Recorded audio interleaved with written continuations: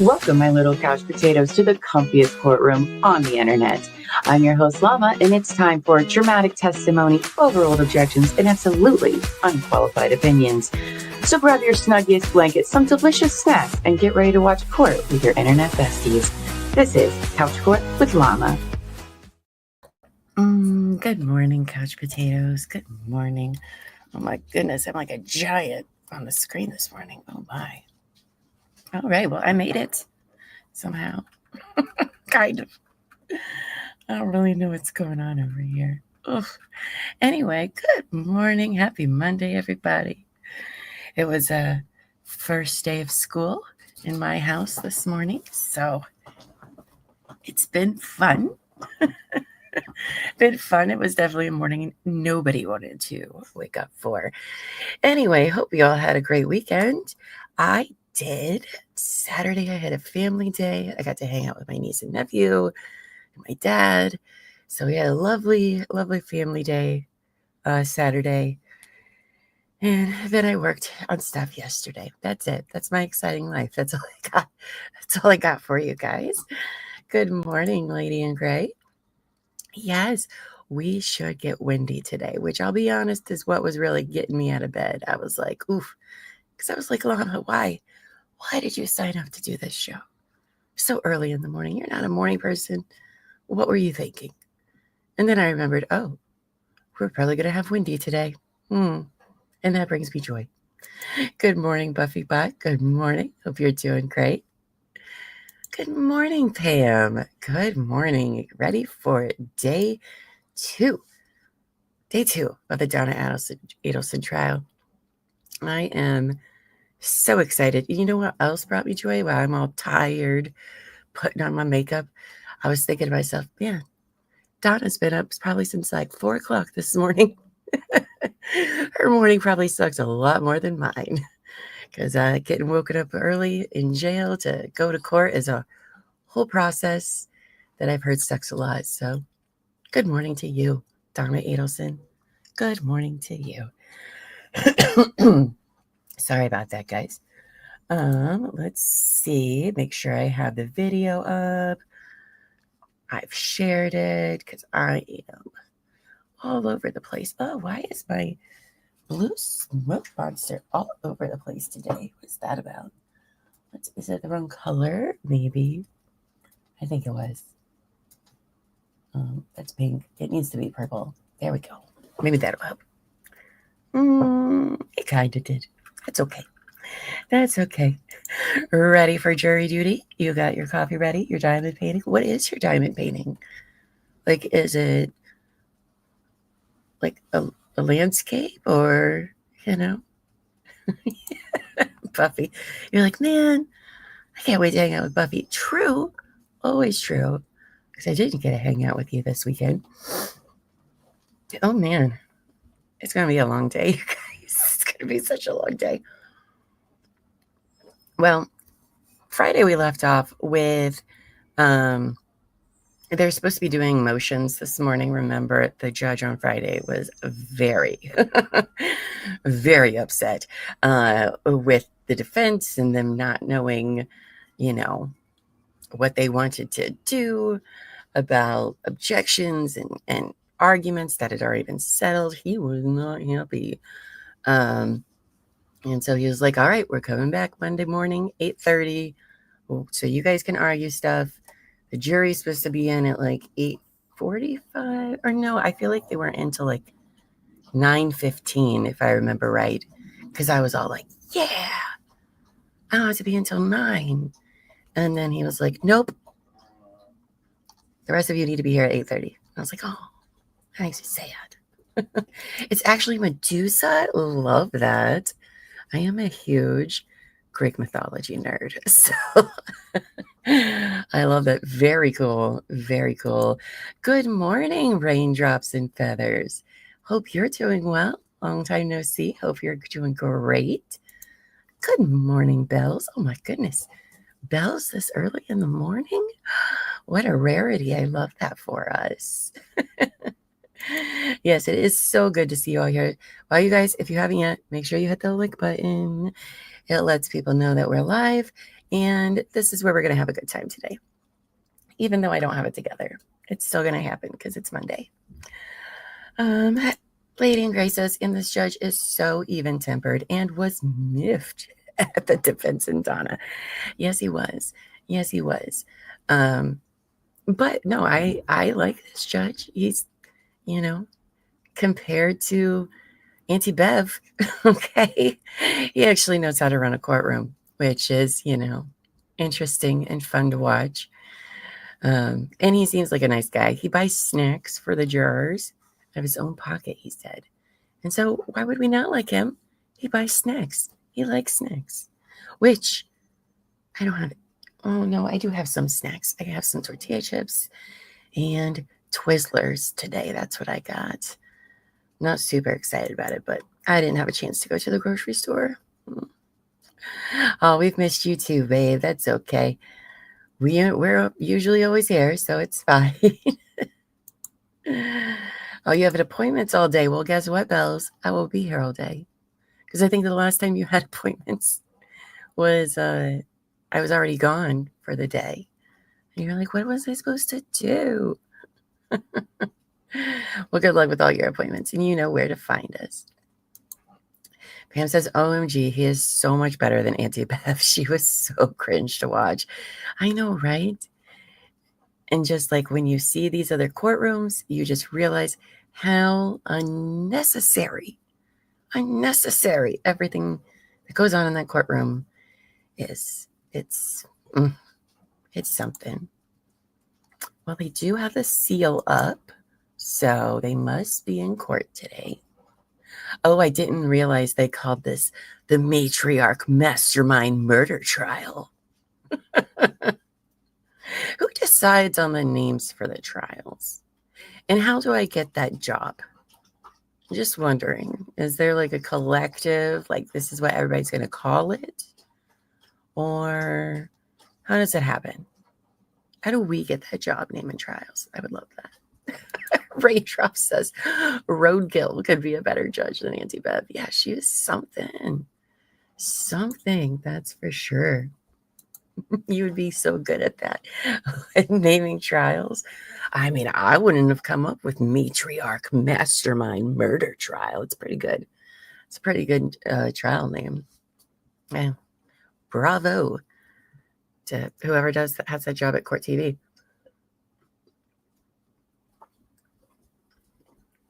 Maybe I should start creating the name for our trials. We can do that collectively. That's a good idea. I love that. Belle says she loves the color of my nails. Thank you. They're blue and they got glitter on them. See? Fancy.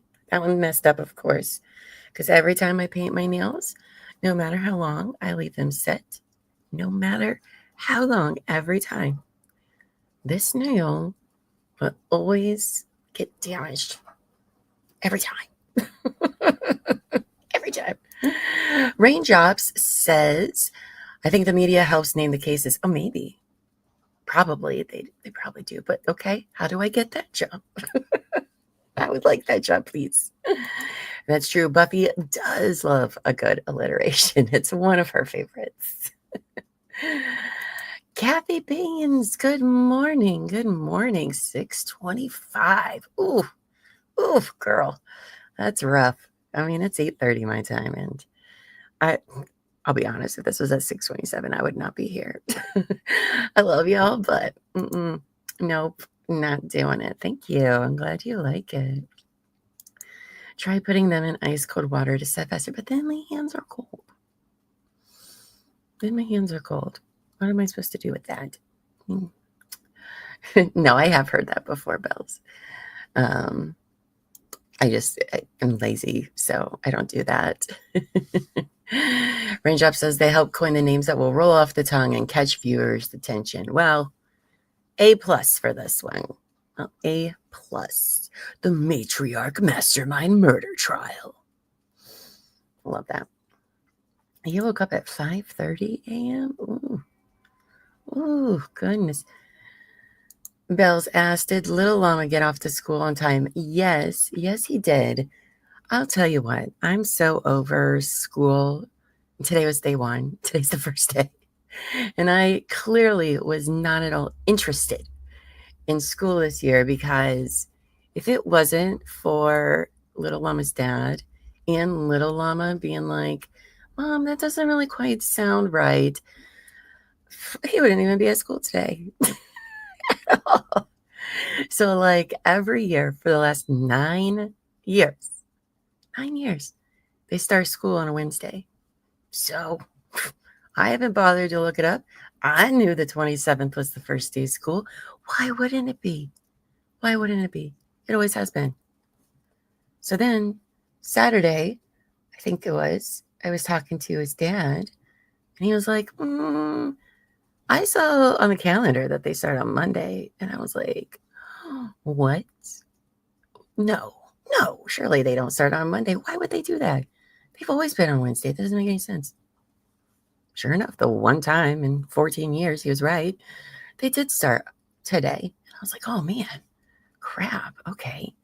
So last night I was helping my son, put all this school stuff in there, which, because I thought it was Wednesday, we delayed doing a lot of school shopping. Now, I have a lot of stuff already in my house, so he still had plenty of stuff. But I was like, we'll just do it Labor Day weekend. It's fine. You're only going to be in school for a few days. What are they going to do? A whole lot of nothing, probably. So then last night, I was packing his bag. And I was like, okay, well, make sure you're ready to go for the bus, because normally it comes at 8:47 in the morning for the last 2 years. He said, Mom, the bus is coming at 8:01 in the morning. And I said, what? What are you talking about, little Llama? That doesn't make any sense. Why would it be coming that early? It was always 8:47. Your school is not that far away. He was like, I don't know. I looked at it the other day. I was like, okay, so I look at it. What do you know? 8:01 in the morning. I don't even know what I'm doing with my life. I guess that just goes to show the 1 year I'm like, I got this covered. Finally nailed it. Did not have it nailed. But yes, he did leave here earlier than even needed to. So yeah, living on the school calendar. Oh, now I need to go through and put it all in my calendar because I don't even know. So Pam said this should be a handbook of how not to commit murder for hire. I am learning so much about what not to do. Yes, this is very textbook on how not to do that. Especially when the dum-dums you hire to do it are dum-dums and rent a Prius and make it really kind of super easy to solve. But yeah, don't. First of all, number one, let's not do murder for hire. Number two, definitely don't do it the way that they did it.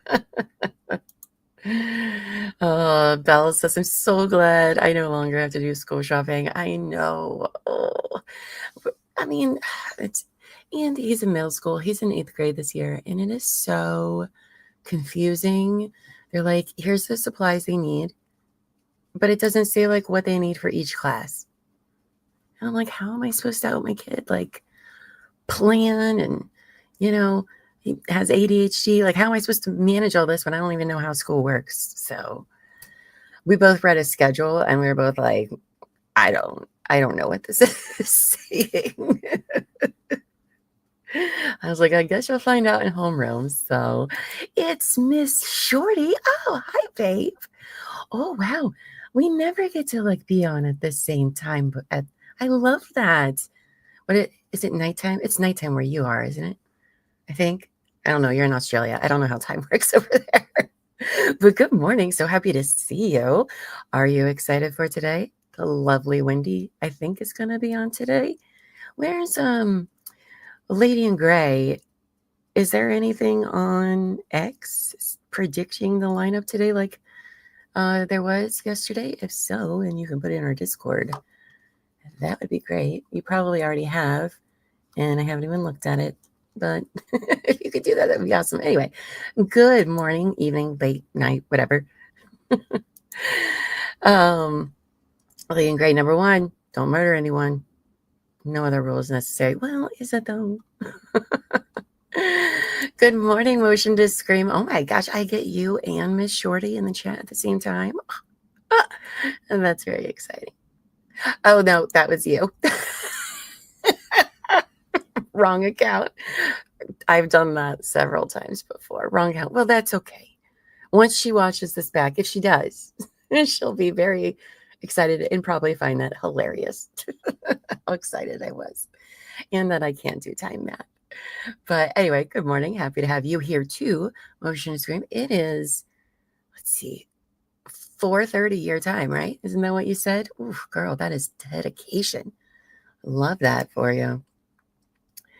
I wish I had that. I do not. I do not. This is as early as I'm getting up. Lady Grace says, hold please, while she runs over to X. Thank you. Good morning, Annie. Annie, one of my lovely, guest co-hosts for the Karen Reed trial. And then she went and had an adorable little baby. And so she just sends cute pictures and videos of him to me all day, which I love. He's so cute, you guys. But a rumor has it, and Annie is going to pop up on another show that's coming out in September. So you might see her again.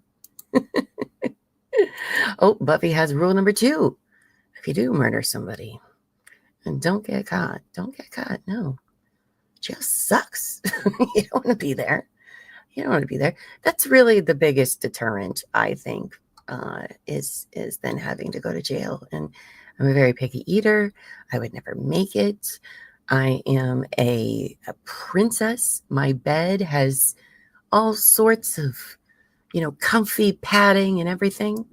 I would die. It'd be awful. That's where the alligators come in handy. Oh boy, you guys. Oh boy, look at us already plotting how we would do a murder this early in the morning. Let's see. What are they saying in the court TV chat?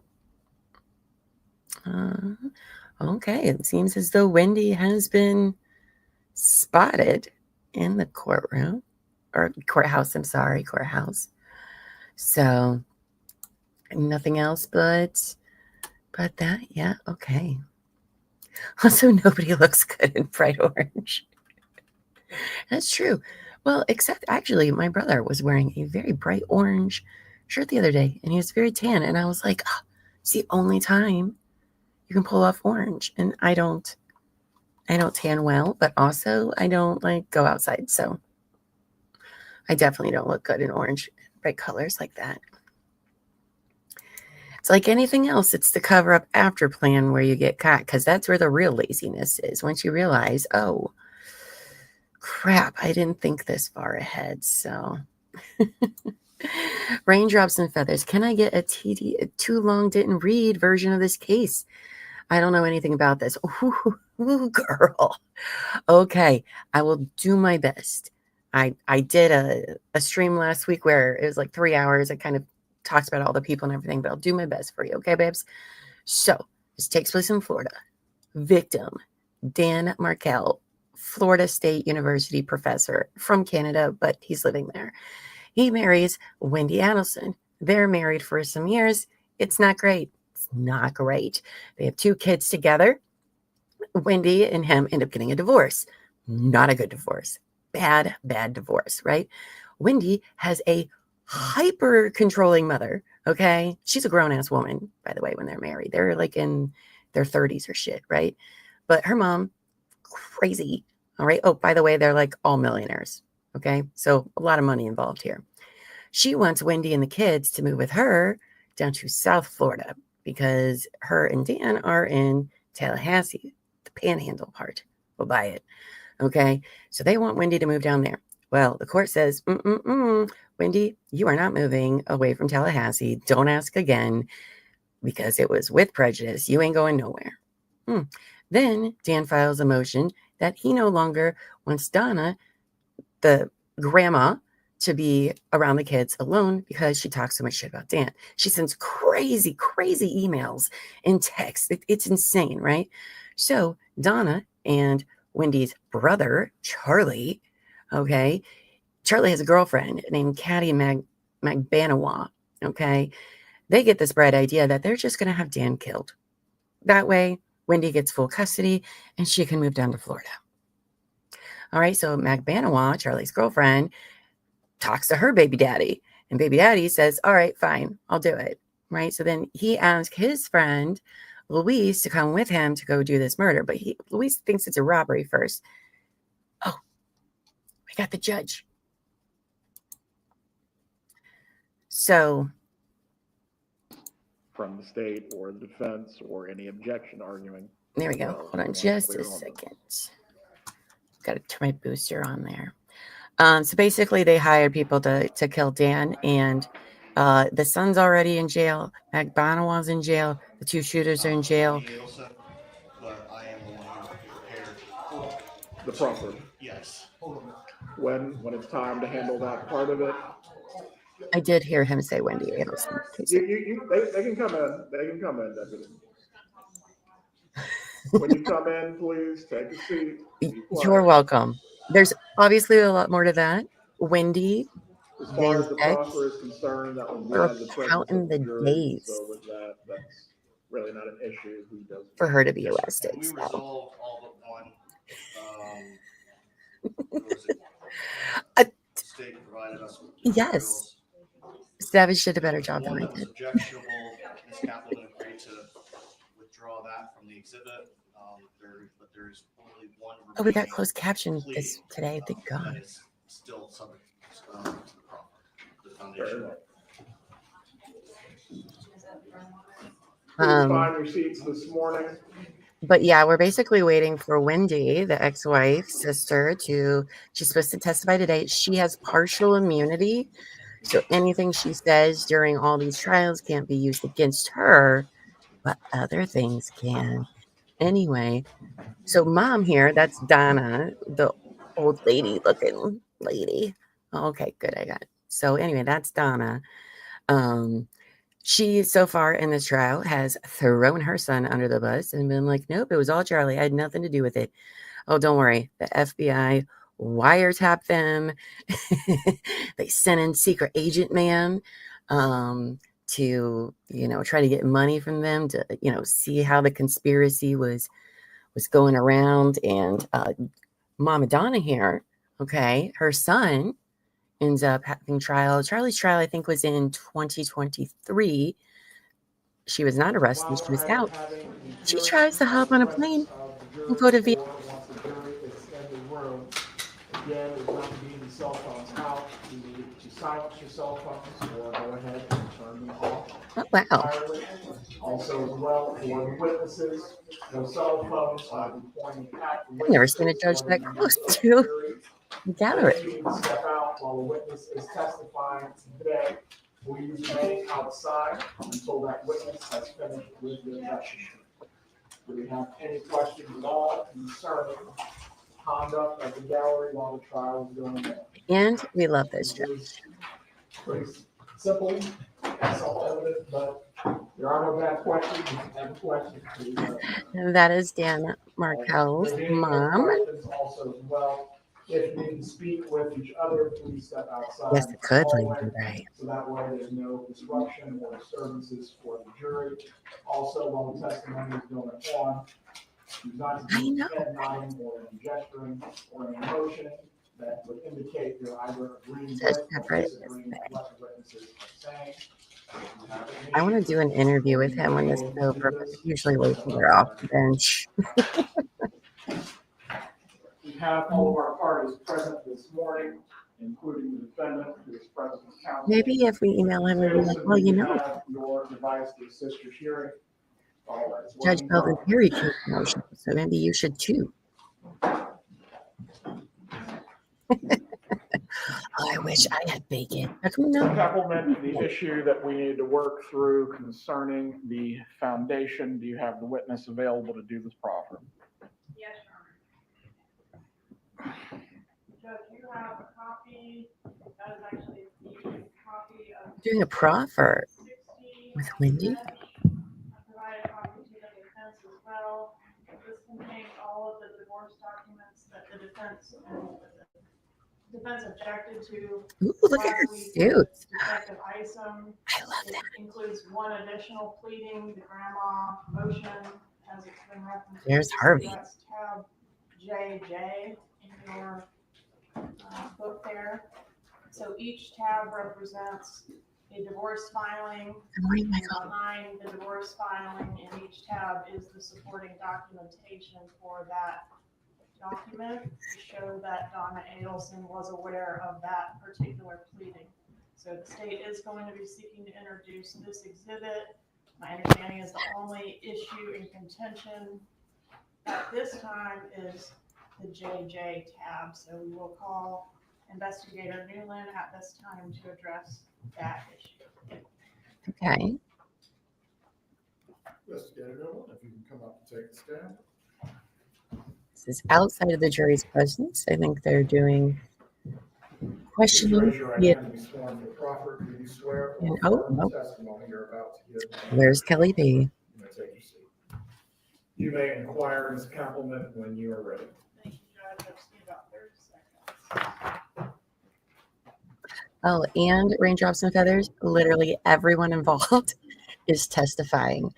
So that's fun, including Donna, who's on the defendant for this one. So it's gonna be. Deputies, if we've run out of seating room, is there an overflow area?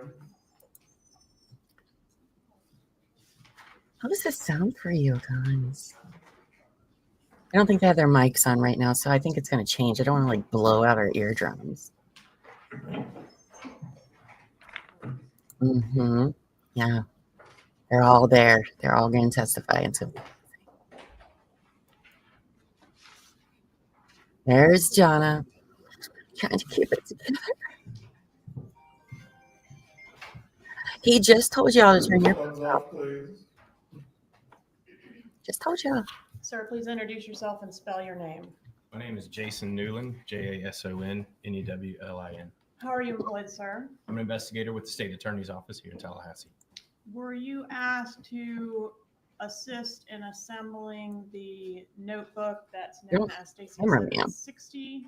Yes, There we go. And does State's Exhibit 60 contain each of the divorce filings that we were able to directly link to Donna Adelson, meaning show that through some other means that she had knowledge of those pleadings? yes, And is the book organized such that each tab has the pleading, and then right behind that tab will be the supporting documentation associated with that tab? that's correct.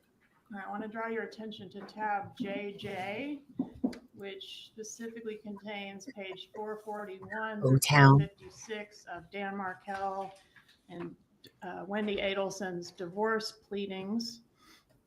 This is a pleading entitled what?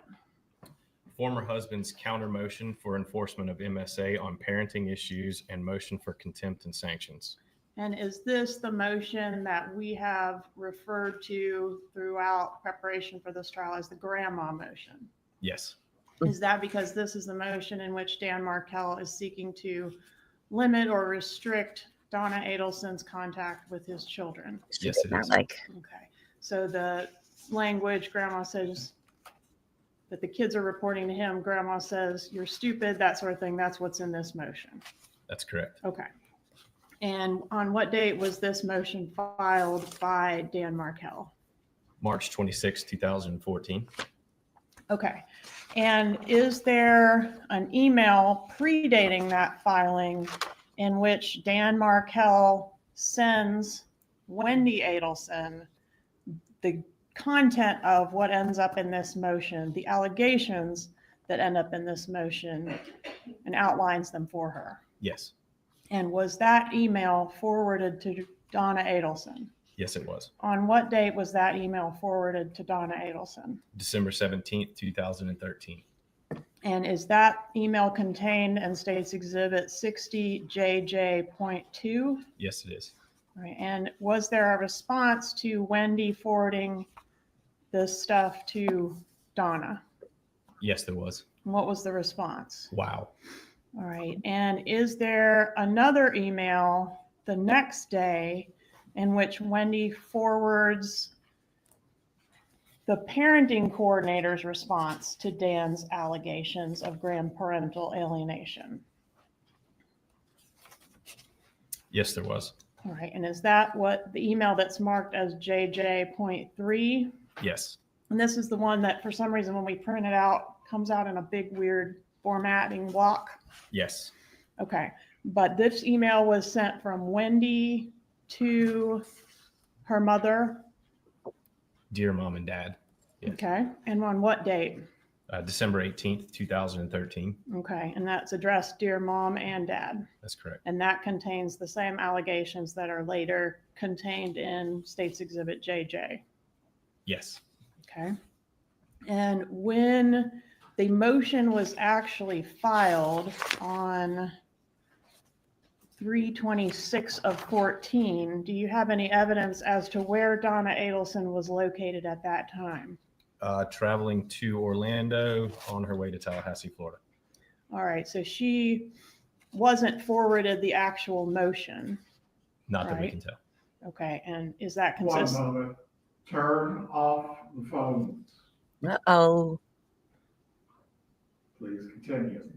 And is her presence in Tallahassee when the motion was actually filed, or actually she was on her way at the time it was filed, consistent with why she might not have been forwarded that exact pleading when she was forwarded other pleadings? Correct. All right. No further questions, Your Honor. Cross-examination. Yes, Your Honor, thank you.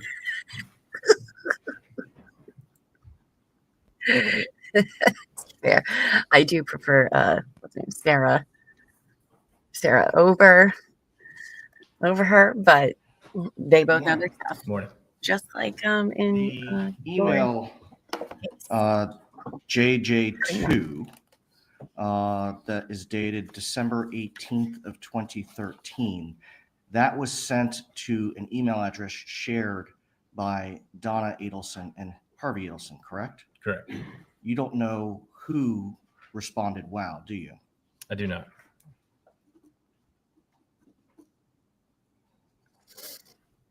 And with respect to Donna Adelson driving from Orlando to Tallahassee at the time that the motion was filed There's the on March date, guy. 26, 2014, you don't have any evidence that that motion was shared with Can't see my Donna, notes. do you? No. He's behind Nothing Dan's further? dad. Gonna redirect for investigating. Excuse me. In the research you did on all the filings preceding JJ, were many of those sent to the shared email address, donnaharvey@gmail.com? Most of them, yes. Okay. And in many of those, does Donna respond in a way that we can confirm that it's Donna Adelson responding as opposed to Harvey Adelson? Wow was a common response from many emails signed Love Mom. Right. But my question is, in a lot of them, do we have a pattern of Donna responding to those emails? Yes. And we have a pattern of her doing so such that we can say this one is Donna, not potentially Harvey. That's correct. Objection calls for speculation. Overruled, but if he is aware of the pattern for his investigation, he will testify confidently on this point. Meaning they're signed mom, Yes. or they say dad and I, whatever, with context indicating Donna's the author as opposed to Harvey. That's correct. Nothing further. Doesn't take a rocket You must scientist. have down investigator. Any other witnesses or evidence to offer concerning the issue of property? No, Your Honor, not all I'm worried about is that tab. Zelvin, you may make any final argument concerning JJ of State 60.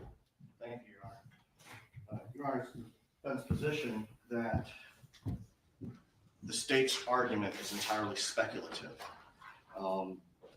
In Mr. Newman's testimony, he indicated that the pattern indicated that when Donna was responding to these emails with pleadings, she would sign it with her name, or she would indicate dad and I. This response, JJ2, just says, wow, exclamation point. As a result, Your Honor, it's our position that the state cannot establish a foundation for admission of JJ1, which is the March 26, 2014 counter motion that the state has nicknamed the grandmother motion. Scott, hold on, you may briefly respond.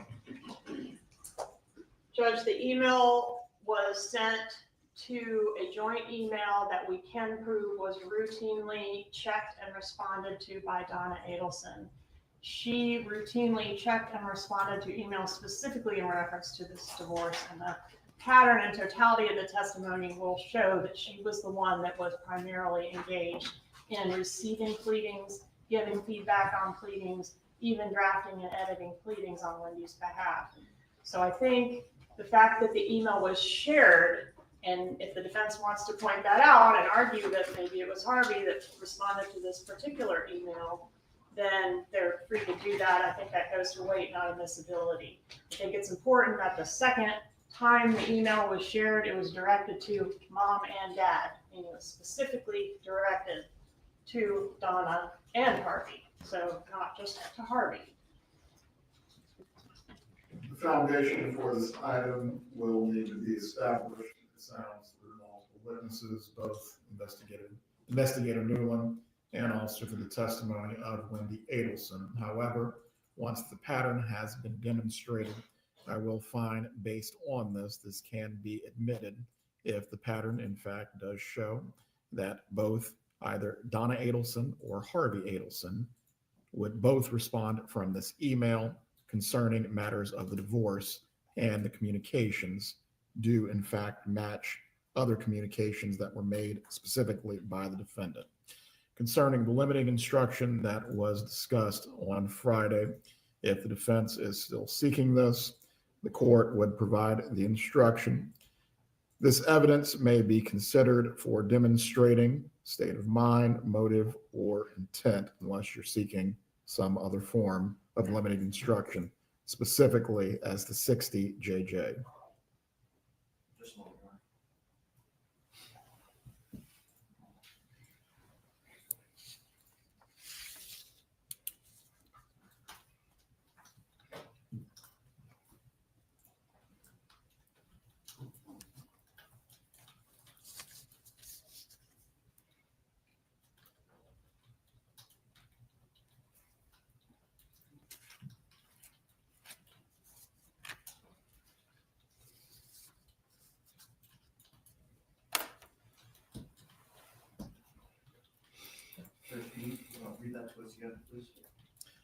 This evidence may be considered for demonstrating the defendant's state of mind, motive, or intent as far as any arguments that Donna Adelson is in fact not the person who sent the wow response because it was shared.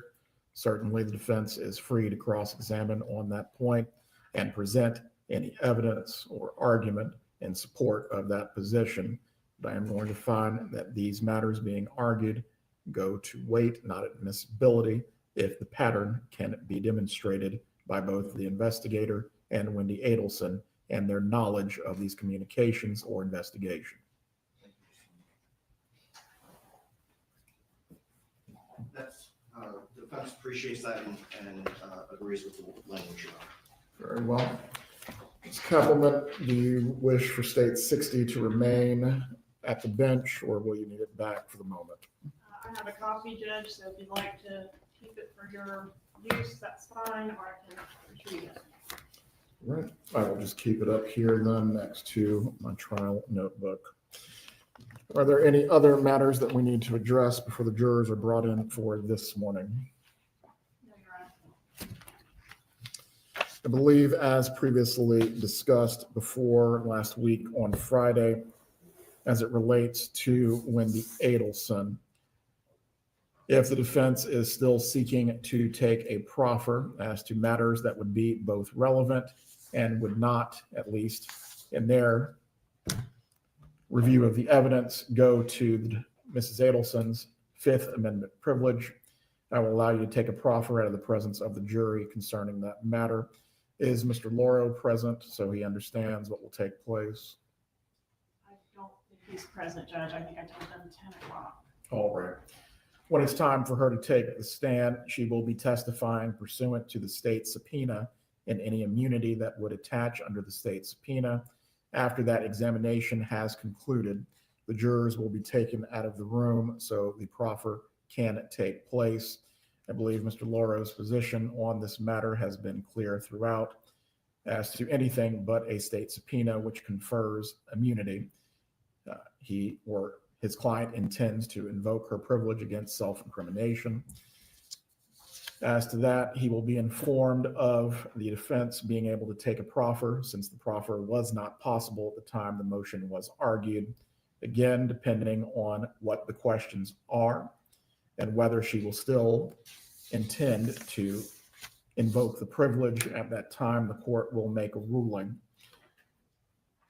I did, though, want to make sure both parties are aware as it relates to the cases on the invocation of the privilege under federal law and both state law. The defense is going to have a high hurdle to clear with this. I believe cases go to the lines of the privilege not only protects the answers that would in themselves support a conviction under a federal or state criminal statute, but likewise embraces those which would furnish a link in the chain of evidence. And to that point, I believe that is where Mr. Loro's argument lies. But Mr. Zellman, again, you'll have your opportunity to make your proffer to determine whether in fact there is something that is relevant and does not go to a proper invocation of the privilege. All right. While we're awaiting the jurors, I believe we told them to report at 9:15. If there are any needs that the parties need to attend to, please do so now. If anyone needs to use the restroom, please do so now. Oh, that was quick. Okay. Once the jurors arrive, we will bring them in and we'll get started with our first witness for the day. Does either party need to be heard about this any further? 9:15, I believe that's when the jurors were told to report. All right. So we just got to hang out for a little while, I guess. Love that, Laura. Sorry, I had to step back. Remember how I told you guys that little Llama's bus came at 8:01 a.m.? Well, that's when it was supposed to be here, but he had just came in and was like, the bus isn't here. I've been sitting out there for an hour. And I was like, oh, man. So I woke my brother up to see if he would take him to school. And then I was like, what is that noise? That sounds like a bus. And his bus was in front of my house, which is not his bus stop either. So he is on the bus. He is on the bus. I'm convinced that they're like, yes, have kids. Kids are great. They don't tell you is that dealing with school is like the seventh circle of hell for like 18 years or 12 years, however long they're in school for. I'm not a fan. I think I'm one of the few adults that like when it's summertime, I'm just like, oh, thank God, I don't have to deal with school shit anymore. It's too much. It's too much. It is school bus hell because I was like, your bus is probably going to be late by like 20, 30 minutes probably. It usually is, which is fine. They all, know about it. But also our neighborhood is very difficult to get into because the main road has been under construction all summer and it's a one-way going like a certain way now because it's all tore up. And so it's a pain in the ass to get into our neighborhood. So I can only imagine. And there's like 4 buses that come into our neighborhood at any given time. So it's something. It's a whole ordeal. But okay, I guess that's just how he's on the bus. That's all I know. He's on the right bus. That was the right number. And what's so funny is my kid goes to a school where his bus only has like 8 kids on it. It's not like a full bus of kids either. So it's like, maybe 10 kids riding this bus. How are you guys so late? But anyway, yes. Oh gosh, it's the worst. I can't wait for school to be over. Right? Something for Annie to look forward to. Homeschooling, I mean, homeschooling is good too, but then you get to a certain point that I was just like, there are certain things I'm just not good at, and then I should not be teaching children. Such as math. But all is well. He's there. Oh, well, hello on Top X. Sneaking in here. Sneaking in here. Well, apparently the jury's not supposed to be in for another 15 minutes, which means it'll probably be 9:20, 9:30 before they even start. And I saved some articles for us to read today that I was like, oh, this is interesting. And I didn't really read through them because I was like, oh, I'll just read with my friends together and catch up on the news that I too missed. So while we're waiting for that, let me switch myself to, you want to hear some news, kids? I'm awake enough that I can read. Well, thank you for the super sticker on Top X. Thank you, good sir. Good morning to you. Hope you had a great weekend, by the way. Oh, sorry. I got 2 cups of coffee and they're very hot. And Buffy says she's not smart enough to know. I'm not smart enough to teach. Yeah, I mean, during COVID, I had to do all that. And it actually helped him a lot during COVID. But I was like, oh, this is hard. I am not cut out for this. All right. So this is a rough subject this early in the morning. But I want to cover this because she needs her face all over the internet and you need to be outraged, and more people need to talk about this because I heard about this woman earlier this year. There's a case we were talking about doing for True Crime and Wine Time, and I was like, oh, this is so bad. I don't know if we should do that. And she hadn't went through the whole, court system yet. So I was like, we'll just hold off. But guess what? She did. And if you haven't heard this story, prepare to be outraged. Okay. Oops, sorry, I didn't mean to bring that up. All right, so it says Upper Darby woman convicted of torturing, killing animals live on the internet, sentenced to probation. Yeah, probation, you guys. Yeah, she has a YouTube channel and everything. Yeah. All right, so it says a 29-year-old Upper Darby woman named, hold on, I don't know if they drop her name. Oh, yeah, they do. Was sentenced to 5 years probation after she was convicted of 4 felony counts of aggravated cruelty to animals, torture in relation to videos police said she posted online. Probation. Yes, I told you I was going to be outraged. Be outraged. Probably make a short about this woman just to friggin' tell this story and get her face out there everywhere. Oh, why did I cover up that article? Don't worry, it does not go into any details. I promise. I wouldn't do that to you guys. So a spokeswoman for Delaware County office said that Angar Monsi was sentenced Wednesday after she was found guilty on all counts earlier this year. She was credited with time served after spending 23 months in jail. Why? Why is that enough? That is unbelievable. I won't go into the details of the next one, but she basically repeatedly commented on the number of viewers and likes and solicited more before she did those things. The Mercury reported that the channel had more than 20,000 subscribers in 2024, and a jury found Monsi guilty on all 4 charges in May. And the reason I wanted to bring this up is this right here, this last paragraph. This is an injustice to the animals who suffered and died for YouTube likes, said Carol Lutter, organizer with Revolution Philadelphia. Probation is not accountability. I agree. Our courts should recognize the seriousness of animal torture and the message this sends to the community that animal lives matter and violence against them will not be tolerated. So, you now heard her name. Let's look up her stupid face. Anger Monsi, whatever, however she spells her name, I don't know.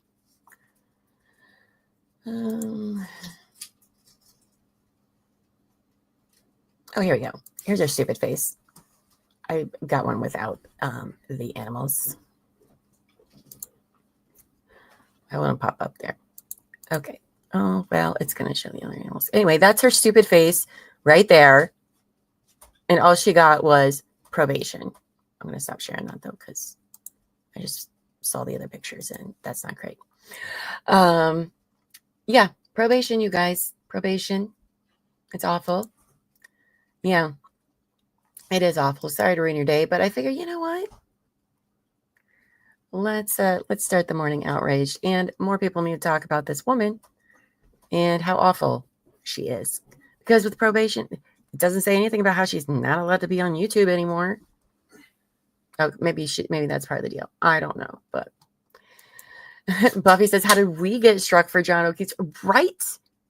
That's what I'm saying. An arm with dog bites and scratches. That gets us demonetized, but this bitch can do what she did. That's crazy. That is crazy. Ugh. Anyway, just put that on your social media. Lady in Gray says, Matt Hoffman on X, we're expecting the testimony of Wendi Adelson today. My gut says that's why so many people are in the gallery. Yes, I was thinking that too when I saw the gallery. I was like, oh, there's even more people in there today than Friday.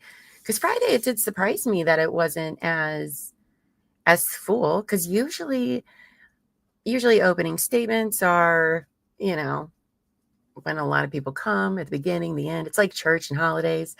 You're there for the important things and whatnot. But yeah, I hope so. She was on the stand. What was it?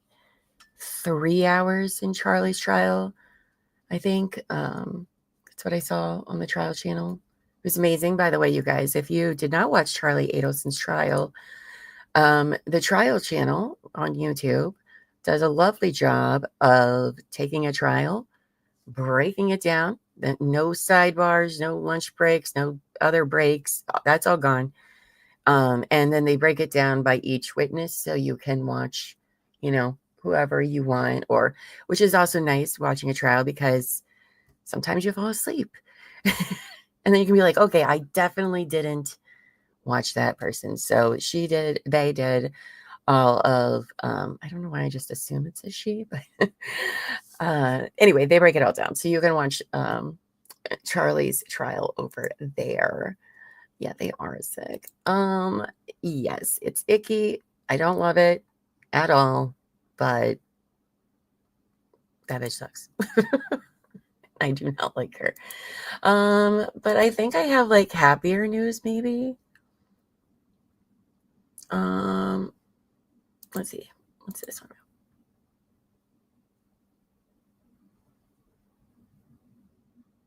Oh, here. This is a fun one. Okay, it's not very long. Oops. I'll just share this tab instead.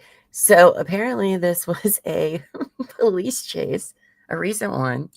Okay, where this guy, there's no sound. Oh, probably because I have it muted. That's driver stepping out of the vehicle.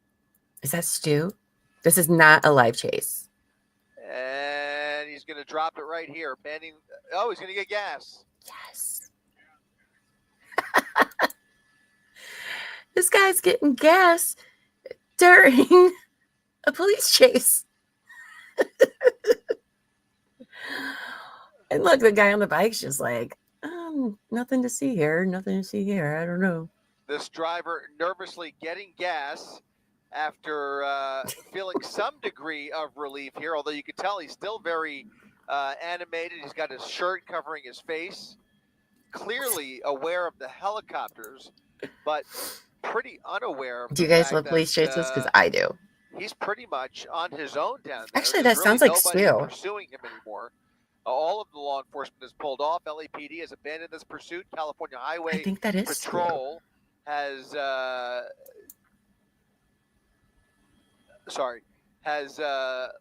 sent their helicopter off to other assignments. So it looks like he is really just It's got a little wad of cash there, maybe. So nobody's actually chasing him. They all had other things to do. Couldn't be acting any more suspicious, I'll tell you that.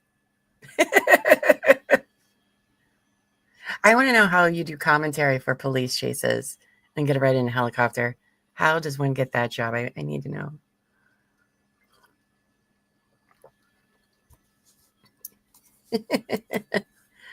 We're just full of tips today. But didn't he just use a credit card then? This is he doesn't even put it back. Wild scene here as he just drops the pump and continues on after. But what does he pay for gas with? Now back on the run here, but there's nobody behind him as he continues to drive like a maniac through here.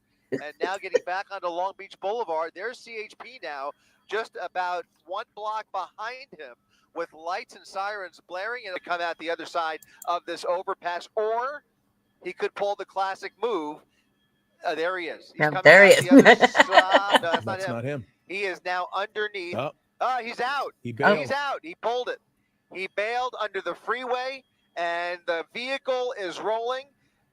Law enforcement pulling up here, spotting the lonely vehicle, the empty vehicle, and you're not watching this, by the way. That suspect is on foot right behind them. You have to presume that he is now hiding underneath the 10 freeway. And that vehicle just rolled into a light pole, and the pursuit is over, and now it becomes a manhunt for that suspect, that driver who pulled maybe the smartest move of his night underneath the 10 freeway, just dumping the vehicle where he was out of sight from law enforcement, out of sight from the helicopters, and gosh, if he walks away from good this, morning. Angie says they still haven't caught him, this guy. Indeed. Well, okay. Well, there was that. So see, that was much better than the last thing I talked about. Let's see. They will probably. I'll tell you what. I have seen some wild police chases over there in California. It's amazing. I mean, people steal the craziest shit. Crazy. Let me keep an eye on court here. Where are we at? No, we're still in a break. It's just a seal. Let's see. What else do I have to share with you guys that may not be?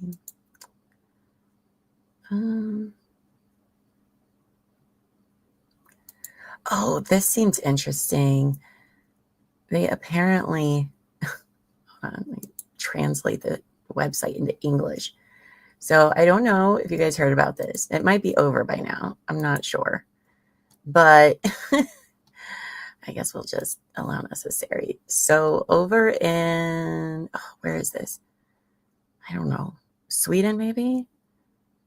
Anyway, so they live broadcast moving this church from its old home to its new home. And they just stream it all day. So yeah, it's SVT Play. I don't know. You can watch. It's a whole big deal. Everybody's watching it. The whole town's involved, which is adorable. I love that. God morgon och välkomna till den stora kyrkflytten. SVT sänder live när Kiruna kyrka nu ska flyttas eftersom malmgruvan då växer under marken. Och jag står på den plats dit kyrkan kommer någon gång under... See, look at it. It's moving. Like, okay. Okay. Love that. Annie says the juror in training woke up and is just staring at your face on the TV. Aw, hi, my little baby tater tot. Auntie Llama says hello and good morning. Stringer Bell, good morning. Don't worry, you haven't missed a lot. We are waiting on court still, but they are still on the seal. But yeah, so this town is just moving this whole ass church from one spot to another. And I just found it to be fascinating. It doesn't count as screen time. That's right, it doesn't. Good morning, Sam. Good morning. So if you ever need something to watch, because I'm not on, may I suggest watching people move a church from one place to another? Highly recommend it. Let's see. Let's fast forward and see how far they get. I wonder how, I don't speak whatever language this is. I wonder how fast it's moving.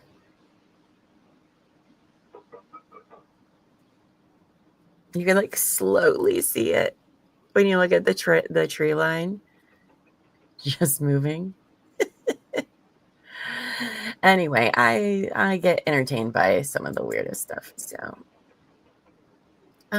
let's see what this one is about.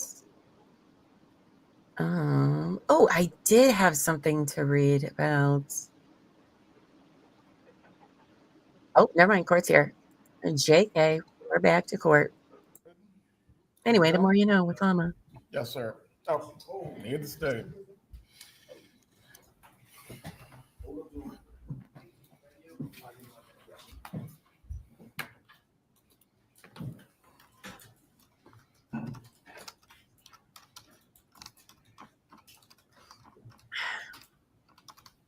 Oh, my coffee is delicious.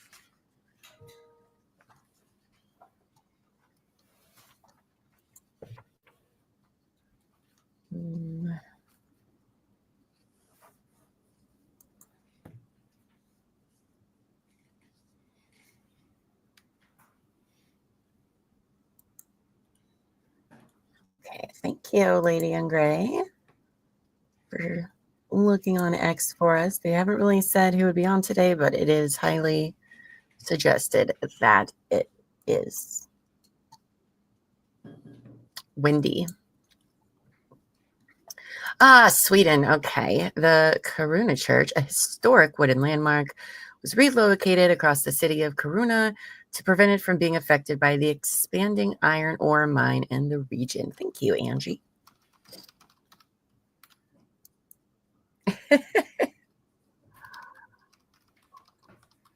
I mean, it's not great that the mining and stuff, but I do find it wholesome that they just made a whole event out of it, and people like brought their families and stuff. Why do I hear a dog? I swear I heard a dog.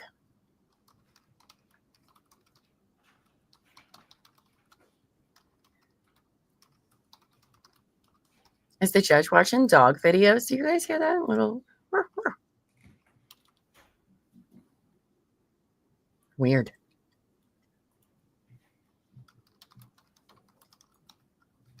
Or maybe he's watching the Sweden church being moved. I don't know.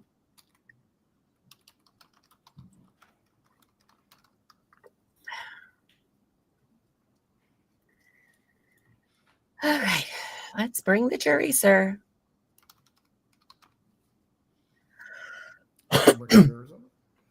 Thank you. Is he watching our show? I think so. I think so.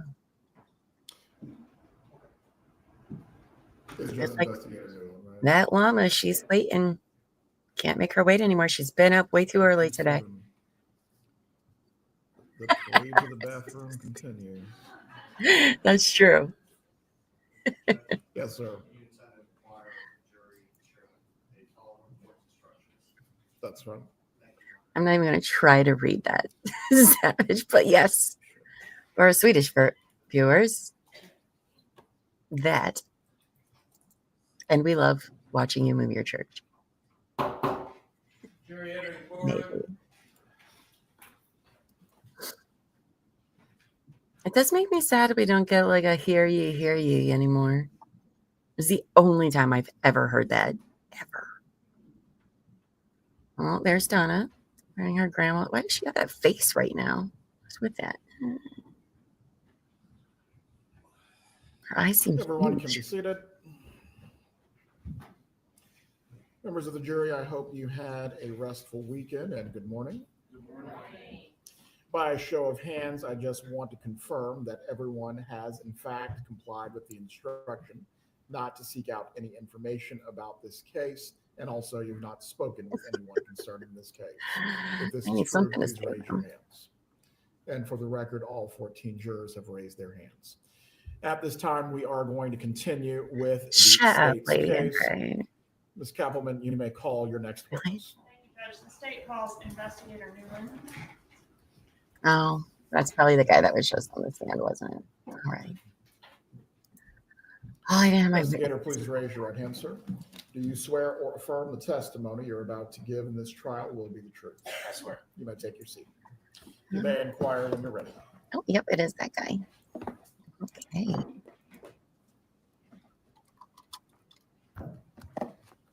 Sir, please introduce yourself and spell your name. My name is Jason Newland, JasonNewlin. How are you employed? I'm an investigator with the State Attorney's Office here in Tallahassee. What are your duties at the State Attorney's Office? Primarily assist the prosecutors with preparation for trial. Okay, so that can include quite a long laundry list of tasks. It can. In this case, have you had an opportunity to review state's demonstrative A? Yes. Okay. What is state's demonstrative A? It's going to be the entire divorce filing of Dan Markel and Wendi. Oh my gosh, you guys know where that dog barking was from? And The church video. what were you asked to do in reference to state's demonstrative A? I forgot I still had it playing. Review it, find items of value for this case, It's gonna be a fun day. but also review documentation that can corroborate this information was shared. All right, so were you asked to look for the foundation to support the fact that each of the filings in that document were known to or seen by Donna Adelson? Yes, it was. And what type of evidence did you find in regards to the divorce filings to indicate the defendant has seen these things? Emails primarily. There was a couple daily planner, documented daily planner I can agendas. barely manage what I have now. And when you say emails, where were those emails collected from? A 2014 search warrant on multiple emails, but primarily Wendi Adelson's emails, and then a 2024 search warrant on Donna Harvey at Gmail. I'll be back, kiddos. And based on the research that you conducted for these divorce filings, did you find foundation to support the fact that she had seen or was aware of quite a few of those documents? Yes, I did. And based on that, did you create a new exhibit, State's Exhibit 60? Yes. And how is State's Exhibit 60 organized? So each filing that we could validate would have been provided to Ms. Adelson is going to have a letter associated with it. And for example, A1, A2 would be a document validating the information passed along, whether that be an email or a planner. All right, so each filing in State 60 now has a letter, and then behind it, the jury can find the foundation to support that filing. Correct. Okay, I'm going to take demo A away from you, space. You have a copy of State 60 in front of you? I do. Let's go to first page. And Judge, may I make use of a PowerPoint? You may. Did you assist with creating a PowerPoint to assist the jurors in understanding your testimony here today? I did. How is the PowerPoint set up? So on the left is going to be the divorce filing pages and excerpts from specific pages. And on the right will be the documentation saying the information was passed along to the defendant. Okay, so if we click, will we see this divorce filing? What was the first divorce filing? The first divorce filing was a petition for dissolution of marriage. Who filed that? Wendi Adelson. When was that filed? It was filed September 10th, 2012. All right. Any evidence that Mrs. Donna Adelson was aware of this filing? Yes, there was a preceding email and an email following. So an email sent on September 9th, 2012, indicating Ms. Adelson would be filing for a divorce, and an email on September 19th indicating Ms. Adelson had filed for divorce. Excuse me, Judge, can I ask the witness to speak to the microphone, please? You need to adjust the microphone, investigator. All right, so she knew her daughter was getting divorced. She did. All right, let's go, if you would please, to tab B of Exhibit 60. What is the filing in tab B? Joint stipulation for substitution of counsel. Okay, and what is a substitution of counsel? It's generally when an attorney that's assigned to a case is getting off of the case, the new attorney will be assigned. All right, and Wendi was switching lawyers? Yes. Who was she switching from and who was she switching to? She was switching from Shannon Novi, switching to Kristen Adamson. And was Donna aware that Novi had represented Wendi prior to this substitution? Yes, she was. All right, and for that, I would direct you to 60B.2. Did she send an email 7 days before this lawyer change?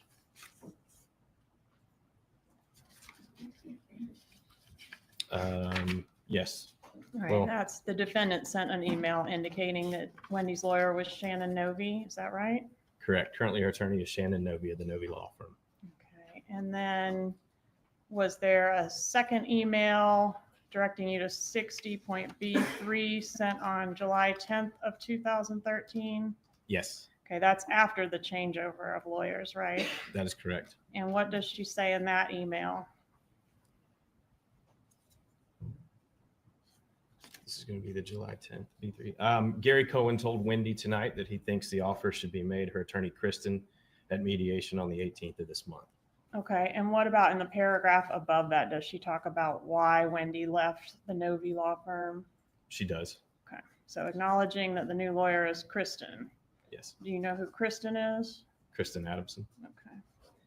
And 660B.4, did she actually draft an email? And by she, I mean the defendant, draft an email including a portion in Wendy's voice for her to send to Kristen Adamson? Yes.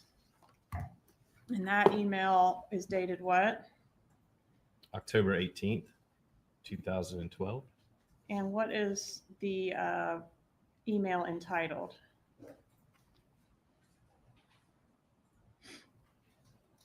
Review of post relocation info for your attorney.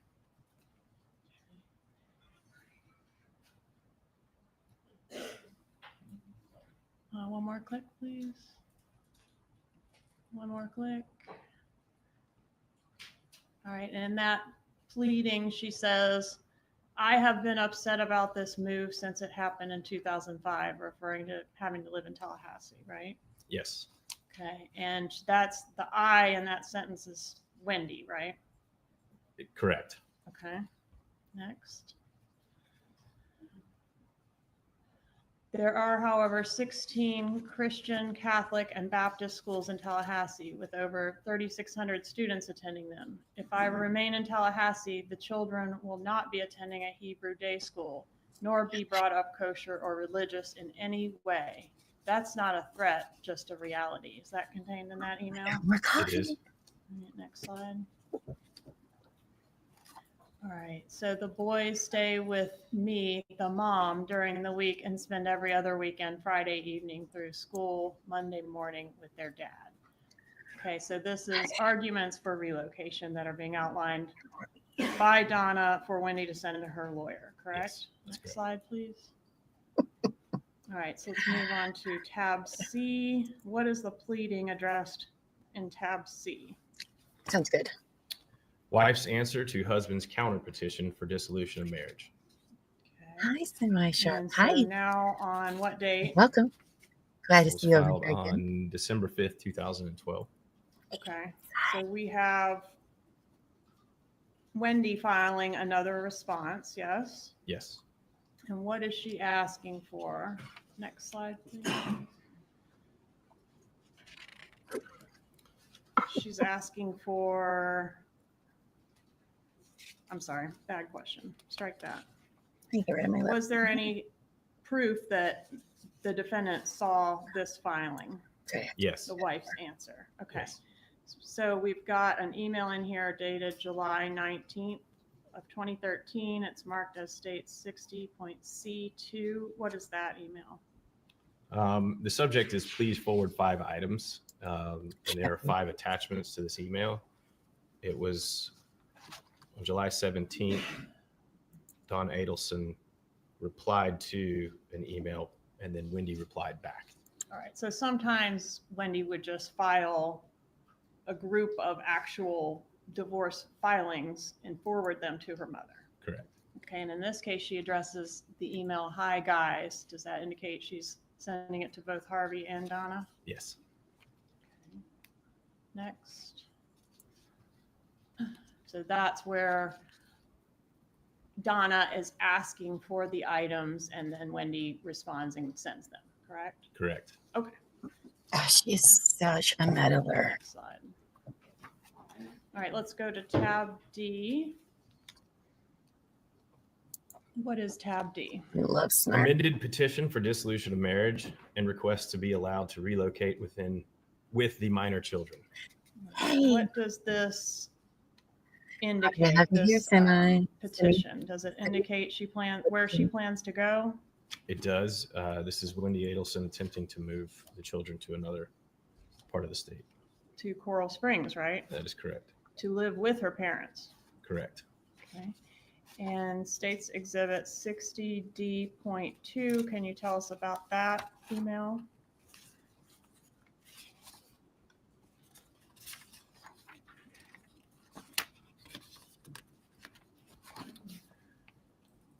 This motion was forwarded to Donna Adelson with the terms, here it is, let's edit.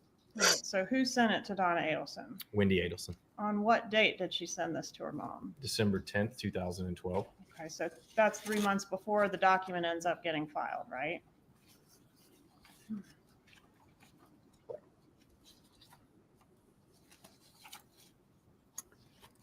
Thank you.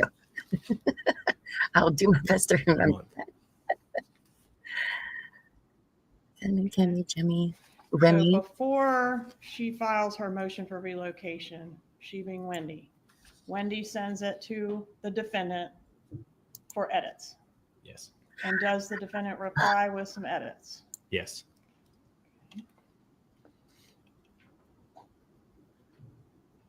All right, and that's this email that starts, honey, on page 3, number 13, says that you and Danny have assets that are deemed non-marital assets, which are either titled in both or in each individual name, which will be kept separate. What non-marital assets are these? Does this refer to your 401k, his 401ks? If so, his 401ks, one for $75,000 and one for $25,000, if not set aside in a prenup, are deemed marital assets. So this is, am I correct? This is Donna responding to each, she kind of goes paragraph by paragraph and offers edits and questions for Wendi. That's correct. Right. Well, how do we know this Wendy's a lawyer. Donna and not Harvey? Signed, love you, Mom. Right. And then are Donna's questions and feedback forwarded by Wendi to Wendy's attorney? Yes, they are. And does Wendi cut and paste Mom's questions and then send them to the attorney as her own questions? She does. Okay. And then does she, upon getting a response from the lawyer, does Wendi send the lawyer's answer on to her mother? She does. Right, let's go to tab E, please. What is tab E? Motion for leave to amend petition for dissolution of marriage to add a complaint for relocation. We're going through everything we just talked about. Hold on.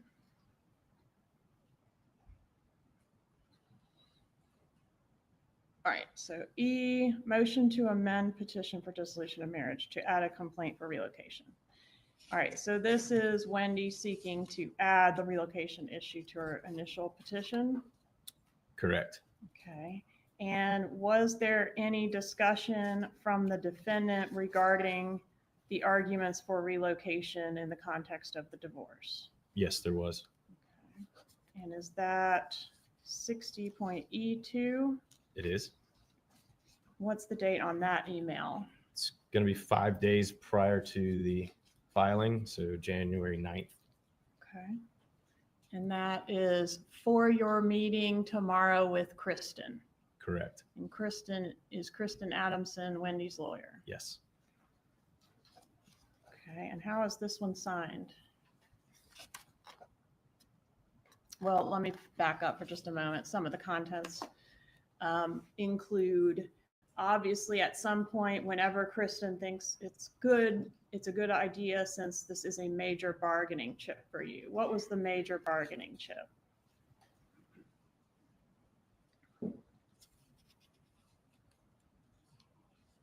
Live and love her employment. That she had better employment opportunities in South Florida. Yes. All right. He needs to know that there is no way in hell you're going to stay at FSU and that he's the reason you're leaving.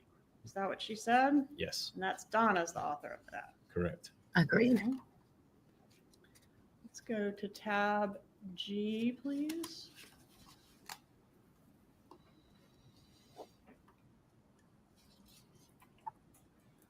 What is tab G? The husband's answer to wife's amended petition for dissolution of marriage and request to be allowed to relocate with the minor children, and husband's objection to wife's request to relocate with minor children with prayer for relief. So he didn't want her to move to South Florida with his kids. He did not. And what did he say was the sole reason that she really wanted to move to South Florida with the kids? So she can be closer to her parents. Right. And did he whole grown-ass say woman that she was misusing access to the children as pawns? Yes. Meaning Wendi was doing that. Correct. Okay. And did he make some other allegations against Wendi in this particular filing? For example, the wife alleges that the husband wants to move from FSU, but that is false. So he's saying that Wendi is misstating his intentions in the pleadings. Is that right? Yes. Okay. Does he also say something about, here's the pawns, we can skip that. Right. The wife has on various occasions failed to allow the children to Skype with the husband. So as part of his allegation here that the communication is lacking. Yes. And specifically that Wendi is failing to comport with the agreement that they've made about Skyping with the children. Yes. I hate when divorced couples are like this. Fortunately, the broken promises, communication withdrawal, and deceitful behavior They indicate do that not the care about wife the children in really mind. cannot be trusted to consider the children's best interest. Did Dan Markel put this in his filing? He did. Because there are numerous false statements in the petition to relocate, and because the wife's behavior reveals deception, lack of integrity, and other instances of bad faith, this court should look at the wife as having unclean hands. Did he put that? He did. And this was sent Ooh, wow. to Donna Adelson? Correct. Wow. The wife who unilaterally helped herself to $400,000 of assets she barely contributed to. I mean, and then it goes it's on. not This great. court should award decision-making authority over education, medical, and religious matters solely to the husband. He didn't even want to consult Wendi on those matters. He did not. And he was asking the court to grant him sole decision-making over those three areas of his kids' lives, right? That's correct.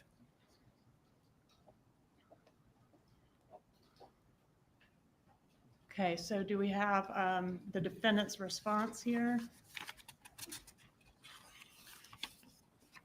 And I'm referencing 60G.2. Yes, we have an email from Donna Adelson to Wendi Adelson. And she replies the same day indicating she read everything that Markel wrote, right? She did. And how do we know it's her and not Harvey reading these documents? Ugh, I couldn't do family law. Signed, I love you, Mom. And does she send any emails at this point indicating that she's working on Wendy's response to this filing that Markel, that we just went through in detail? Yes, she did. Tell us about that. On February 27th of 2013, she sent an email to a friend, Ronnie. Literally says, I'm sitting here at the kitchen table in Wendy's house working on her response to Danny's response to her relocation petition. Did she not have her own lawyer? All right, let's skip to tab M, please. Are they too cheap to pay for one? What is tab M? Husband's memorandum of law in support of his answer to wife's amended petition for dissolution of marriage and objection to request to be allowed to relocate with the minor children, and husband's motion to dismiss wife's petition to relocate. All right, so we have a second filing, the gist of which is an objection of Dan Markel to these kids being relocated. Correct. That's correct. All right, let's go to M2. Was this filing that Dan Markel did forwarded from Wendi to her mother? Yes, it was. Okay.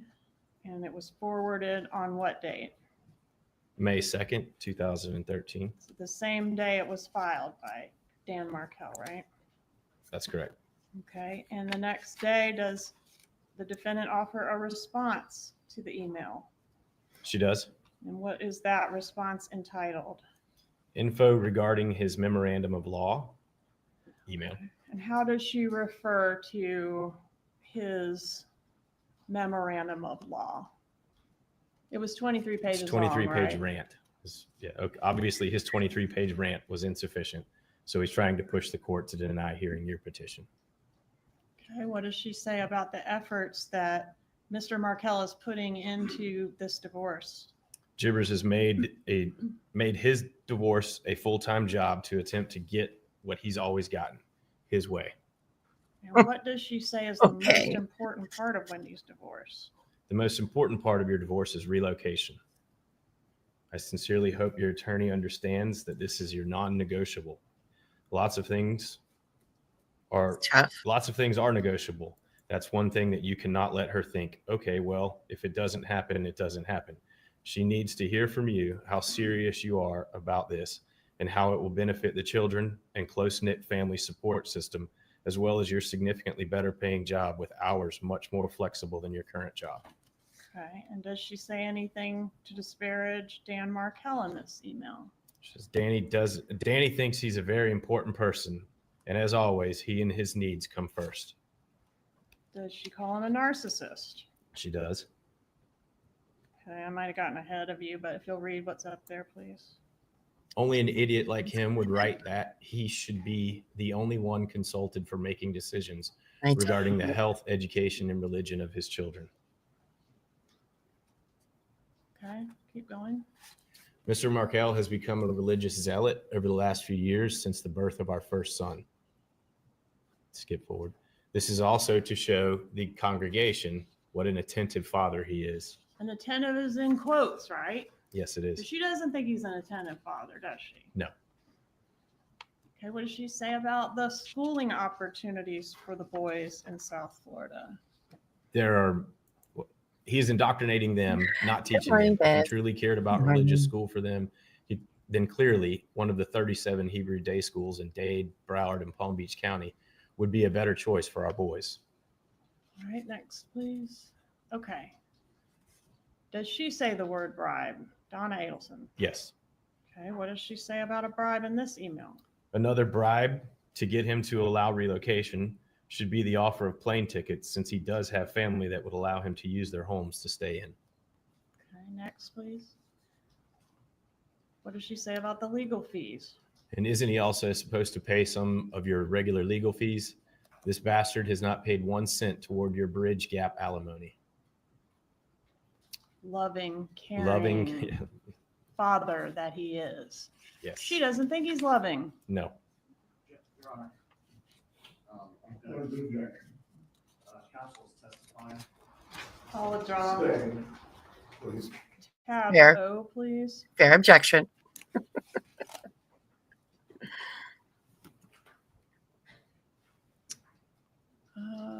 Next slide.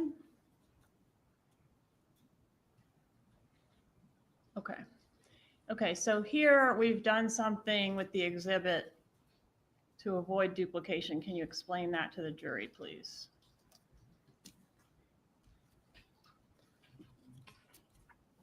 Okay, so several of the emails that were preceding this, they all correspond back to this. The filings, everything was kind of an ongoing process. So there were multiple emails that covered multiple filings throughout the court document. So some of these files will say refer back to the emails in C or refer back to the emails in B. And this is one of those that says refer back to the emails in C. And this was a motion, father's motion for enforcement of parental agreement Very VIP. and for electronic access to minor children pursuant to Florida statutes. Love having you guys over All right, here. so if they get to a filing in their exhibit 60 and they can't find the supporting documentation, they should look on the first page and there might be a note referring them to one of the other tabs. Correct. Okay. And in this case, they're going to refer back. If they want to see the supporting documentation for O, they'll have to go to C.2. Is that right? That's correct. Okay. And how does C.2 provide a foundation for O?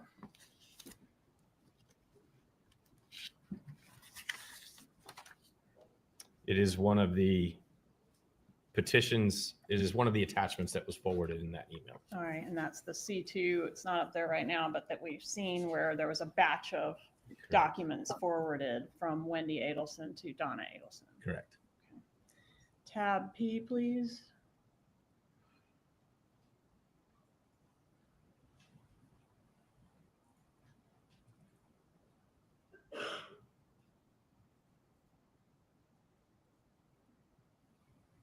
So many emails. Okay, so this one is what? Notice of taking a deposition of Donna Sue Adelson. All right, so the defendant's deposition was being sought in Wendy's divorce. Correct. And was Donna aware of that? Yes. How do we know that? Emails. Okay. And the communication was back and forth between the two. All right. Did she author an email specifically talking about the service of the notice for the deposition? I'm referring to 60P.2. Yes. It was an email on May 21st. All right. And what does she say about the service, the notice of service for the depot? It says, wow, he is such a royal jackass. How smart are you to get rid of this piece of S? R, as in like a pirate. Okay. Arg, as in a pirate. And does she indicate she's still working on some of the questions for Wendy's divorce? Arg. Yes, I've been working on some statements, etc., for the relocation, so I'll send them soon. Love, Mom. I love you, Mom. Okay. Tab T, please. What is this? This is the wife's memorandum of facts and law in support of her petition to relocate to Coral Springs, Florida with the minor children. Okay, and I wasn't expecting pirates on the bingo card for today. How do we know that the defendant was aware of this particular filing? This one we would refer back to Q2. Okay. And in Q2, one is indicating thanks so much, Mom. But in Q2, there's going to be an email on June 11th, 2013. Hi, honey. So here's the info I had for travel since Ben was born.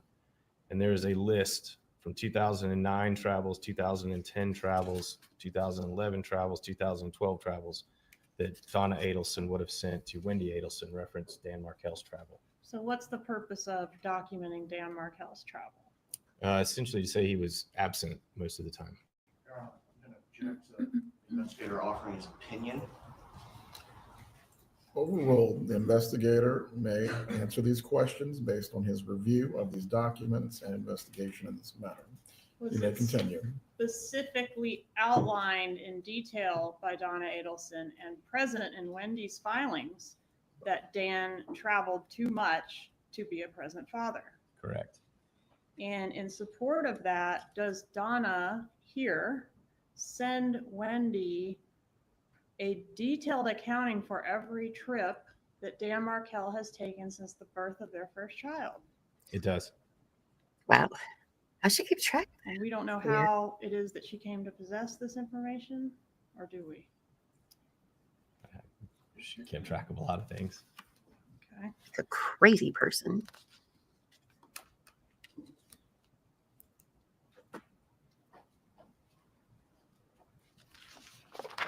Can we go to tab W, please? Because the oldest boy was What is tab W? 5?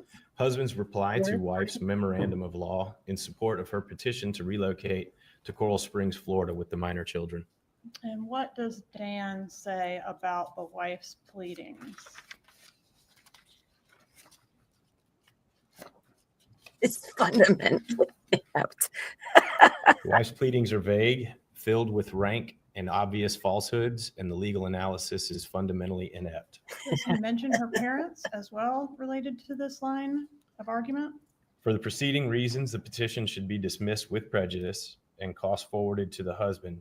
Indeed, if the costs are not awarded, then wife and her affluent parents, who are bankrolling wife's litigation so that they can enjoy closer access to the grandchildren, will persist in vexatious and groundless litigation and thereby prevent the parents from reaching a space where they can cooperate, collaborate, and communicate effectively and warmly in the project of raising their wonderful children. Sure, it's so weird. It's so weird and not normal. Breeze through W3 and 4, please. Vexatious. I've never heard that word before. We should add that to our tab Y. What is this? Order on wife's petition to relocate with the minor children. What was the order? It was denied. When was it denied? Denied.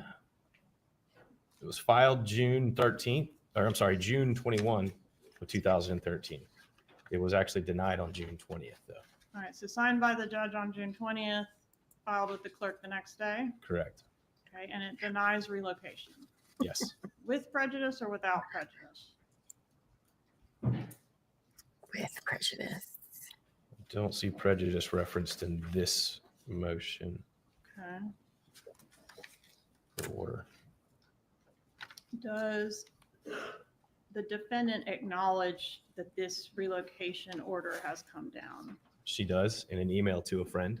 When is the email sent? Oh, that's poor kid. June 24th, 2013. So just 3 days after the filing of the order? Correct. And what does she say to the friend about losing relocation? Unfortunately, after paying a lawyer $600 an hour for 10 months of case preparation, the judge listened to Wendi testify for 1 hour. Nothing. Well, I'll do this. The judge took a break and asked one question. I'm not hearing about any physical abuse by the father. Has he been pulling out their toenails? When Wendi said no, the judge said, well, I've made up my mind. No physical abuse, no relocation. Outrageous. One man needs to leave these. So at the moment, she will not be allowed to relocate. At the moment. At the moment. All right. How does she conclude that email? Anyway, if I sound angry, it's because I am. We're all very upset and cannot believe the outcome. Sorry, I didn't mean to respond this way, but I'm beyond angry. Okay. They did pay a lawyer, and yet Donna was writing all the responses. Okay. This is a order setting pretrial conference and non-jury trial. All right. So the divorce is set for a final hearing, a trial. Yes. And when is the trial to take place? Tuesday, July 9th, 2013 at 10 a.m. I think that's the pretrial hearing. Oh, that's a pretrial. Okay. The non-jury is scheduled for Wednesday, July 31st and Thursday, August 1st, 2013. Okay. And because they're delirious. Does Donna send an email to her daughter, Wendi, regarding how we're going to take this news that relocation has been denied by the courts?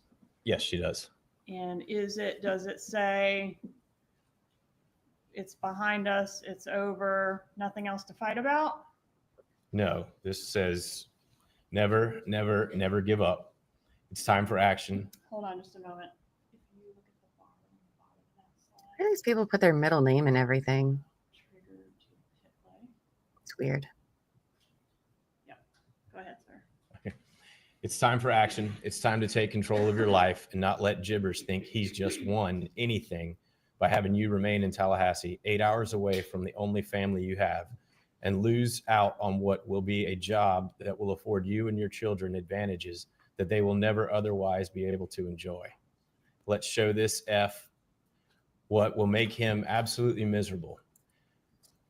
Fast forward, however, the rest of your life, and consequently Dad's, mine, and yes, even Charlie's, will be affected by how well you can perform or act before July 31st. You can be a good actress when you want to. I've seen you in action. You need to put on the performance of your life. Jibbers hasn't beaten the Adelson family yet. You have a very strong family behind you. Dad and I have done everything we can to try to help you for the last 10 months. Now it's time to help yourself. Fast forward. If you can put these actions before everything else this next month, and you know that you've only got the kids a limited number of days to do this, we believe that Jibbers will be saying, stop this. And you'll be telling him, you wanted me in Tallahassee. My children are going to fit in this Bible Belt. They're going to church every time I have them. I'm having them privately tutored at home to get them caught up for Sunday school classes. Tell him that you've got a new outlook on life and a new hope, and you'd like to go to heaven. Perhaps he would like to join you and the boys at church. Plan of action. 1, take photos of the boys dressed nicely, standing at the front door or by the sign of a Tallahassee church.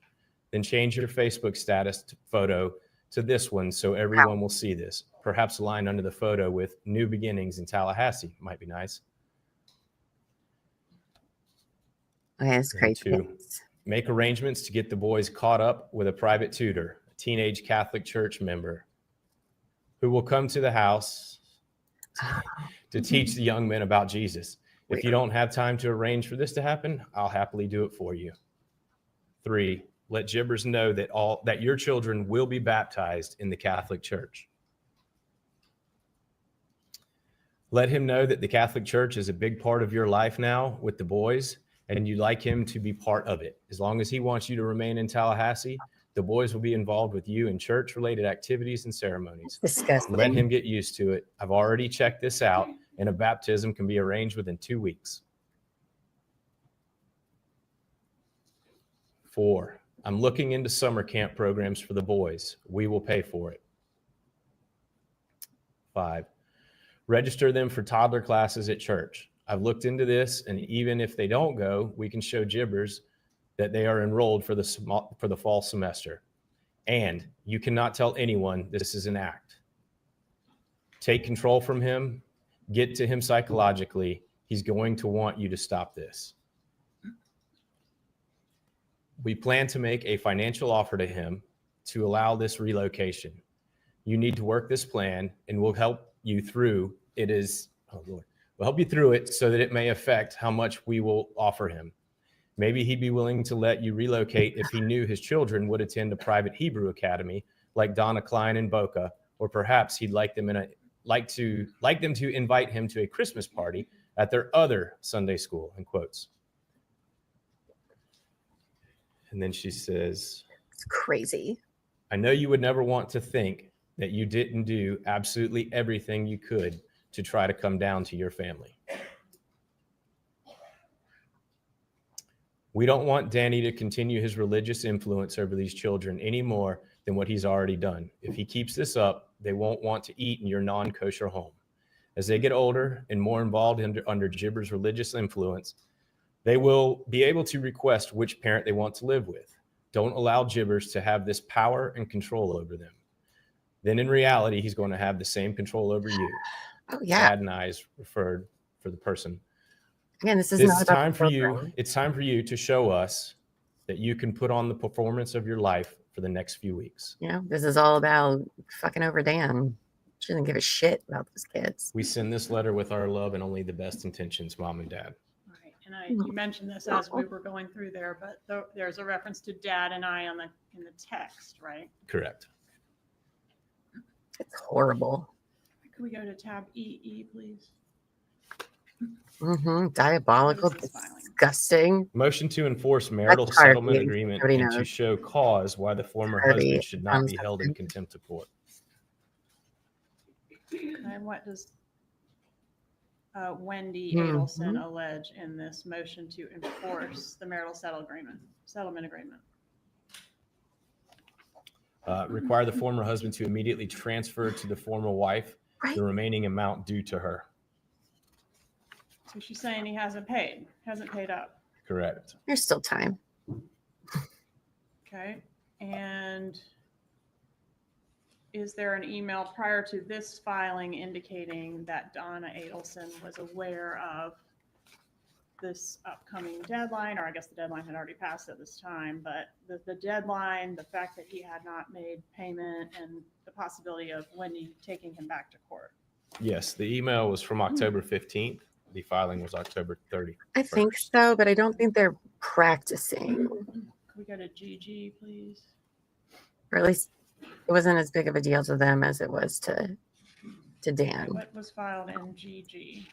Former husband's request to produce to former wife. I think Robert's going to testify. Okay. I hope so. And did the defendant discuss this request to produce in an email? She did. Okay. And did she formulate in this email a plan of attack or suggest a plan of attack to deal with Danny's request to produce? She did. What does she say in there? In the first paragraph, it's let's aggravate him the way he's trying to aggravate you and make him do the research and show statements from every month, from the date of your marriage to the date of the filing of the divorce. You need to see whatever he deposited into those accounts, where the money came from. It's very possible some of it came from your joint Schwab account, and then he's up Schitt's Creek. It's probably why Harvey and Donna never got divorced. Reference the deposition. He was like, this bitch is It crazy. just seems ridiculous for him to be able to depot you, but for you and Kristen to not give him the same crap he's pulling on you. It's time to give it to him. Also, what can your attorney do to be proactive to give him some grief? And can you meet with her and work out a plan of attack? Did she say that too? She does. And what else? Well, it's signed, love you, Mom, but something has to be done with this asshole. Love you, Mom and Dad. Love Mom and Dad. He says asshole, but wouldn't say shit earlier. And let's go to tab HH, please. What is this filing? This is an amended notice of hearing. And on what date was this filed? February 11th, 2014. Okay, so how close are we getting to the murder of Dan Markel at this point? We're almost 5 months out. In the amended notice of hearing, does Mr. Markel offer to settle the divorce? He does. Okay, and what is he saying about the settlement? One of the suggestions is neither party will seek to relocate in the future with the children without the consent of the other party.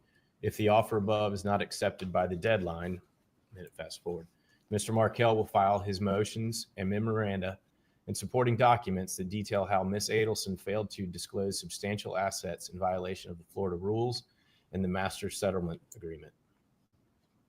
How Ms. Adelson fraudulently induced the settlement, how she made numerous instances of demonstrably false testimony before the court and under oath in deposition, how she ignored court orders, discovery requests, and made false responses to the latter. And Wendi Adelson was a lawyer, member of the Florida Bar at the time, right? She was. May still be, I don't know. Okay, go ahead. If this offer is not accepted by the deadline, Mr. Markel will file his motion and memoranda of law and supporting documents, and these will allege and with other evidence demonstrate that Ms. Adelson engaged in misconduct, including but not limited to filing a frivolous petition to relocate that had already been deemed impossible to win by another board-certified lawyer, standing by silently while her client divulged privileged attorney-client information, advising Ms. Adelson to interfere with Mr. Markel's parental rights. I think there's one more. Yeah. And becoming a willing instrumentality of or participant in Ms. Adelson's financial misconduct related to the disclosures and discovery process related therein. So he's going after Wendi and he's going after her lawyer as well, right? That's correct. Okay. And does Wendi Adelson forward this email to the defendant? What do you guys think? She does. Yep, she does. She does. All right. Every Let's time. have JJ, please. I'm going to object to this being shown. Exhibit hasn't been entered into evidence. I know that most of this will be. However, I'm objecting to this being shown to the jury. That must mean it's good. Specifically, the testimony concerning this based on the profit that we had earlier. You may lay the foundation as to JJ and Ms. Kappelman, but until it is in fact entered, there is to be no publication for the jury.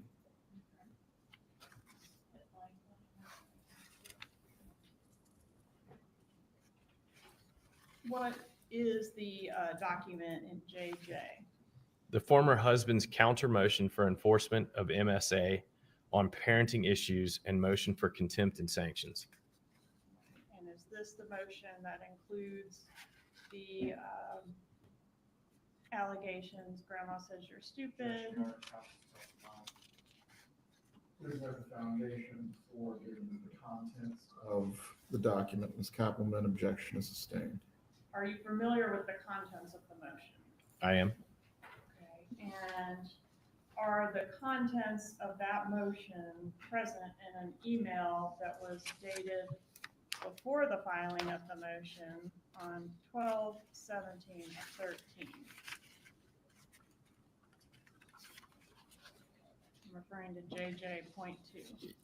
Yes, the email is a forwarded email. The original email is 12/16. It was forwarded on 12/17.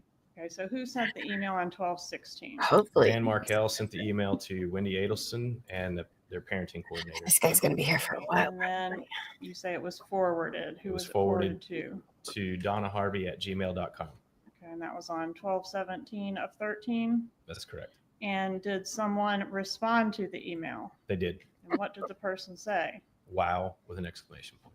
Okay, and the contents Wow. of JJ, that motion that was ultimately filed, were they also, you mentioned they were sent to the parenting coordinator. Did the parenting coordinator give a response to Dan Markel's allegations? Exactly. Wow. Referring to JJ.3.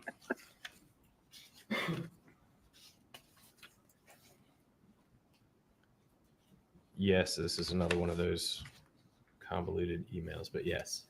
Okay, so the parenting coordinator, you mentioned that the original email was sent. So To- 12/16, Dan Markel sent the email. 12/17, it was forwarded to Donna Adelson. 12/18, the parenting coordinator replied. All right, and the parenting coordinator's reply, was that then forwarded Good morning, to the Kelly. defendant as well? Yes. And so on that, is part of that thread Good morning, second babes. version of this content that we're talking about that Dan Markel is alleging? Yes, it is. Okay, so it was sent to the Donna Harvey email twice. Correct. And the second time it was sent, the one that includes the parenting coordinator's response, how is that email addressed? Dear mom and dad, here's the Skype phone plan for the holidays. Please help me do this. It means less stress for me if you just follow it. Love me. Judge, at this time, I'd ask to move into evidence state 60. I can't unsee it, Angie. You've ruined it for me. With the attachments. State 60 is admitted except for JJ. Any remaining portions of the foundation as to JJ may be laid through additional witnesses. All right. The hearing on this motion that Dan Markel filed, was it ever conducted? This JJ motion.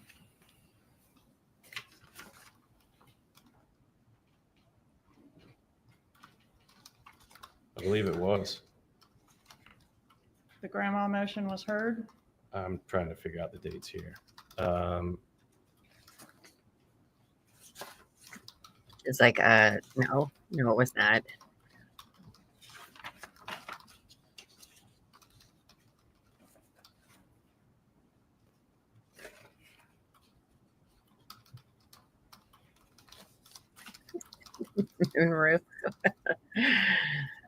Oh boy. No, there was, the hearings continue to get reset.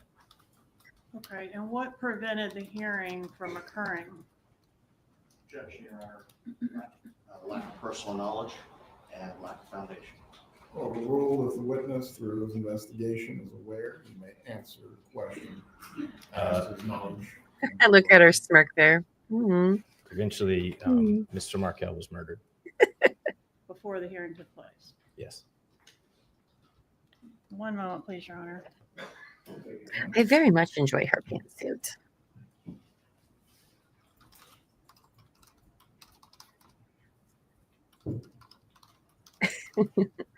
Oh, that's Annie. Lovely Annie. I know we have to learn everybody's names all over again.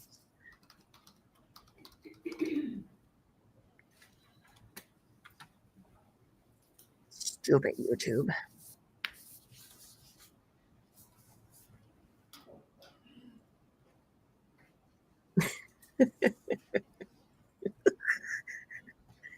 Harvey looks so much like that guy. Oh gosh, I can't get over it. You just see. Let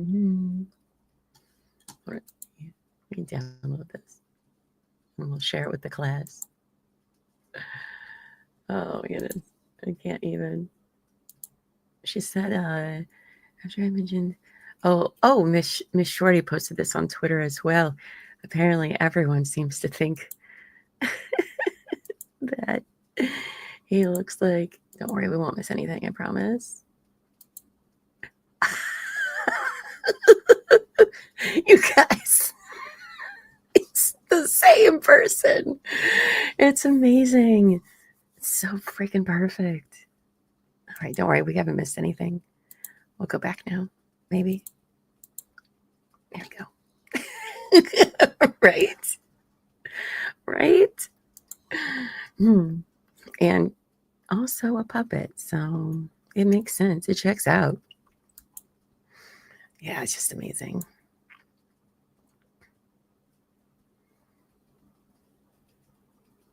Look at that fancy lady in the pink there. Same person, totally same person. Because you know Donna probably had her hand up his butt all the time.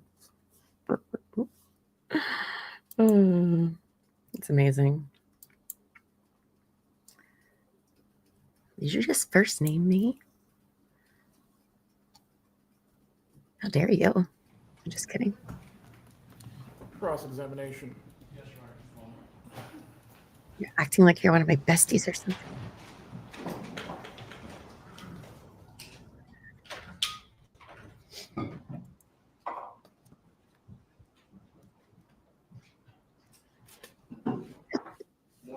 Morning.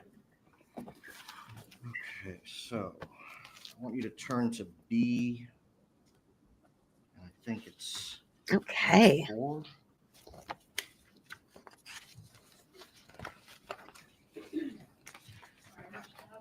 B4. Oh, it's fine, Bells. That literally my that email. email indicates that it's who the sender is. It says Donna Harvey Adelson. Not Donna. No. Okay, and then it's. Is there any, love mom or anything like that at the end of that email? There's not. So you don't know who sent that, do you? Let me go through it again.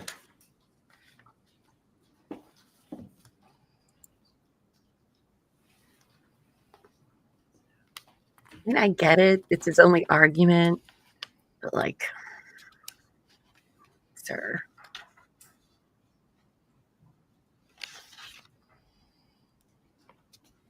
No.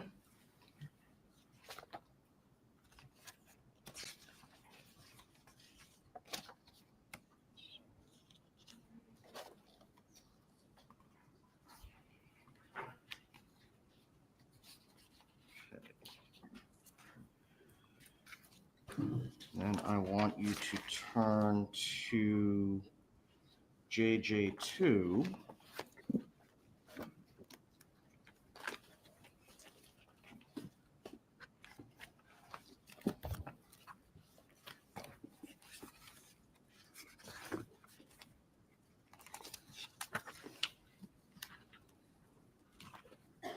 So that one-word response is from the shared email address of Donna Harvey, correct?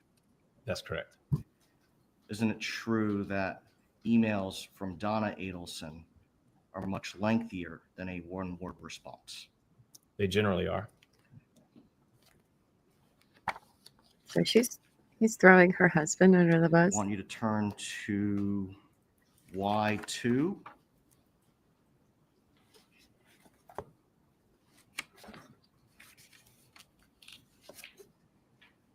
When Ms. Kappelman was questioning you about that, you testified that the email says, so at the moment she will not be allowed to relocate. You didn't finish the rest of what that email, the rest of that sentence. Isn't it true? It says, unless at some point in the future, Danny chooses to move. If he chooses to move, then Wendi can relocate. Yes.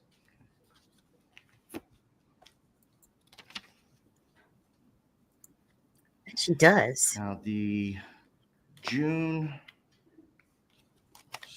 wild.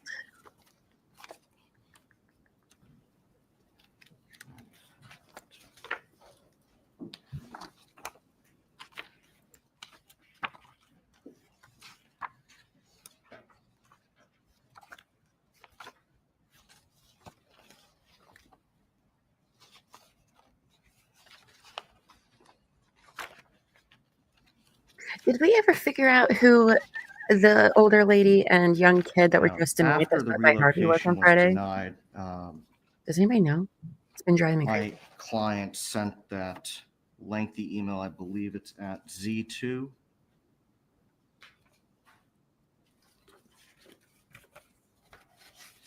Yes.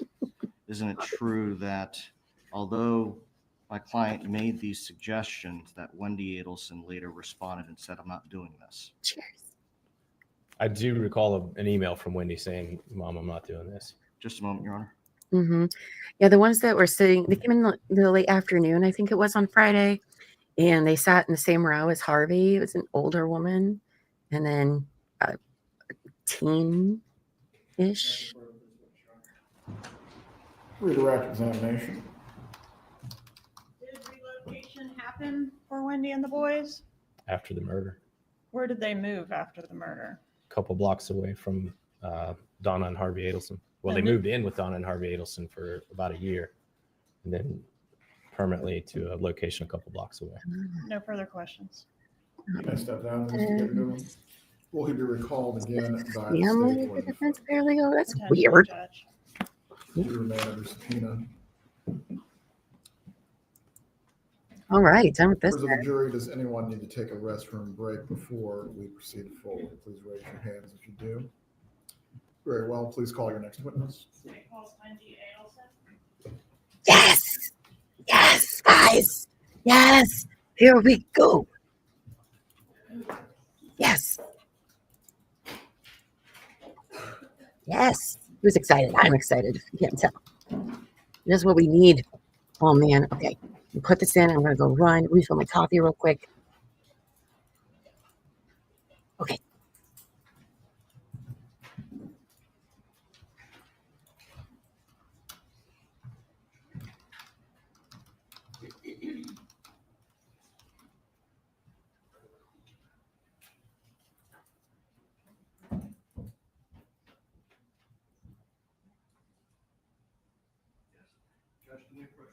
You may.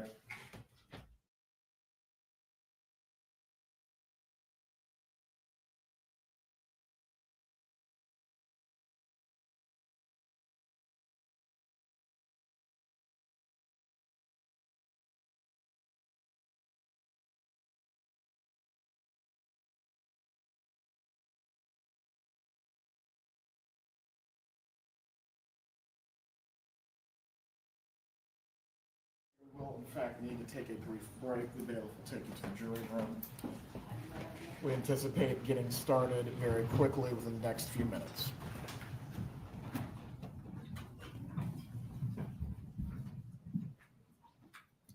Please rise when the jury enters and exits.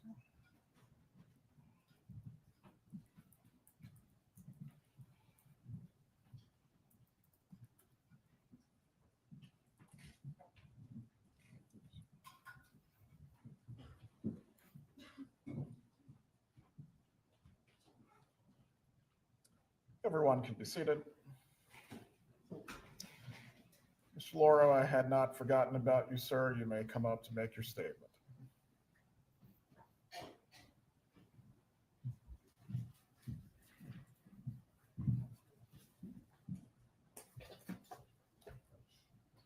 Good morning, Your Honor. Good morning. John Lauro on behalf of Wendi Adelson.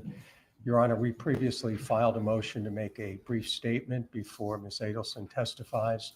We'd like to make clear for the record that she is appearing pursuant to a state subpoena that by law furnishes her with use and derivative use immunity. But for this subpoena, she would assert her Fifth Amendment rights with respect to every question that the state would ask relevant to this matter. We also believe that the use and derivative use immunity covers cross-examination to the extent that it involves responsive and relevant questions as well. The court has previously ruled concerning this matter that the immunity that is being conferred by the state's subpoena does extend to cross-examination and that she is appearing to answer questions under this immunity. One matter that had come up, Mr. Lauro, after the conclusion of the hearing that we previously had, in making sure that there is a complete record as to your client's invocation of her right to not incriminate herself. She was not present during the hearing, therefore the defense could not take a proffer. Once the examination has occurred pursuant to the state subpoena, the defense is wanting to take a proffer. As to that, any questions in which she believes she needs to properly invoke, you may advise her to do so, and I will make a ruling from there whether there is, in fact, any proper basis. Oh, it's going to be a long day.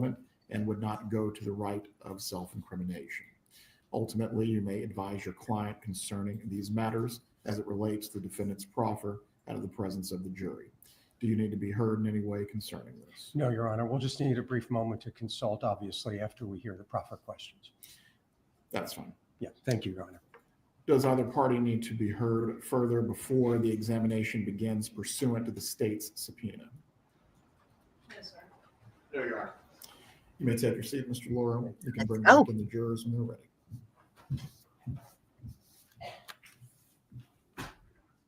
I'm so excited.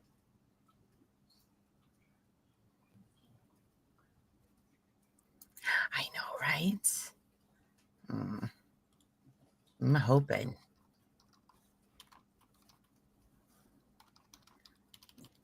Usually they're off to the side. But she is right there. Oh, there she is. Ms. Wendi Adelson. She walks weird. Good morning. If you can just take your seat for right now, I will swear you in when the jurors re-enter the room. That's okay. We're just excited. Sammy, it's fine. Oh, God, is she crying?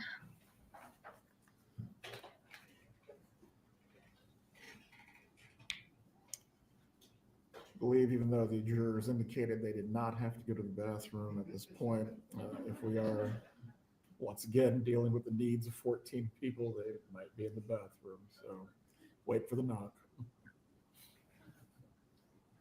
Is that the same dress from yesterday or from Friday? That's funny. You know, she has money for all different sorts of clothes, but she was like, no, I want to testify in this. You know what I don't like about her is that she has really pretty eyes. It's fun. I believe that we have a few jurors that do need to use the restroom. If anyone needs to stretch their legs or use the bathroom themselves, please take your opportunity now. Once we start with the testimony, again, the door will remain closed if you exit. Okay, so we are taking a short little break. Oh. Go ahead. Okay, we're not. Never mind. I swear, when I went to go coffee, I used the bathroom. Ms. Fulford. Once again, Mrs. Adelson, I'm going to reiterate the instruction that I gave to you last Friday concerning any reactions that you may have to either the testimony or the evidence in the case. Yeah. I understand this may be a distressing thing. Watch your face. Your child to be offering testimony in your trial. However, you are to control your expressions and your emotions. Do you understand that? There you go. Take their break. If you need to step down until it's time to testify, you may do so as well. All right, so they're taking him. Oh, she wears colored contacts. I should have known that was fake as well. Everything about these people is fake, fake, fake. Should have known. That poor poop face. And I went to get coffee. I even used the bathroom, and I'm like, oh my God, it's the slowest I could possibly move. And here we are at the break, but that's okay. We will take it. Ooh. I'm so excited about this. Yeah. Well, you know, that checks out. Yes, the judge did warn her again about her bad acting. Well, she's not as good of an actress as Wendi, who has apparently amazing acting skills that nobody bought. So thank goodness she went into the legal field instead of the acting field. Ooh, how long do you guys think Wendy's going to be on the stand for today? You think our lawyer is going to argue a bunch when it becomes the defense's side? I think so. I think she's going to be here all day. I'm going to be disappointed if she's only up here for like 45 minutes. No way. No way, right? No, she's going to be up there for a while. Is this is what, her third time she's testified, I think. I know, I'm so freaking excited as well. Oh, it's great. What a fabulous Monday morning. We are having the best Monday morning. Wendi, probably not so much. Donna, probably not so much. I love this for us. Everybody's got their snacks. If you haven't yet, go get your snacks. Go take your potty break. Get a whole, giant thing of coffee. Oh, man. One of these days, I'm just going to move my coffee maker next to my desk. This is our fourth time. Okay, thank you for the correction there. Fourth time. Ugh, there's been so many damn trials. Who knows? Right? But I forgot Mag Banawa had 2 trials. So that makes sense. She'll definitely be up for a hot minute. I think so. I hope so. Ooh, love it. Love it for us. Yes, guys, if you haven't yet, please hit that like button. It lets everybody know that we're live and that this is where the party's going to be today, because I think it's going to be a party. We are not going to be disappointed. So, Motion to Scream says, first was Sigfrido and Katie. Second, I always forget about Katie's retrial. Then Charlie, and then the 4th time. Oh, I love it. You think she should be up there for 2 days? I mean,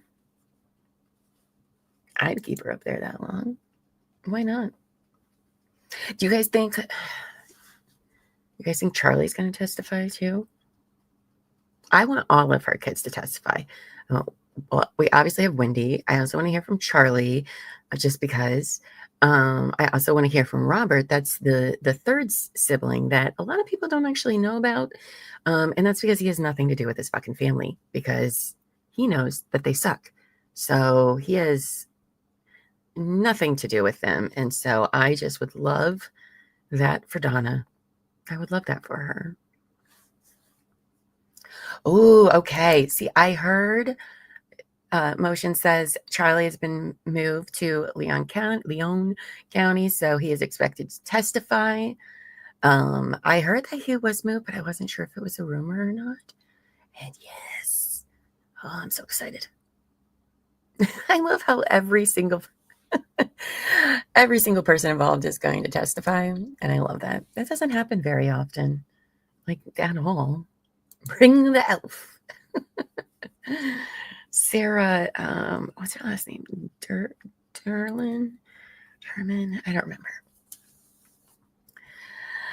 Yeah, Robert is on the witness list and expected to testify after more jail calls come out. Okay. Yes, everybody be like Simi and hit that like button. Okay, so he'll be after jail calls. That would be great. I love that for us. Oh, they are caught, Sam. They are caught in all those webs.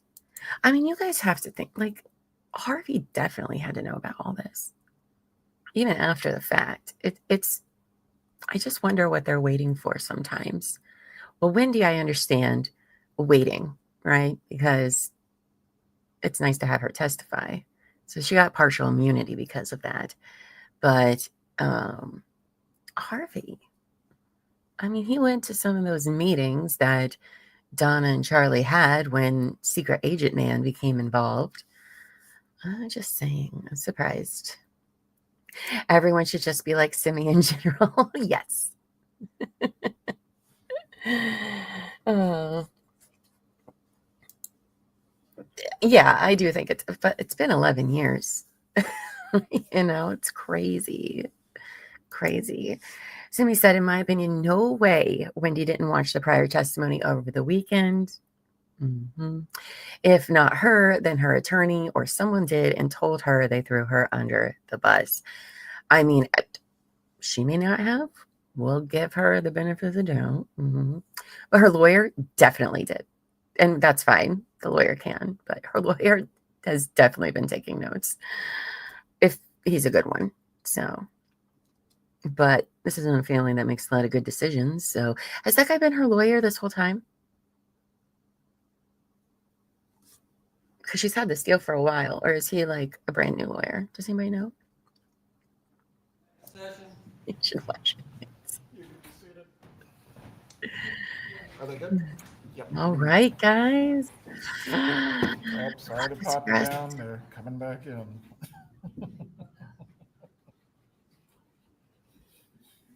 She tries to look like such a frail grandma, and I get it. She's in her 70s, but get out of here, Donna. Get out of here.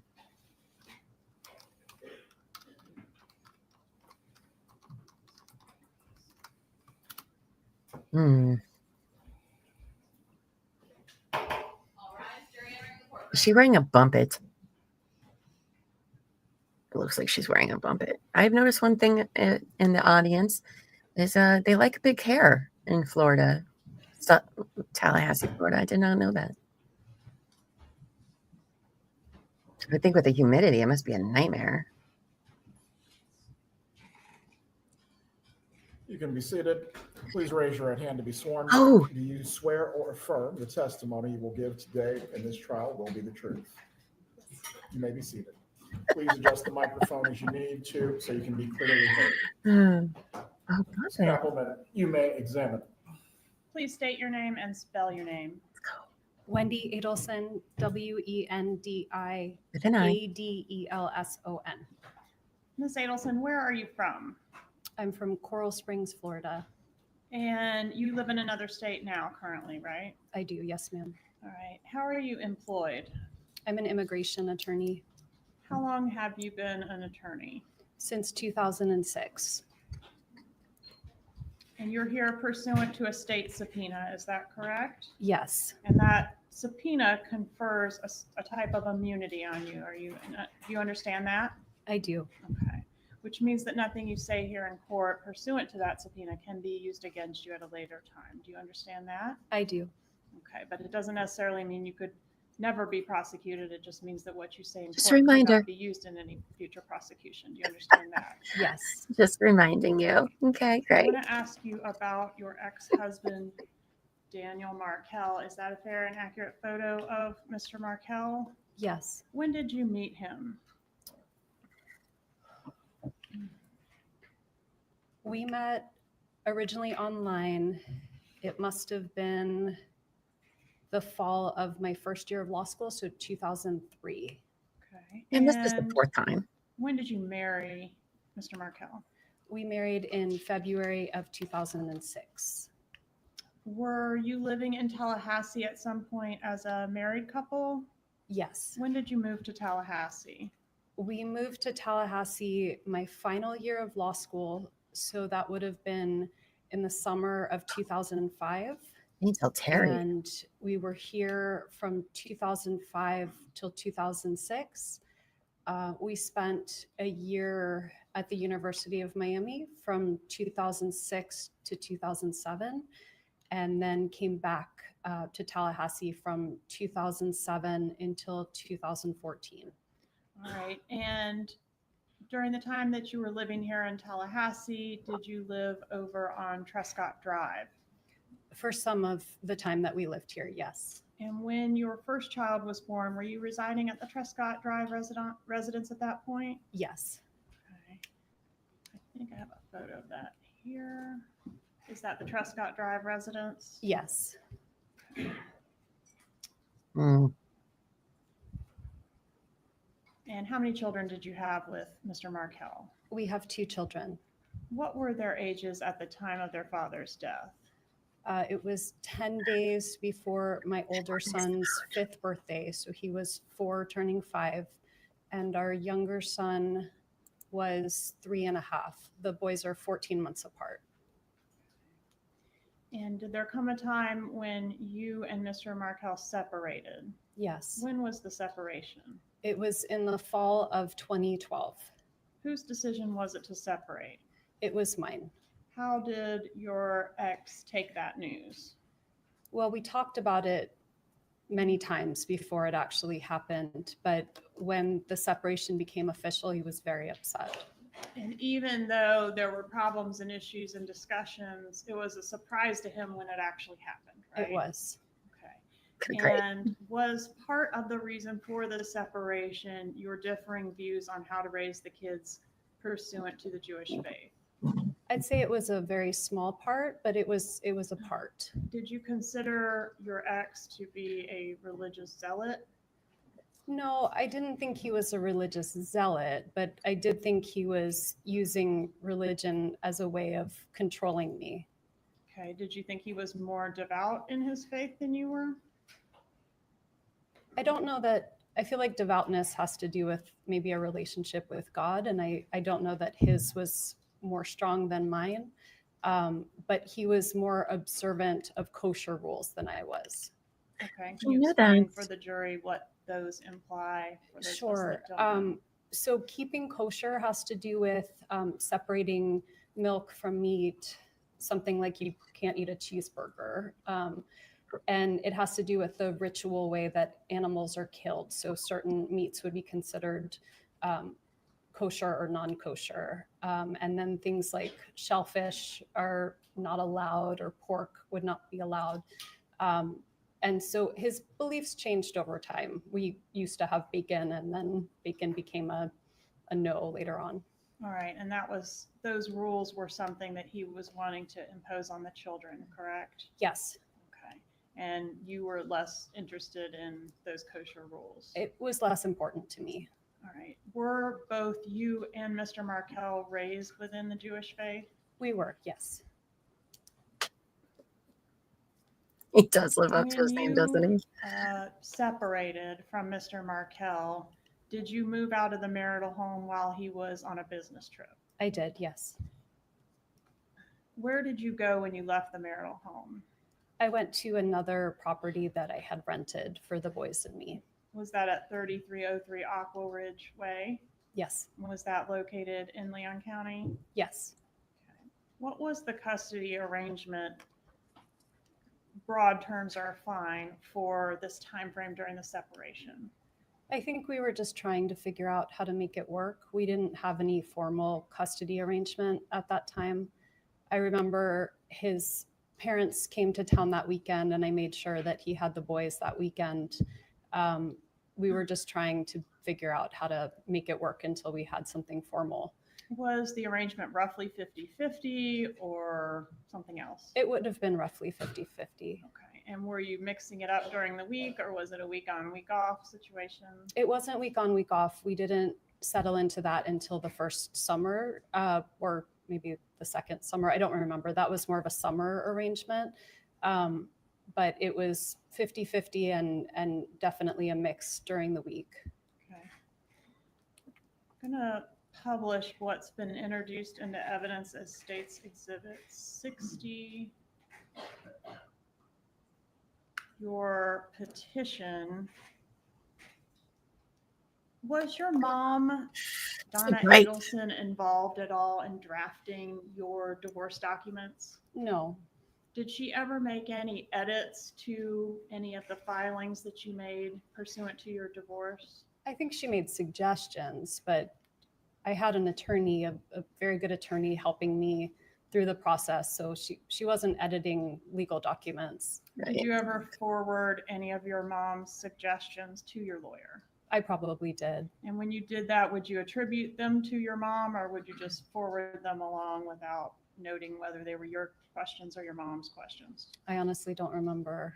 Was this a contentious divorce? I've only done this 4 times and answered these questions all of those times. As part of your divorce, did you file a petition to ask the court for permission to relocate to South Florida? I did. And I think that was your amended petition. Not sure if we can see that very well. Here we go. It says the wife also desires to relocate to South Florida in order to provide a better quality of life for the children by increasing their access to close family and providing more stability and consistency. Who was the close family that was available in South Florida for the boys? My mom, my dad, and my brother.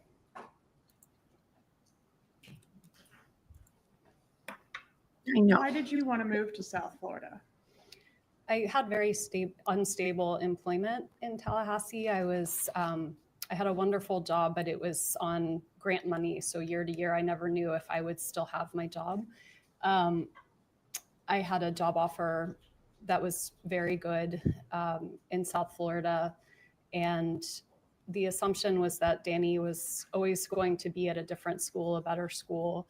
He used to joke that he would take 1 bar exam for every 2 bar exams that I had to take while we moved around the country. And so it seemed like a way of having stability while he was climbing up the law professor ladder to be ultimately at Harvard or Yale. And was relocation important to you? It was, in terms of having a safe and stable place for my kids. Did you consider having to live here in Tallahassee being stuck? Or had you referred to it previously as being stuck in Tallahassee? I mean, I may have. The idea of being stuck is if you don't have permission to live anywhere you want to live. But I had a nice quality of life here. Did you consider the worst case scenario to be that you would end up stuck here in Tallahassee if your petition was denied? I don't know. I mean, at the time, I may have felt that way. Okay.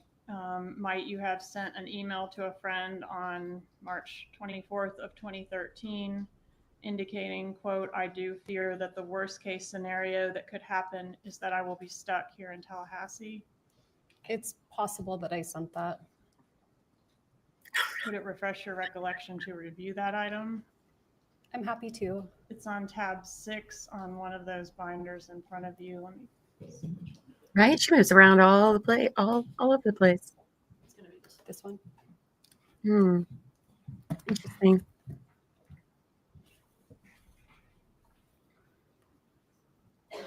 I do not know what's going on with her hair, but girl. What is it? What is going on?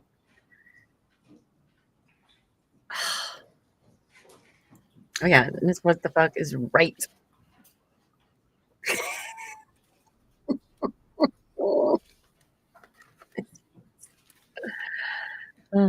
I see it's highlighted. So yes. Okay, and did you also email a friend around the same time frame regarding life in Tallahassee couldn't compare to the life that you would be able to enjoy in South Florida with your brother Charlie and his boat and pool and hot tub and things like that? It's certainly possible. All right, that's on tab 7. Please refresh your recollection. But like, he was already a professor at FSU, so you should have known that this was going to be your life. I mean, come on. Yes. And in fact, didn't you use the word stuck in your actual motion for relocation?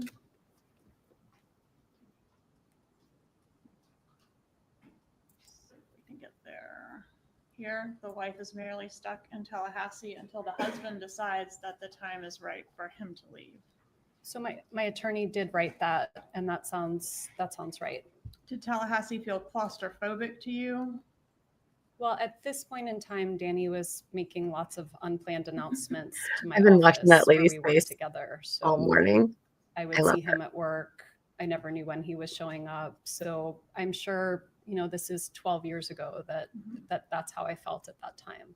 Okay. But outside of the context of your relationship with Dan Markel, did you ever express that just the smallness and slowness of Tallahassee made you feel claustrophobic? I don't remember saying that. Please refer to tab 8 to refresh your recollection. She's like disgusted all morning. I've been keeping an eye on her. Yeah. Yes, I can. Binder is up on the witness stand. Ms. Kettleman is the defense have a copy of the same binder. No, Your Honor.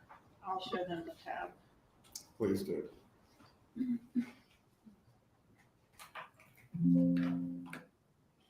I'm a big people watcher. Normally, Dan's dad's head blocks her, but I've seen her hop around the side a few times.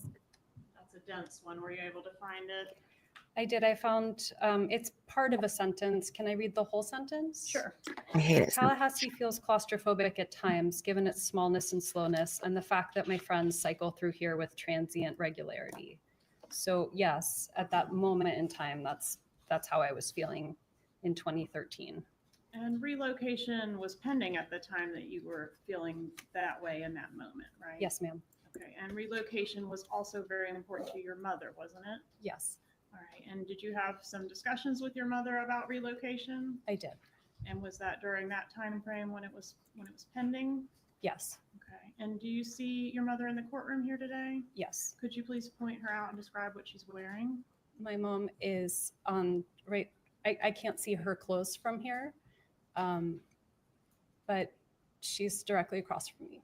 All right. Is she wearing a headset on her head? Yes, ma'am. All right. Let the record reflect the witness has identified the defendant. Your mom didn't want you to be stuck in Tallahassee either, did she? She did not. She wanted the best for you, right? She saw the best for me as not being in Tallahassee. Yes. That's right. She referred to being in Tallahassee that you were a hostage and a prisoner, right? Yes, she did. Hyperbole of this woman.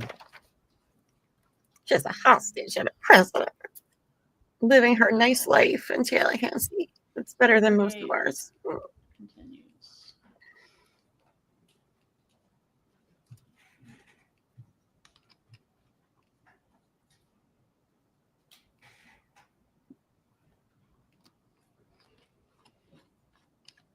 Prisoner.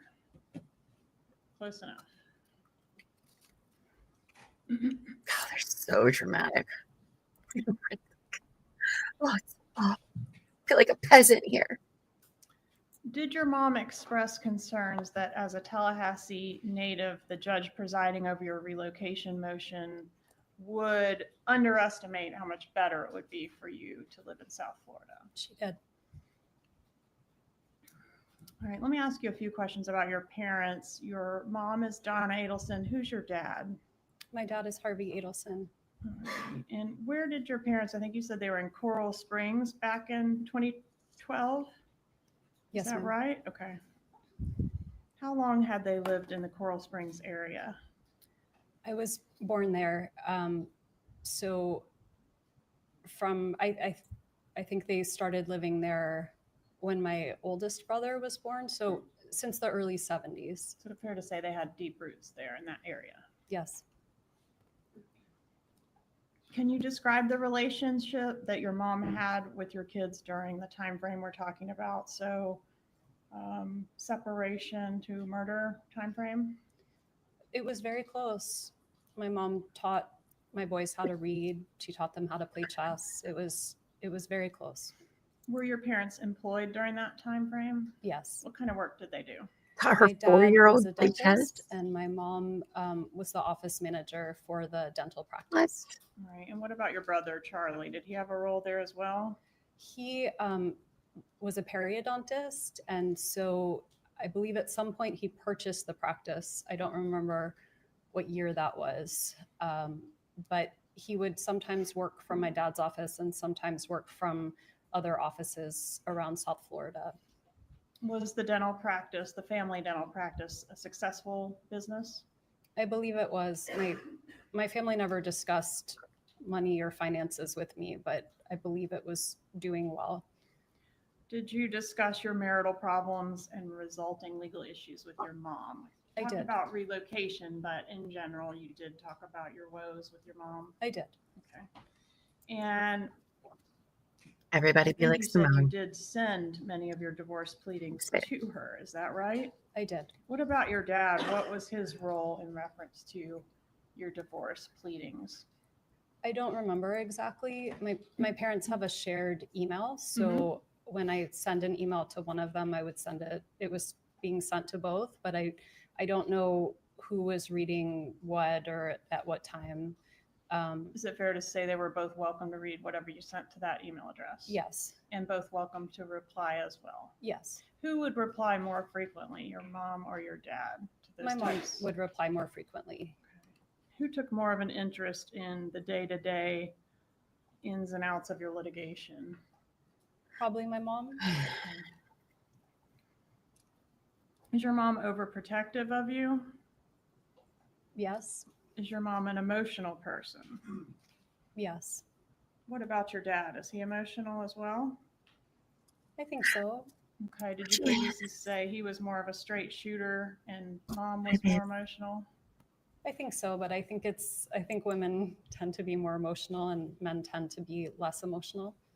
Whatever. That's not fucking true.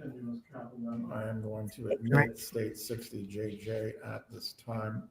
Is there any objection the defense wishes to raise? Yes, Your Honor. Same objection. The court admits it over objection. For the record. You may continue.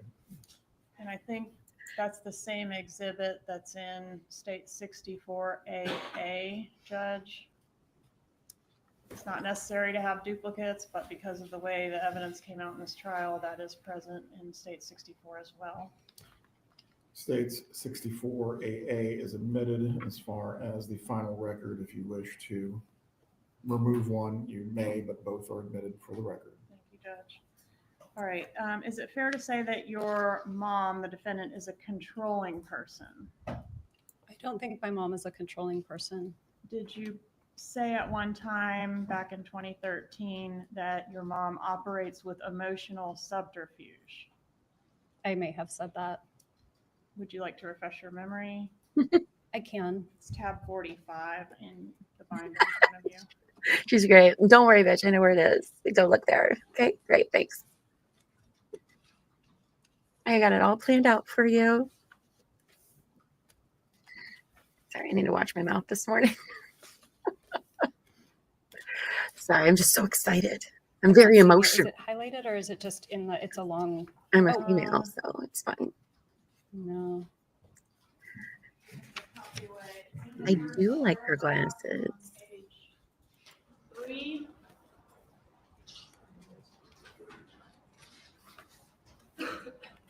That will allow you to just walk up and show the witness the portion of what you wish for her to read to herself. I will, Judge.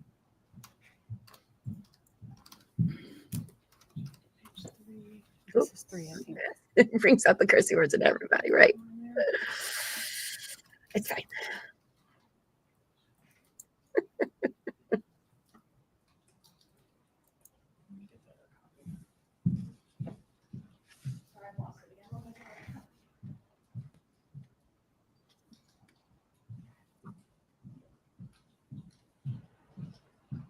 I'm gonna have to make like a whole nother pot of coffee. Okay.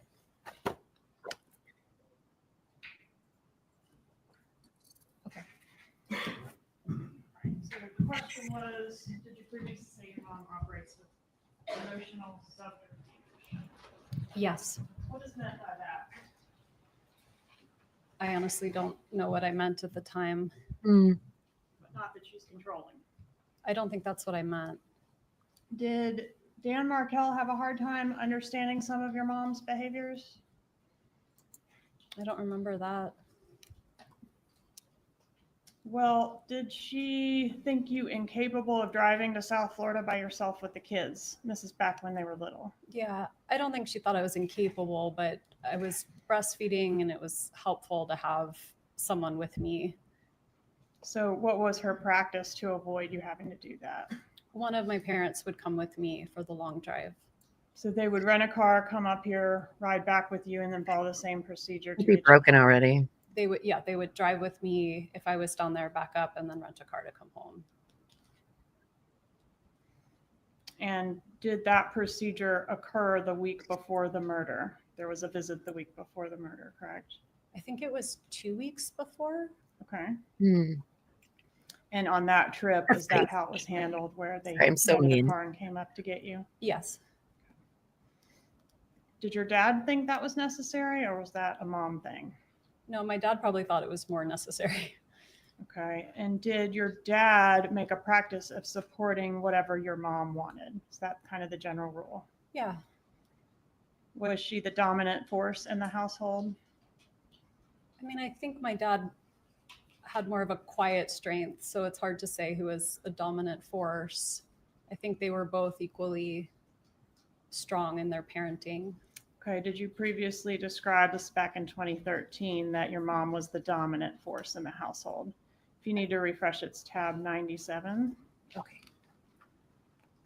I mean, if she thinks it's still normal, then imagine what kind of mom she must be, right? So this one goes up to 93. Is it?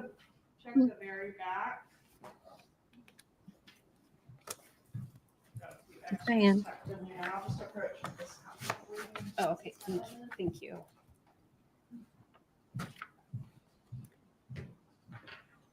I gotta go back. I'll be back, guys.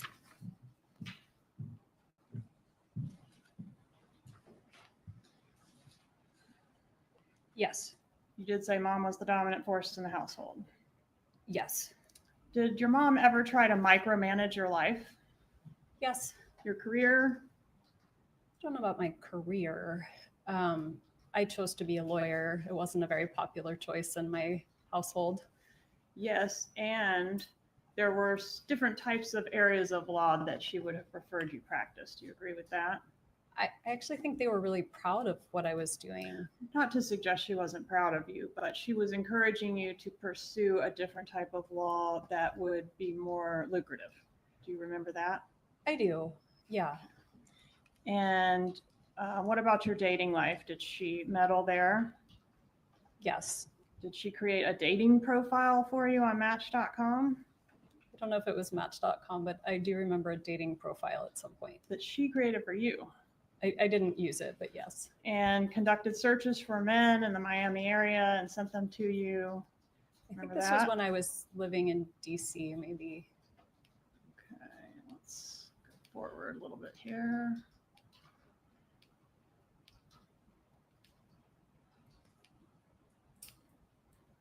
Sorry, we'll get there.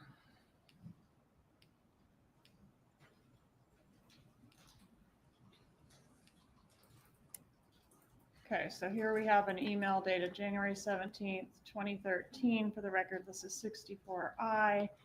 And it reads, so honey, so you think I'm nuts, but when you get a moment, check out some of these whom I've pre-screened for you. And these are guys in Miami, right? After all, you're going to be in Miami here and there. Why not see who's out there, right? Yes. Okay. And here's some options that she sent you. Here's an interesting guy, etc. Okay.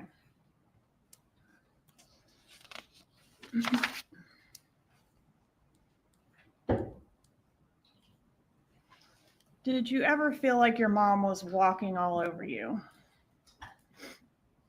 I don't remember feeling that way. Okay. What about specifically regarding this divorce? I don't. I mean, I had a really good attorney and I was making the decisions I wanted to make. Okay. And did you, back in April of 2013, tell a friend that you were trying to find a way to coexist with your mom that didn't feel like she was trampling your autonomy? I'm sure I said that in 2013. How did your mom feel about Dan Markel in this time frame, 2012 to 2016? And I think I think a lot changed between 2012 and 2016. So I think her feelings about him changed over time. Okay. And what about in 2016? Did she hate Dan Markel? No, not in 2016. What about 2014? Did she hate him then? No. Did you say do you remember giving a law enforcement interview in reference to this case? Yes, I remember. That was the same day that Mr. Markel was shot, correct? Yes. Okay. And did you say in that interview for court and counsel, I'm referring to page 288, lines 24 through 289, line 1, quote, "My parents have more reason to dislike Danny than almost anyone else." Hi. At that point, I was sitting with law enforcement for 6 hours and had just been told that Danny had been shot. So I was in shock and I was trying to help the police think of anything I could possibly think of that would be helpful.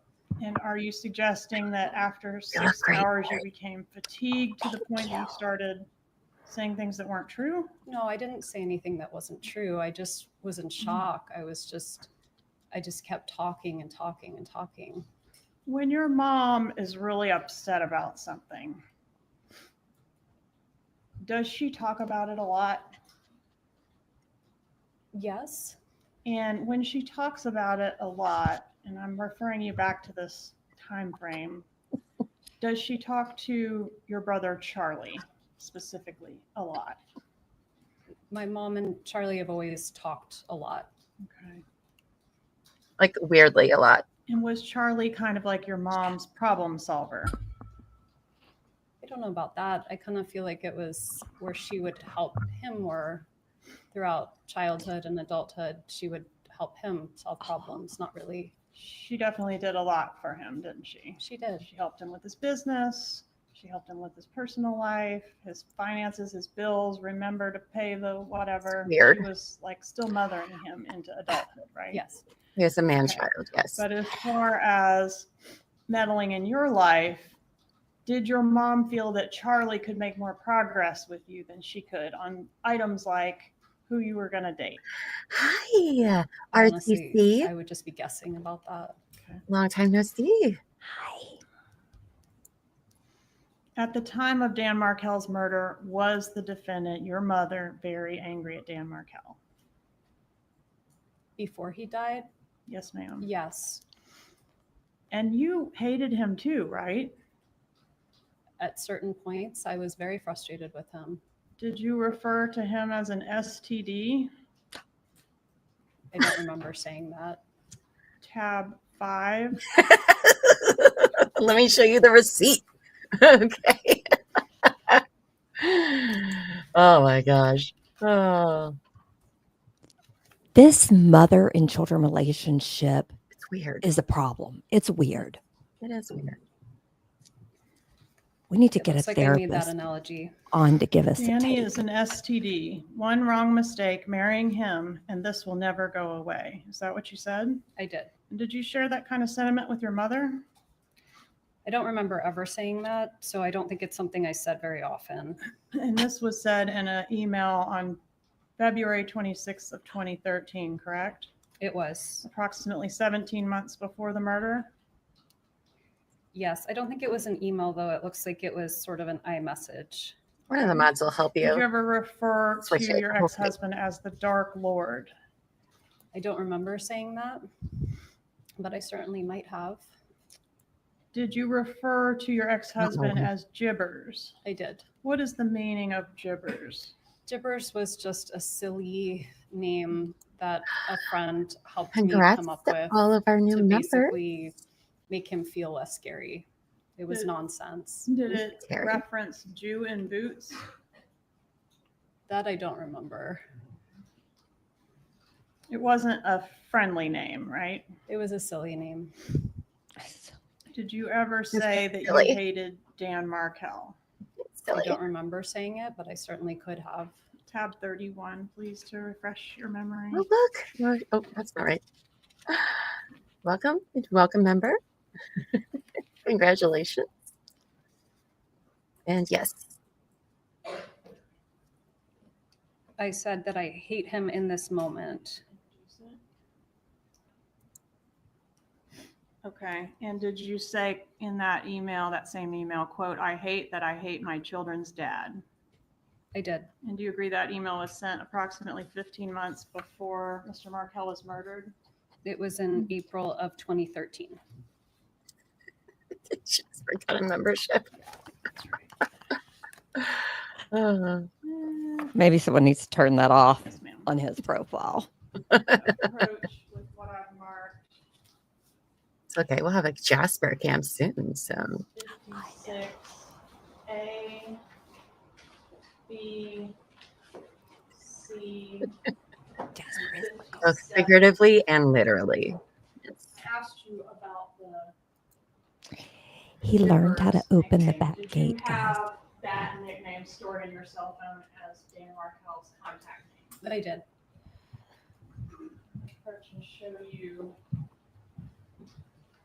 these exhibits and ask if they're fair and accurate. Oh boy.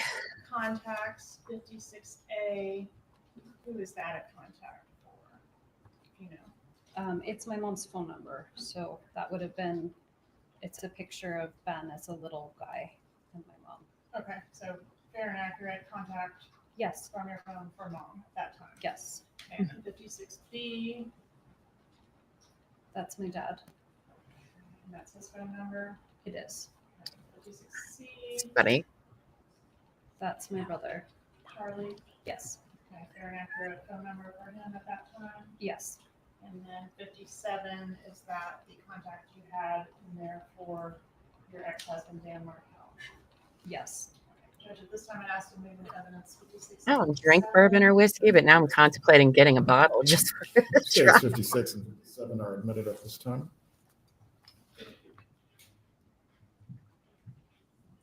That she is.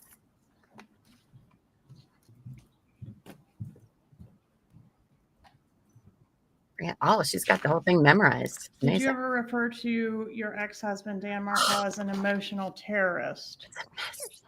I very well could have. I don't remember saying that, but I. That one's on tab 34. You lost Terry. She must be hiding in her in Wendy's I'm so hair. Sorry. Is that? Yes, I believe it is 34. It is. I see it. I said it in December of 2013. Approximately 7 months before his murder. December to, yes, approximately 7 months. And tab 35 in June of 2014, did you say of your ex-husband, I hate him so? Do you have one, Terry? I feel like you have it somewhere. No. Okay. Nope. Never went into the bump it craze? Nope, never. Okay. You're like, I know how to naturally get big hair. I'm a Texas girl. Are you on tab 35? No, I was on tab 34. It's tab 35. Sorry. Yes.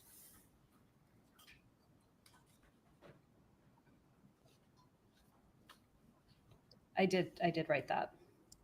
And that was approximately 3 weeks before Mr. Markel was murdered, correct? Yes. Okay. Lost my clicker.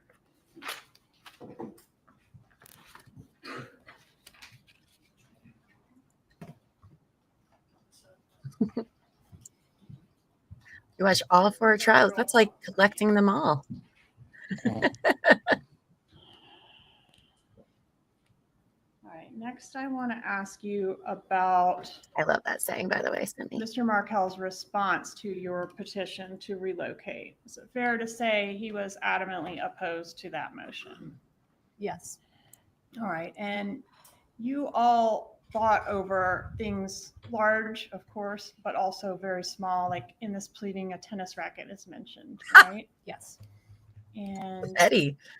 Oh, jumped ahead on us. Okay, let's go back. Tennis racket? In Mr. Markel's response for court and counsel, this is page 82 of Exhibit 60. He indicates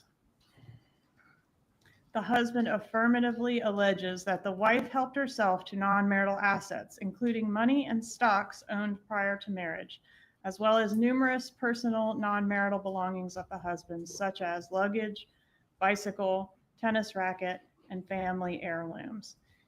Did you take those things when you vacated the property? I did remember taking his tennis racket by accident, and I returned that, but otherwise I didn't take his belongings. Did you strategize to leave him in a way that would cause or inflict maximum damage upon him? No. Oh. Is that something your mom ever said? I don't To your remember that. knowledge? Did you discuss with your mom how and when you would leave your marriage? I did.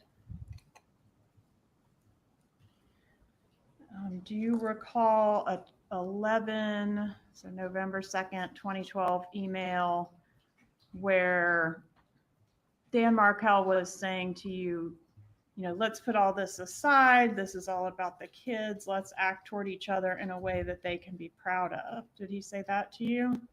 I remember reading an email like that. All right, and we talked about the Aqua Ridge apartment, or I guess it was a home residence. Is this a fair and accurate photo? I've blurred your kids' faces, but of the living space there? Thank you for doing that. Yes, that's our home. Okay. And did your mom help you secure this place to live? Did you have any involvement in that? She did. Okay, what involvement did she have? She helped me move in. Okay, did she help you locate the place to live? I think so. Did your mommy do it for No you? surprise. Look at places with you as well? We did. She's not controlling, guys. Did Dan Markel threaten you in the pleadings with federal kidnapping charges? He did. And that was associated with the way he claimed that you left the marriage? Yes. Okay. And he says you took the kids and did not tell him where they were for several, I think I've seen days and weeks. Is that true? It's true that he said that. It's not true that that's what happened. What was his position on your motion to relocate? We did talk about it before I filed it, and he was amenable to figuring it out. But once I filed it, he was against it. Okay. Did he allege in his response that the sole stated reason that you wanted to relocate was to be closer to your parents? He did say that in his response. And is that the response that your mom referred to as his 23-page rant? Probably. She had a lot of thoughts about that particular filing, didn't she? Donna, Yes. Never. And she laid those out in an email to you. I know you remember. That's the whole "you're non-negotiable" is relocation. Donna was the Yes. mother-in-law from hell, or the second mother-in-law from hell. Do you recall having 2 long mediations to try to resolve your divorce without a trial? Yes. And were those mediations successful? They were not. Was Mr. Markel seeking to depose your mother as part of the divorce proceedings? I don't remember that. What about your brother, Charlie? Did he care about whether you moved to South Florida or not? I think so. I mean, I think he would have liked for me to be closer to him and have the kids closer to him. Would it have been okay with him if you had made a decision to stay in Tallahassee? I would have imagined so, yes. And after the relocation motion was denied, you were kind of like, well, maybe I have to stay in Tallahassee. Wasn't there at least a moment of that for you? I mean, it wasn't maybe, that was the court's decision, and I respect the court's decision, and I would make the best of it. What about Charlie? Was he outraged by the court's decision? I honestly don't remember him being outraged. But to your mom, it was a big deal. My mom was really upset. It was described by your mom in several places as like a life and death proposition. Do you agree with that? I think my mom thought my life in Tallahassee wasn't good.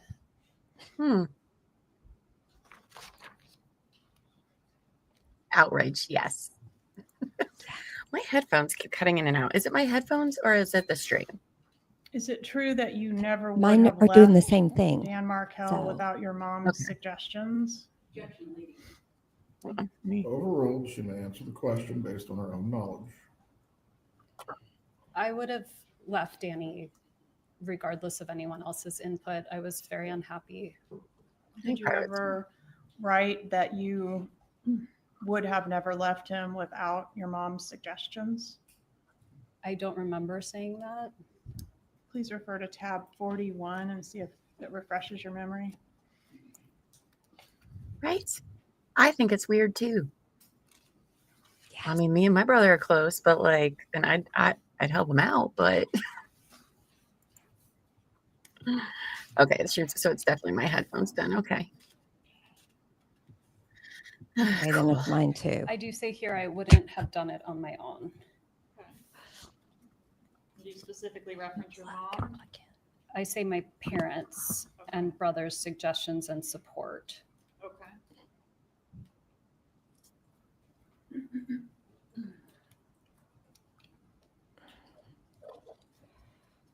I think because I wasn't happy, but part of me thought maybe I would just stay until the kids grew up.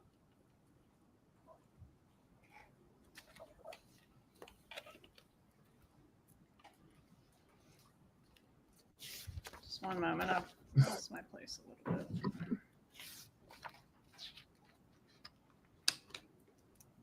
No, it does not. I think you already testified you did not offer your mom your divorce petition to edit. Is that your testimony? Sorry. Did you send your divorce petition to your mother to assist you in editing it? I don't remember doing it.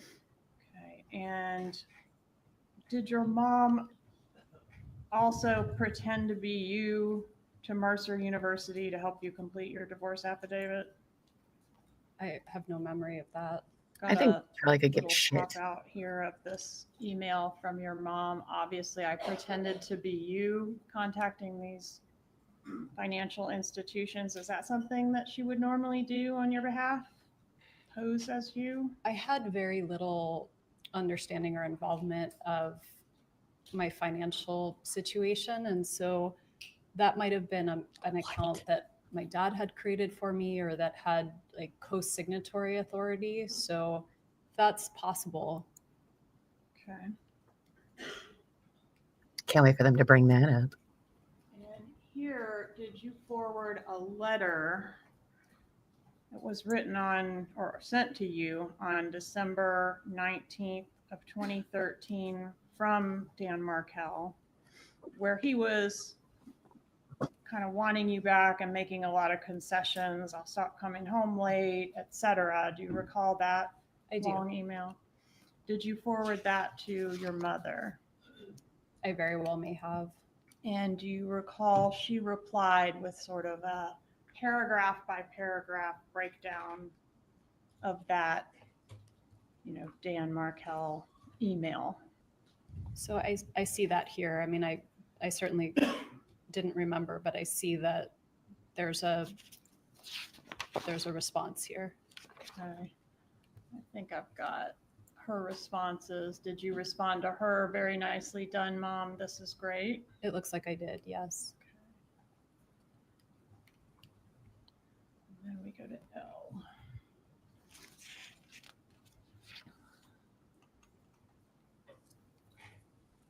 I like how she acts like she just doesn't remember things, as though this isn't the biggest thing going on in her life. Responses. I know. I'm like, is she on Valium? She is like so calm. Email, so how do we know and just it's deadpan. Mom and not Dad? Do we? I don't. Does Dad send responses like these? This is all the response.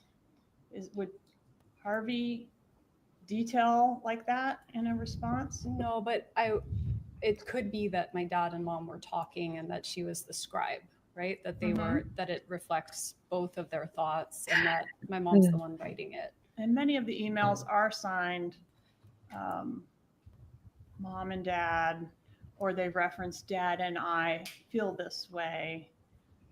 Was it common for your mom to express for the two of them a certain position? Yes.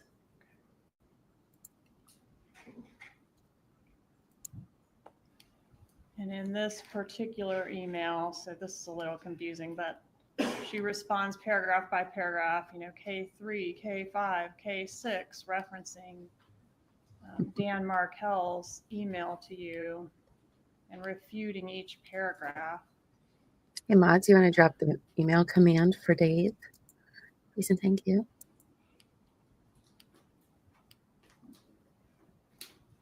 And she felt that his position was outrageous, right? Yes.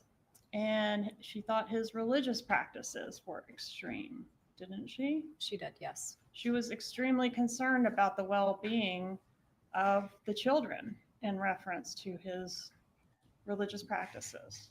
Yes. She wanted a psychological evaluation of Mr. Markel.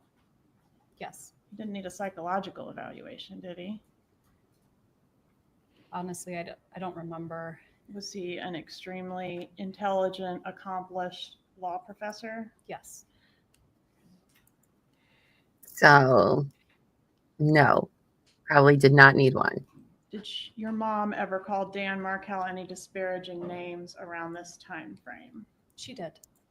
Okay, including piece of shit? Yes.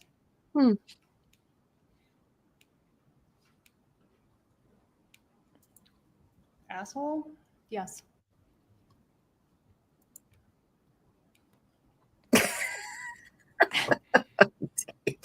A narcissist. Yes. I got your Bully. it's very Yes. funny.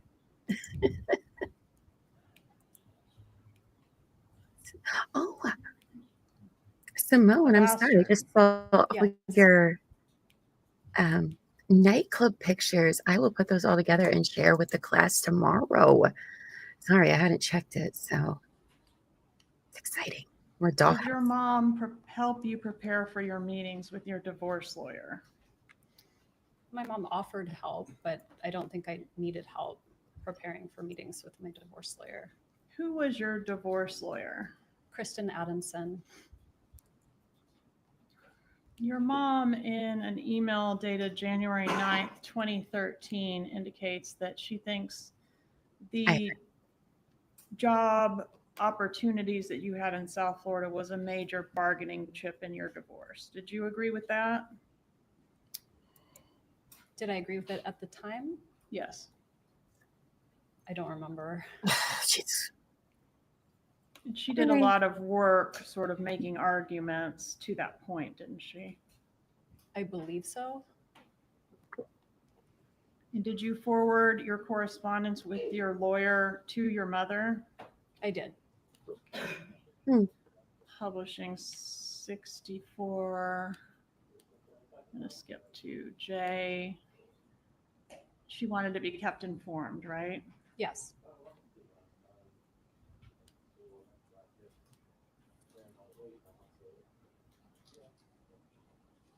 Your mom mentions, let's see if I can find it. This is 64G, Right. your South Florida legal team. She will try to remember to discuss things with your South Florida legal team. Who was that? I think she was jokingly referring to herself. Oh, she's the South Florida legal team. I don't know who else it would have been. I think Basically a that's why lawyer. there's a smiley face. I think it was a joke. Okay.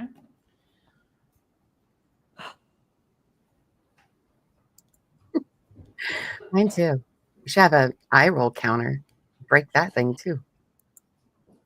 More questions. Thing we're not for drinking your every time she eye upcoming rolls. hearing with your attorney. Did you forward your mom's questions or ask your mom's questions when you met with your attorney? Probably not all of them, but if there was something that I thought was useful, I probably forwarded it or had a conversation about it. And here you can see in paragraph 2, your mom referred to Dan Markel as Gibbers as well, right? It was a silly name. Yeah. It was a silly thing. It's just silly. It's just being silly. It's fine. It's not, something bad.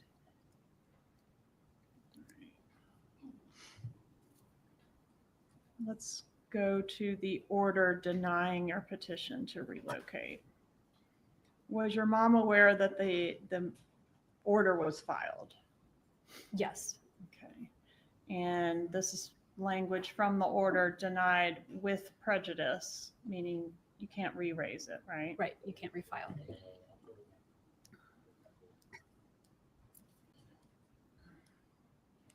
And your mom wanted to fight the decision, didn't she? She did. But she's not controlling. Did you feel railroaded by her in this email where she's kind of bullying you to keep fighting? I was going to say, testify. Please rephrase your question. Did you feel railroaded by your mother? No. Okay, but she wants you to continue to take action. It was denied. I wasn't taking any more action. Not any more legal action. I was not taking any more action of any kind. Didn't your mom have some other ideas for some other actions that could happen? She did. She did want to take it to an appeal. Do you remember that? Actually, I don't remember, but that's on tab 43 of your binder.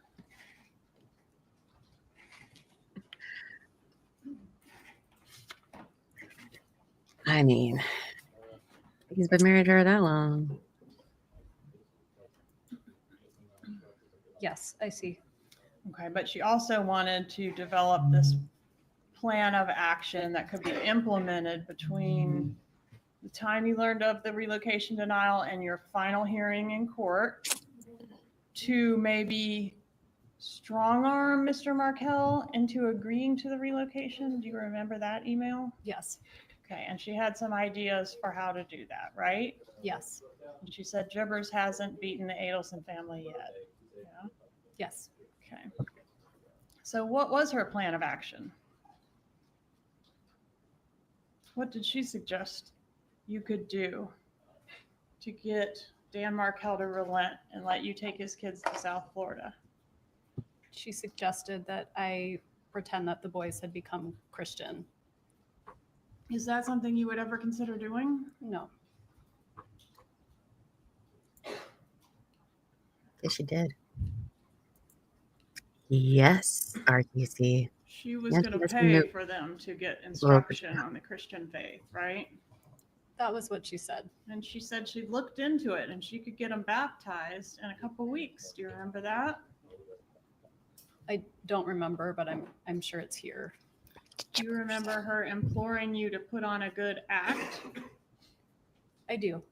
Do you think you're a good actress, Wendi? Did your mom...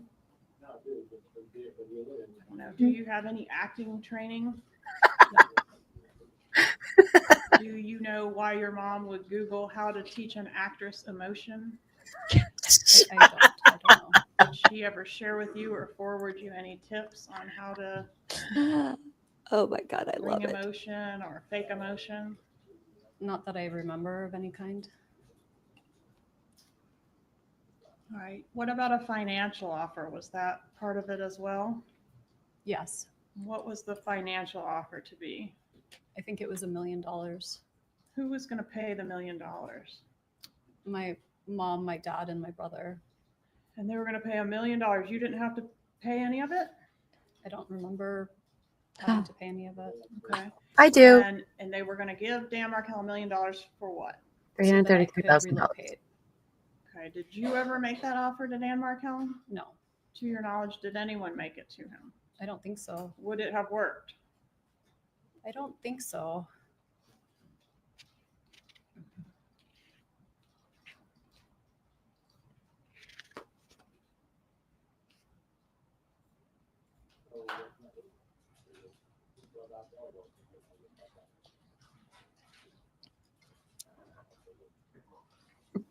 It's all about getting control from Dan and Markel, right?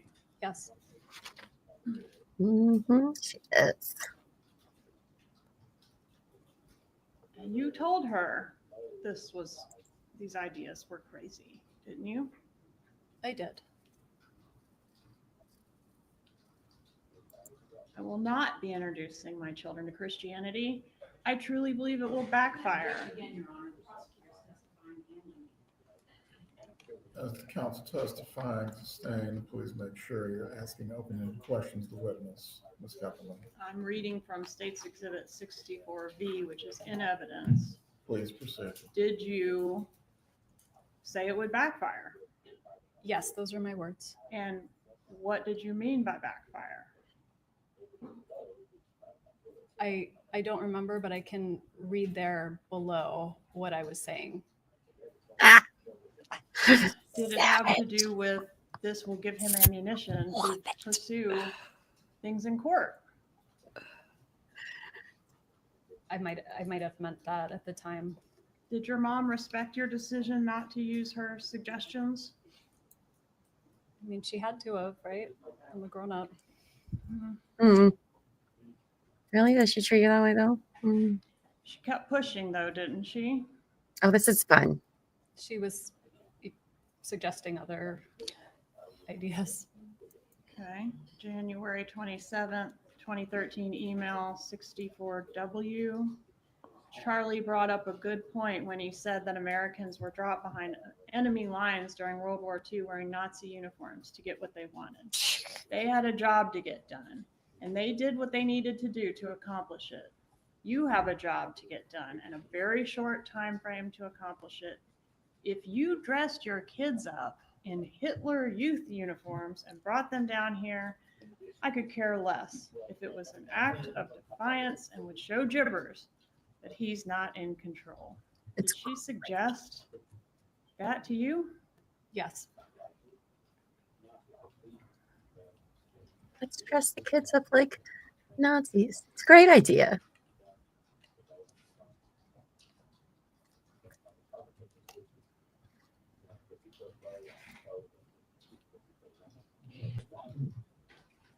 She urged you to rethink your decision not to implement her suggestions, didn't she? Yes. She wanted you to do an act of defiance that will put a scare into this jackass. Why would she want to scare Mr. Markel? So that he would let me relocate, I guess. Mm-hmm. Yeah, crazy people.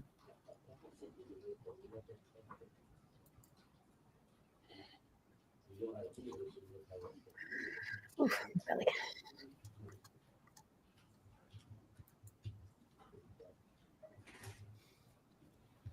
She says here, and I'm still on 64W, I don't know how much of the big picture you're seeing, honey. I don't know if you can realize that not only what you can provide for your boy's life, but for your own life, all depends on this change. This is a once in a lifetime opportunity. So she did view this as a very serious matter, right? Yes. And she's sending all of this after the relocation is denied, right? Yes. Everyone has a price. Fight for yourself.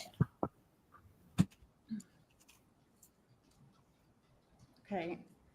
I'm showing you this slide also from Exhibit 64W, which indicates that you were going to go into the $1 million offer as a third. Does that refresh your memory on that deal? I mean, it refreshes my memory, but it's not something I ever considered or thought about doing. So you would not have paid up the third of $1 million. No.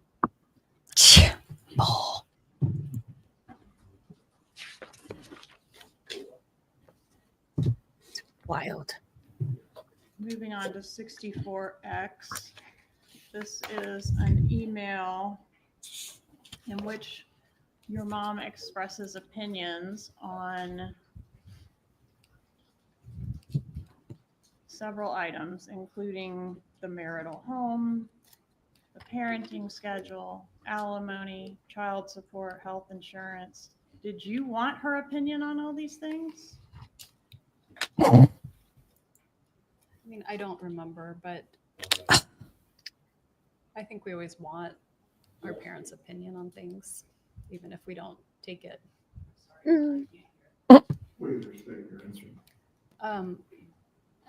Counselor asked me if I wanted my mom's opinion on those things, and it's hard for me to remember at the time if I wanted other opinions, but I said, I guess, people always want their parents' opinions on things. Your mother's opinion was that she wanted you to aggravate your ex-husband, right? Yes. To screw him financially. Yes. To get a win. Yes. She thought your divorce was something to be won, right? It seems that way. Bullshit lawyer. When was the divorce final? It would have been final the summer of 2013. July 31st of 13 sound right? Yes, ma'am. And we saw that that was the date for your trial. Did a trial take place? Yes. Okay. Witnesses being called? No, there weren't any witnesses. Okay, so it was a settlement. Yes. And did you reach the settlement on the day that the trial was supposed to be conducted? I think maybe the day before. Okay. I want to ask you some questions about voice authentication. Your cell phone, was it collected by police in this case? I gave the police my cell phone to search. Let them download it and return it to you, correct? Yes, ma'am. Okay. And are you familiar with a wiretap that was conducted in this case? I've seen a lot of wires. Where phone calls were intercepted by the police and recorded by the police? Yes. And were you asked to listen to a disc of calls to see if you could authenticate the voices on those Yes. discs? Okay. And were you able to authenticate some of the voices on there? I was able to authenticate the voices of my family. All right. So Charlie Adelson, Donna Adelson, Harvey Adelson. Yes, ma'am. All right. And did you initial on State's Exhibit 135 by each of those voices that you were able to authenticate? I did. Certainly can't read this, but It's very small. see if that's Yes. that's where you initially. Okay. I did. At this time, I'd ask to introduce State's Exhibit 135. Any objection? I'm asking if there's an objection on the defense. States 135 is entered. Kelly P., I think all moms do.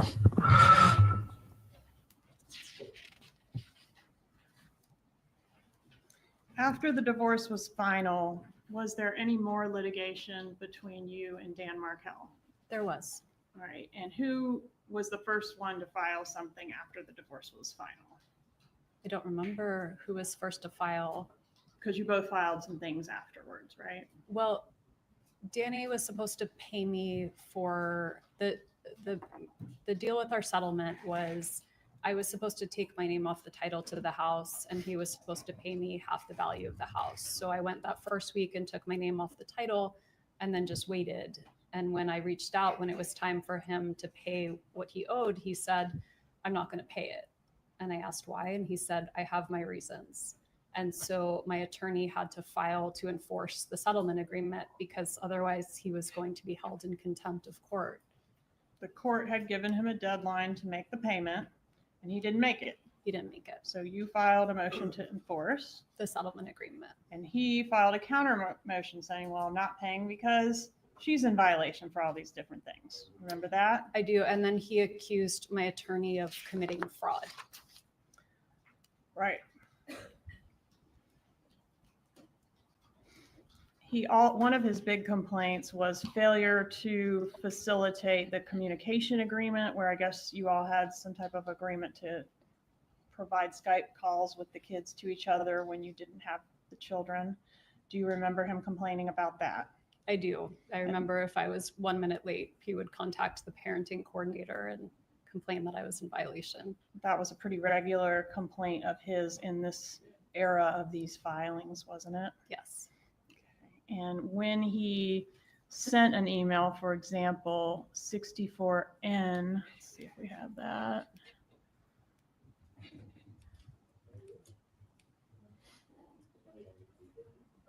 Alleging these sorts of violations and including, quote, accusing you and your mother of making zero efforts to facilitate communication between he and the kids. Did you forward this email to your mother? I don't remember if I did or not.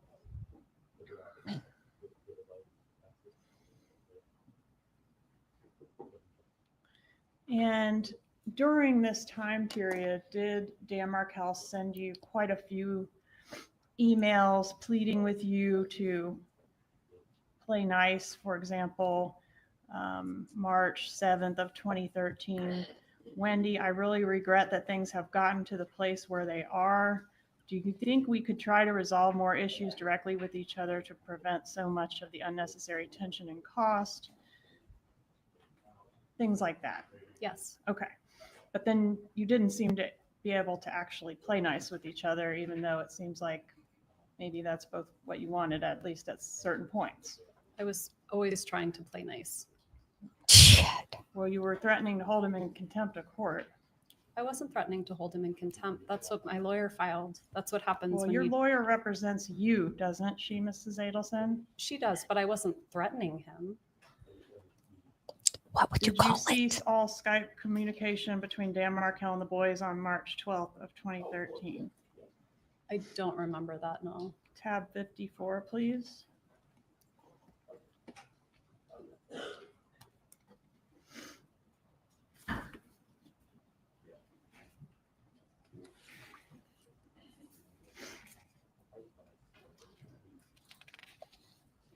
It looks like my attorney advised me to do that.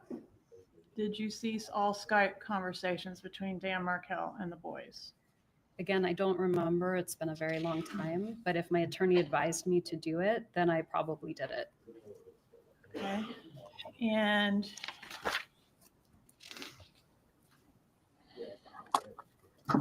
the day that you filed that motion to enforce the marital settlement agreement and hold Dan Markel in contempt, see if I can find that. What was the date of that filing? It looks like it was October 31st, 2013. Was that the same date that you backed out of the contract to buy a house here in Tallahassee? I don't remember if it was the same date, but at that point I didn't have the money I needed to buy the house because Danny didn't pay what he was supposed to. Okay, but you don't remember which day you backed out of buying the house? I don't. Could it have been the same day that this was filed? Halloween of 13? It may have been. Okay, and was it Charlie, your brother, who talked you out of buying the house? No, I didn't have the money to buy the house. So you don't remember him discussing that with you? No. Okay. And did your mom have a position one way or the other on whether you would buy the house? I don't remember. Yes, they are.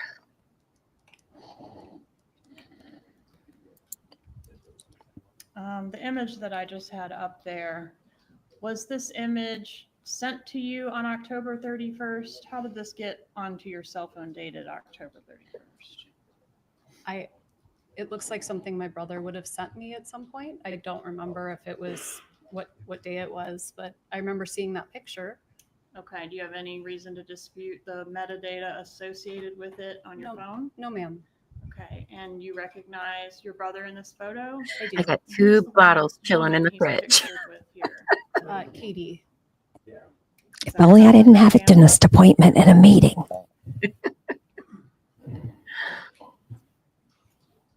So did your brother at any time send you this picture? Not at any time.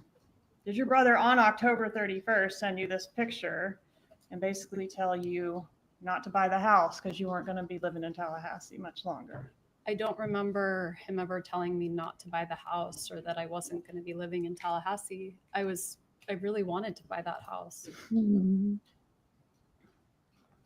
Right. Do you remember, after all the drama with the Skype, asking your mom? Didn't think it was possible, but I can find it here. To help you work on the Skype thing because it was becoming a real problem between you and Mr. Markel. I honestly don't remember, but I see this email and I must have sent this. And then a few months later, in February of 14, Mr. Markel files a motion to enforce marital settlement agreements, and that we've touched on that already. That was alleging that you committed fraud on the court during the original settlement. Remember that? I do. I remember him saying that my attorney helped perpetrate a fraud. He did. He suggested that the court should send a strong message to you about your malfeasance by awarding him the entirety never thought of it that way, but the yeah. assets that he alleged were undisclosed. Do you remember that? I do. And did your mom view that filing? I don't remember. Isn't that the one she responded to? We need a plan of attack. We need to aggravate him the way he's trying to aggravate you. I remember we just looked at that. I just didn't remember what it was in response to. And did you respond to his allegations? I would in court, in a court filing. We must have responded in a court filing to that, because if someone accuses you of fraud, at that point my attorney had to recuse herself because she had to become a witness in the case and to say that that didn't happen. And then I had to find a new attorney to represent me. Okay, and did you do a filing in response to his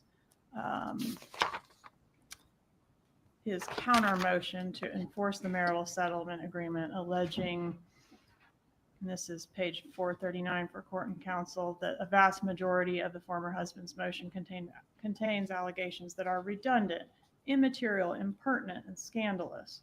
That sort of language, does that sound familiar? It doesn't actually sound familiar, but I would have responded in a motion. So I'm sure my attorney filed something. Did your mom move around this time? I don't think so. Do you remember your parents signing a lease at a place called the Continuum? My parents were spending some time there on the weekends, but they didn't move until 2015 when I was clerking for a judge at that time. All right, so they signed a lease to have sort of a weekend property. Was that in South Beach? Yes. Okay, and that does March of 14 sound right for that? I don't remember when they signed a lease there, but it's possible. Well, when you ultimately left Tallahassee, which we'll get to, did you go to live at the Continuum or at Coral Springs or somewhere else? In Miami at the Continuum. And do you know why they chose to move into the Continuum? I mean, this is about 3-4 months before the murder. My brother had a girlfriend that lived there, and he really liked the property, and he thought maybe my parents might like to retire there. So he was suggesting that they start trying someplace other than Coral Springs to retire. And did your mom add you as a resident to the Continuum on May 16th of 2014. I don't remember that, but to the continuum, the apartment complex had very high security. Mhm. And so it may have been that if you wanted someone to come and not be considered a guest, they had to be considered a resident. Okay, tab 95, please. And the question is, would you have been considered a resident as of May 16th of 2014? And I don't know. So you want me to see whether on this document I was added as a resident? Yes, ma'am. It looks like I was added and my brother were added. And then my other brother was the in case of emergency. And it was in April of 2014. April of 2014. Okay, so about 3 months before the murder? Yes. And that was just so that you could come and go whenever you were visiting? That was my understanding. It's Do wild. you recall a motion being filed by Dan Markel that we've referred to as the grandma motion? No. Did Dan Markel in March 26th of 2014 file a motion seeking to preclude your mother from having unsupervised contact with your kids? I don't remember him filing that motion. Oh, It sounds like if it's a motion you have a name for, then it exists. And in that motion, did Bullshit. you recall, or does Yeah, it refresh your bullshit. memory that he was saying, Grandma, the boys were telling him, Grandma says you're stupid, Grandma says she hates you, and as a result, he was concerned about your mom alienating the kids or turning the kids against him? I remember hearing about this motion. And that is a motion that was never got to be heard, right? That was part of the motion to enforce the settlement agreement, But which was never heard which was never heard because he was killed. because, yes.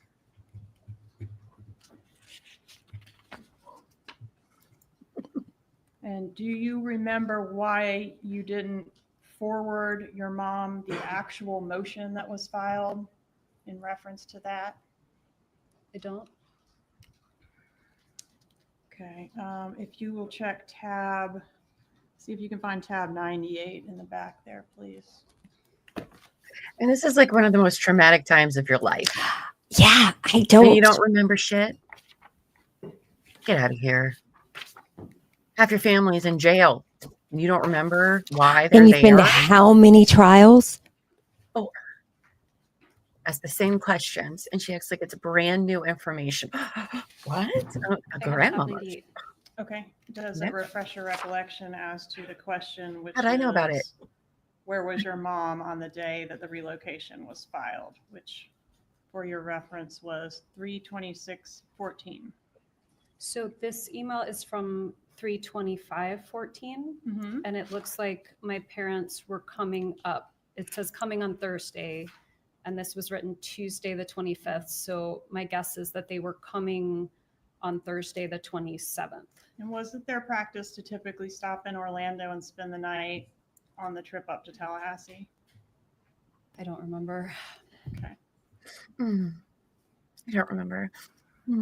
The allegations that are laid out in Dan Markel's motion were sent to you in an email before the motion was ever filed. Do you remember that? I don't remember that, no. Publishing 64AA, a December 16th, 2013 email. This email indicates that Dan Markel is going to be introducing a major issue, grandparental alienation. This will be part of our ongoing effort to resolve outstanding issues. But basically, at the bottom there, Ben announced to me, Abba. What does Abba mean? It's Abba. It means father in Hebrew. Father, Grandma says you're stupid. Okay, and he details a couple, I think it's 3 different instances in which his boys have told him that Grandma, your mother, has told them that you're trying to take my sunshines away. She hates you, that sort of thing. Does this refresh your memory at all about those allegations? It does.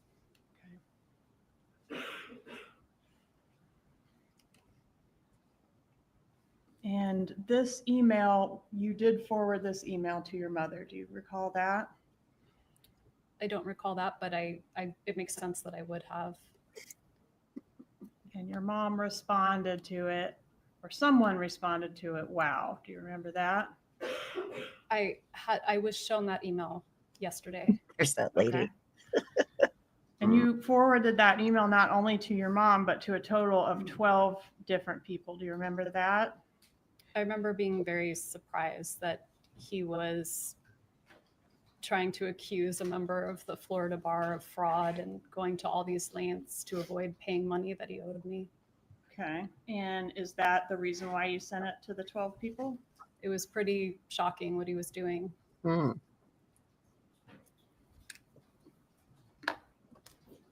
Did your mom respond at all to that allegation regarding her alienating? That guy's Dan's dad. I don't remember a response other than the one I was shown that said, wow, but I don't know if that was my dad responding or my mom responding. But the allegation was in reference to your mom, right? The allegation was in reference to my mom. Okay. And in fact, the next day, because the parenting coordinator was in on the original thread, you forwarded the email a second time to your mom, didn't you, with the parenting coordinator's response? Do you remember that? I don't remember that, but it makes sense that I would have forwarded it. Petty. Do you remember just, let's see, Petty with an a couple I. months before the death of Dan Markel, saying to a friend of yours, I think her name is Jane. Does that sound familiar? I had a friend named Jane. Telling Jane, quote, Danny is a monster.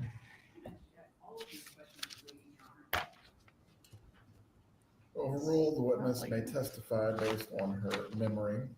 I don't remember telling Jane that I thought Danny was a monster. Okay, was Jane one of the people you forwarded the email to? No. Dan's email? I don't remember. Okay. But it was the same day that you called him a monster. Do you remember that? I don't. Did she not refresh her memory or read these things? Right? Remember, she's a lawyer. So, Come on, Jen McCabe. I know, right? Like, I want to talk if you have this bad of a brother, memory, how good of a Charlie. lawyer are you? Judge, I don't know if you're wanting a recess, this is a good time. It's getting a little tedious, I'm sure. I'm here all day, sister. It's fine. Is it lunchtime there? Yeah, it is. Yeah. It's like noon. They'll probably go to lunch. She's going to be on the stand all day. They haven't even gotten to what she did the day of the murder, which is they bring it up with her, if I remember right. The map of how she drove way out of her way and her things. Yeah. Oh, this woman. I'm so over her. I don't remember. How do you not remember any of this? What type of attorney is she? An immigration attorney. So the reason I'm saying that, you have a lot, it's kind of like criminal. I mean, her memory should be. Should be, right? Should be. But I mean, she shouldn't be like a podcast host like me, memory. Of this witness, we are going to have our lunch break at this point. I am going to remind you once again not to discuss this case with each other or anyone else. Also, you are prohibited from looking at any information or reports concerning this case as well. For the lunch hour, there is a cafe here in the courthouse and also some other businesses within close walking distance. If you choose to eat BS, together, they don't do so. Again, the only prohibitions are what I've previously outlined. buy them lunch. Please return at 1:15, and we will continue with the examination of Wendi Adelson by both the state and the defense at that point. Enjoy your lunch break. The gallery is to remain in the room for right now until the jurors have exited. They may do like Texas, where like I got $58 a day, and that was supposed to cover my time plus lunch. Okay, maybe. I mean, opening statements. I'm ready to put my verdict in, Your Honor. Everyone can be seated. Yeah, it's not great. For the attorneys and the witness, we will have the same report time back, 1:15. Do any matters need to be heard before we go into the break? No, Judge. Nothing to say. Very well. Enjoy your break. All right, so court will resume. So now you just get us. Let me change that to we're on lunch break. They only get you because I'm going to have to leave here in a little bit to go see the god-awful dentist. Oh, I'm sorry. And then go to a county meeting. Until 1:15. Oh gosh, what a day you have. We'll be thinking of you. I'll make sure to have all the updates for you. When you get back. I'm going to be listening while I'm in the dental chair. I just won't be able to listen while I'm at my meeting. Well, I mean, I think it'll still be going on by then. So, and I'm going to go to the store and get some snacks because I'm going to need snacks for these people. I don't know who picks the music for court TV, but not a fan. Not a fan. Do not like them as much as the naming person at court TV. Did you see the title of her trial, Terry? The Matriarch Mastermind Murder Trial. Oh, yeah. They are not giving me gas today. Today, they say it should be painless. They're just taking off the temporary crown and putting the permanent one. And when I have to have my next one and I get gas, because I get gas to get my teeth cleaned, I'll see if they'll let me record it for you guys. Oh boy. I mean, I want to see it. So that sounds great to me.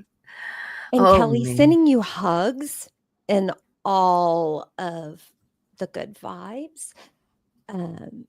I see. Yes, same, Kelly. Same. Yeah. Sorry, you got lost in the comments there. I don't know why, since they've changed everybody's name, for some reason, it's just taking me longer to like read them. I don't know. My brain's not used to it yet. It's very annoying over it. But yeah, so Wendi is playing games. This isn't the first trial. No. She's an attorney. And I have to tell you, I would not hire her as an attorney if her memory is this bad. This is the most traumatic. Well, I guess for her, it's not traumatic. Maybe the arrest of her family's traumatic, but the death of Dan was not traumatic. No, well, it should have been, but it isn't. Yeah. I mean, even for her kids' lives, right? You would think you would know everything like the back of your hand, if you're innocent of things, right? Yeah. Right. I just want to know what she says to the kids. Well, she said she didn't think her mom was controlling or had any outrageous behavior. And I'm sorry, but if you think that, then she's gaslighting herself. Yeah, you're probably not trying to break the cycle.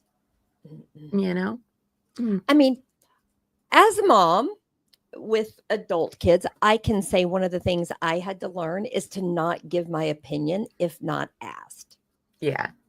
Just like when I became a grandmother, I did not give information unless, the comment was made, maybe I should go Google and see what I should do. Then I would say, well, back in my day, we did this. Yeah. But it's hard, but I'm sorry. Donna didn't give her opinion. She gave orders. She did. She absolutely did. They all sound like orders to me. And okay, maybe she was just humoring her unhinged mom, but when you add everything together, it's not quite like that. I can't help but wonder if Harvey's happier with Donna being away, because maybe he can make decisions for himself. I don't know. She probably calls him every single second of. I can't even imagine what her jail phone call bill is that she spent on minutes. Yeah. That's not a good picture of her at all on the court TV. She put on weight, Donna. Oh, yeah, I guess you can. Oh, yeah. Yeah.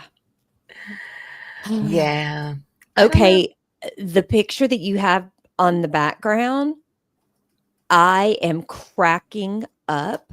Oh, that's the Harvey picture. Oh my gosh, that is dead on. That's the Jeff Dunham guy. Jeff Yeah. Dunham's.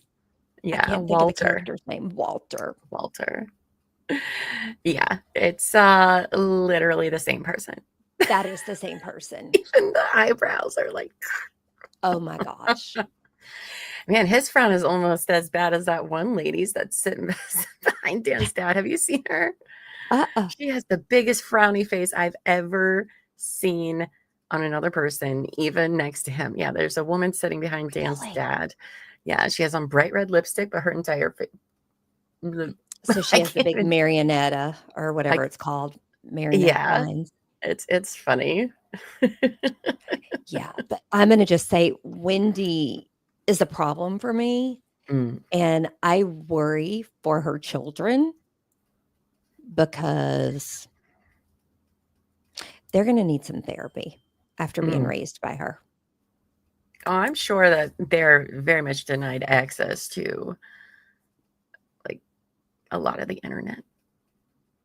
Yeah. Which they should be. They're like young teenagers. I'm very much on like my kid's online, but he's also like there's no social media for him.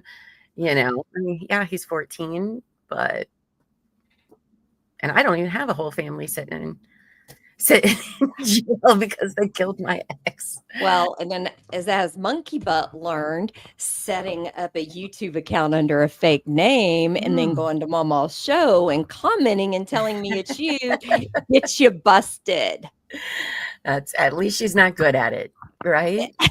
At least she's not good at it.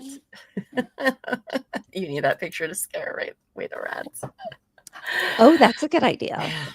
Yeah, there's something. I think Wendy's going to be on the stand all day today. Yeah. I want to know how she is just so. Yeah. I mean, you would think she was at lunch just having conversation. There's no outrage. There's no emotion. There's. I mean, I don't think she has any. You know, one of the first questions that they asked her was like, oh, does your mom have emotions? And she's like, I think we're all emotional. No, you guys are not appropriately emotional. I mean, okay, it's been 11 years. All right. So I would give, even if she wasn't all caught up in all this, be like, all right, it's 11 years. You know, maybe you've resolved your grief. I would even be angry that I'm on the stand again. There would be that kind of emotion that like, how dare my mother put me in this situation where I'm having to get up here? I mean, there doesn't seem to be any of that. She's just pissed her mom got caught. I think so. That's a very good point. I think so as well. And I do think that Wendi probably thinks that nothing's going to happen to her. And I don't see how that's possible. Like, I have seen conspiracy cases with less. I know. We just watched some and I was outraged. All right. No. But for my book, they already got enough for her. Yeah. I still, and I'm not an attorney, I still think they're waiting for this trial to be over. Oh, I think so. Yeah. And I also think Harvey is going to get some accessory at a minimum after the fact. At a minimum, right? Yeah. I would think so too. But I don't know. We'll see. We'll see how that goes. But so because they don't have Harvey or Wendi with an I on any of the wiretaps or anything like that, which is probably why they haven't been. Right. Just because they're more concrete with Donna and. But remember, or at least Harvey, that we know of. Wasn't he still on the phone when the thing hung up with Charlie in jail and Donna was talking to him about their plans and what they were going to do? He's on that. And there was enough incriminating stuff there. He was going to harbor a fugitive or help whatever it's called get away. But she wasn't a fugitive at the time. That's right. They hadn't. That's why they hadn't done any charges with Donna. Right. So technically didn't do anything illegal there, as far as I'm aware, but does not look great at all. And Harvey going with her. Harvey was going to go with her. Yeah. What was his plan? Was he just going to stay in Vietnam? What about his practice? What about? Well, I think he's at retirement age. If he has a good practice manager, they can still run the practice, because I don't think he was actually doing the work. He was still just owned it. And there's other dentists there doing it. So it's still money coming in. That's a good point. Her hair today is so bad. I mean, like, listen, I didn't brush my hair today either, but whatever she has going on back there, what is that? I'm like, we know she has money. She could have gotten a proper blowout. It's like $50. Okay. I mean, my hair doesn't look great. All I did was blow dry it, but at least I know to comb down the back. Oh, it's fine. I hate Wendi, so I have no problem saying bad things about her. I know. I'm like, I shouldn't be judging other women. I try really hard to not judge people's appearance. Oh, but for you know sure. what? She's a POS. Yeah. She sucks. She goes with the POS. She goes with the POS. She sucks. She sucks a lot. A lot. Where's she living at now? I think Colorado or Texas. I don't know. And it makes me think of here. You changed your kid's last name because you didn't want all of this around them, but yet you're sitting here on national TV and your kids have that last name. Exactly. Of the two names, I know, they have the worst one. I think I would have given the kids more compassion if you would have had the other name. Mm-hmm. So when I pick up candy today, is there a candy I should try? I can't do the Airheads. And then I tried that other one when we were in Ohio. But I am going to try a new candy today. I'm telling you what, those nerd gummy clusters, man, are amazing. Are they real sour? They're tangy, but also sweet. Like, more it's a good or balance. Less than a Sour Patch Kids? Oh, less. Oh, okay. Less for sure. But it's like the best combination of like crunchy and gummy. Airheads or gummy. Nerd clusters. I'm having to write it down. I'm out. I had a little reserve, and then my niece and nephew, one of them, ate them. I would offer to buy you some, but by the time I mailed them to you, you could just get your own. Yeah, I think they're pretty good. What else did I have? I also had the Jolly Rancher gummies. Those were pretty good. I was say I've had those. Those are good. New. Do you mean tell you my Post-its in case anybody wants to know? They say, "Oh, for fuck's sake." One of my favorite phrases. I think I got Twizzlers from my snack today. Twizzlers are my go-to. Are my go-to. I had some gummy bears, regular gummy bears at 3:00 this morning. Oh, okay. I don't know why I've been on a big gummy kick lately, but it looks like I'm probably gonna have to go to the grocery store tonight because I am almost out of creamer, and that is a crime. That's a crime because you use some creamer. Have you tried the salt yet? Try the salt. No, I keep forgetting. I promise I will try that eventually. Maybe I'll just move the salt. Maybe that might remind me if I put it next to the coffee maker. Well, I saw something that I want, and I'm going to put on my Christmas list. They have a pink single serving Keurig. Oh. So just 1 cup. You pour the water in and make your 1 cup, kind of like what they have in hotels, but it's pink. How do you live your life with only drinking 1 cup of coffee? No, you just pour the water in it so you don't have a reservoir for water to sit in it. So you just take your bottle, pour it, drink a cup of coffee, then make your next one. Oh, but it's pink, and I think I need it for my office now that I'm getting my office back. Oh, yes. Yes. If it's for your office, yes. I'm going to put it on my Christmas list so then I wouldn't have to get up and go get coffee. I'm definitely going to need one of those. You know, the one thing I do keep keep waiting for Wendi to say, and just because I'm weird that way, I keep waiting for her to say, well, now I'm a soccer mom. I know. I mean, I'm just a soccer mom. Just a soccer mom. I'm just waiting. Is she a practicing attorney? Yeah. In Colorado? I don't remember if she's in Colorado or Texas now. I believe she still is. I'm going look. Yes, Simone. Terry was talking about a pink Keurig. Yes. Everything pink for Terry. You know what they do? I saw this on our local Reddit yesterday. Elbow Feet showed it to me, and our atrium area, they had the goats out to mow the grass at the atrium, and I thought of you. So they have a company here in Austin. If you are really overgrown your property or something, you can hire them. They will bring a trailer full of goats and bring the goats. It's amazing. To do your yard. Oh, Jen and Wendi, could you imagine? So People Magazine says that she's living in South Florida as of March 2025. Oh, so she moved back? Or she has multiple places, probably. Who knows? Could you imagine if she was in Austin? You'd be like, well, I'm going to go visit her soon. Oh, honey, I would go find her. Oh, boy. Oh, boy. Uh-oh.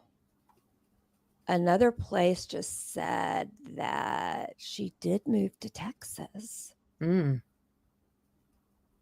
I just her complaints about, Dan became, super duper religious and Dan wasn't going to leave because he's a professor and he's working on his career, blah, blah, blah. You literally knew all of this when you met him. Right. Because they were old. It's not like they met in college. No, they were two grown-ass adults with grown-ass careers. And then you just want to be like, oh, well, I didn't know. How would you not know? Because it seemed to me Dan was the kind of person where his career really did matter to him based on his education and all of that. Why are you acting surprised about it? She does live in Austin, Texas now. Uh-oh. She has not been admitted to the Texas bar. Oh, okay. Oh, well, we know where she is right now because she's on the stand, but and in case you don't think Terry would do that, she absolutely would. Okay, absolutely would. I am going to find where she lives, and maybe I can go there outside of her house and I can do some filming. Nah, you don't want to harass. She has children. She's in Florida right now. Well, I know that, but if you filmed her house. Oh, if I filmed her house and everybody would know where her house was. And that's not safe for the children. Thank you for and they're keeping important. Me in check. You're welcome. That's what you pay me the big bucks to do. But if I follow her and I see her out in a restaurant, I could go up and video her. I mean, technically, yes. Technically, yes. As long as, again, she's not with the kids. Because the kids didn't do nothing wrong. That is interesting that she did not become part of the Texas bar. What is she doing for money? Maybe living off her parents' money? Yeah. She got a shit ton of money from Dan dying. She gets $4,800 a month for the kids' Social Security. His life insurance was $2 million or something like that. She also got a buttload of money from Dan's murder.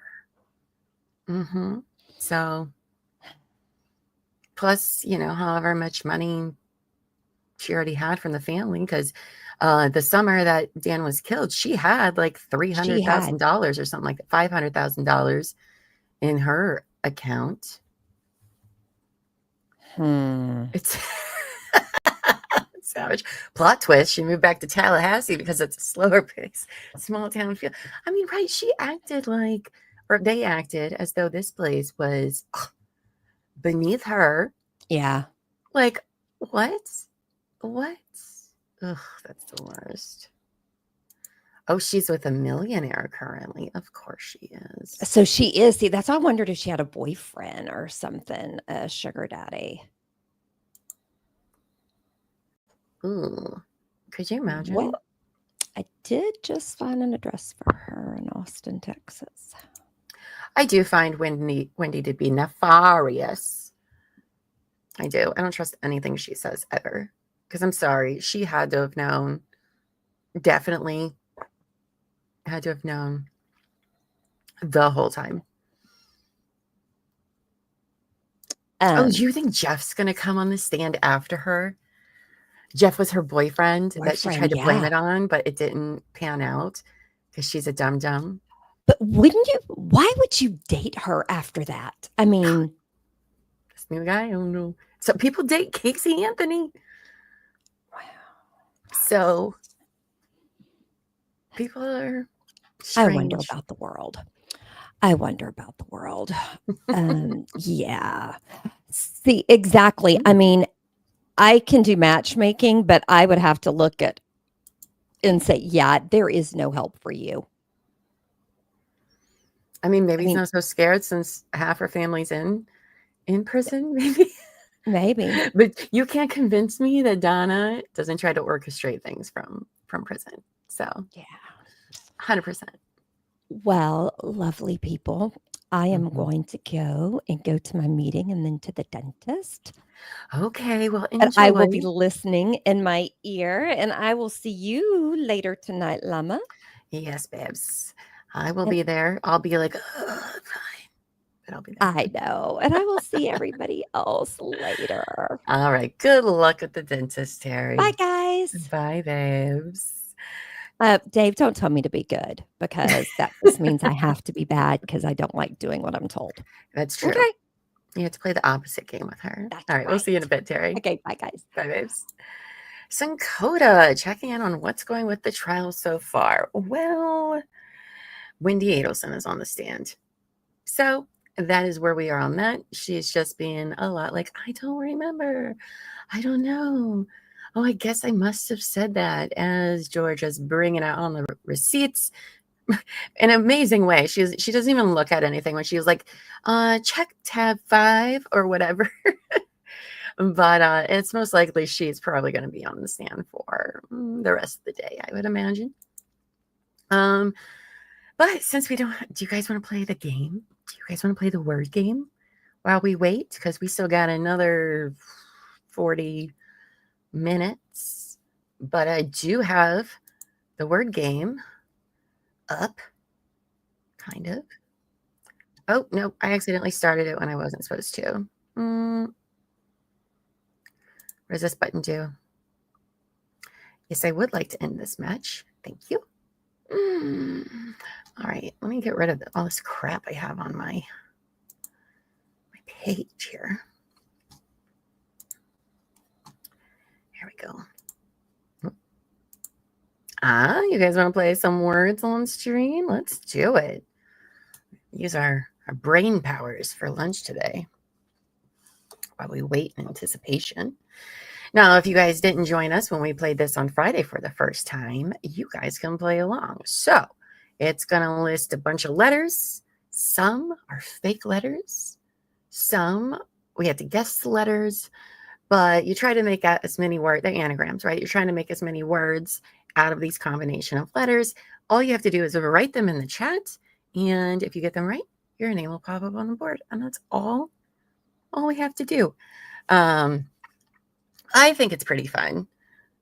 So let's do this for a little while because I don't really have anything else to say regarding that. Oh, is this one better? Oh, no, that's too much. Nobody needs all that. Yeah, that's as big as it goes. I forgot. All right. Who is ready to play? Now we work collectively, but there is a ranking on who has the highest score. All right. You ready, kiddos? Let's do it. Let's start. Okay. Oh, there's a big letter word. Okay. Or I'll play by myself. That's fine. I'll do that too.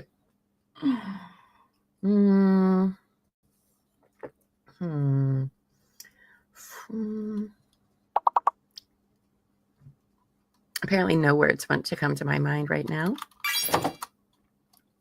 Oh, Kelly, look at us putting in the same answers at the same time.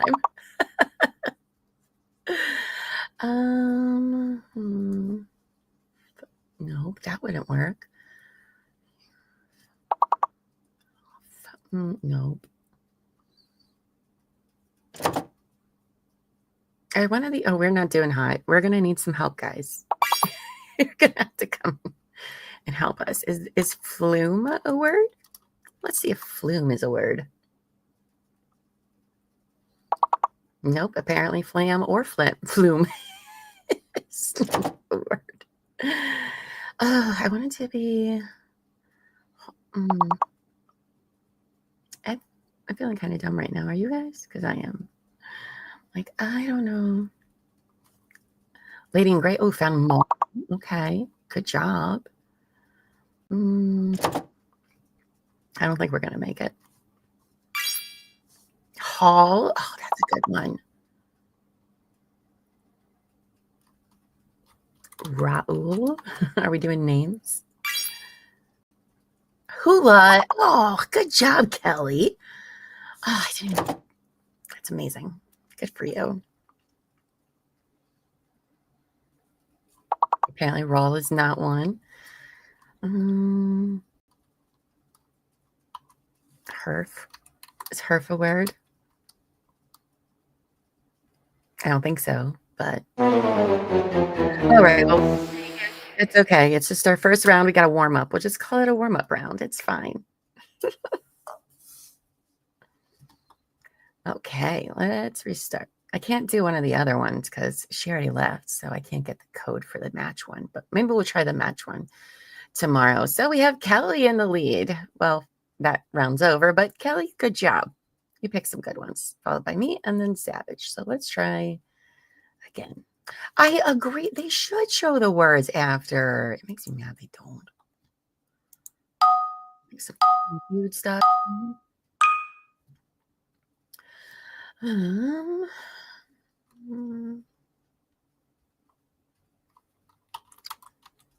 that only because Buffy ain't here?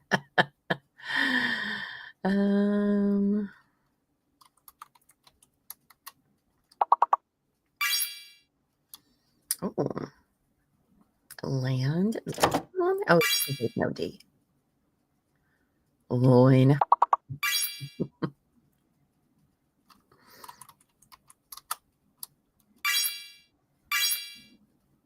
All right, look at us go. What is that? Oh, no, that can't be right. There's only one in. Damn. Whoops. Wrong button.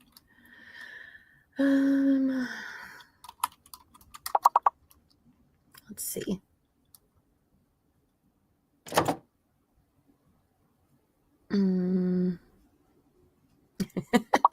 It's me, Mario. Sigfredo. Lane. Okay. I didn't know that was a word. Oh, loan. That was a good one, Dave.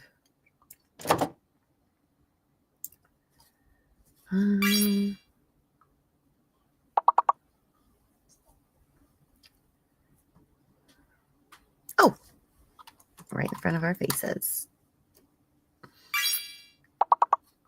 Goodness. I think we need one more. Or no, I think we hit the goal. Maybe not.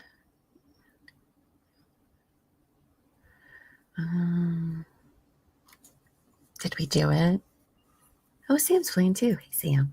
No, we didn't get it. Oh, that's okay.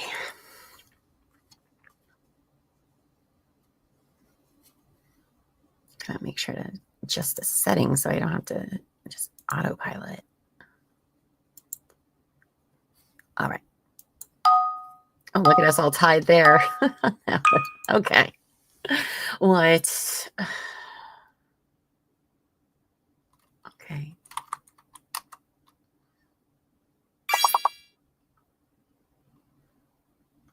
I know, where is Buffy? She's probably editing videos or something. What are we supposed to do with these letters?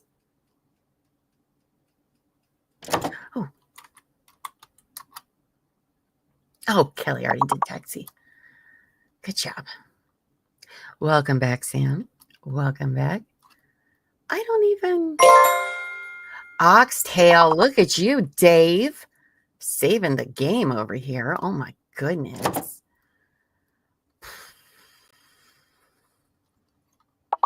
I know that's not how you spell it, but maybe... I don't know.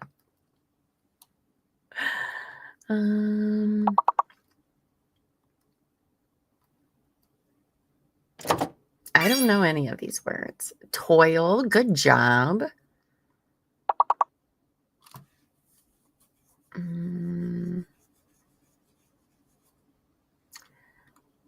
No, that's not right. Is that a word?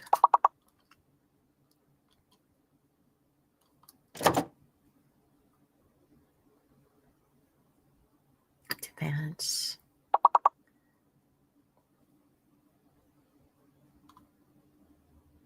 I have no idea. I feel like they're giving us really hard first levels. And we lost like 10 people, but that's okay. Oh boy.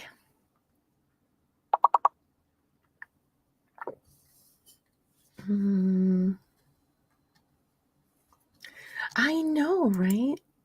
Right? I feel real dumb right now, Kelly. That's okay.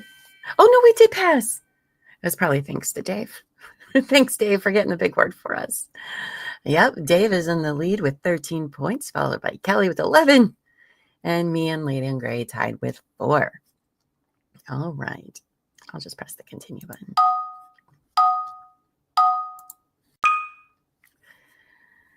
Okay.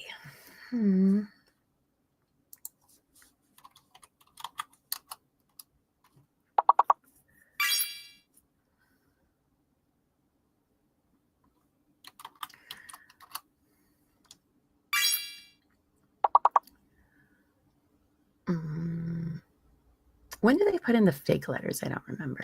Try that again. Oh, there we go. Remember, if you go too fast, it won't register your words, so you kind of have to wait like a second or two for that to happen.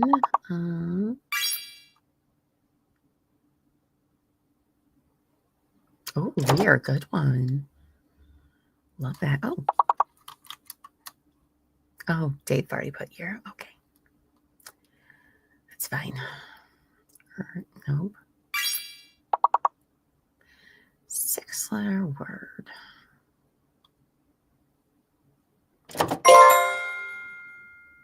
Artery. Good job, Savage. Look at you. Look at you.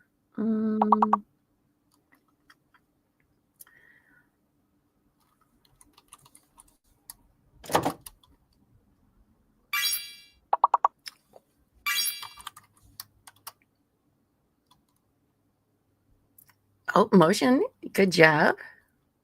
Thought you were taking a break.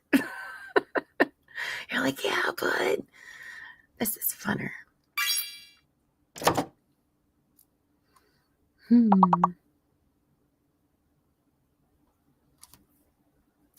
We got all 4 4-letter words and a 5-letter word. Retry. Good job. Savage, you are on fire this round.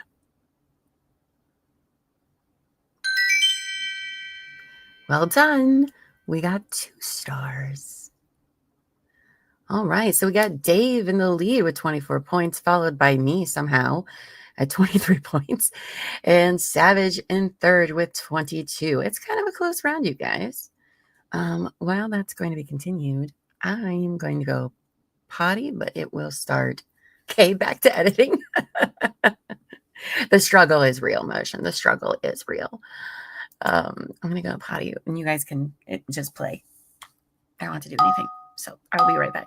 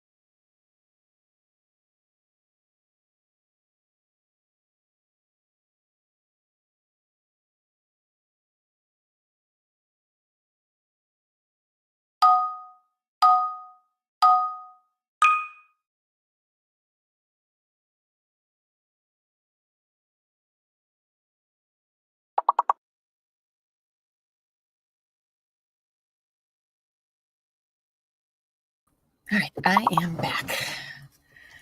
How'd it go, guys? All right.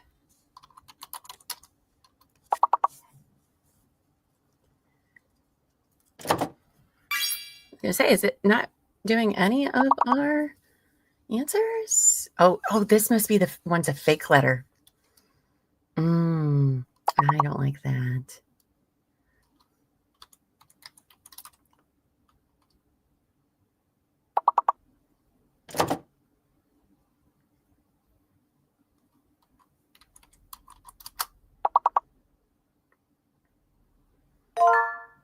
Okay, so the T is the fake letter, guys.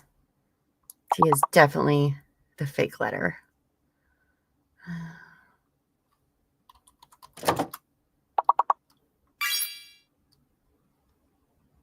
Yeah, I got one. Okay. Holding. Oh, good job, Savage.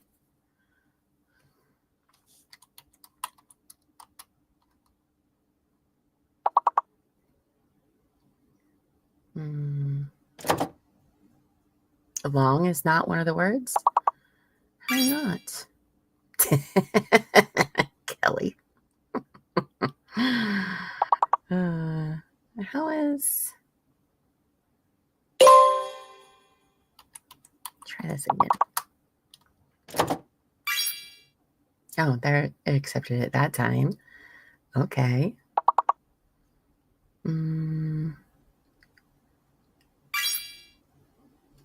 Oh, yeah. Oh, dingo. Nice. I don't think we did it.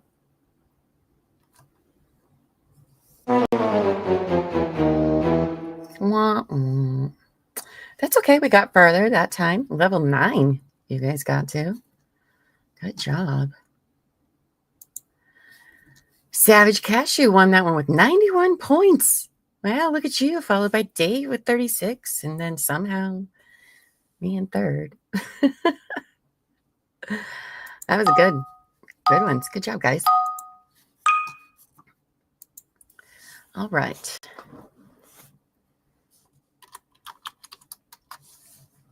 Dave will be back shortly. Okay. Rod. Not you, Dave. That was the word I picked.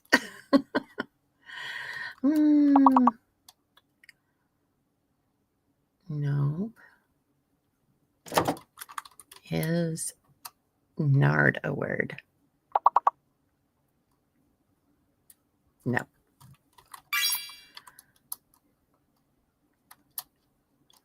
Oh, Lady in Gray is back in the game.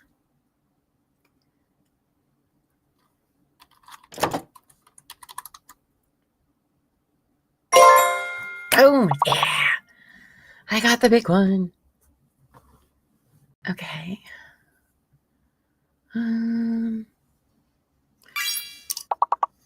Rough. Oh, good one.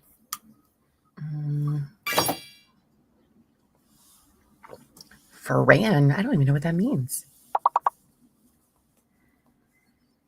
Oh, no, there's not an E. That's an F.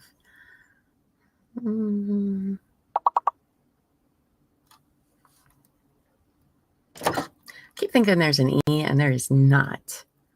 Not an E.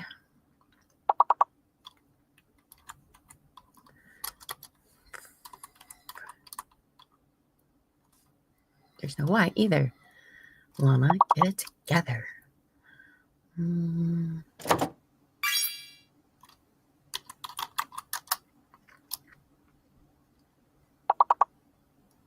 No? Okay.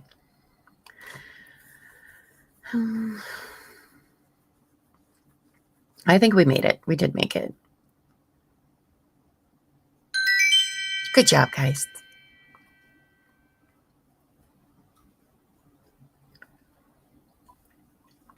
All right. We have me in the first place with 33 points, followed by Lady in Gray with 21, and Savage Cashew at 13. Oh, and it's trait time. Just in time. We still got like another 30 minutes before court comes back, so We got lots of time to play around. Okay.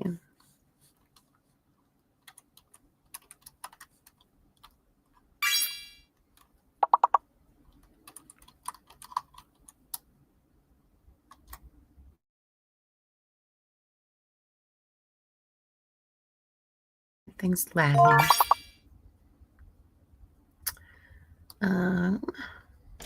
Good job.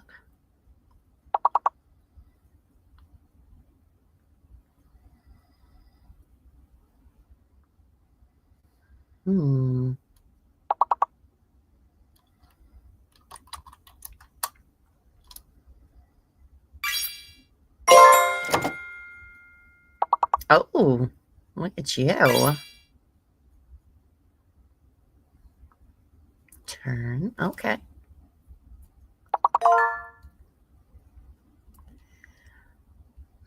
Both versions. That's great. I love that. Oh.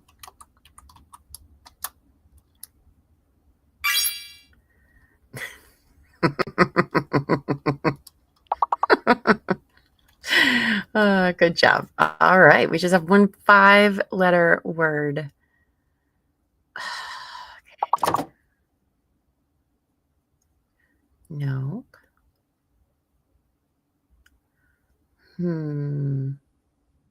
I did recent. I don't know. Is this our word? Nope. Enter. Good job. Look at that. Perfect. Good job, Savage. Savage is killing it and is in first place now with 47 points. Myself in second with 45, and Lady in Gray in third.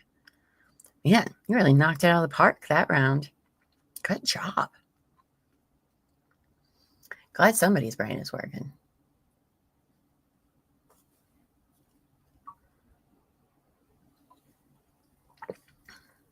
I busted out the Red Bull and everything.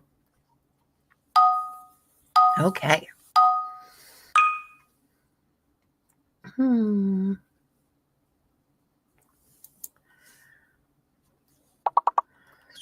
Okay, this is not helpful.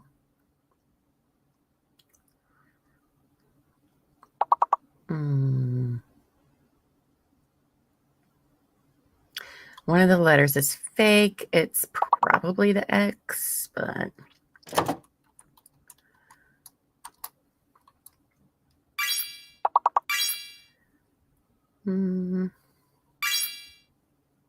There we go. Getting some answers. Do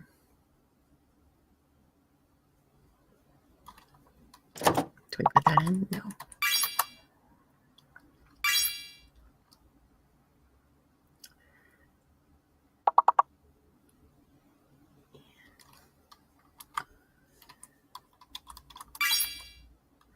I don't think that's how I spell that.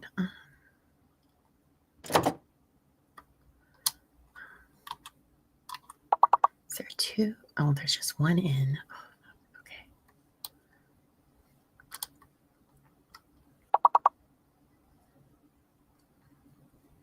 Well.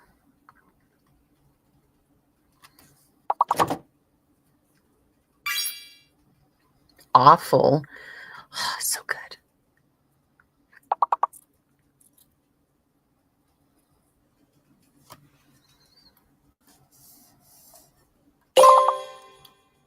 Oh, yep. X was the faker. Lawful. Look at you go, Mr. Smarty Pants Savage.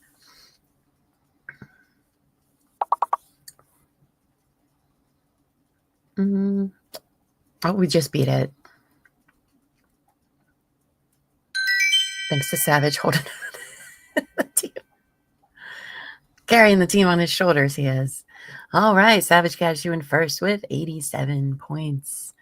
Followed by me in second with 56. Third, Lady in Gray with 40. All right, back to level 9. Gets us.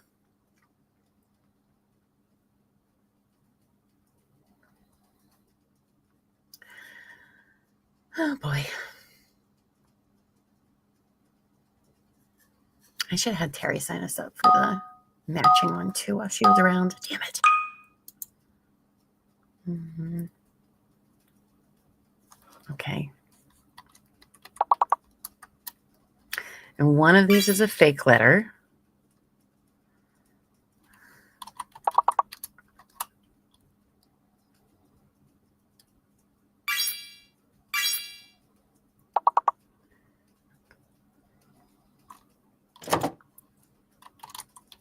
Oh, somebody already had that one. Mm-hmm.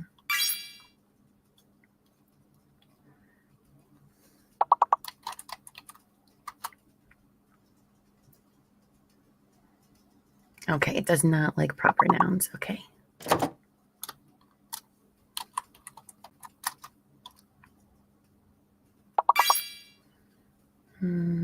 Oh.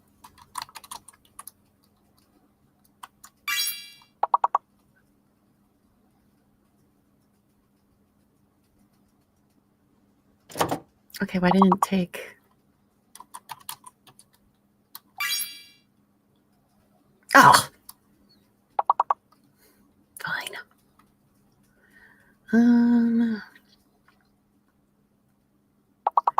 Got that one already.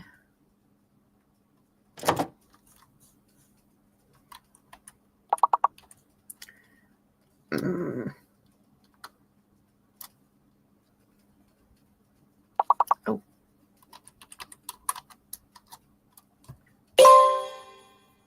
Ah. That was already a word. Oh, the Z is. Okay, well, I wasn't planning on using that anyway. Oh, we have that. Oh, I don't think we beat it, guys. No. Farts.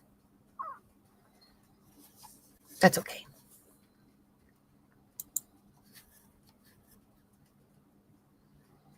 All right, Savage won that round with 117 points. Look at you. Second, myself with 70, Lady in Gray third with 40, and Sam with 26. But now we can restart. Clear board. Clear board. Oh, thank you. On Top's X with the super chat says he's going to the gym where I'm a star. Well, the more intelligent than I play the game. Oh, you're fine. We all work together. It's a team thing. Oh.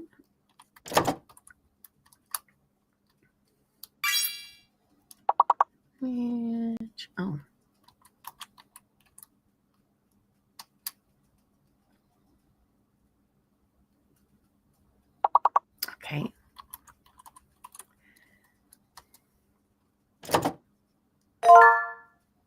Oh, look at us putting those in at the same time. Very close. I love that. But you're taking us with you? Good.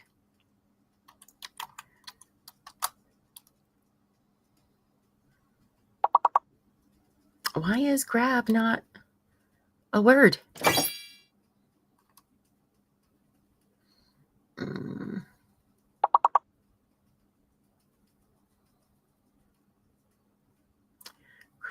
No, that wouldn't be right.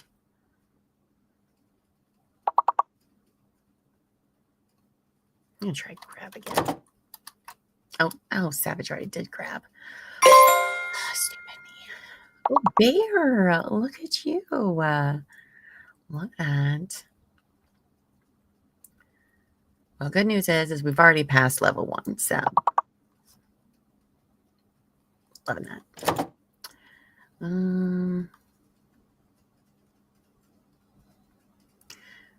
What's the other word that? No.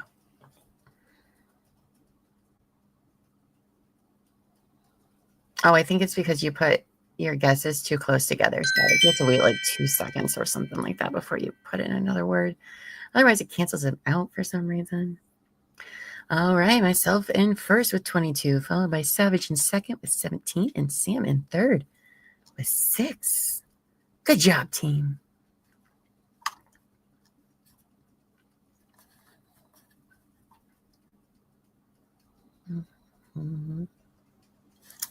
All right. Hacks.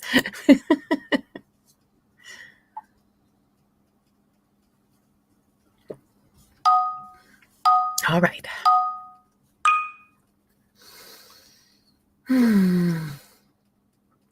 Cool.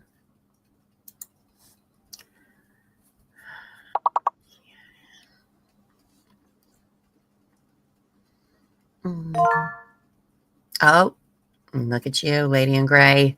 Good job.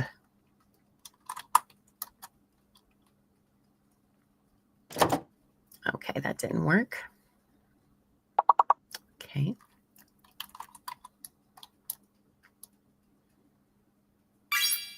All right, Dan works. Oh. Now I know that it doesn't have a problem with cursey words.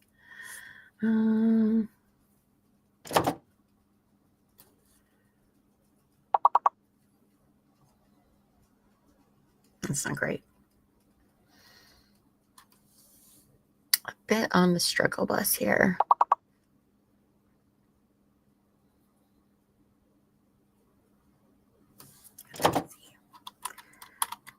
I don't think that's a word, but that's okay. Oh, moan. Good job. Nomad. Oh, you guys are so much smarter than me. I'm just putting in words that aren't words, apparently.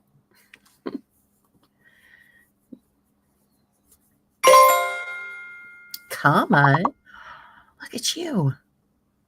All right. Well, we definitely passed that round, so thank goodness.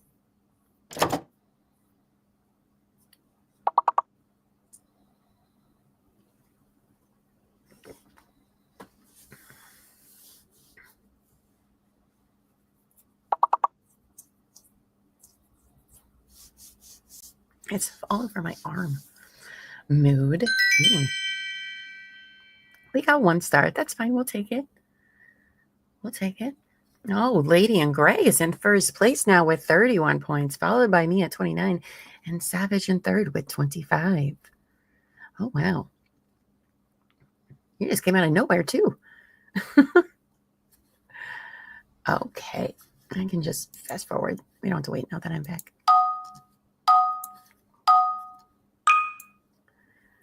All right. There is going to be a fake letter.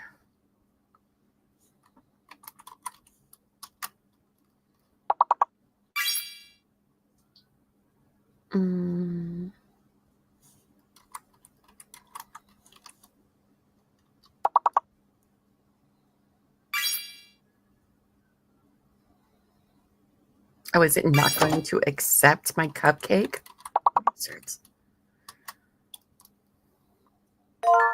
Thank you.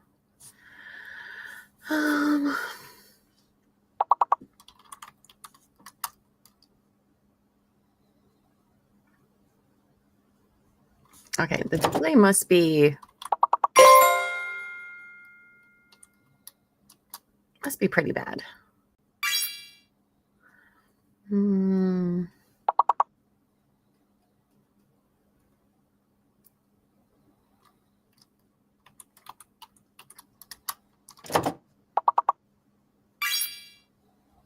Yeah. Back. Oh. Knocking it out of the park on this one. Heck, we already got pen.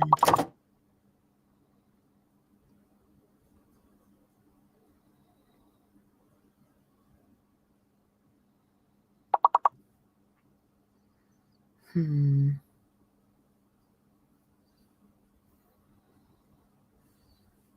already got keep. Okay. Well, I got nothing on the last one. That's okay.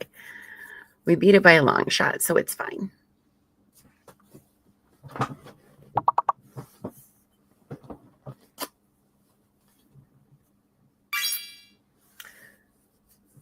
Oh, Amos popping in out of nowhere. Hi, babes.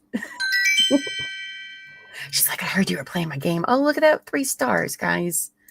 Yay, us. Oh, Oh, I'm in first with 76. Oh, my goodness. Lady in Gray in second with 49. Savage Cashew in third with 37. Good job.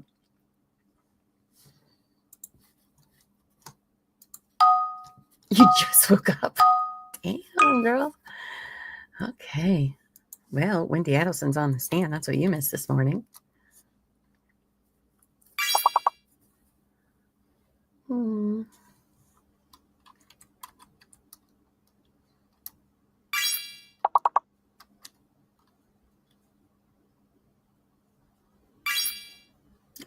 does not want to do my words. Okay.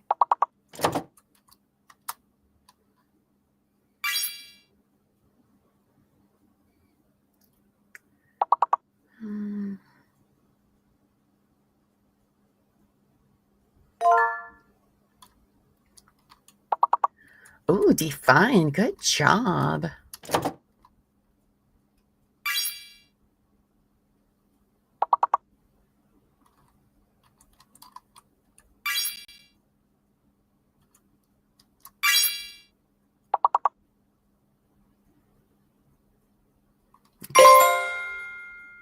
Oh, and look at you, Sam. Good job.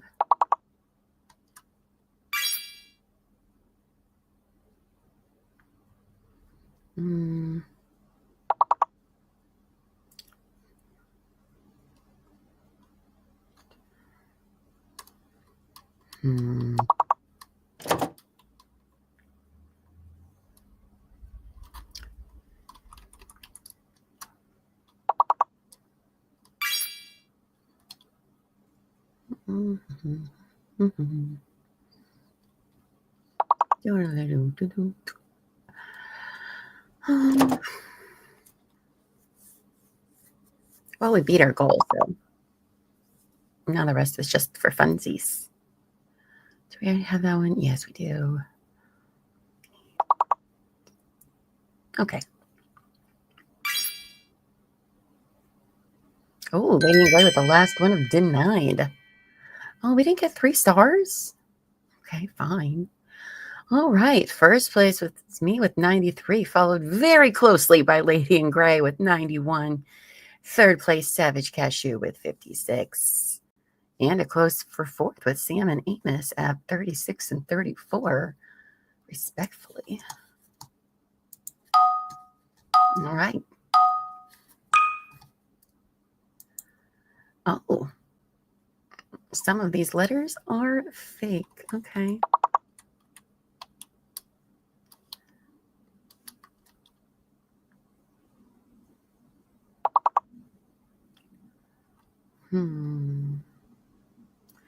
No. Okay, that wasn't one. Cool.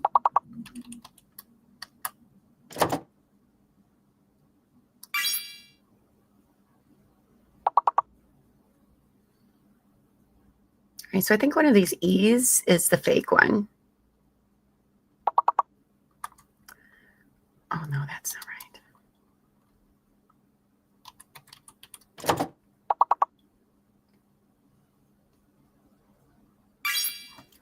Am I just not typing things?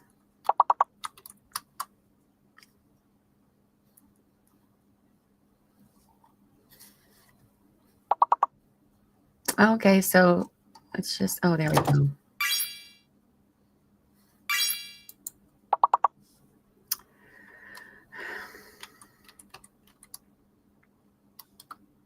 Oh, no.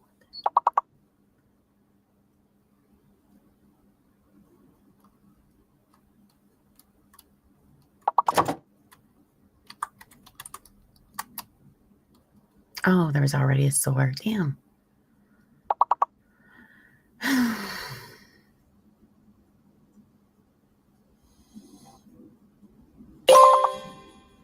No, the L was the fake?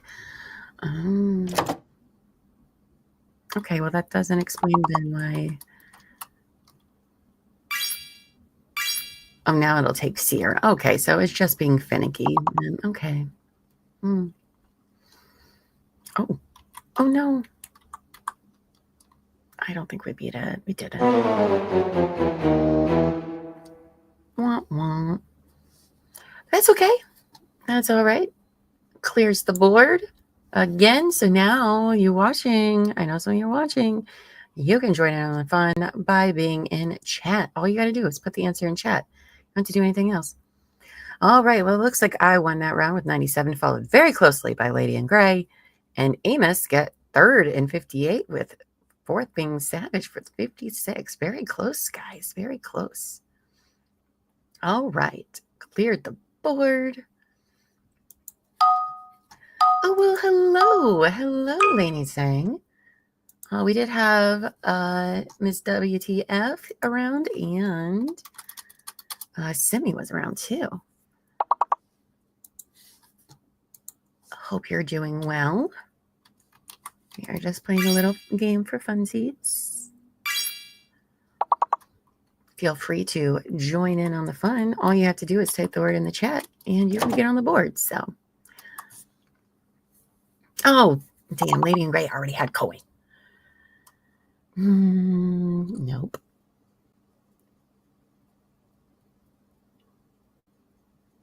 Oh.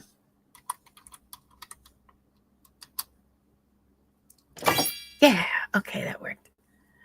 Oh, there's another 4-letter word, but I don't think it's on the board. Conduit. Look at you, big brain Lady in Gray. Oh my goodness.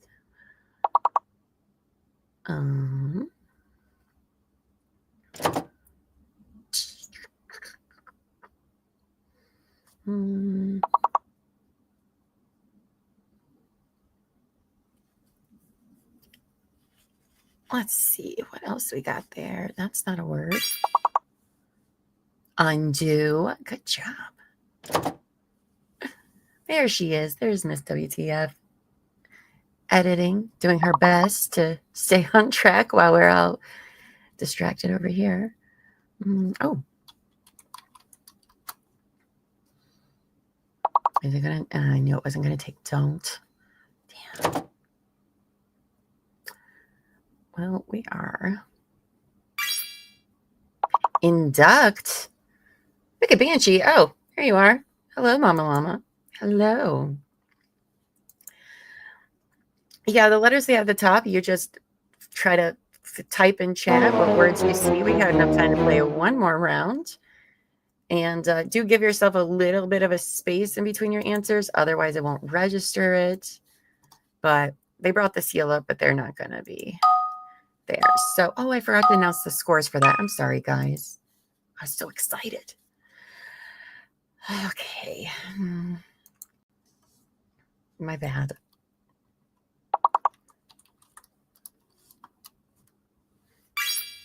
Did you see I saw Amos as word in that too? Okay. Oh.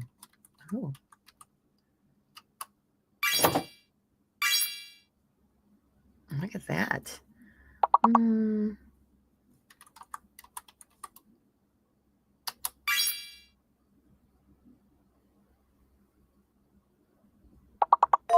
Really?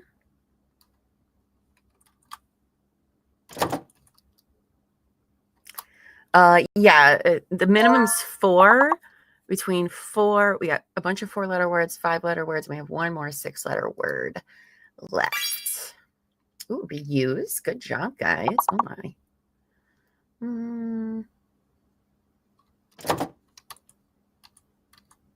Oh no, that wouldn't be right.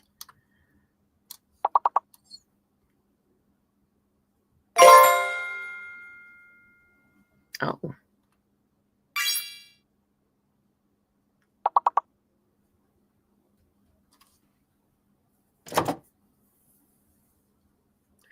Let's use pure. Okay, so we have 2 5-letters and the rest 4 letters.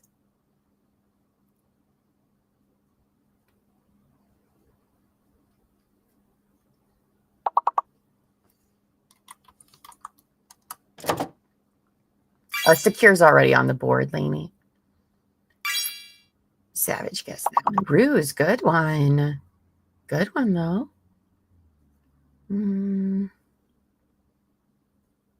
That's okay. We beat this round. We got 5 minutes before they were told courts should be back. So,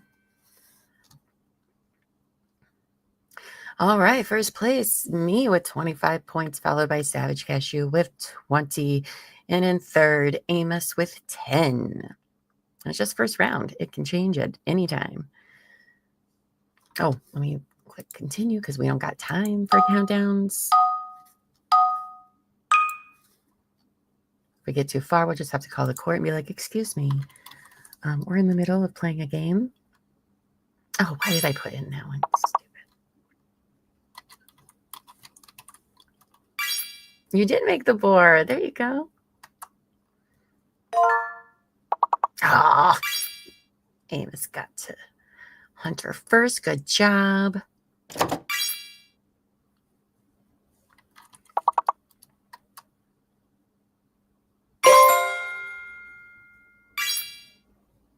Okay.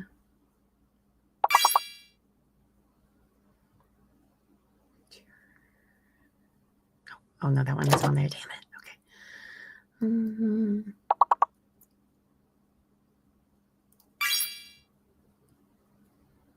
Tuner. Oh, good job.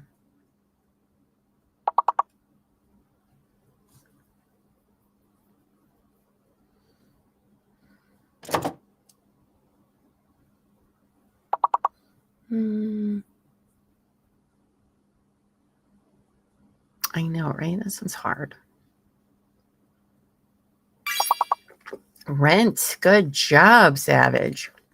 I got 3 more 4-letter words. Is that a word? Hello, Pilola's mom. Hello. Hope you're doing well. We are just finishing up the game. Court is not back quite yet. They're supposed to return in about 3 minutes. You only touch rent 2 times. It gets finicky like that. That's why this is all just for funsies.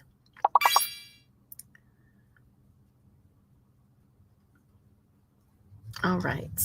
So with that, ooh, we got 3 stars on that one.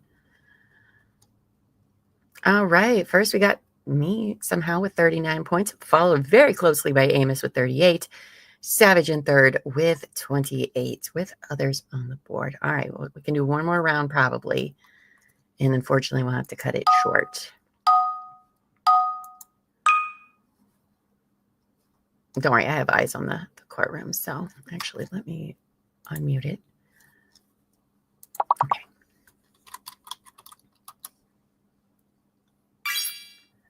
Yeah.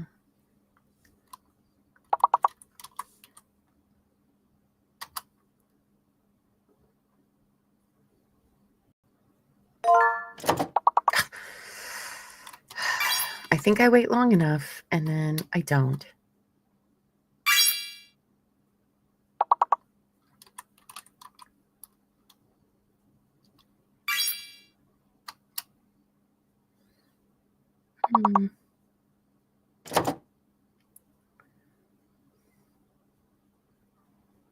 Nope.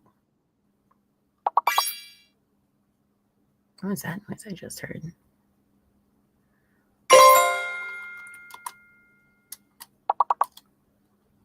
Ooh, encore. Good one, Lainey. Well, hello, Miss Shorty. Is this really Miss Shorty, or is this Ms.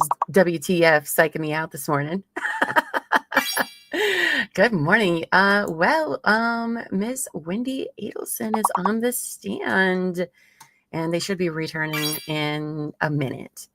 So they have not yet. That is where we are. She is being, Wendi being Wendi. Oh, I don't remember. Oh, I don't know. I don't remember. I don't think it was like that. Okay. Oh, did we do reef already? No.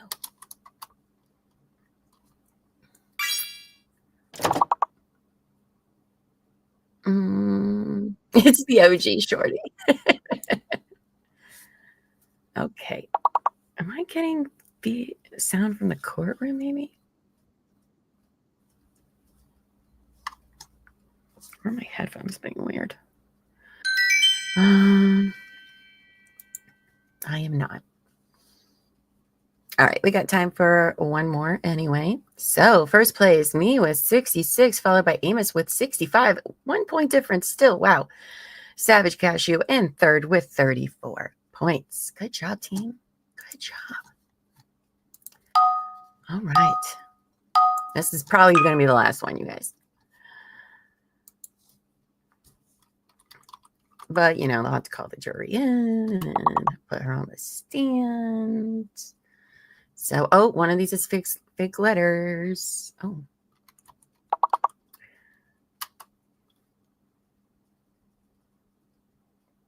Okay, is the L the fake letter then?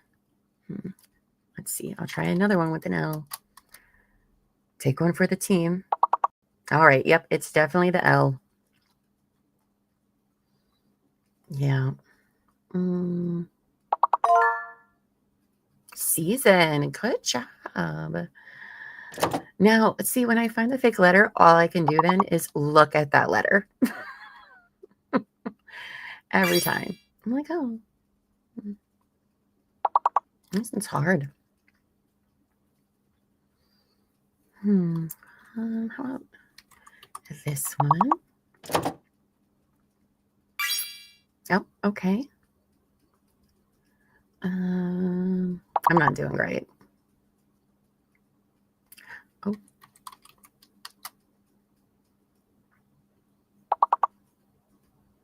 No, low. Oh, that's because L's the fake letter. Oh, jeez. It's so stressful. Noses. Good job. We're not doing great, guys.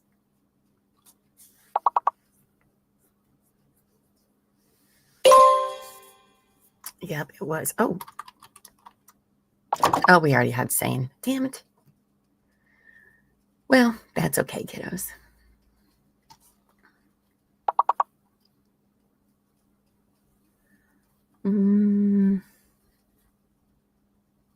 Well, we did not win. We did not win, but that's okay. Womp, womp. Those fake letters get me every time. Every time. Then it's like, oh, I'll just think of all the words using them. Congratulations, Amos, for winning. That was 78 points, followed by me, 70, with Savage at 40. I'm going to click this exit, and I hope it doesn't kick me all the way out. Okay, it doesn't. Okay, good. Well, you guys, I'm going to switch us back to the court because it should be any minute. And obviously, none of us want to miss any of that. So that was fun. We should have been on that one. You should have been here for the first couple rounds. We couldn't even get past round one. And that is no slight to anybody. I definitely was not having a hot day. There's a few other ones. There's like a matching one. I think I'd be better at the matching one, but I'll try to set those up later tonight, and then maybe we can do those tomorrow. There's that, and then there's a trivia one that I found. But you can only like play it like 3 times a month for the paid version. So excuse me. But yeah, if you guys missed the morning, Miss Wendi Adelson is on the stand, being, you know, as kind of dodgy as ever, being like, I don't remember that. I don't think so. And then, of course, Georgia being like, really? Okay, let's go to tab 58. There you go. There it is. Did you say that? I guess I did at that time. Ugh, she's unbelievable. Really. We're all very frustrated with her because obviously, one, you're a lawyer, so your brain should be good, I would think. 2, this is a very traumatic time happening. Then half your family's in jail. You've testified 4 times. None of this should be brand new, you know, information to you. So you being dodgy is suspicious. That's what happens to you. Yeah. Same. We are bonding. We are. I love that. You didn't sleep last night because it was rough Big Brother feeds. Oh, I have not. I woke up like I wasn't awake to check Big Brother this morning. We'll just put it that way. Right? This isn't the first time Wendi has played this game. And That's what's so frustrating about it. They did tell the jury that she has partial immunity. Her lawyer is there, by the way, for when defense, goes to cross. I'm sure she's going to plead the fifth on a lot of things, so that'll be interesting. You fell asleep at 6:30 this morning? Oh. Well, I hope he's home safe by now. Don't blame you there. Don't blame you at all. Lainey says, Miss Shorty, my deep dive was highly successful. I feel like I'm totally filled in on all things everybody was aware of. Yeah, I think Miss Shorty, Friday night, I was in her chat for a while when they were rewatching opening statements and all of that before I had to leave to go to our 2K subscriber party. And then I think y'all were watching your shorts, because she has a whole bunch of them, like 80 something, about Charlie. I wasn't able to make Saturday because I had a family day all day, but she has great stuff over on her channel. She's fantastic. Well, we love her, we support her, and vice versa. So if you haven't yet, be sure to go over and subscribe to her channel. So she covers trials as well, but not like every day. I hope that's right. I usually see her on Friday nights, so after I'm done is when I've seen her the last couple of weeks. Anyway, go over there, subscribe, do all that fun stuff. Wendi is a horrible person. That is true. Oh, Miss Shorty, you still here? Wait till you see Wendy's hair. I'm going to see if she fixed it during the lunch break. I wonder if somebody was like, oh, so your hair, girl, you need to do something about it. It straight up looked like she had like a bump it. Yes. And it was so weird. It was like she had bad head. Her hair looks great. I don't know about that. I don't know about that. Oh yeah, Camp Shorty's on the weekends. Okay. I am not good at everybody's schedule, but I will be. Oh, the link for her channel? Yeah, give me a second. I will happily pull that up for you and drop that in chat.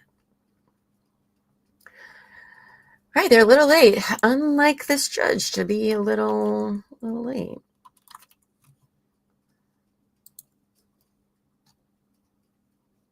There you go. Here's a link for you guys. Putting it in chat now.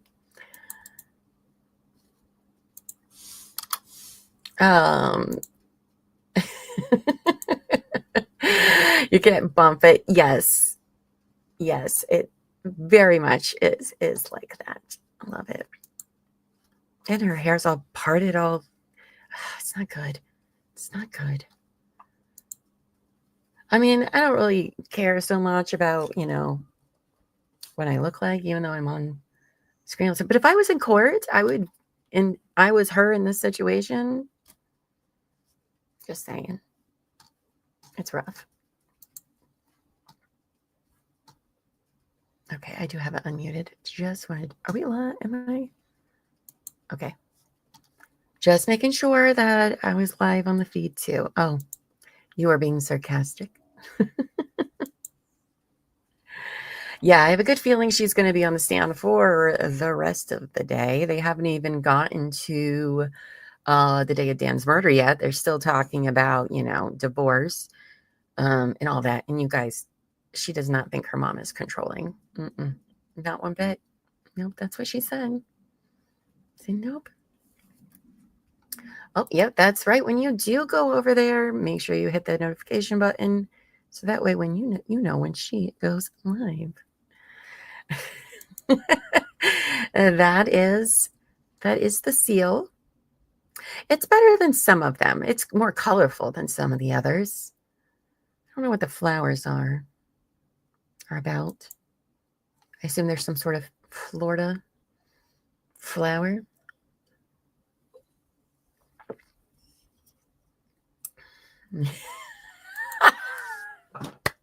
Oh my God, it does, lady. I'm never going to be able to unsee that. That's great. good stuff. Yep, for those that are just coming back, make sure you hit that like button because it lets everyone know that we're live and that this is where the party's going to be. The birth of flower. Oh, I wonder if they'll hold a contest to like redesign state seals. Yes, thank you for that, lady. I appreciate that. Oh, man. I don't like when courts have like this really dark wood. It's very, I don't like it. Oh, here we go. Okay. Is there anything that we need to address before the jurors re-enter the room? All right, Ms. Adelson, if you please can come back and take the witness stand. All right, I'm going to go use the potty real quick so I don't miss anything. Burp.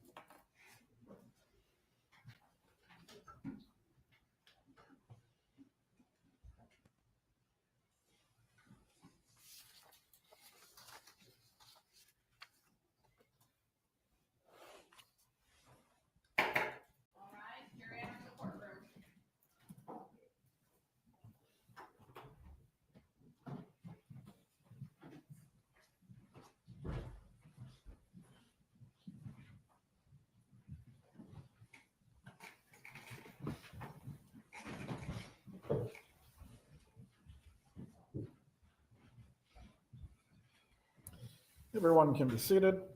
Ms. Kappelman, you may resume with your examination of the witness. Thank you, Judge. Ms. Adelson, I want to ask you a little bit about your brother, Charlie Adelson. How is he older or younger than you? I'm the youngest of the three children, so both my brothers are older than me. How much older than you is Charlie? He's 2.5 years older. And in the time frame 2013 to 2014, how much time were you spending with Charlie Adelson? I don't remember spending a lot of time with him. I was in Tallahassee most of the time, and he was in South Florida most of the time. Did you speak with Charlie regularly during that time? We did.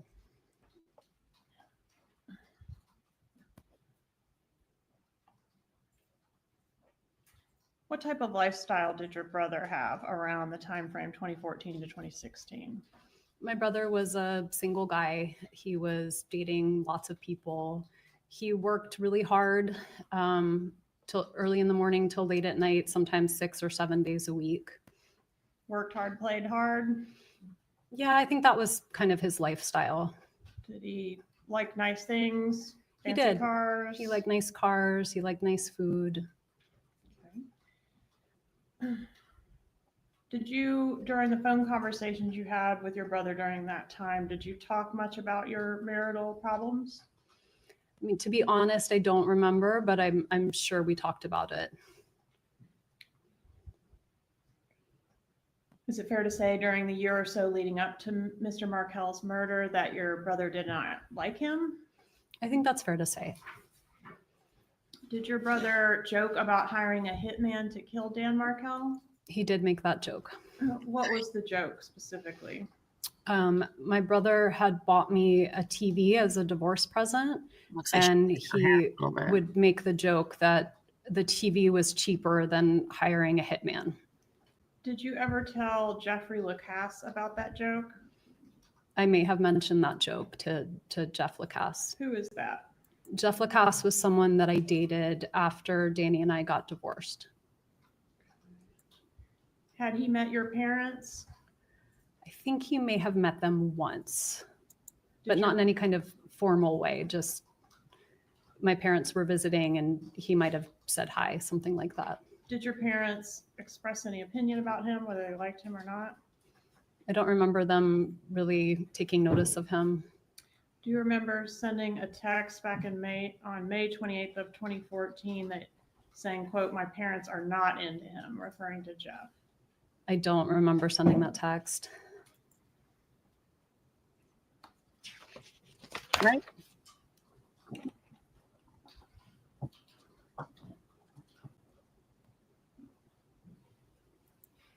She doesn't remember, guys. So much On not the remembering. morning of the murder, did you have an appointment at your residence on Aqua Ridge? I did. What was the nature of that appointment? I had an appointment with the Geek Squad. There were some vertical lines on the TV. I didn't know if maybe one of my kids had tapped it or touched it, but it wasn't working. And so I had an appointment and they were scheduled to come sometime between 8 and 12. And was that the TV that was the same TV that your brother joked he got you as a divorce present because It was cheaper than hiring a hitman? Yes. Okay. You look so much And like on the Dan. morning of the murder, did your mom text you about the TV repair guy being on the way or coming to your house? She did. I didn't buy the TV, and the TV had an insurance policy that came with the Geek Squad help. So I think they reached out to her first, and then she let me know that they were coming. The TV was under warranty, right? I believe so. But the damage that you had was not covered by the warranty, was it? I don't think so. Okay. And do you recall how long the TV repairman was at your house? I don't. It was a reasonable amount of time, so maybe an hour or so. And why did it take an hour to determine that the TV couldn't be repaired or was not under warranty? I don't know. I don't know a lot about AV equipment. And the TV repair guy, It's gonna be a long day, I guys. should ask, were you upset, crying and upset during the time that the TV repairman was there? I don't think so. Were you particularly upset about the TV, the fact that the TV couldn't be repaired? I don't think so. Divorce registry. So the TV guy, to your recollection, didn't actually do anything. He didn't fix the TV, he didn't take it away, he didn't bring you a new one. No. He was trying to fix it. I mean, I think he was trying to assess what the problem was and if it could be fixed, but it wasn't taken away. The problem was like an impact to the screen, right? It seemed to be that, yeah. Wasn't it like royally fucked that Did TV? you go to a dinner after the murder of Dan Markel in which you vomited at the table? It was several weeks until I felt ready to leave my apartment. I was very, very scared. So that happened? It did happen. Okay, and that was in a restaurant, right? Mm-hmm. It was at a restaurant. Who was present at that dinner? It was my brother and me. And where was the dinner? It South was Florida or here? Or it was somewhere South else? Florida. Right. And you said it was several weeks after the murder? I believe so. Had you ever heard Charlie, your brother, refer to that dinner as a celebratory dinner? Only in previous trials, but never to me personally. Did you hear him say it the night that you had the dinner or after that? No. Anyone believe Or that? The celebration? No. Do you know Catherine Magbanua? I met her on 2 occasions. Okay. Do you have an independent friendship with her or did you just meet her through your brother? I just met her through my brother. Who was she to Charlie? She was a person that he had dated. Was she a serious girlfriend? I didn't think so. Did he have a lot of girlfriends that kind of came and went? He had a lot of girlfriends and they all looked somewhat similar. They both enjoy partners that look exactly the same as previous partners. It's kind of weird.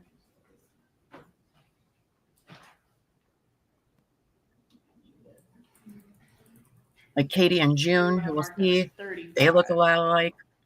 Dan and Jeff look a lot alike. It's very weird. I don't think any of my exes look alike.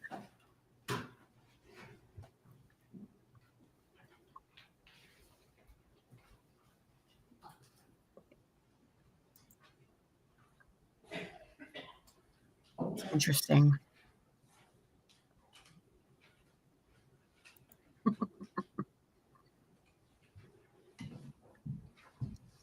I guess it's better than like being attracted to people that look like they could be your siblings. I do. How do you recognize it? This was a visit. I went to the beach with Catherine and a friend of hers for about an hour. Catherine Magdanoa? Yes. All right, and when was this photograph taken? It was Father's Day weekend of June 2014. So just about a month before the murder? Yes. And was this the first time you'd ever met Catherine Magdanoa? It was the second time. The first time was at a dinner with my brother and with Jeff Lacasse when I was running an alternative spring break. I came down to visit. Is that the dinner at Yardbird? Yes. Okay, we'll get back to that. So this was the second meeting? Yes. All right, Judge, move to introduce State's Exhibit 35. Any objection? No objection. States 35 is admitted. Publishing State's 35. Which one is Catherine Magdanoa? She's on the left with the white top.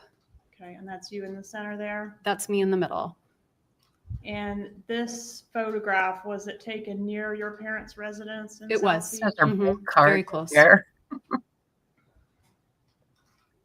Weird. During that trip, were there any conversations with Catherine Magdanoa or your brother or your mother about the murder? No.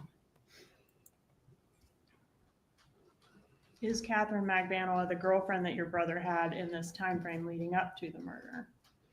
I believe so, but he had multiple girlfriends, so I don't know if she was the only one. Okay, but that's definitely the one that you interacted with the month before. Yes, ma'am. Did anything stand out to you about this particular girl as being, you know, the one or special or different from the parade of girlfriends that No. Charlie had? Did your brother have girlfriends after this woman, Magdanoa? Yes. Okay, including, do you remember a Whitney? I do remember Whitney. And then there was June Mchinda, Yes, I remember June. a June Co, I think. I remember Junko. Okay. Quite a few June. Prior to Dan Markel's murder, was this image taken at your trip to South Beach that was most recent before the murder? No, So you went down another time between this trip and the murder. I did. I went down for my dad's birthday. And when was that? It would have been, his birthday was on July 5th. And so I was down, I don't remember the exact amount of time, but maybe 7 or 10 days over July 4th and for his birthday, and then went back to Tallahassee. Did you run into Catherine Magdanoa at all on that trip? I don't think so. Any discussion with any members of your family about the murder on that trip? No, Like she would say. It was your dad's 70th birthday, right? it was. And was there a party? We had a party. Okay. Was that friends, family, both? It was friends and family. My hair keeps getting right now. And I think, is this the trip that we were talking about earlier where your parents had come to Tallahassee to fetch you and take you down south? Yes.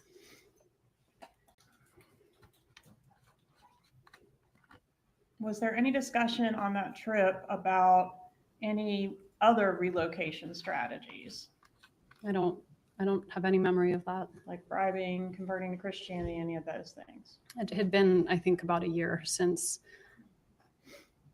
those were first broached? Right, but I'm just saying by that time it was the summer of 2014. I don't remember any kind of conversation like that. Okay. Was there any discussion on that trip of the pending motion that included precluding your mom from having unsupervised visits with your? I don't know. No. I feel like she wouldn't approve. She doesn't seem to approve of anything. Do you remember the time frame that the repairman was at your house on the morning of the murder? I remember more or less. I feel like he came, I think he was supposed to come sometime between 8 and 12, and he came on the early side. Because I just remember being surprised and trying to get dressed really fast. Okay, and Dan Markel was killed between 8 and 12, right? We He know was. that now. You were surprised he came early, even though it said Who between 8 paid and the 12. repairman that came to your house? I think he was under contract. Mhm. So I don't have a strong memory of that, but I don't remember paying him. It's Okay. possible that I did.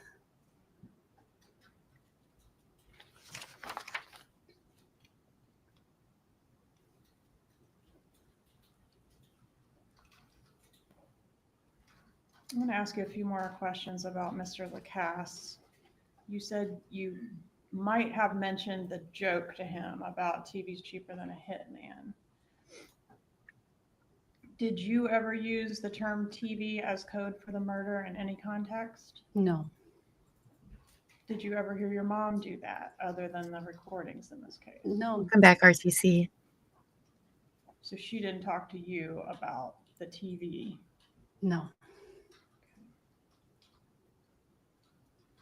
Did you see Mr. Lacasse? And you said that was somebody that you had been dating around the time of the murder. Is that right? We had broken up just before that week that Danny was killed. All right. Did you have an occasion to see him on July 13th of 2014? So just about a week before the murder at your residence. I don't remember him being at my residence, but I do remember seeing him around that time. Okay. And on July 13th, 2014, do you remember asking to share something in confidence with Mr. Lacasse? I don't remember doing that. Did you tell Mr. Lacasse in the context of if something were to happen to Danny, I could move back to Miami? Did you tell Lacasse that regarding the relocation battle in the summer of 2013, Charlie had, seriously, not as a joke, explored all options to resolve the problem, including hiring a hitman? I did not have that conversation with Jeff Lacasse. Who here believes her? And I think you said the week before, but wasn't it actually about, I think it was 4 days before the murder, you sent an email to Mr. Lacasse? You remember that email bump in the road? I remember telling him I didn't want to have contact with him anymore. I don't remember exactly what date I sent it, but whatever date Sunday or Monday of that week would have been around when I sent it.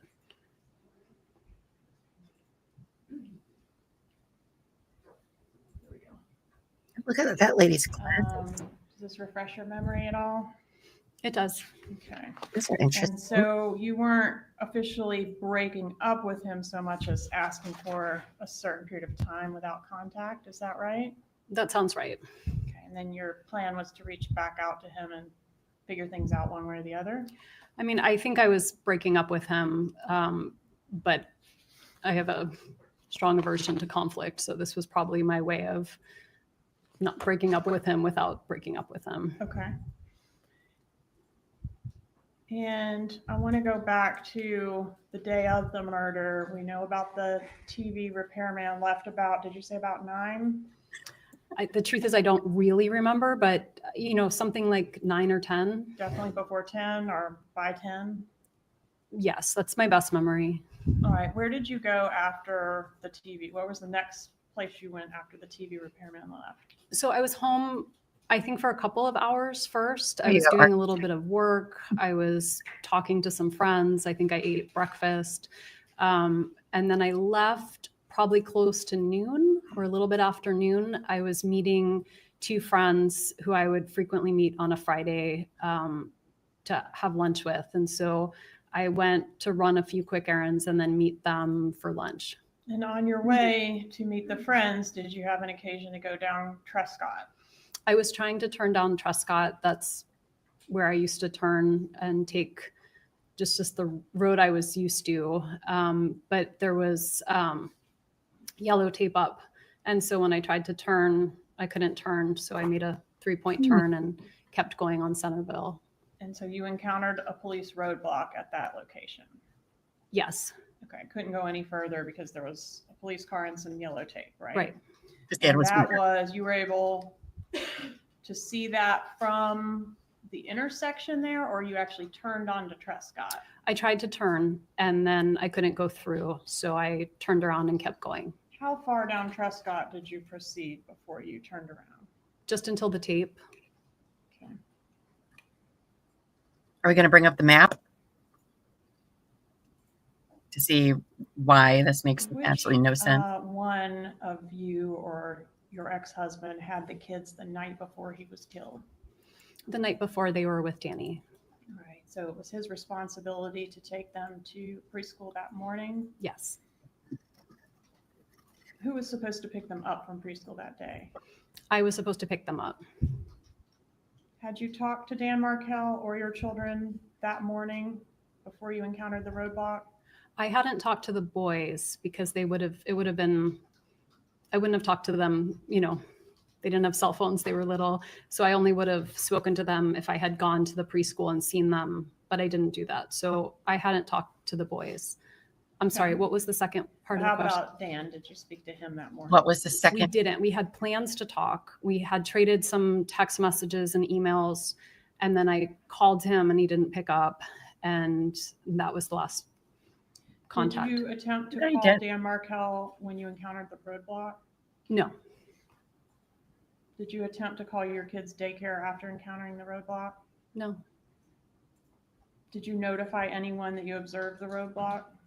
I was talking on the phone at the time, so I may have said to the person I was talking to, I'm trying to drive, but I have to turn around, hold on. Okay, that was probably a bad question. Did you attempt to investigate in any way or ask anyone what the roadblock was about? I wasn't concerned about the roadblock.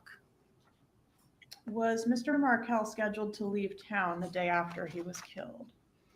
I don't remember if he was scheduled to leave town on Friday afternoon or on Saturday morning, but I know that he would go to New York every time he had a chance, and I think that was where he was going, but I don't know when he was leaving. Okay, if you'll take a look at not the binder we've been using, but the other binder should have your law enforcement interview on the front. Okay. And I would just ask you to review page She 159, didn't name it down, but lines still 10 and 11. dump it. I don't remember any of these things. I think it's are you able to find it? Sorry, when he had plans to be out of town, he was leaving on Saturday. Okay. So it looks like I knew that he was leaving Saturday. All right. And you knew he was planning to go to New York? Yes. Okay. Do you know if the killers knew that he was leaving town the next day, do you know how that information got to them? I don't. Did your brother Charlie know that information? I don't know if I don't know if he knew that information. Did your mother know that information? My mom usually knew our schedule, so she probably would have known that I was going to have the boys. Mm-hmm. I don't know if that means she knew he was going to be out of town, but she would have known that I had the boys. And didn't your mom keep meticulous track of every time that Dan went out of town? Maybe just in the sense that if Danny was out of town, she thought maybe I needed extra help or something. Mm-hmm. So she literally tracks this. And when that became an issue in the divorce, she was able to send you a record going all the way back to 2010, a couple of years of every single date he was out of town. Do you remember that email? My mom never switched over to like a Google calendar, so she would keep very meticulous, like a calendar of all the things she had to do, and so that was just her way of keeping track of everything. Not just this, but 8 hours away from you. She's very detail oriented. Yes. Even regarding things that aren't necessarily her business, or do you think that Dan's travel plans were somehow her business? I think only to the extent that it impacted whether I had the boys or whether they were coming to visit or what that looked like. Okay. Did Mr. Markel leave you a message on the morning of his murder? He did. Okay. And did he indicate on that message that he was going to the gym that morning? He did. And specifically, did it tell you he'd be at the gym between 9:15 and 10:30? I don't remember, but that sounds about right. All right. And would he have given you that much detail because you were planning to try to touch base to talk, right? Yeah, we were trying to have a conversation. And was the conversation something about one of the children's schooling? It was.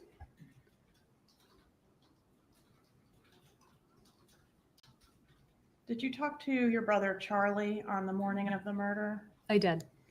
And does an 18-minute conversation at 9:30 a.m. that day sound correct? It does. Do you remember the nature of that conversation? I do. I didn't purchase the TV, so I didn't know how much the TV cost. And so I called him to find out if it made more sense to get the TV repaired or buy a new TV, because I didn't know what the delta was there. Okay. Can you tell the jury one way or the other for sure whether you mentioned Dan Markel's travel plans to Charlie during that 18-minute phone call? I can't say for sure, but I don't see why I would have brought it up. Did you have WhatsApp on your phone at that time? I did. What is WhatsApp? WhatsApp is it's a phone service. It's an app that I use when I talk to people who live in other countries. So it's become very popular. I think I had it at the time. I know I certainly have it now. But it's a device to send messages. During the time frame Charlie had it that too. we're talking about, which is around the time of the murder, did you communicate with any of your family members through WhatsApp? I don't remember using WhatsApp unless they were traveling internationally, because it's a way of making free calls or free texts when at that time making long distance calls on a regular phone would have been very expensive. Did you ever communicate it was with 2015, Catherine Ivanova through WhatsApp? 14. I don't remember ever texting her on any platform. Did you have any other encrypted platforms on your phone at that time? At that time, I don't think so. I don't know what existed at that time. Okay. So after you turned around and did not proceed down Trescott, you went, I think, to the liquor store. Can you tell us about that? Sure. I was invited to Stock the Bar party for that night for a friend's daughter. And so they asked for a specific type of bourbon. I'm not a bourbon drinker. So I went to the liquor store and I showed them the invitation, which was shaped like the kind of bourbon they wanted us to buy, and asked if they had that. And they did, and I bought it. Stock the Bar party. That type of bourbon was Bullet bourbon. That's right. And do you recall the for a time of party. that purchase? I don't, but I see a receipt here at 12:49. Okay. And does that fit with your memory? You left the house around, I think you said afternoon, proceeded to the scene, encountered the tape, and then went to the liquor store, right? Yes. I proceeded to drive to the liquor store. I saw tape and turned around. Mm-hmm. And then I bought the bourbon that they asked for at 12:49. And then I may have gotten gas after that. And then I drove to lunch. And lunch was where law enforcement came in and encountered you. That's right. Okay. And that was where you were having lunch with a couple friends. That's right. Maybe that can be the theme of my Did you 40th birthday relocate to next month. South Florida after Back Mr. Llama's Markel's bar. death? In terms of relocation, I did leave Tallahassee after the funeral, but I took a weekender for both the boys and me and thought I would be back pretty quickly. Did you come back? I did come back a few times, but Just to get things though, right? not really to get things. I came back a couple of times to give a talk or to do some work, but Okay. or But to what I'm interested in is where were you living after the murder? I wasn't living in Tallahassee. All right. Did you recall on the trip to South Florida, just within 48 hours of the shooting, getting a call from Craig Isom? Yes. Okay. And what happened with that call? I talked to him for a while.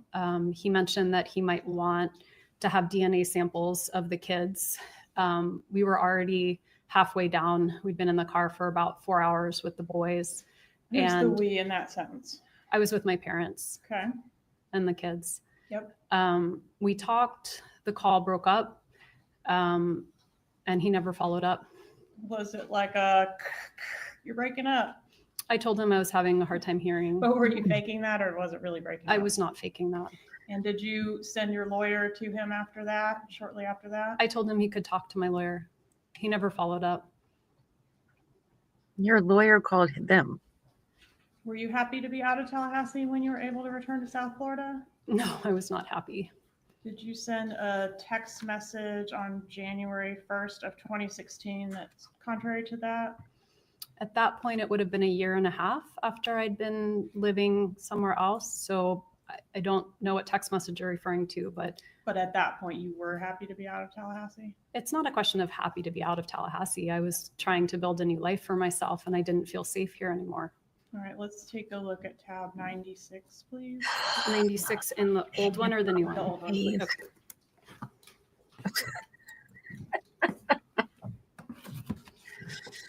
Oh, she makes me want to pull my hair out.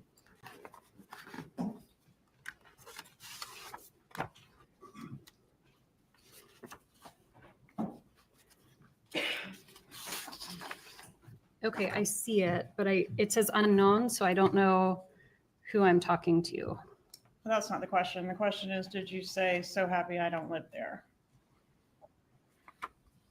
And the person says, I bet it's a shithole. Remember that? I don't remember this, no, but I do see that I said it. I don't know who I'm talking to here, and would it surprise you to learn you were speaking to your brother, Charlie Adelson? I don't know if it would surprise me. Yeah. So, no. Okay, Judge, may we approach it this time? Good one, Laney. Oh,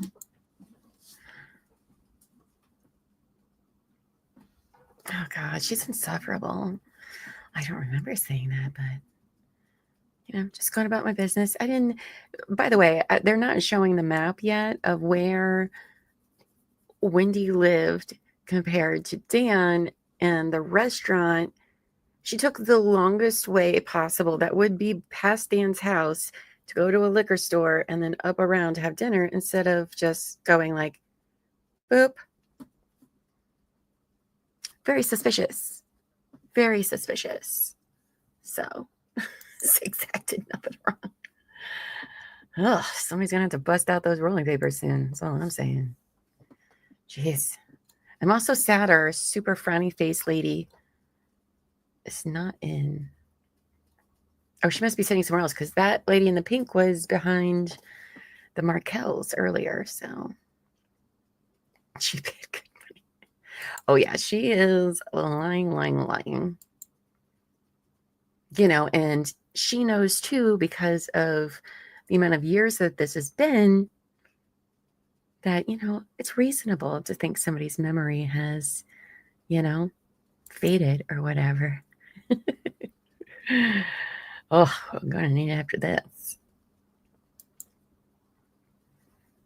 Oh, there's her lawyer behind my head there.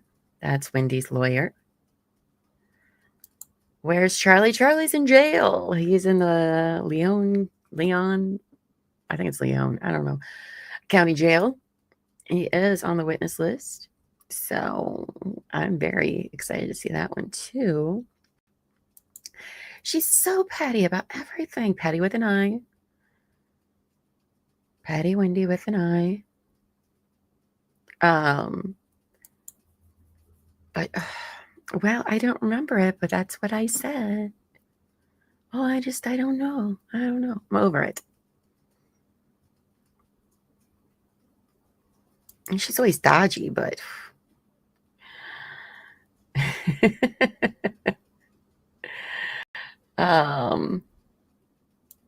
Oh, yeah, no, Charlie is not in court yet. Continue with your examination. I don't know if and when they're going to call him.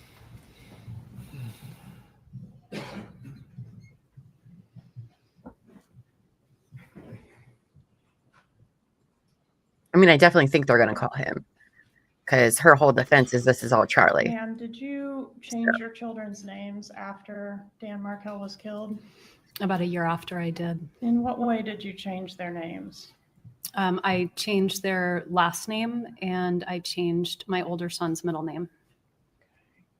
And you changed their last name from Markel to what? To mine. Adelson. Because that's totally normal to do. Totally normal thing to do. And change the middle name. I did not know about that. What was the middle name? Was it Daniel? I'm going to start by asking you about this email dated July 3rd, 2014. What is this? This is the, it looks like an electronic invitation for my dad's 70th birthday. An Evite, right? Yes. And who sent the invitation to you?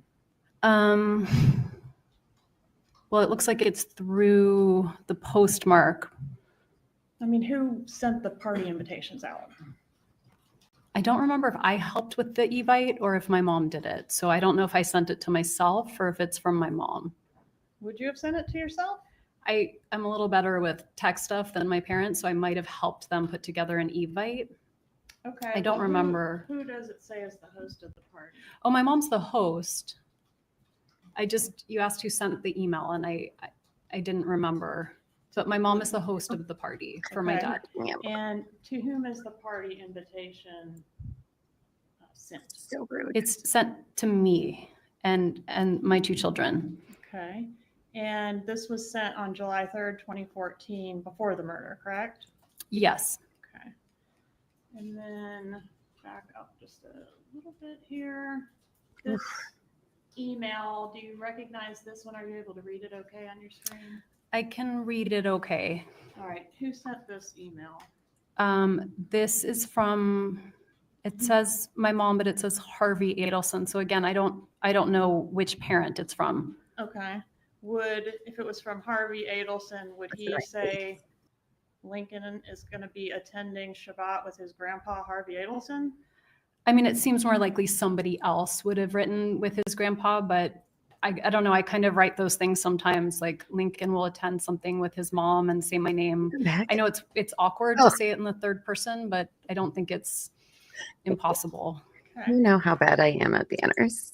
I'm glad you're always looking out for me. Reference to Lincoln Adelson did happen prior to the legal name change, correct? Yes. No, I from the beginning, I was scared when I put them in school. And so I didn't legally change their name until a year after, but I was socially using my name for them. And did that start as soon as their dad was killed? No, it started when I had to register them for school. And your mom helped with the registrations as well, didn't she? I think I did the registrations myself. What about here for flag football? Did your mom assist with that? It looks like she did. There were some after school activities. Okay. And she registered growing. Your child under the last name Adelson, right? Yes.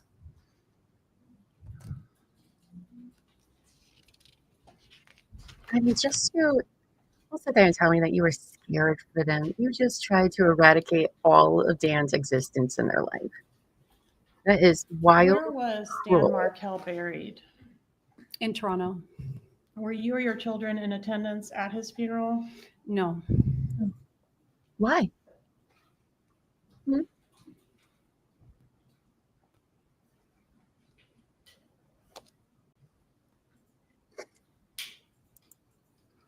fine. It's Monday. When was the last time you spoke to your mother, Donna Adelson, as we sit here today?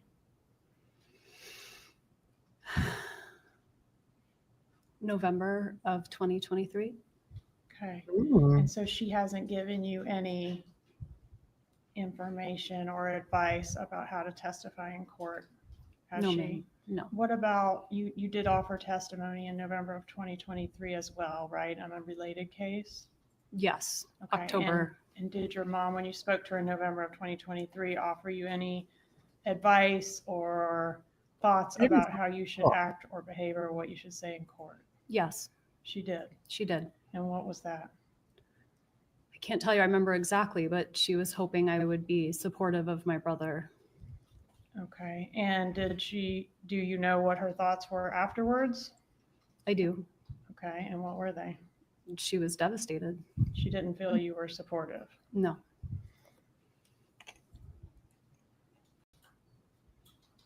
Were you in any way involved in the plot to kill your ex-husband? No. Did you maybe know it was going to happen, but not know the details? I did not know it was going to happen, and I did not know any details.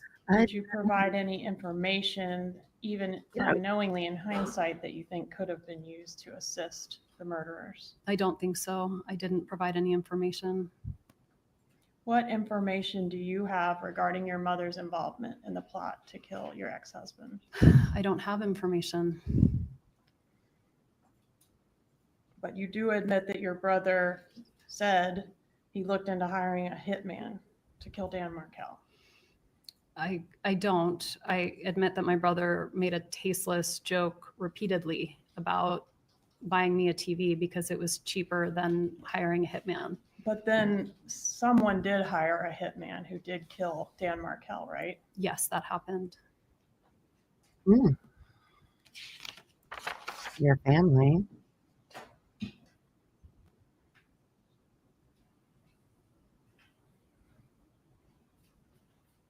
Was part of the plot to kill your ex for you to have plausible deniability or to know very little about it? I was not involved in any plot to kill Danny. Were you shielded from the plot Shorty. because, I don't know, you couldn't be trusted to keep a secret? I was not involved in any plot to kill Danny. Lies. Congrats to the new members. Thank you. Why did you tell investigator Isom in your law enforcement interview that you were worried the police, or you were worried, I guess, in the police car on the way to be interviewed, that you might be considered a suspect? Because I couldn't think of anything bad going on in his life other than the divorce. And frequently the ex-wife is a suspect. Were you treated as a suspect? I was not. But you mentioned 9 times in your law enforcement interview being a suspect. Didn't you? I did, yes. When you were approached at the restaurant, you weren't yet told that this was a shooting, were you? I was not. You were only told something happened with your ex-husband. I don't even know if I was told that. I was very scared something happened to my kids, and that's why law enforcement was there, and they wouldn't tell me what was going on. But they did reassure you that the kids were fine. They told me that law enforcement officers were with the children, which terrified me because I didn't know why my children would need law enforcement officers. So you didn't know what this was about at all when you were in the police car? In the car, they told me. Okay. In the car, they told you what? They said, your ex-husband has been shot. Okay. So that you learned that information prior to getting into the interview room? Yes. Okay. Okay.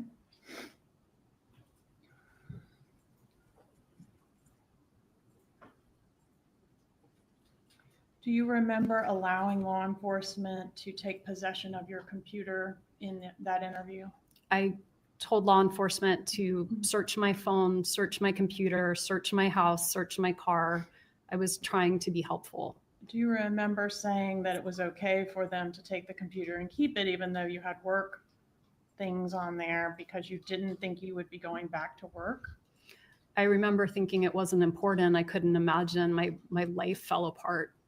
But you didn't go back to work, did you, at FSU? I did actually go back, not physically present, but I was still on the FSU payroll until December of that year. Okay. I'm still getting paid. In that interview with law enforcement, did you suggest that your parents are people who may have been angry enough to kill Dan Markel? I suggested a lot of people who could have been angry enough to kill Danny. And were some of the people my parents? Yes.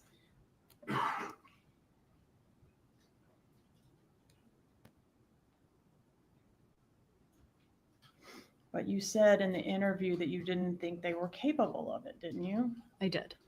If your mom wasn't capable of it, did she have anyone that she could enlist to assist her? I don't know. Right. What was your first thought when you were asked if anyone might have murdered Dan Markel for your benefit? I thought maybe a crazed friend or a former student. It's not what you said, though, is it? I don't remember exactly what I said first. You said Charlie, right? If that's what I said, then you have it there, but I don't remember who I listed first. Okay. Can you at least tell the jury you definitely did say Charlie as one of those people? I did. Do you remember saying, if somebody tried to kill my ex-husband, they should be prosecuted to the full extent of the law? Yes. And Isom says, regardless of who it is. And do you recall your answer? I do recall my answer. What was that? I think I was hoping it wasn't anyone in my family. And so that idea that it was someone in my family gave me pause. All right, but that wasn't your answer, was it? That, I mean, I don't remember word for word what I Okay. said, but that was my sentiment at the time. Was your answer for court and counsel, this is law enforcement interview page 122, lines 7 through 12. If somebody tried to kill my ex-husband, they should be prosecuted to the full extent of the law. Question, regardless of who it is. Answer, I mean, it would be different if I thought it were my brother. Did you call your mom from the interview room at Tallahassee Police Department? I did. And did she answer the phone? She did. I don't think they're going to play that interview. Did she advise you that your dad was in the shower? We'll find I it. don't remember whether my dad was in the shower. You asked her to sit down. Do you remember that? I do. And by asking her to sit down, would that signify to her that this was going to be something serious you were going to reveal or say? I was concerned about her age and if she were standing that she could, hurt herself if she fell down. Okay. And do you recall that she at that point asked if she could put you on speakerphone? I don't remember, but that sounds plausible. What was the purpose of putting the phone on speaker, if you know? I would be guessing, but so my dad could hear too. But wasn't dad in the shower, or you don't remember that part? I don't remember if my dad was in the shower. Was anyone else there to your knowledge? I don't think so. Was Charlie there to your knowledge? I don't think so. Did you ask your mom in that telephone conversation to tell Charlie what was going on? I think I did. I didn't want to make any more phone calls. And your mom took the news pretty well, didn't she, this phone call? I wouldn't say she took the news well. I think she was upset. Did you say something different in your law enforcement interview after you got off the phone with her? I don't think I did. I don't think I said something like that. Didn't you say, page 265, line 5 through 6, quote, my mom handled that pretty well? I may have said that. I can check it. Can you tell me the line again? Yes, ma'am. Page 265, line 5 and 6. Yes, I actually have it tattooed on my arm.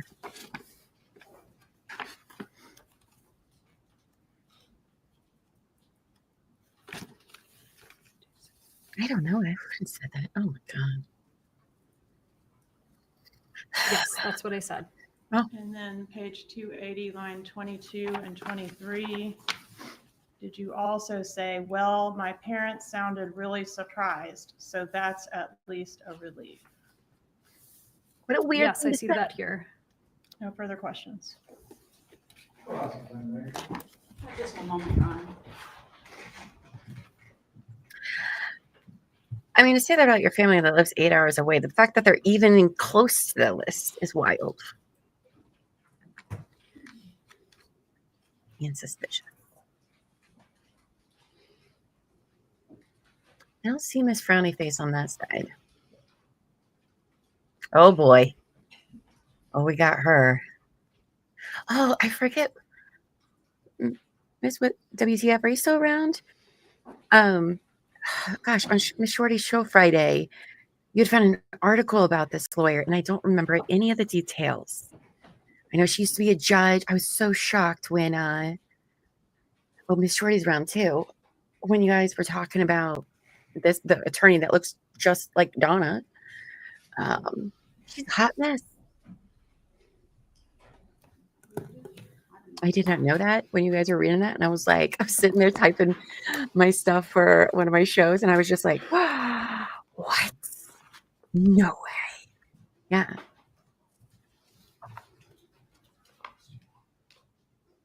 You guys will have to go back and watch her Friday show to see what that was about.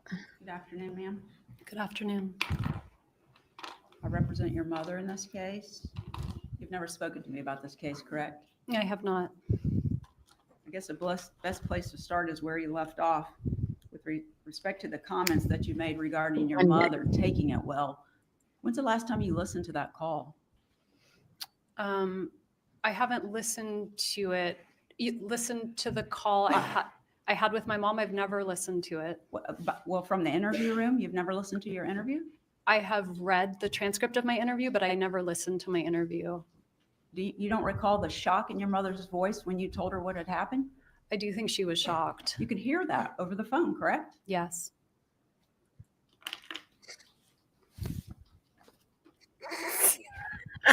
So many topics were covered. I'm going to have to kind of skip around, okay?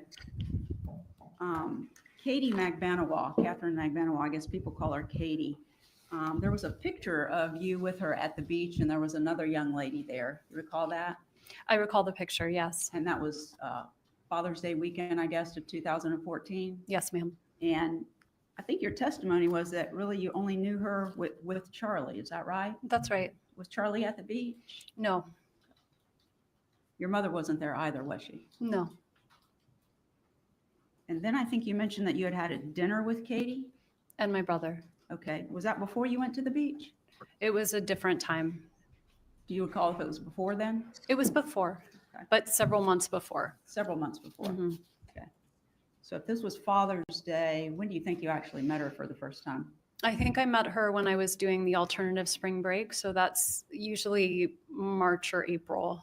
Same year? Same year. And the dinner that was mentioned, is that the first place you ever met her? That's the first place I remember meeting her. And who all was there?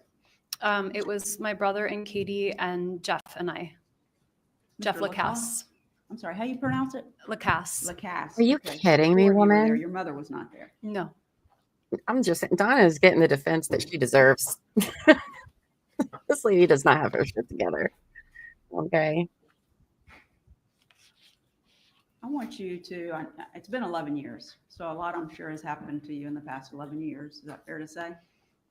Yes. And your memory may not be as good as it was of things that happened back then, now that 11 years has passed. Is that fair to say? Yes. Okay. As best you can, I want you to take yourself out of the year 2025 and go back to the years somewhere like 2010 through 2014 when Mr. Markel was murdered, okay? Okay. In that time frame are going to be most of the questions that I ask you. Okay. All right.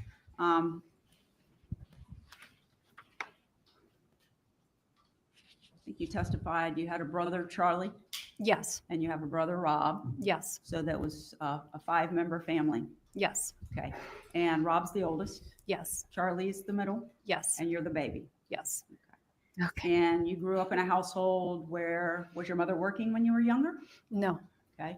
She stayed home with the kids. She did. And at some point she went back into teaching, which is what she had done before she had her first child, correct? Yes. Okay. And she did that after you were in school. Is that right? Yes. What does she teach? And then you all went to school, grade school, high school. You grew up, right? Yes. Each one of you went off to college. Yes. Each one of you got a postgraduate degree. Yes. So you're an attorney. Yes. Charlie became a periodontist. Yes. Which is someone who does surgery related to dentistry, correct? Yes. And then Rob's a doctor as well. Yes. And throughout the time that you all were going to college, your parents helped support you, Yes. every one of you. Yes. And you had a good childhood. I did. And your mom took good care of you all. Yes. She treated you well. Yes. Very kind, Yes. very loving, Yes. very caring towards her family and others. Yes. Woman. I think you once described her as being kind, empathetic, and very loving and sensitive person. You recall that? I don't recall that, but that sounds right. That she Sorry, radiates screen time, guys. positivity. Yes. She radiates. She has a very loving and respectful and fun relationship with my dad. They are very much in love. Now it's been 54 years. It has. You said your mom was completely selfless. Yes. That's the opposite of selfish. It is. It means she's caring more about others than she does about herself. Yes, ma'am. And what she did was for others. Yes. Never doing anything for herself. Correct. She was invested in your lives. Yes. You, and both of your brothers. Yes. Okay. You were a close family. Yes. And would you say she was a good mother to you? Yes. Very good mother. And a very good grandmother as well. Yes. Are you sure about When you had your first Friday? child, her being a judge and stuff? and you needed someone to help out, your mother came. She did. And she spent time there. Yes. And when the baby was crying in the middle of the night so that you could get some rest, she took care of the baby. She did. And she did that for both of your children. Yes. fair to say that your mom has always been there for you when you needed her? Yes. For little things and big things? Yes. Now, you said that you testified that you left Danny in September of 2012. You recall that? Yes. From September of 2012 until March of 2013, your mother actually spent quite a bit of time helping you with the boys in Tallahassee, correct? She did, yes. She would go home and take care of things there, but she would return. Yes. So a substantial amount of each month, she was there assisting you with the children. Yes. While you were at work, she may take them to school. Just not, she could Is that afford correct, their daycare? I don't remember that one, whether I dropped them at school or my mom did, but it's certainly possible that she took them to school. She might have picked them up. Mm-hmm. Yes.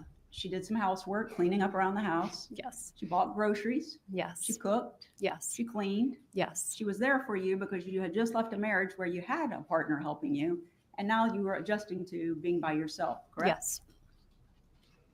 Now, in relation to Miami.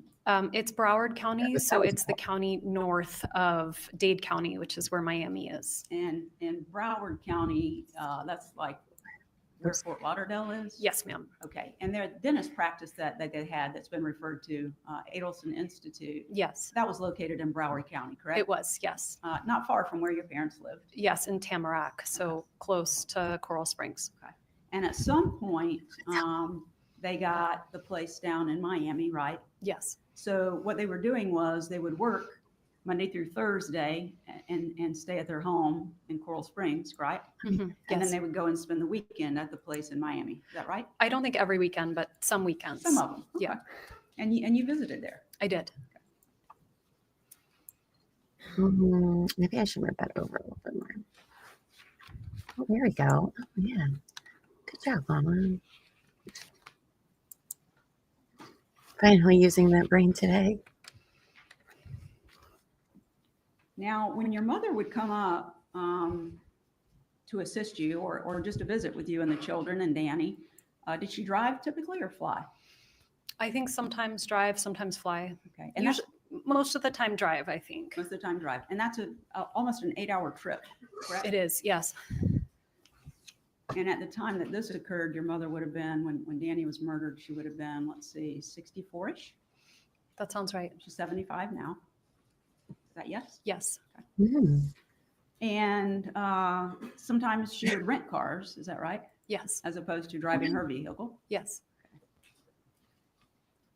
Your father came sometimes as well to help out? Yes. I'll be back. The dogs need out. I want to talk about Mr. Markel for a few minutes. I think you said you met online. We did. But you were attracted to him. Yes. He was a handsome young man. Yes. You're a beautiful young woman. Thank you. And you got married. We did, yes. And there were times, I mean, we've heard about the divorce, but before the divorce, there were times where you had a happy marriage. Yes. And you all enjoyed spending time together. Yes. The two of you together and with your children. Yes. And even your parents who would come up and spend time with you. Yes. And your parents actually took you and Danny on vacations, right? Yes. There was one trip where they took you out of the country and you went ziplining. Do you remember that? Yes, we went to Costa Rica. And after the ziplining is when you told them that you were pregnant, correct? I went ziplining pregnant, yes. Okay. You would agree with me that Danny, I'm saying Danny because that's what people call him. I'm not trying to be disrespectful of him. No, I called him Danny. Okay. You would agree that he was very intelligent? Yes, very. He had 2 degrees from Harvard, correct? Yes. Undergraduate and law school. Yes, ma'am. He did a lot of writing. Yes.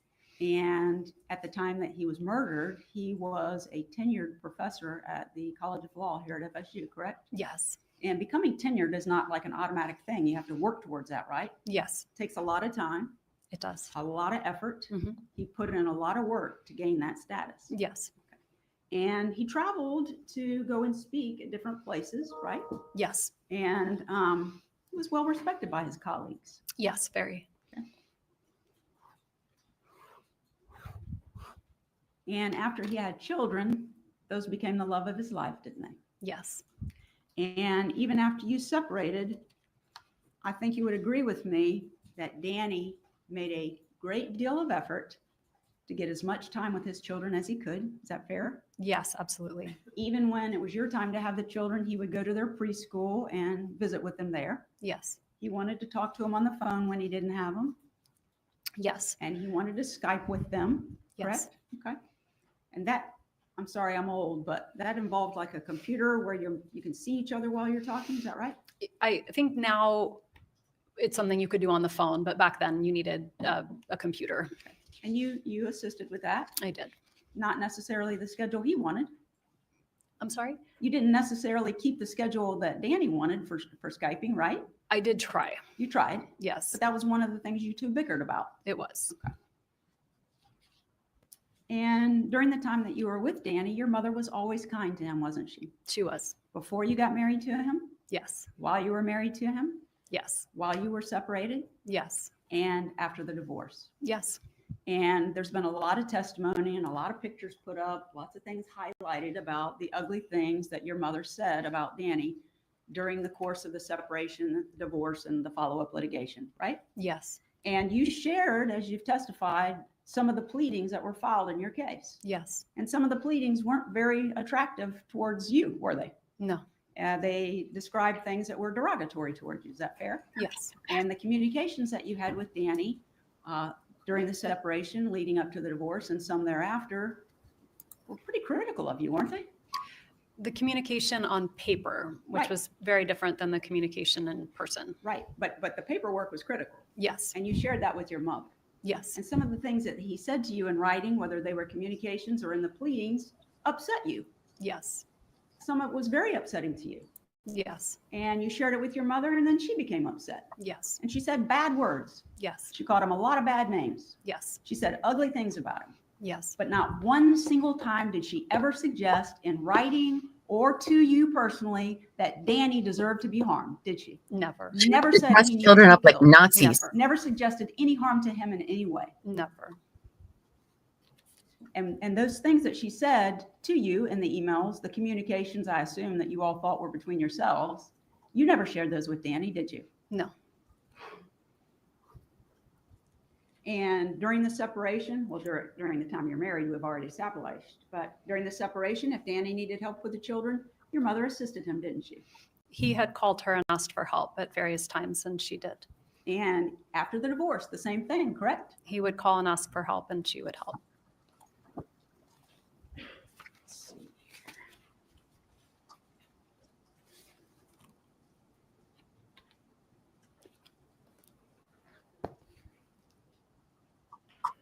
It feels like fall outside. It's 73, but there's like a You have cool States wind. Exhibit 60 up there. It's weird. I don't see anything that says 60 on it.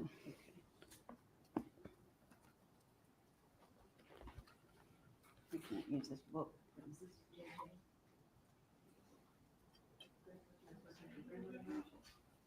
I can't use this book. This one is a mess. Yeah, if Miss Shorty did like a little recap about this lady and her career and all that, definitely go watch it afterwards. It is like, wow. It's I'm going something. to show you what has been entered into evidence as States Exhibit 60, and I think they refer to it as JJ. Okay. Okay. And this would be your, it's going to fall if you don't hold that Okay, side. I'm no sorry. problem. I can't get this over for some reason. I can try. But this has been referred to as the pleadings that are within your dissolution file. Okay. Okay. I'm going to leave that with you. Okay. Okay. Could you look at that document, the JJ, please? Yes. You want me to just keep reading through it? Yes, please. Okay. I want you to familiarize yourself with it.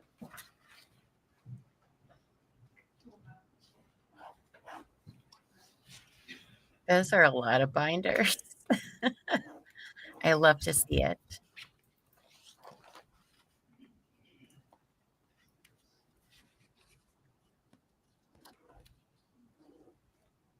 How many binders total do you think they have for this case? Well, overall case, not just for Donna's, but like the state in general. Yeah. Probably like at least 20, maybe 50.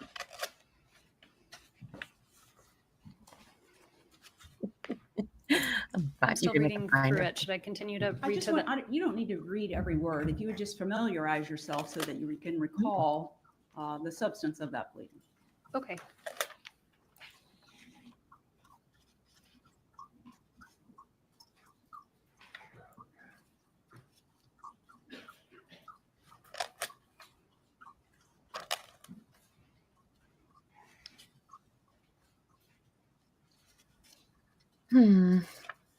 Okay.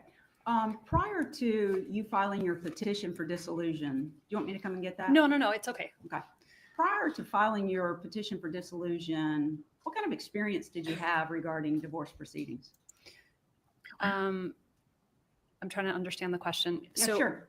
Prior to filing the dissolution of marriage, yes, there weren't any divorce proceedings prior to filing. Well, I guess what I'm saying is because you're an attorney, were you familiar with family law? No.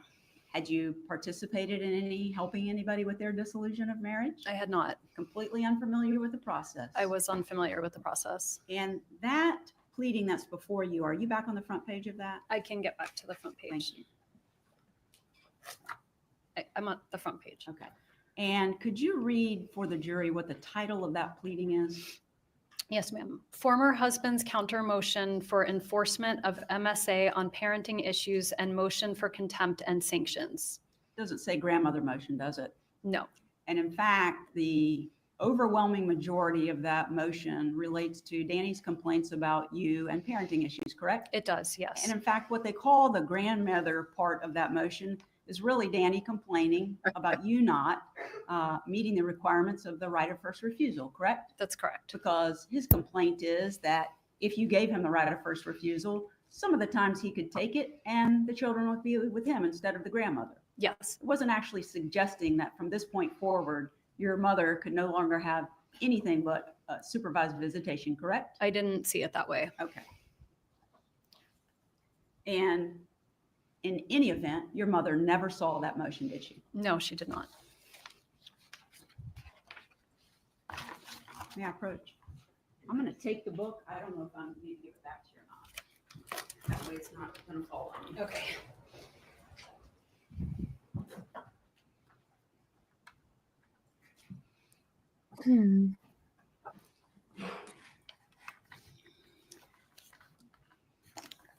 Now, the state has referred to this bribe. You've heard him talk about that, correct? I believe so. They suggested, because I think there are emails that discuss this, about potentially offering Danny $1 million. Yes. And your understanding of what was trying to take place there, because you actually put that in writing, was it wasn't to take the children away from Danny, was it? No. It was in hopes that he would relocate to Miami as well, correct? Yes. And that although you would live separate lives, you could raise your children together, correct? Yes. Because there were more opportunities for him, Danny, to practice his Jewish faith in Miami than there is in Tallahassee, correct? Correct. They have kosher food in Miami. Yes. Lots of it. Yes. They don't have that in Tallahassee. No. And the $1 million offer was not to bribe him in what sounds like an illegal sense. It was an incentive for him to relocate himself to Miami, correct? Yes. That was my understanding. Yes. You lived there with him before. Yes. And he liked living there. Yes, he In liked fact- it very much. Okay, I'm sorry, I didn't mean to talk over you. No, that's okay. I was just saying he liked it very much. In fact, he tried to get a professorship at the University of Miami School of Law. He did. And if he had gotten that, the plan between you and he was to stay in Miami, correct? We would have, yes. But he didn't get it. And so he had already been employed by FSU College of Law, right? Yes. And so you moved up here and finished law school and you all remained in this area. Yes. So the $1 million would offset, as the state has mentioned, travel expenses if he moved there, correct? Right. He only taught 2 days a week, right? Yes. And so that would have given him the opportunity to live in Miami, but for the 2 days a week he needed to be in Tallahassee, he could take plane trips, right? Yes. And be here. Yes. And if you all had done that, he still could have enjoyed 50% parenting time with his children, right? That would have been the same. Yes. It wasn't to take him away from the kids. No. Very weird. It's the most ill-fitting jacket.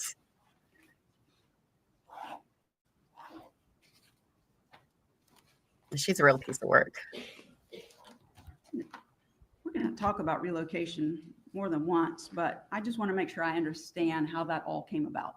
Okay. So it was, you left the marital home in August or September of 2012? I think it was September. Okay. So you separated officially in 2012? Yes. By the time he was murdered, almost 2 years had passed? Yes. Okay. Do I understand it correctly that somewhere around October or November of 2012 that you interviewed for a job at a law firm in Miami? I did. And that was the Grossman firm? I think it's Grossman and Roth. Okay. And somewhere around December of 2012, they made you an offer. They did. And I don't need to know numbers, but was it substantially more than you were making in Tallahassee? It was, and it was just more secure. More secure. Okay. Not more money? No, it was more money, but it just, more than anything, it was secure money as opposed to grant money that could be taken away. Okay, so you were a professor also at the law school here in Tallahassee? I was. FSU? Yes. You were not tenured? No, I was a clinical professor. Okay, so being tenured means you have more stability in your job. Yes, you have more job security. Job security, okay. And so you got that offer in December, and sometime in January, you told Danny that you had a good job offer, correct? Yes, I asked to meet with him and we went to get coffee and talk about it. Okay, and in part of that discussion, you asked him if he would consider all of you, not together, but all of you relocating to Miami, correct? I did. And he was going to consider that, correct? He said he was considering it. He wasn't opposed to it. Okay. You thought it would be good for all of you, correct? I thought it could be. Including the boys? Yes. He decided he didn't want to do it, right? He changed his mind. Okay. But you didn't change your mind, right? No, I kept going with it. So you filed a motion for temporary relocation, and you also amended your petition for dissolution to add relocation, correct? I did. Okay. At the time that you filed it, do you think you had a good shot at it? I thought I had a shot. I didn't really know. It would depend on the judge. Okay. And we'll go back to it later, but I guess on June the 18th of 2013, which would be right before your divorce was finalized, right? You had a hearing on your motion for relocation. Yes. And the state has already presented in its exhibits a copy of the order, and relocation was denied, correct? It was. And after relocation was denied, you and Danny were able to work out some kind of temporary schedule for the summer? We were. Okay.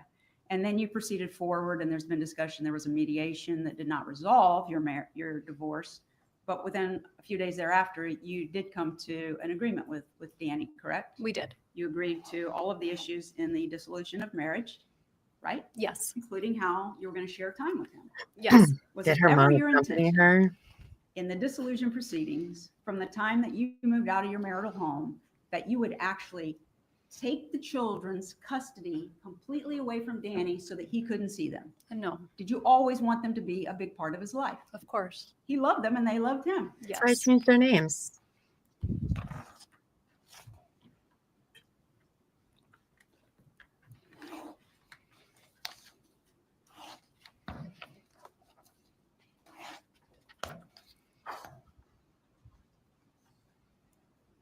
This woman is a liar.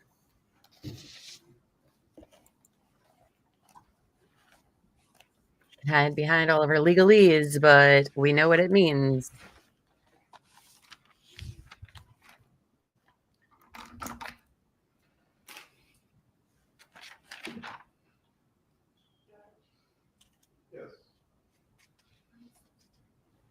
That's fine. The bailiff will take you all to your room. So, are we doing a break? Yes. I guess we are doing a break. Oh, that lawyer drives me fucking crazy. Her asking all these stupid ass questions. I don't think her opening of how Donna did everything was good, but you all can be seated. Gentlemen, if your client does need to use a bathroom break at this point, this would be the opportunity to do so.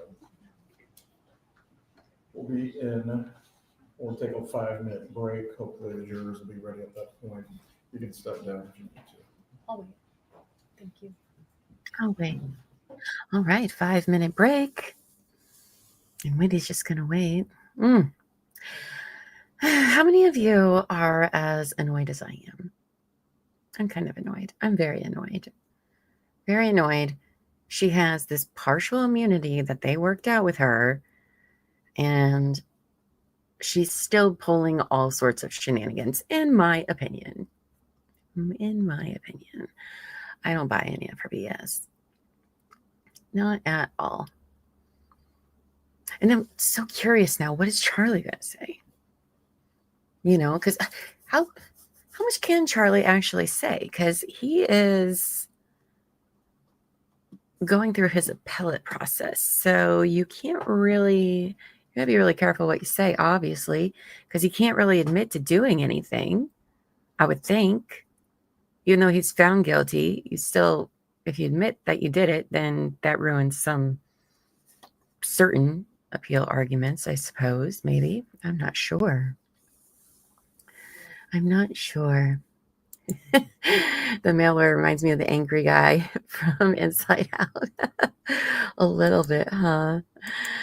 Shorty says, Llama, I'm behind by hours, but the teen and older lady sitting behind the fence table last week was apparently family members of Donna's defense paralegal. Yeah, that's what somebody was saying earlier, too. That was just, I don't know why they would have been there, but that's a really precarious spot to sit in on Friday. I mean, there wasn't a lot of other room, and that entire pew wasn't occupied. Only Harvey was sitting there by himself. But to dress all in white, I thought maybe it was one of the boys, but then I was like, oh, it's kind of too old to be one of the boys. And hopefully the children aren't watching this. But I mean, even when we did Brooks House trial, they had Eli in there, 12 years old, watching in another room his father's murder trial about killing his mom. Like, what?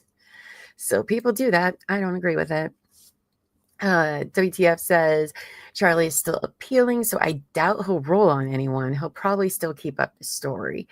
I mean, I would think so, but maybe he'll slip up, you know? I guess that's just wishful thinking on my part, on all of our part. Is like, oh, but does he remember the whole story? Let's see. Unless they give him some kind of a deal. Yeah, because Magbanawa has a deal too, right? Even though she got life plus 60 years, she got LWOP plus 60 years. Did she get any time taken off for turning state witness? That is, she, by the way, is the dumbest person ever. Dumbest person ever. Offered full immunity if she turned state witness. Full immunity, which is more than what Wendi has. And she turned it down. And then after being found guilty, then she turned state witness. And it's like, oh yeah, I did all this stuff. You dumb. Dumb. Oh my gosh.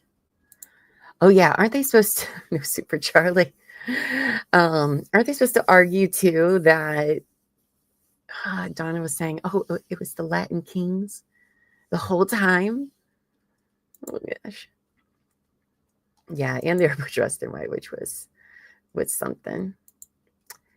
Yeah, they did. They had Eli in there for the first day, and the judge made an order banning the kid from the courthouse because even though he knew that was, you know, wildly inappropriate.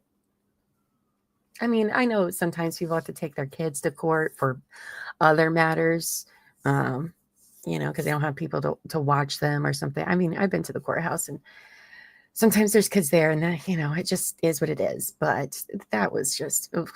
really inappropriate. But I wonder what she does tell her kids about, Uncle Charlie being in jail. Also, why is Donna and Wendi, why are they not talking? Is it to further protect Wendi since they eventually finally understood the concept that all their calls are being recorded?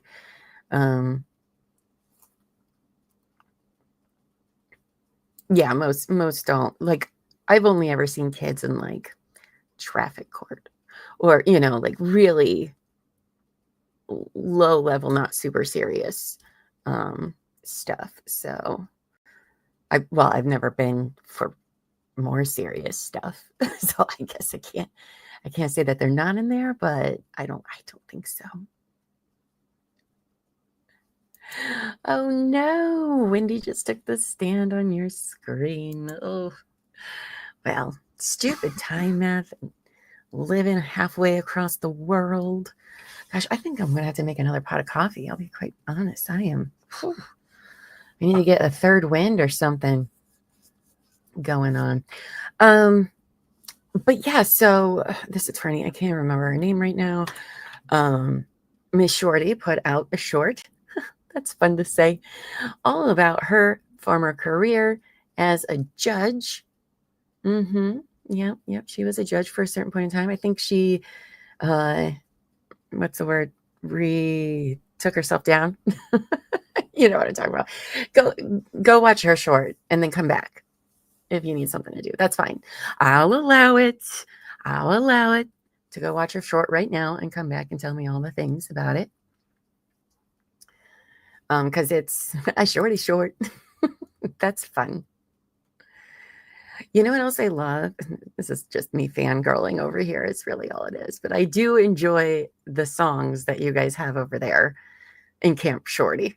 They are so much fun because I'll just be listening and it won't click to me what it's about. And then it does. And I'm like, oh, that's genius. That's genius. Oh, yes. Fulford. Yeah, she's something. She is something. So definitely go check her out. I think, as I said earlier, Donna is getting the defense that she deserves, which is not a very good one. So, could I draw? Yeah, I can do that. Oh, let's see. Where did I have that? I had her channel pulled up already. Thank you for suggesting that. Pff, silly me. I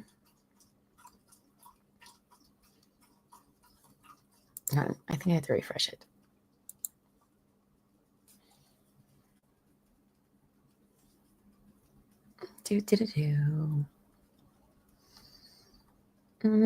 Is it the baby one?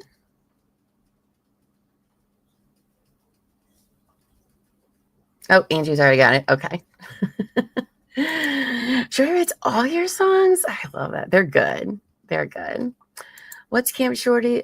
Camp Shorty is Miss Shorty, has her own YouTube channel as well. She's fantastic.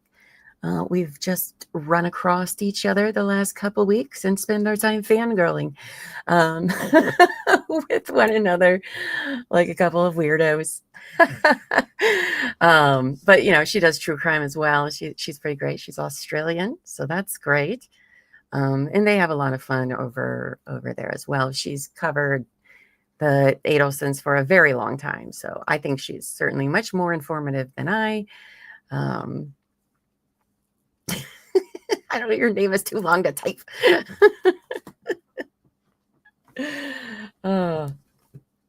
But yeah, they're a good time. They're very witty and creative over there as well, and I enjoy it.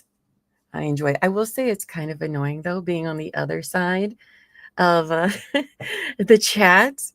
I'm just like, oh, I can't just say my thoughts. I gotta type them out and try to type them fast, and then my phone's autocorrect is, I have the worst one. So then I mess up and I got to go back. I hate my phone.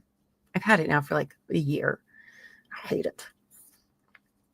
But yes, yeah, she's great. We'll just call her Liz.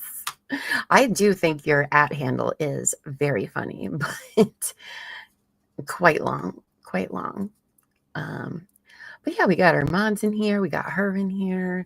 I just always think it's fun to, like, you know, some people are not, they're so into themselves that they start like competing with other creators and things like that. And that's just weird. That's just weird. I think there's enough room for everybody. And I like having more friends. So people that are like that, I'm like, okay, whatever.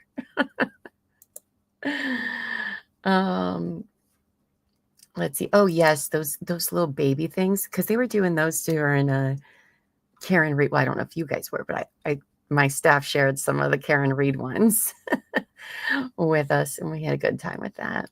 Your daughter made this account. Oh my goodness. Whataburger is no longer selling banana pudding shakes, so you got to get boring vanilla. Oh. Somebody's getting an angry letter from Terry.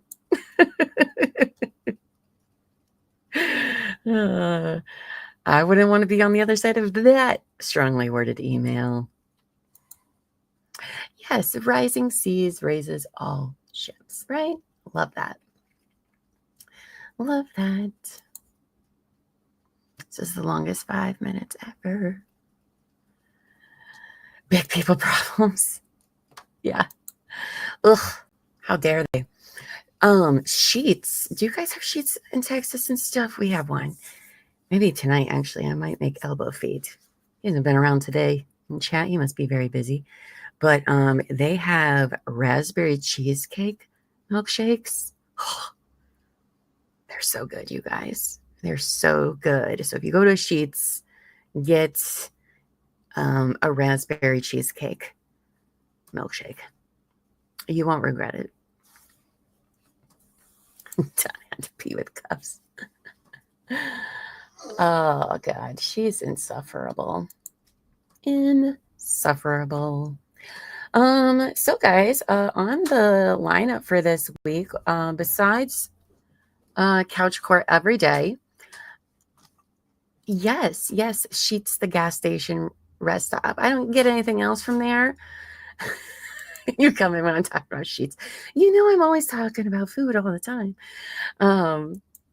But yeah, your raspberry cheesecake milkshake.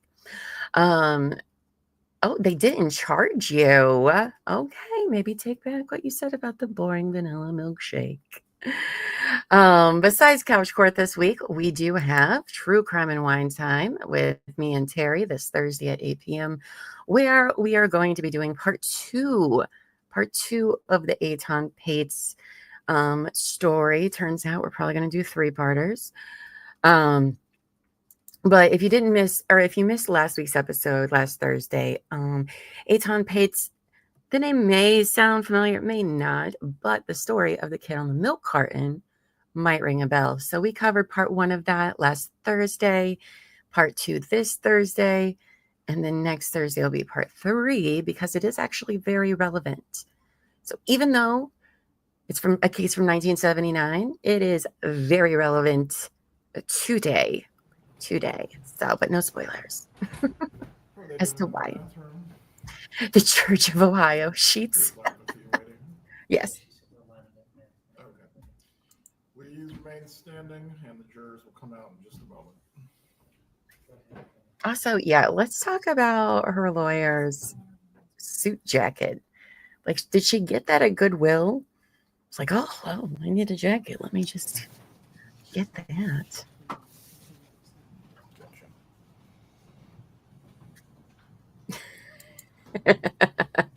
About them not having it, probably.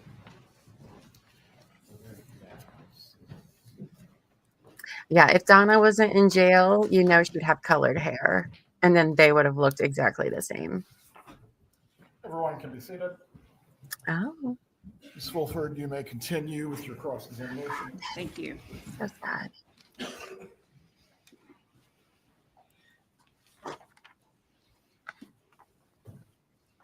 I have just a bunch of oddball questions at this point. You Really? recall getting emails from your mother? Yes. And your father? Well, Yes, from both, And- from the and- same email. And I think you had a necklace at some point during that time period that said, never, never, never give up. I did. And your parents would sometimes put that in the emails back to you, correct? Yes. Okay.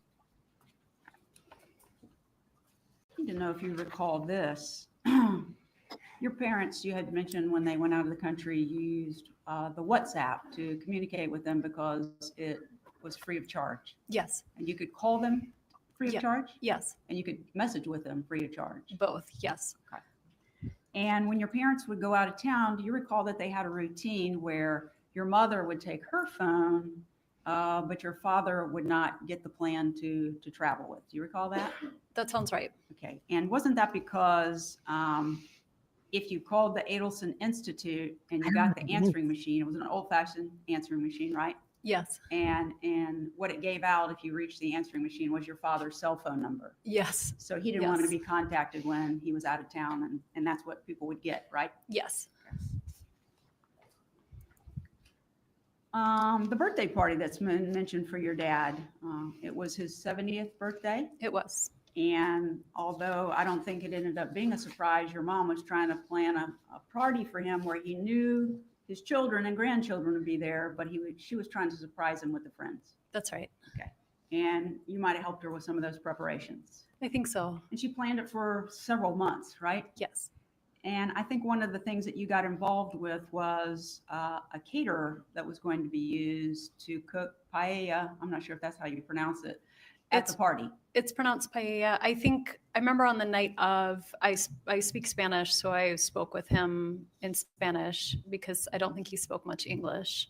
And mommy, your mother didn't speak Spanish, right? Mommy. Okay. Your mommy. You weren't actually making the order and buying it, correct? No, I didn't pay for anything. She's so bright.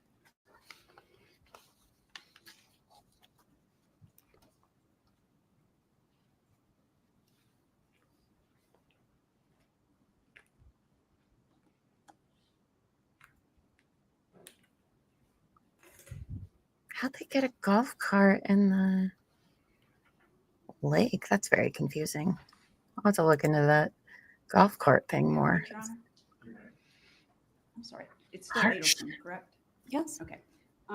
Ms. Adelson, I'm going to approach and show you what's been marked just for identification purposes as Defense 49J, and ask you to look at that and tell me if you've ever seen that before.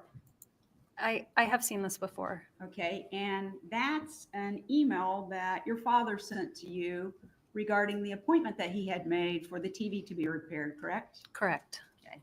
And on the front page, you can see where he's forwarding it to you, and it says, "Love, Dad," right? Yes. And then he tells you when the appointment's going to be, Friday the 18th between 8 and 12, right? Yes. And then when you flip, well, stay on the first Looks page. Do like you see it, down yeah. almost 2/3 of the way down where it has the order information and the order creation date? Yes. And that date was what? The order creation date is July 11th, 2014. Okay. And on the next page, where the problem description is, it says that Harvey called in, stated that the 55-inch TV screen had some problems, right? Yes. Go to the next page. It repeats about the complaint that your father had about what was wrong with the TV, right? Yes. If you scroll down, there are some questions under date submitted, right? Yes. Whether the TV is wall mounted, Yes. what the size of the TV is, Yes. if it's mounted over 6 feet high, Yes. if the height of the ceiling, Yes. is it eligible for a loaner? Yes. Was it installed by the Geek Squad? Yes. Is the product that we're going to service in a place of business? So I'm saying yes that I see these questions, but the answer to that question is no. Right. Okay. Correct. That's what I was going to point out. So your Okay. dad said no to that one, correct? Right. Okay. Is the product that we are going to service in a place of business? And your dad answered no, correct? He answered no. And the next one says what? Would you be willing to accept a sooner appointment if one became available? And the answer to that one is yes. Thank you.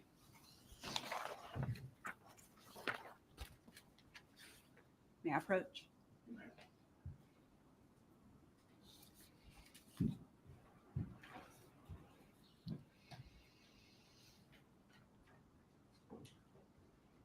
Ms. Adelson, you testified on direct when asked some questions about the name change of your children. You recall those questions? Yes. Okay, and I think your testimony was that you officially changed your children's last names a year and a half? What did you say? I legally changed them a year after Danny's death. Okay. But after he passed away and you went to Miami, it was time for your oldest child to be enrolled in kindergarten, right? Yes. And so what were the ages of the children when Danny was murdered? They were almost 5 and 3.5. Okay. And so the 5-year-old was going into kindergarten. Yes. And where was the other child going to be? Was he being put in a preschool program? It was a preschool program. Okay. And so you went and registered them at the school, correct? Yes. And the official registration said Markel for the children's last names, correct? I believe so. But because you were going to socially refer to them as Adelson, that's what you asked the school to do as well, right? Yes. And so when you went into orientation for the oldest child, I'm trying not to say the name, when you went into orientation for the oldest child for kindergarten, and they had his little nameplate there where he was going to sit at his desk, it said last name Adelson, right? I honestly don't remember him having a last name. Yeah, they don't do that. His first name being there, but I don't remember. I thought they put the first names for the kindergartners. But you asked the school to refer to him by the last name Adelson. I did. Okay. I did. And so there was an exhibit that was shown to you where your mother had registered him for an after-school flag football, right? Right. And so because the school's knowing his name, that he's being referred to as Adelson, that's why she did that, correct? Correct. And the youngest one, where was he going to go? Or where did he go? He was at a preschool, a private preschool, because he was too young to go to the preschool at the public elementary school. Okay. And whether it was your mother or your father who wrote the email about signing up and grandpa's coming with him to, I'm sorry, I'm not Jewish. I didn't understand what that was. It's okay. Tot Shabbat would have been, like a Sabbath activity where the grandparents would come and sing songs and something like that. And so the younger one's also being known as last name Adelson. Yes. Okay. Because socially, that's what you wanted them to go forward with. I thought it would make them safer. Okay.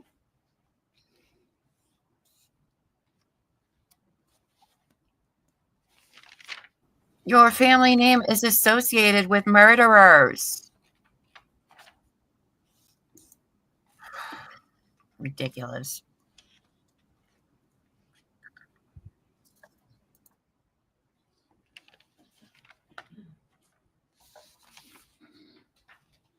There was some questions of you on direct about potentially purchasing a home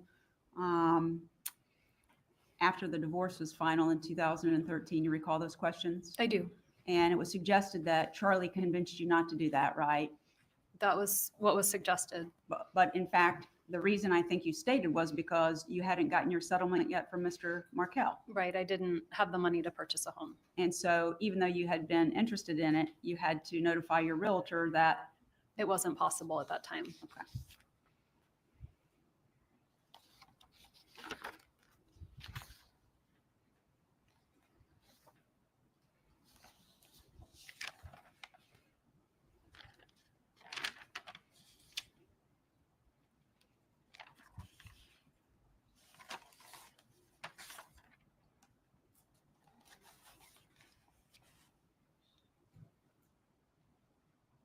And in the emails that the state introduced and discussed with you, where your mother is making lots of suggestions, mostly after relocation was denied, of things that you could do, like tell Danny you're going to raise them as Catholics, you're going to have them baptized as Catholics, all of those suggestions she was making, correct?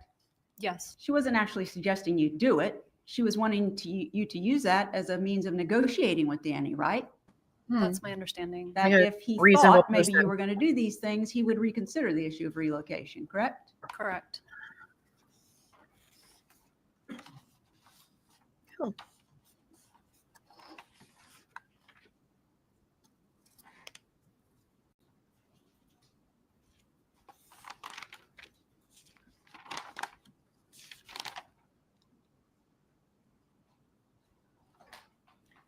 testified that your mother hated Danny at the time that he was killed. Do you remember saying that?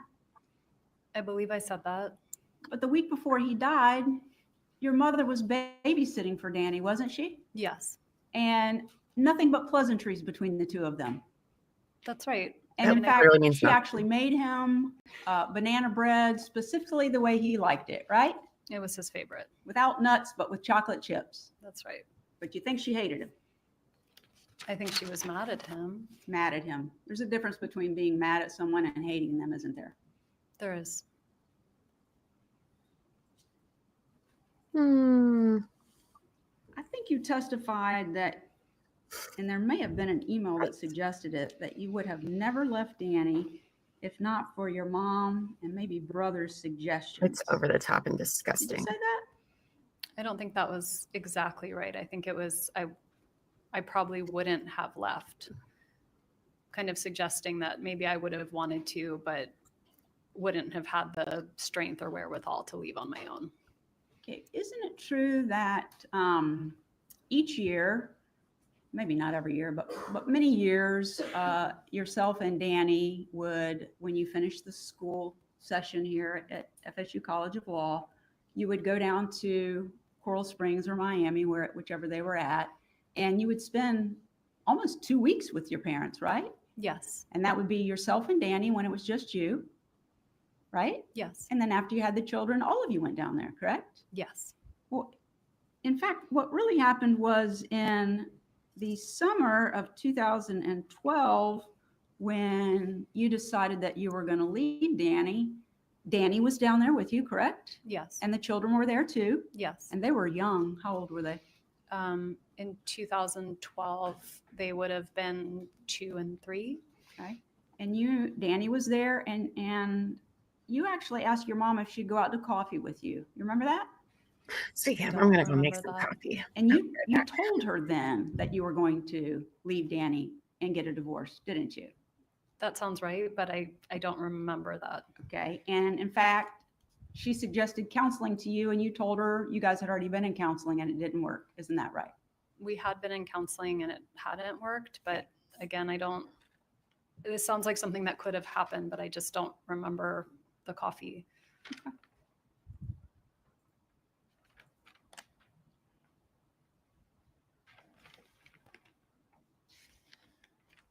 There was also questions of you, several questions about your interview with law enforcement the day that Danny was shot. You recall those questions from the state? I do recall the questions. And they were pointing out things that you had said about your family, your parents, Charlie. You remember those questions? I do.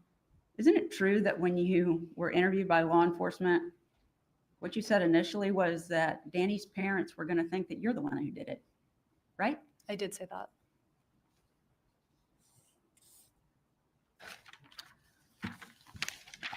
I wanted to talk about the relocation a little bit. So you have a relocation hearing on June the 18th. Does that sound right? 2013? Yes, ma'am. Yes. Okay.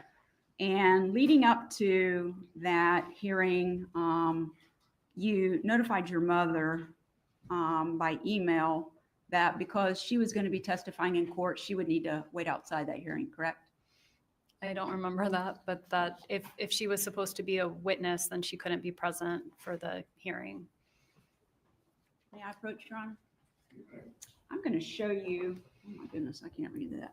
I'm going to show you what's been marked for identification purposes of Defense Exhibit 49B. You could just read that for me, please, to yourself.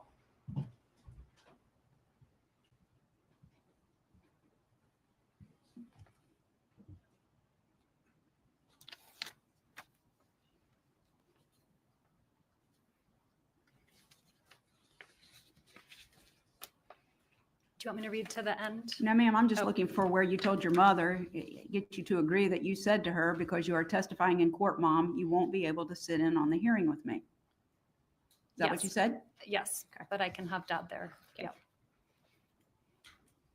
Come and get it from you. Okay.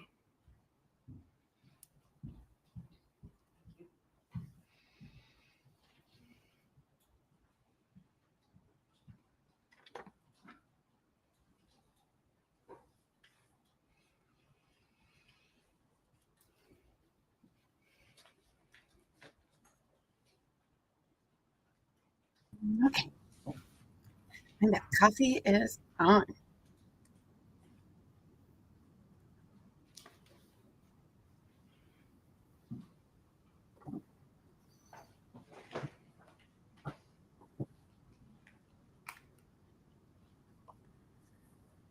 Okay.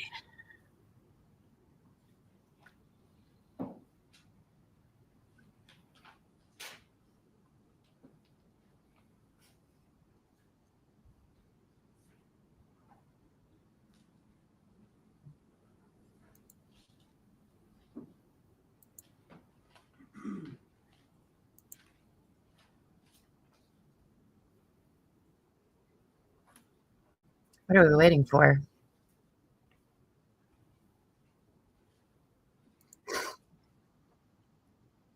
Sometime in April of 2013.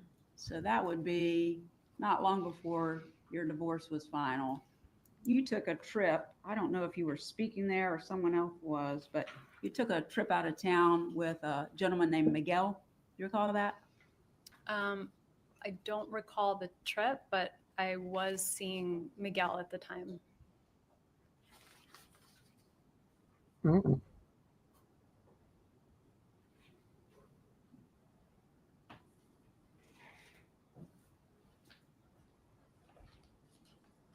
You do recall the trip?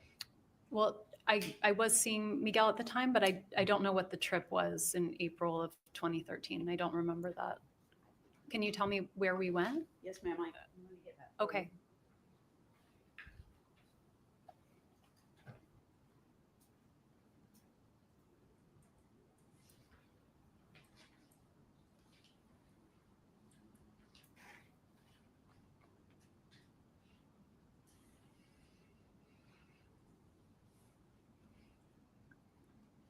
This defense attorney is not put together. Puerto Rico, does that sound familiar? It was a clinical law professor conference. There's one every year, and that year it was in Puerto Rico. Okay. And did you speak at that, or you were there to get credit hours or something? Of that No, nature? I spoke. I don't know who Miguel is. Or at least it's not ringing any bells. But I would love to go to Puerto Rico sometime. Seems lovely. Puerto Rico. Sorry, Puerto.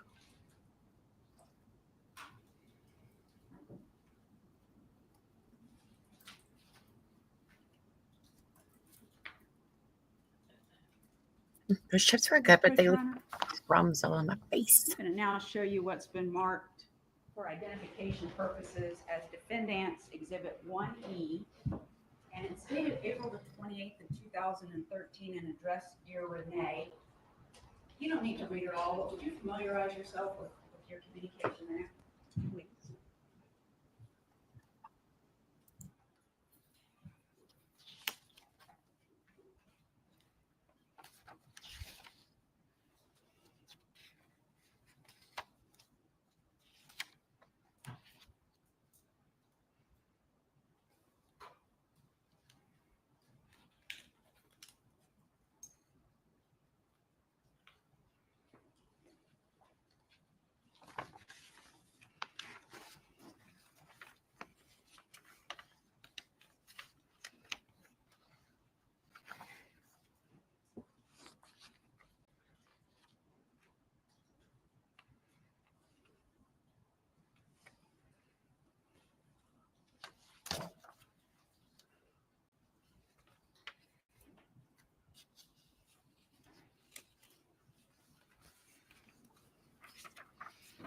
Okay, I've read a little bit. Do you want me to? No, that's okay. Okay. I'll point out any sections that I wanted to discuss with you. Would you agree that you wrote this on April the 28th of 2013? Yes, it looks like I dated it. Okay, and that's to Renee. Yes. And you're coming back from your trip to Puerto Rico. Yes. And while you were on this trip, your parents were taking care of the boys, correct? Yes. Okay. And on the first page down towards the bottom, you have some bullet points about what you would like to do to resolve your divorce, correct? Well, I think it was not just about my divorce. It was kind of about how I wanted to be living my life overall. Yeah, I was trying not to get into the personal information, but that's right. This entire email is really about changes you want to make in your life, correct? Yes. Okay. And the last bullet point down at the bottom, it says, I've been coming to a place in the last few months where I have realized that I want to keep my job. It allows me the maximum amount of flexibility to spend with my kids while allowing the freedom for intellectual exploration, one-on-one mentoring with students, and meaningful work in the community. I don't care that Gibbers told my colleagues that I stole from him and that I am mentally ill. Nasty things are said in divorce, and people know that, right? Yes. Tallahassee isn't ever where I wanted to live, but it's where the job is. And it's where my boy's father is, which means they don't have to constantly be flying on planes or driving in cars to accomplish our custody situation, right? Yes. So you have the pending petition and motion for relocation, but as of April the 28th, you're starting to think maybe staying in Tallahassee is the right thing to do, correct? Yes. And then this goes on. Third page is now you're writing on May the 2nd of 2013, correct? Yes. A little different subject, but if you go to the next to the last page of that exhibit, see where it starts, wait, it's me again? Did Peter know him? I knew he went to FSU, right? Yes. Okay. That was his loss. Paragraph after that, I wanted to ask you about this. It says, on Sunday morning, we're supposed to sit on the same stage. You're referring to Mr. Markel, correct? Yes. In full regalia and clap for the graduating law students. I love graduation, and the Gibbs has never attended because it's normally on a Saturday morning and he is at synagogue, correct? Yes. And then you say it's on Sunday this year and I have the boys and the dean wants all faculty to attend. So I need to, it's only 2 hours and my mom can watch the boys during that time, correct? Yes. So it was fairly routine then for you to get your mother or both parents' assistance when you had somewhere that you needed to be and someone needed to take care of the children, correct? Yes. Can you guys hear them mowing the yard? Not my yard, the neighbor's yard. Can you hear that? Because I can feel it, so.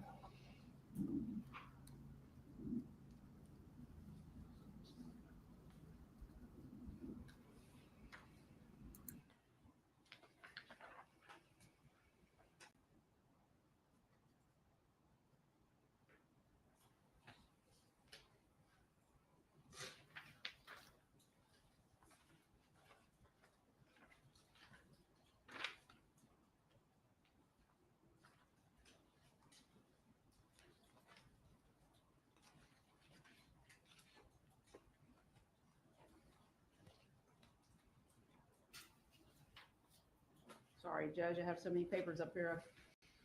I'm confused.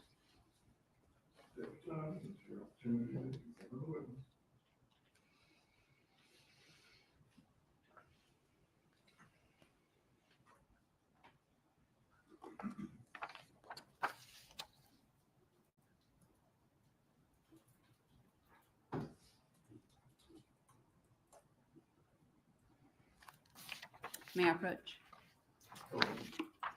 I'm going to exchange with you, Ms. Adelson. I'll take that one back and then show you what's been marked as. You don't hear it? Okay, good. 1G for identification purposes. Good. Can you review that to yourself, please?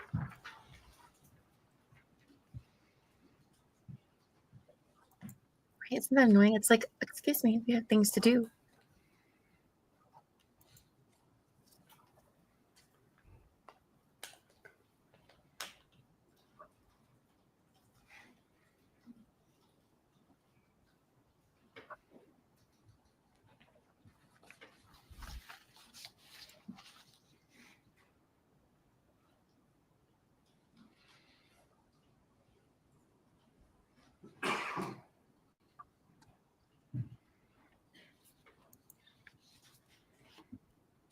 Let me see if I can. Oh, is it 2 feet home? I think he might be.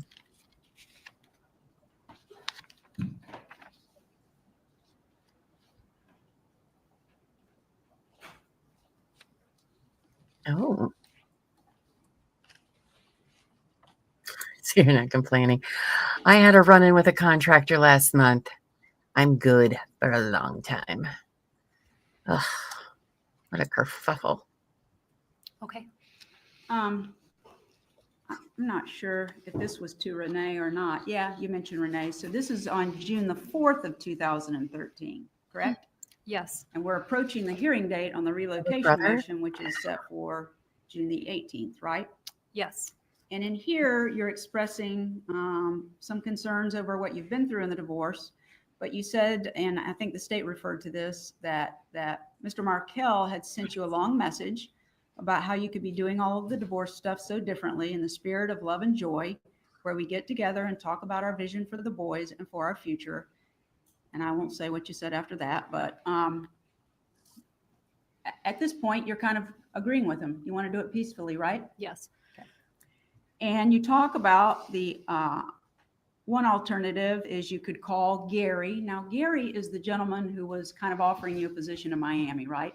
Gary was a partner at the law firm where a position was offered to me. Okay. And your plan was to have him come and testify at the relocation hearing about the job that he would be giving you if you relocated there, correct? Yes. And you had other people who were going to testify there as well on your behalf, right? Yes. Okay. And so you say one alternative is you call Gary and say, I've changed my mind. I don't think it's best for my kids to move them to South Florida. I appreciate you saving the job for me, but I'm not going to come to South Florida, correct? Yes. And then you say, you call your brother and say, I love you, Charlie, but I'm going to stay in Tallahassee. I know you don't agree with my decision, but that's what's best for me and the kids right now. I hope one day you'll understand. That was something else you're considering, correct? Right. And then call your parents and say basically the same thing. And if they wanted to come up anytime and visit you and the boys in Tallahassee, they were free to do so, right? Yes. But that's like they've always been doing, correct? Yes. Okay. So you think if you take relocation off the table, that it will give you an opportunity to discuss things with Mr. Markel and hopefully work them out, right? Yes.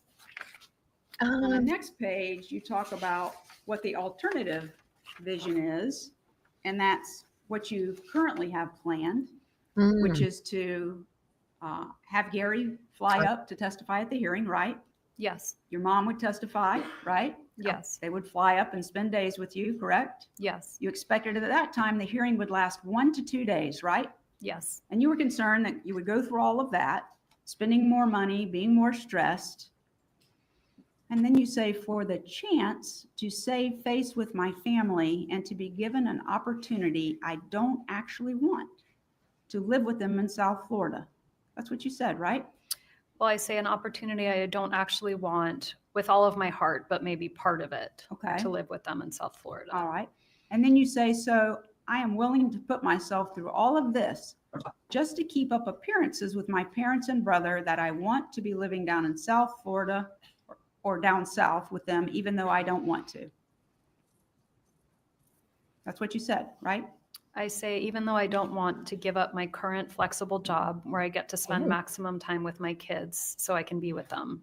Okay. And that was June the 4th of 2013, right? Yes.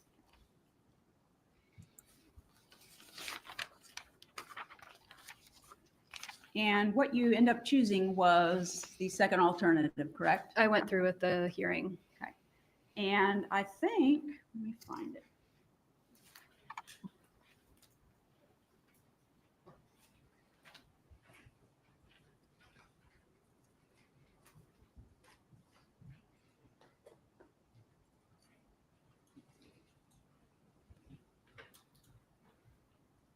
May I approach, Your Honor?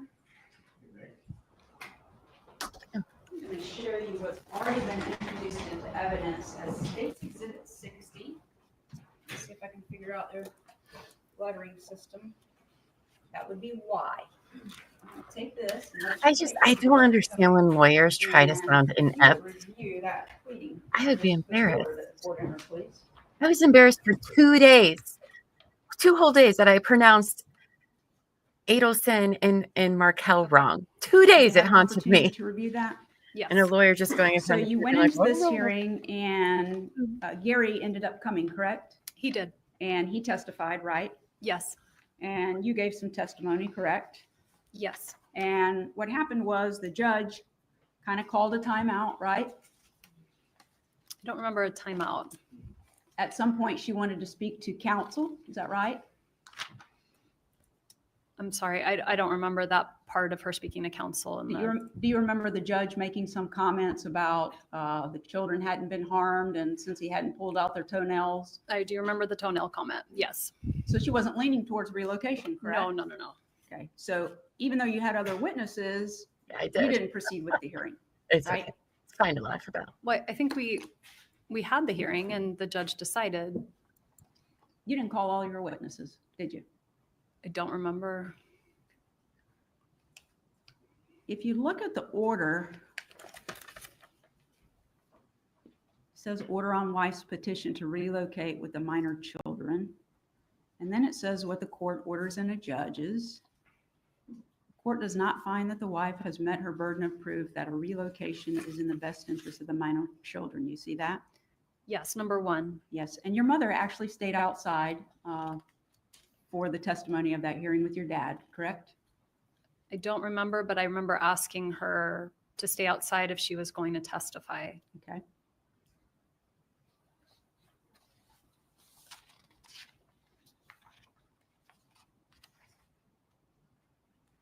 And you came outside at some point and told your parents that relocation was denied, correct? Correct.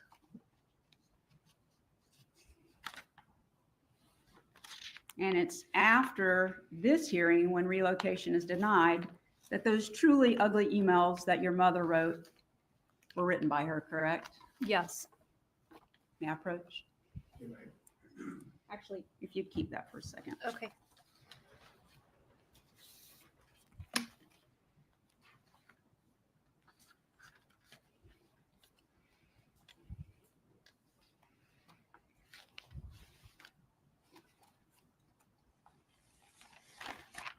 Once the final judgment was entered, the issue of relocation was over, right? Yes. Relocation from July 31st of 2013 until the time that Mr. Markel was murdered was never an issue again, was it?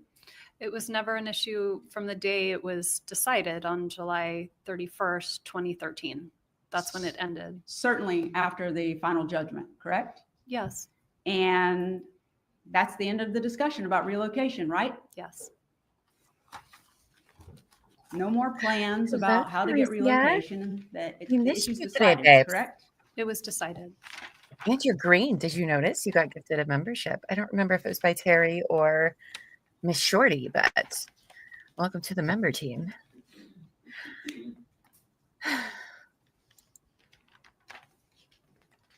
1, 2.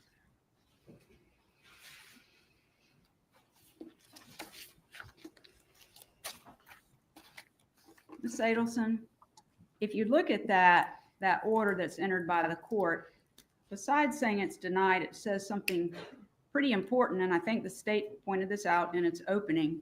It says that this denial is with prejudice.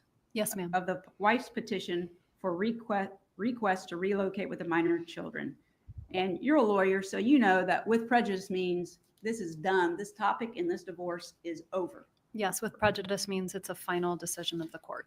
But what it says right before that is, as such, the parties stipulate to the denial with prejudice of the wife's petition. You see that? Yes, I do. So what happened is after the judge says, if their toenails haven't been pulled out, I'm not thinking relocation, you actually stipulated to denial with prejudice, right? Yes. You did not tell your parents that you stipulated to denial with prejudice, did you? I don't remember any conversation there, really. So not knowing that it was denied with prejudice, your mother thought you still had an opportunity to get it up through your final hearing, right? I believe so. And so she kept writing these ugly things and giving you all of these ugly suggestions, right? She did write those emails. If you had told her you stipulated with prejudice, that's probably not what you wanted, Mom, but that would have been the end of it, right? I don't know. I would just be guessing. May I approach? That coffee is super hot. Oh.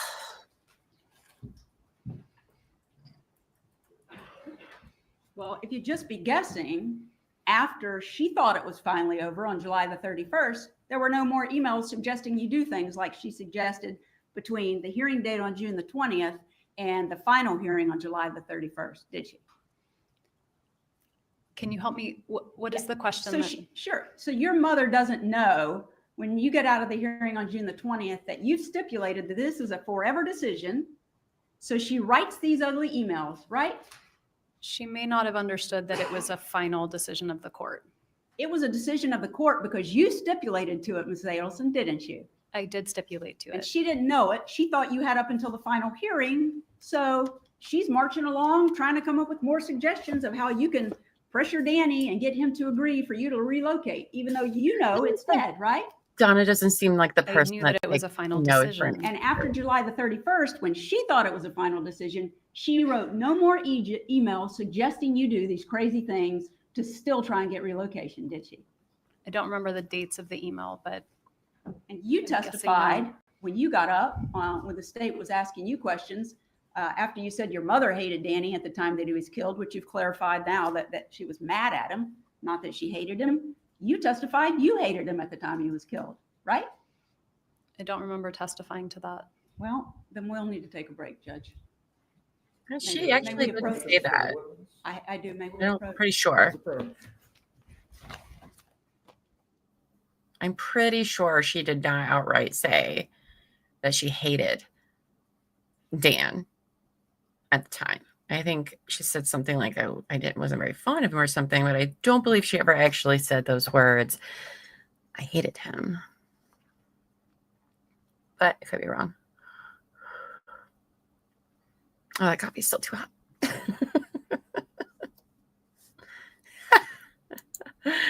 Oh, Michael's saying she should put a horse bit in her mouth the way that she's leading her. Mm-hmm. Yeah.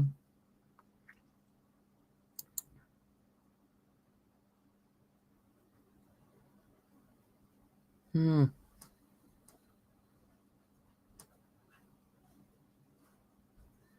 The theory is it was dark when she got dressed and grabbed her hubby's jacket from the closet, but realized too late.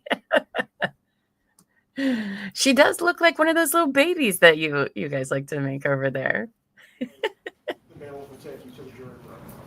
No, they're excusing the jury.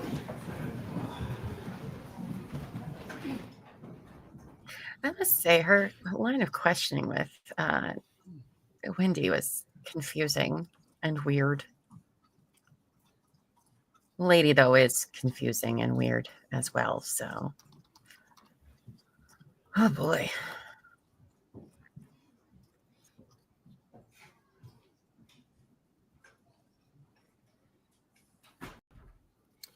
Everyone can be seated.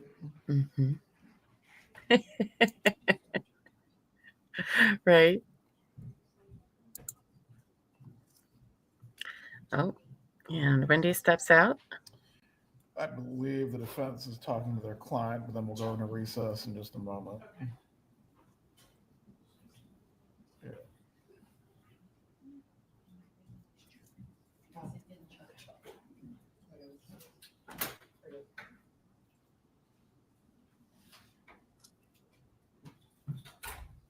Both those people are lawyers.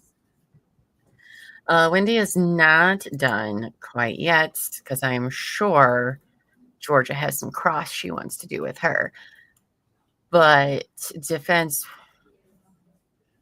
called for a break or whatever, so they sent the jury out for a break. Because she says that Wendi said that she hated Dan at the time of the murder, testified to that, but I don't think she did actually say that. So,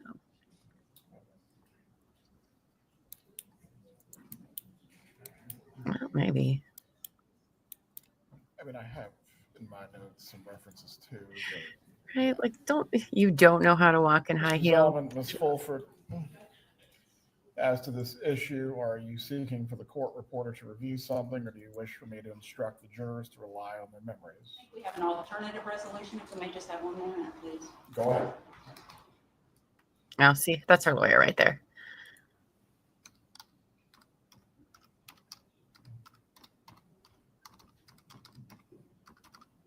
She's probably just going to the bathroom or something.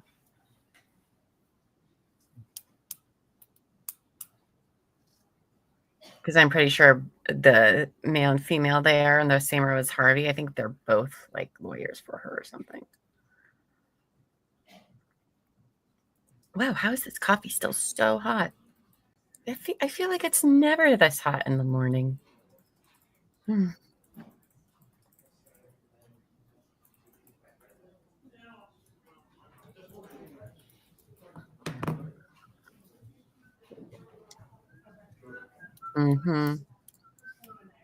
She used a lot of, I don't remember. I don't recall. Maybe. She said a whole lot of words without saying nothing. It's a weird way for that guy to hold his hands. Did you see that? He's like walking around like this. It's interesting. Okay. Interesting. Oh, I know. That's what I said this morning. I was like, I love that on her. I think it looks great. She looks much better today than she did on Friday. I mean, she looked fine Friday, but you know.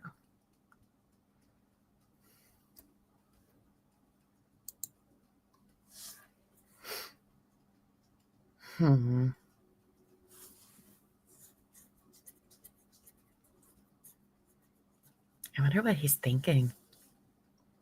Does him and Wendi still talk? I would think so. But maybe not. I don't know.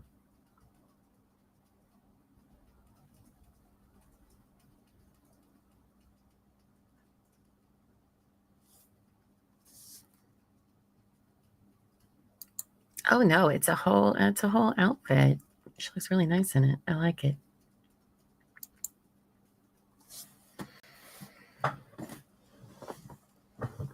Do we think they're going to keep her for the rest of the day?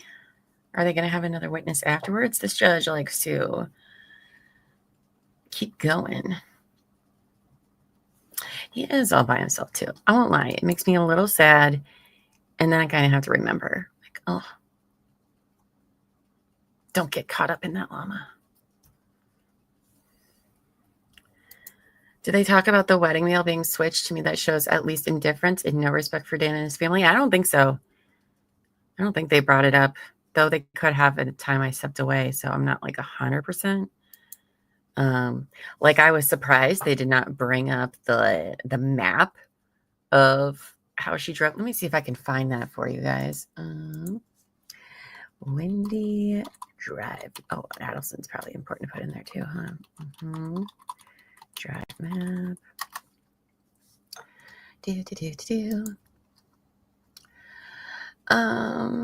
Let's see. So I guess there's this one. Apparently, though that's not right.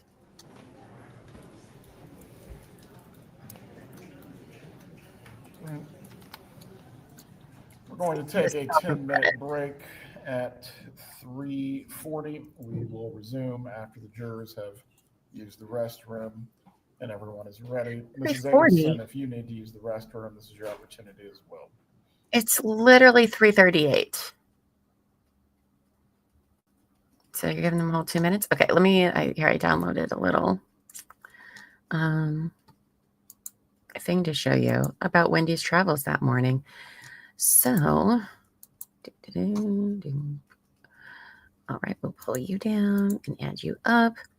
We'll do this one for you so you can see the whole thing.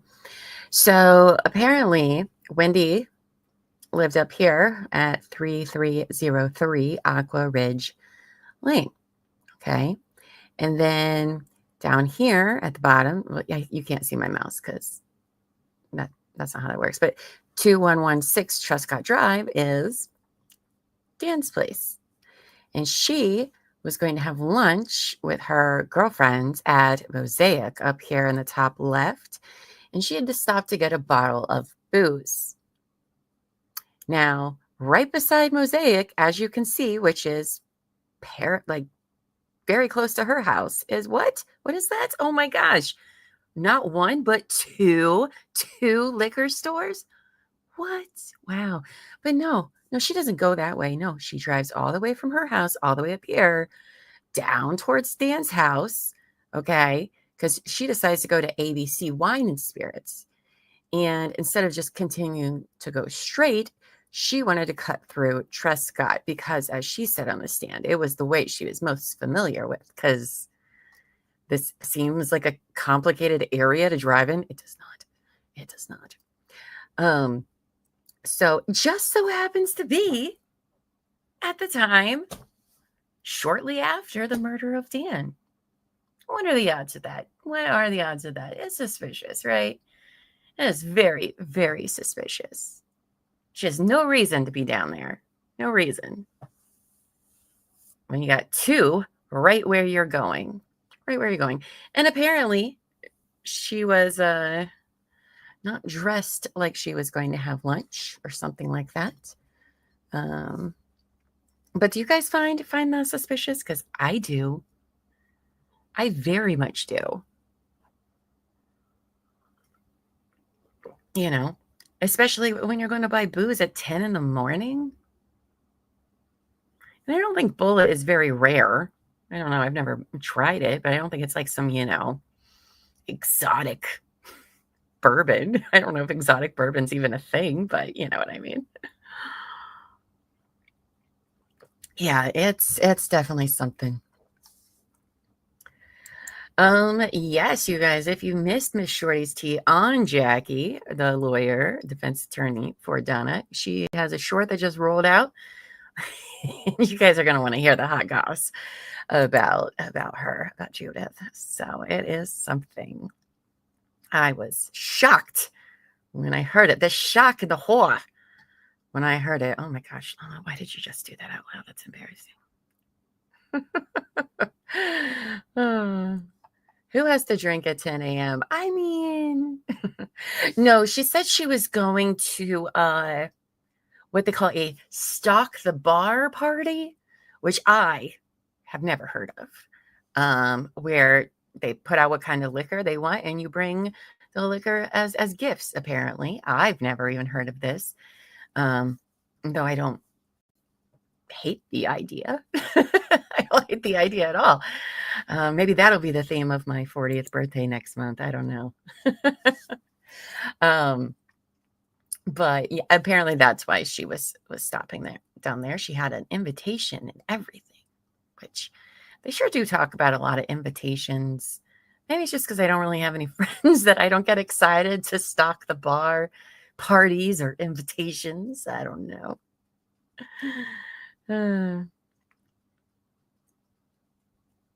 What would Chad and Buffy think if they saw her buying commoners' liquor at a Publix, much less the lowly market square with the peasants? I mean, the whore. I can't do it anymore. Stop it. It's like a housewarming party. Well, see, I'm not as cool as Terry, who gets invited to all sorts of fun parties all the time. Actually, she hosts fun parties. Oh, can't wait for the day I get to go to a Terry party. That'll be fun. Yes, everybody be like Angie. Go sub and leave a like and a comment over on Miss Shorty's stream, channel, and her new short. That's the word I was looking for. Oh man, I think instead of coffee, maybe I should have had a midday. What do I got in there? I think I have a peach wine in my fridge. I have a peach wine and a honey mead, but I'm a little nervous about the honey mead one because I don't think it's like actual mead, which is good, but that'll get you.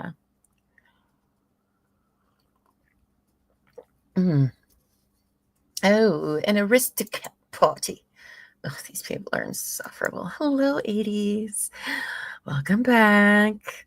Running around being a ninja We see you. We see you. Speaking of Terry, actually, if you are in the Bastrop, Texas area, which is by Austin, I'm pretty sure, she has a show September 13th at CC Wine Company. Ooh. Normally I have a cheat sheet for that. Hold on. I know I do somewhere. Anyway, tickets are out now. She's covering the case of Rodney Reed. It is a very, what's the word I'm looking for? Dividing case. If you don't live in Texas, that's okay. You can join and be a member of our YouTube channel where all of our live in-person shows are streamed to our members, along with lots of other fun members-only things coming this way. I did not get to a recording last week for my series, Devil in the Bay. That's dropping in December, but I'll probably have a members-only sometime this week, later in the week, or this weekend. I would like to do one maybe tomorrow night, but it just depends. Sitting here streaming court all day is way more exhausting than one would probably think it is, because your brain has to be like on all of the time. You need to bring some shrimp to your Stock the Bar party and not leave them in the car for 2 days like Elbow Feet did. Oh. Let's play the word game again. Oh, I'm sorry. We ran out of time. I should have. I forgot about it. But we'll definitely play that more during our bigger breaks here, because he said 3:40. It's 3:46, but I don't know. Yes, we have a ninja as well. That's 80s music, man. He's been around these streets for a while. For quite a while.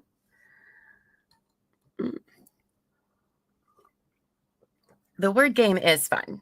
It is fun, but I don't know if maybe that's the best game for me to play come lunch break when my brain is like, what are words? I don't know. Tonight, when I'm in a meeting with Terry, I'm going to have her make sure to sign in for the other 2 games, and then we can play those tomorrow during the break. Some of the other ones I saw are really cool, but they're only available on Twitch, which I know. I need to get in and learn about Twitch, I guess. Oh, that's how I know I'm old. Elbow Feet keeps telling me. You're only 5 hours ahead. Where are you from? 5 hours? That puts you in Europe. Oh, are you across the pond? I love that. Liked and subbed, Miss Jody. Good job. Gold star for you, Michael. Gold star. I think they are on a delay. It's the only thing that makes sense, because I thought Friday, maybe. No. He's done it twice today, where I'm like, but that's what time it is now. So, but usually they would say there'd be kind of a delay, but I don't know. Maybe they did. I don't know.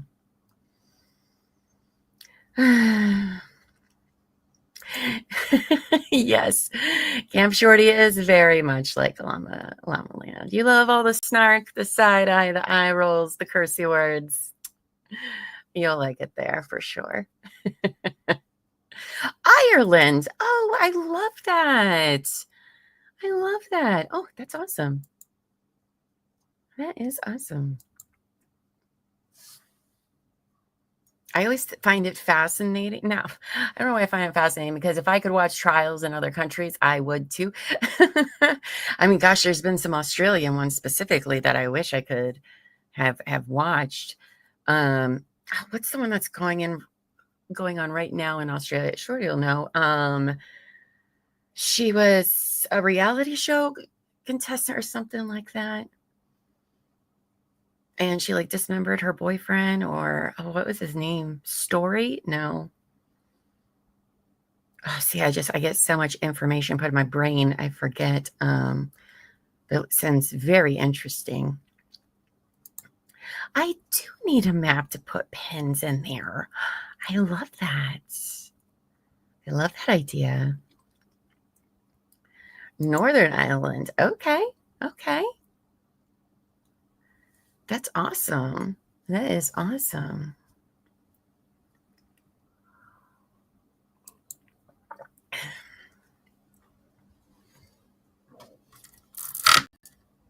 Right? Like, I like to see how, because even here in the States, right? Like, trials are not equally the same across the states. Like, there's just so much variation between each and every trial you watch, and not even just in state by state, but even within like counties, So I would be very interested to watch some other ones in other countries for sure.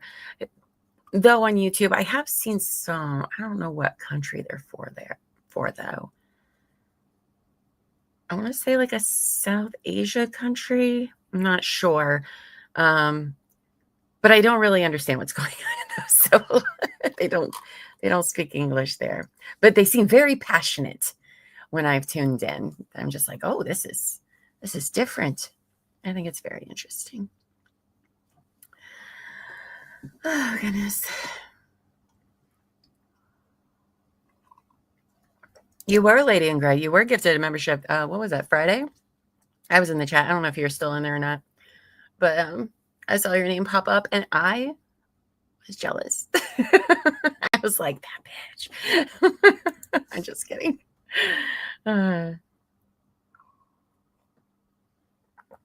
That's okay. I'll get there. I'm lazy about things. I am. Let's see. What else do I have to probably talk about? Where's my little cheat sheet? Oh, there it is. Okay, let's see. I talked about Terry's thing. Let's see. Did that one. Oh, so another fun show that we have coming up that the staff has been working on it'll happen the first Friday of every month. All the other Fridays will be for our members only, but we're going to have a new show called TMI, which stands for Too Much Internet, where me and the besties will be on every Friday, just talking about the weird shit we find on the internet and just having some fun. Because we spend all week dealing with really serious stuff. If it's not court, it's the other shows we work and write on and research. And we just want one show where we can just let loose and have fun. So the first Friday, September 5th, is going to be our first show for everyone. And then all the other Fridays for the month of September will be for members only. But I think it's going to be a lot of fun. I'm pretty excited about it. Yes. I mean, I love talking true crime and stuff, but I love talking about all sorts of things too. And then, so yeah, that's September 5th. That'll be at 9 p.m. Eastern every Friday. And you'll see, well, our first show on that, that's going to be a big show. There's going to be like 6 of us on it. But each week, will be rotations of people and whatnot. So that's one reason to become a member of our channel. The other, as I spoke briefly about, if you're a member, you can sneak in and hear me recording a new series I'm doing called The Devil in the Bay, which I am recording for the members to hear, but it all comes out in December with visuals and looking all professional and shit. But I am recording those episodes live. Some people are into behind the scenes thing. I am for one, but if you're not, then you may not care for it. But it's about the Rogers family murder from 1989 and Oba Chandler. If you're not familiar with that, it's a wild, wild story. So those will be coming out to the public in December and January. I have two that are definitely ready to record at any time. It's just a matter of finding time and having the energy. Has Wendi flirted with with the judge yet? I don't think so.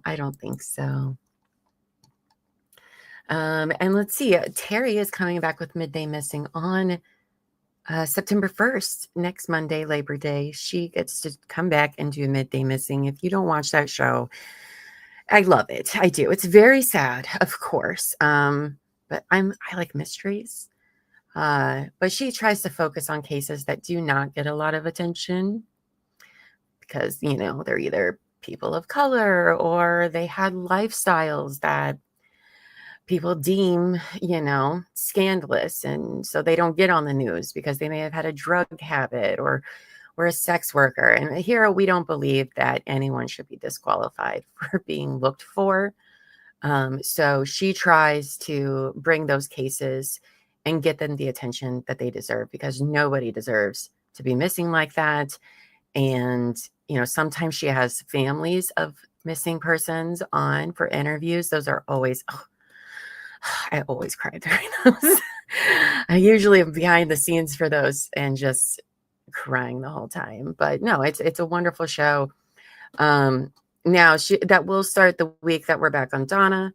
But if you joined us for Karen Reed, we will portal you back and forth during Quartz's lunch break, and you won't miss anything, I promise. They're still over there, but okay, yeah. If you're cool with that, I would absolutely do that for you.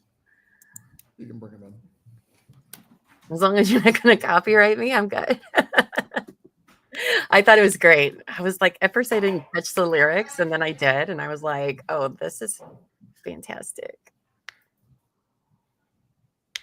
I don't know if you were around earlier when I said I was admiring all your guys' fun songs. I love them. They're great. But I will happily do that tomorrow. You may be seated. You may continue with your all right. Examination, Ms. Fulford. Thank you, Judge. Okay. Actually, I'm going to write it on my day for tomorrow. Ms. Adelson, isn't it true that before getting married to Mr. Markel in, was it 2006? 2006, we got married.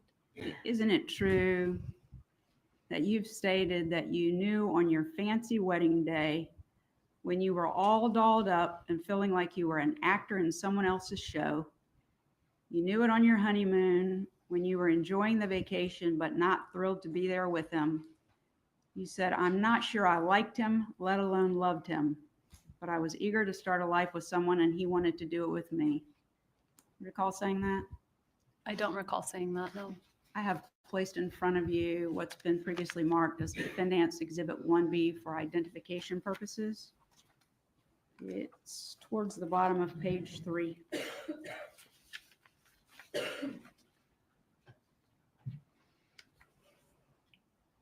Oh, I was on mute the whole time saying nice things.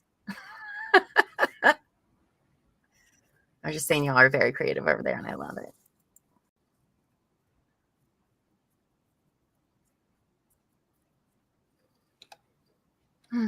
Okay.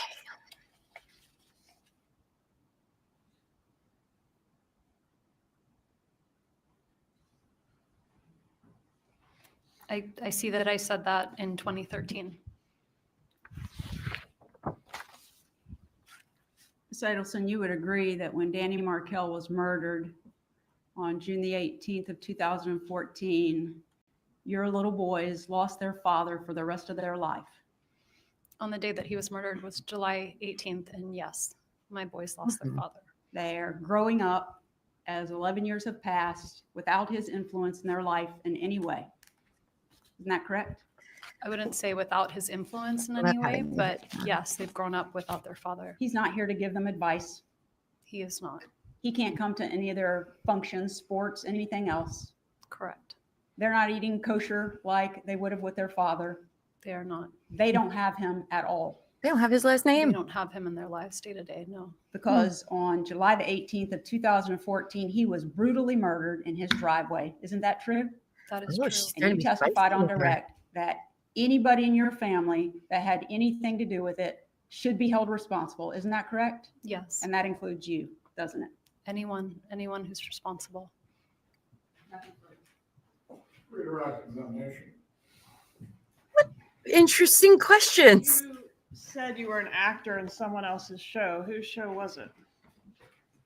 I I think I felt like I just wasn't fully present in my own life, that I had always been a real people pleaser. And so there was an aspect of not always being true to myself and wanting to make other people happy. And one of those people is your mom, right? Yes. And that's part of why you kept going with relocation, even when you kind of had some doubts about it, right? I would say it's part of the reason. You were asked on cross-examination about the final order on relocation issued June 20th, 2013. And didn't you stipulate to making it with prejudice, I guess? Do you remember doing that? I don't actually remember stipulating.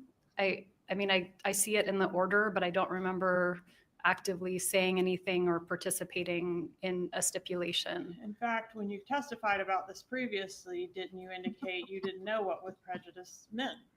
I think it's not something that comes up in my daily practice. And so at the time I had forgotten that it meant that it was a final order. All right. And it was suggested or said on cross that you didn't tell your mom it was final and she was misled and she thought there was still room for it, right?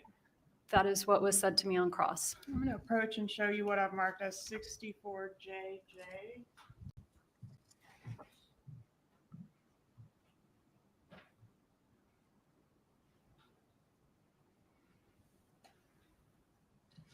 I mean, the last question by her lawyer seemed like she was insinuating that she should be arrested and charged too. That was totally the point of that question, or at least that's what it seemed like to me. Okay. It's very weird. Okay. Do you recognize that email? I mean, I recognize the email address. Is that what you mean? Yes. Yes. The email from? The email is from my mom and dad's email address to a friend of theirs. Who's the friend? The Kligermans. I think it's Vicky, the woman in the relationship. Okay. And it's signed Love Donna, right? Yes, sorry. So it's from my mom. And in this email, does she indicate to the Klingermans that there is no chance at the appellate level for appeal of your relocation? Yes, that's what the email says. All right. And is that email dated 6/25/13? Yes. So 5 days after the order was issued, your mom did know that that order was final based on this. Based on that email, yes. Okay. It was, you were asked questions about, your mom never suggested any harm to Dan Markel to you, but she did want to bribe him, yes? Yes. Take control from him. Weren't those her words? Totally normal things to do. Aggravate him. Yes. Scare him. I don't remember scare him, but I believe that was part of it. Give him some grief. Yes. Take something from him. Yes. Show that fucker what would make him absolutely miserable. Yes. But definitely not kill him, right? I don't know what the question is. Donna was caring and devoted to your boys. You were asked about that. That's true, right? Yes. In fact, she maybe cared a little too much about your life and you and what was going on with you sometimes, right? I don't know that you can care too much. Even the Nazi uniform craziness came from her version of some kind of place of love. Would you agree with that? Yes. Because okay. Although her lawyers tried to downplay this, she was suggesting a baptism for these kids, right? Yes. She said she looked into it and could get it done in 2 weeks, right? I believe that's what it said. And didn't she justify the means or claim that this would be harmless to your children because it was just like playing dress up to them, right? Yes. Just like Jake the Pirates. Yes. She thought the ends, relocation, would justify the means, didn't she? Yes. And she thought a move to South Florida was what was best for you. Yes. And what was best for your children. Yes. Who she cared about more than anyone in the world. I mean, I don't know who she cared about most in the world, but she loves me. Is there anyone that she cares about more than those two boys? My dad. Okay. Does she though? She thought relocation was best for those boys. They were going to have better opportunities, right? Yes. Better family support. Yes. A happier mother. Yes. With a more lucrative profession. Yes. And your lives all depended on it. Isn't that what she said? Yes. And Dan Markel could have agreed, couldn't he? He was amenable, but then he didn't want to ultimately. Well, he could have moved to South Florida, right? Isn't that what you were asked on cross? Yes, he could have. Could have moved to South Florida and enjoyed all that delicious kosher food down there, right? Yes. And if he had relented, you and he could have had separate lives in Miami and happily co-parented the boys, right? In that theory, could have happened. Yes, it could have. Except he wouldn't relent, would he? I mean, he said no, and so we had a hearing, and the judge said no. Right. He wouldn't relent. He wouldn't give your mom what she wanted, would he? I mean, we only had one conversation about it, so it wasn't like a ongoing thing. It wasn't an ongoing thing? What wasn't? I mean, between Danny and I, we talked about relocation. He said he would think about it, and then he said he didn't want to. And then we had the hearing, and then that was the end of it for me. Yes, but you were asked on cross, wouldn't things have been potentially great for Danny down there too? Yes, I think they would have. Couldn't we all have lived happily ever after if he would have agreed to move down there too? Possibly, right? Possibly. But he wouldn't agree. He didn't agree, no. Nothing further. I don't think that would have. Before we continue this afternoon, we will take a brief break. The bailiff will take you back to the jury room. We just had a break.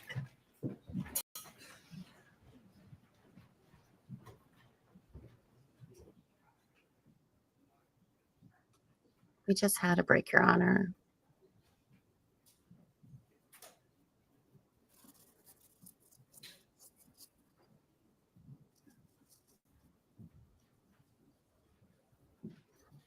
All right. If it gives us another break, we'll play the game, okay? For you, Lainey. Seated. Yes, go ahead. Very well. With there being no need for a proffer from this witness, you may step down. Ms. Kappelman, will you be recalling her at any point under your subpoena? I don't intend to, Judge, but I would ask that she remain under the rule at this time. Very She's free to well. go about her business. You are not to discuss your testimony with any other person that will be testifying in this trial. Oh. Tomorrow, will you need to be heard any further, sir? Well, that's all for Wendi, I guess. The state's next witness will be whom this afternoon? Robert Adelson. Did you want to instruct him? Oh, yes. My God, just say through the coffee. Open a bottle of wine. Everyone can be seated. Holy shit.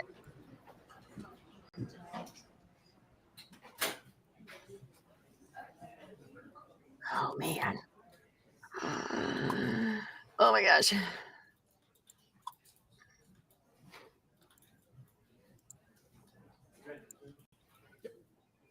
I've never seen him either. I know, right? Oh, my gosh. Yes. Mr. Adelson, before you testify this afternoon, I just wanted to make sure the court's prior ruling on this matter you understood and you were clear on. When you're testifying, you are not to testify about any opinions that you have concerning whether your family members or your mother may have committed a crime. Child. Yes. Does the defense or state wish for there to be any further not have a relationship that does not otherwise cover the the substance of the ruling. Yes, sir. Please bring the jurors. Oh my gosh, you guys entertain yourself. I need to go to the bathroom. Zoe is out here wanting to go outside. I'm gonna go take care of stuff. That's fine.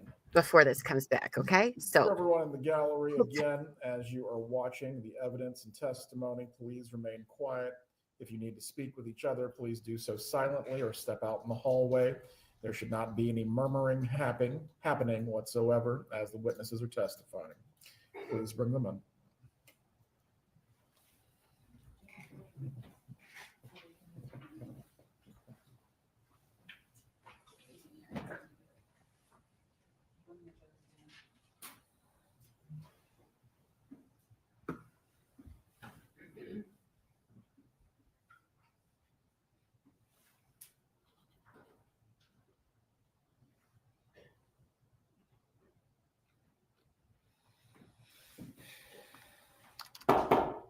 Jury entering courtroom.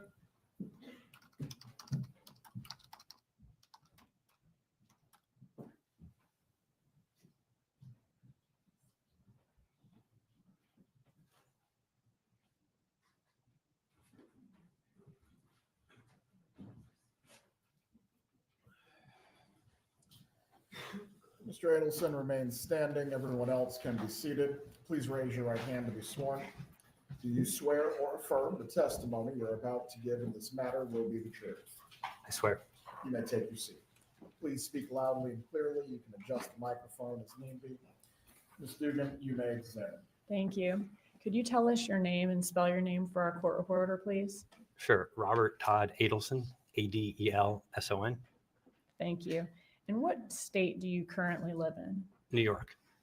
And how long have you lived in New York? 13 years. Okay, so since maybe 2012? Yes. All right. What do you do for a living in New York?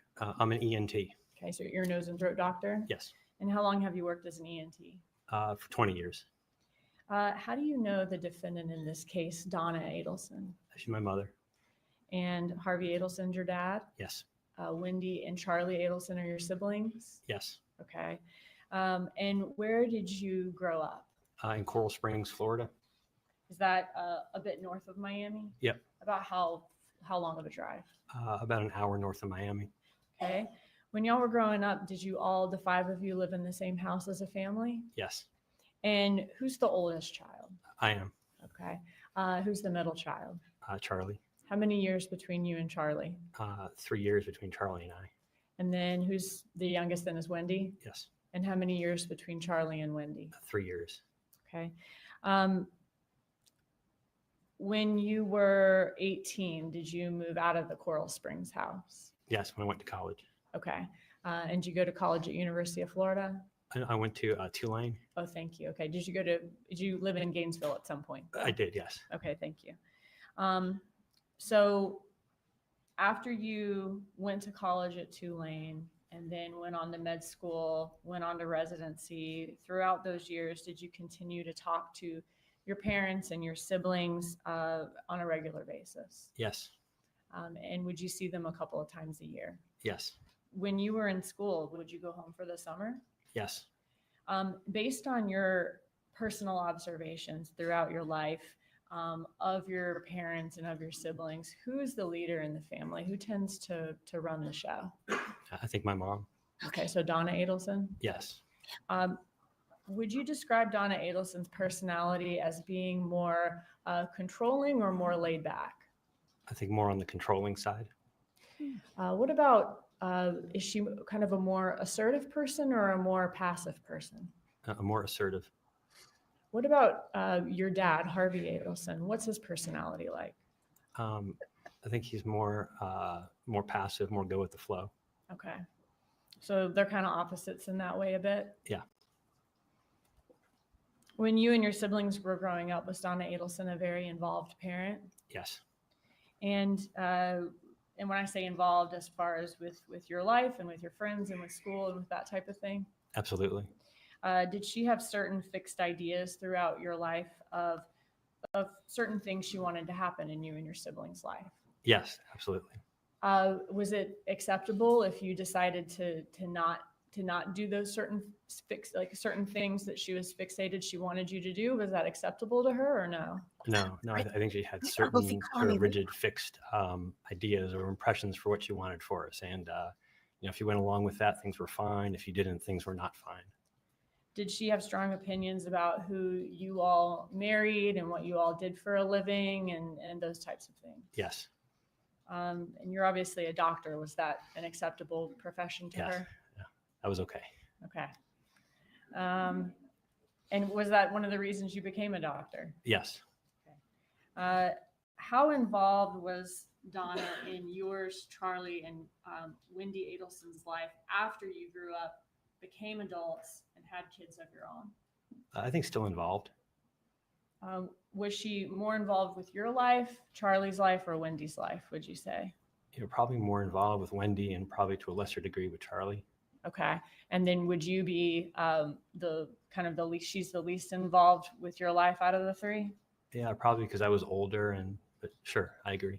Okay. So you're the oldest child. You're out of the house before the other two? Yep. Okay. And then you also lived other places after you went to college throughout the rest of your life? Yes. Now, was this like a healthy level of involvement that she had with the three of your lives, or was it more of like a micromanaging as you saw it?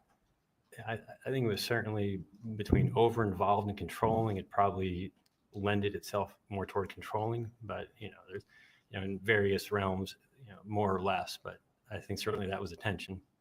Okay, so a little more on the controlling side. Yes. And does that include your personal lives as far as your relationships and in your professions, your jobs? Yes.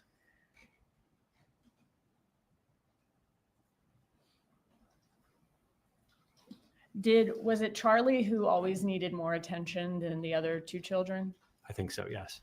When did Wendy's life start becoming one that she needed to pay or give more attention to? I think when she had some troubles in her marriage, I wasn't aware there were any troubles in her marriage until Wendi left.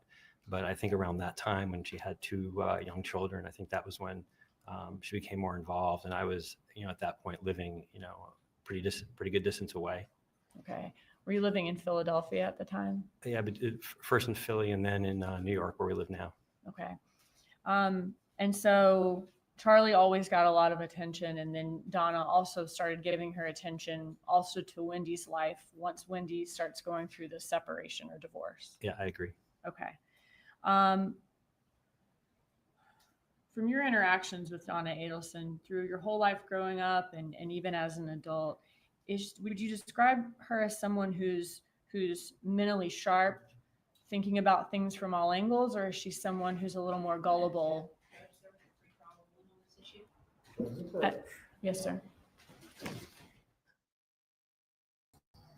I swear, he starts testimony. My dogs are being a pain in the ass. Elbow feet calling me about dinner. I don't even know what he's picking up. He was like, "Are you live right now?" Yeah. Yes, I am. Make it quick. Many of us have been waiting a very long time to hear this man talk.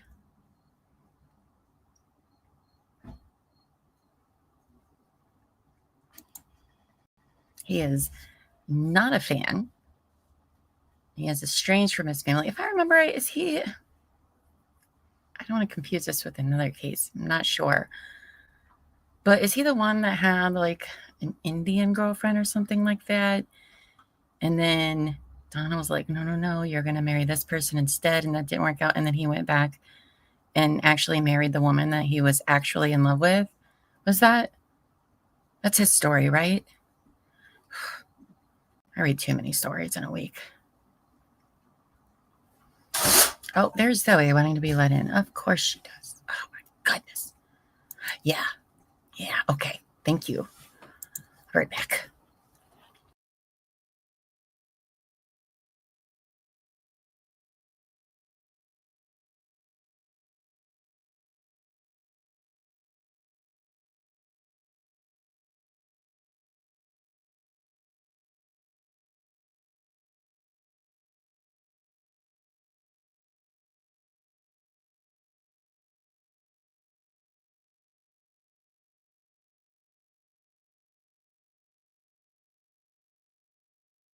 Oh, I forgot to warn the Facebook people that their feed was going to go down because of the 8-hour mark. Ugh. Keep forgetting about that. Okay, so that is what happened there. Okay, yeah. Yeah, just these people are just so crazy. So crazy. So she made him marry a Jewish lady and it lasted months. Yeah. Ugh. They're such ugly people. Donna is who I'm referring to. Just to make that very specific. Oh, hey. Welcome back. Okay.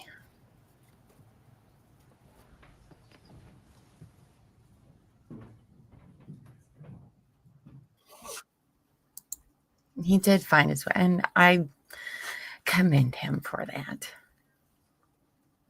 That makes me happy for him.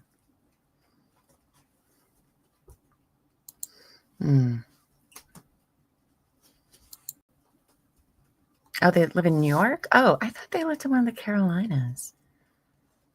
Oh.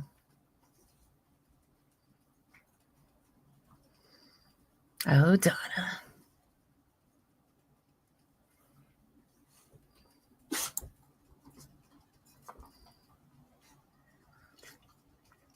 See, that's what happens when you try to control too many things. Everything falls apart.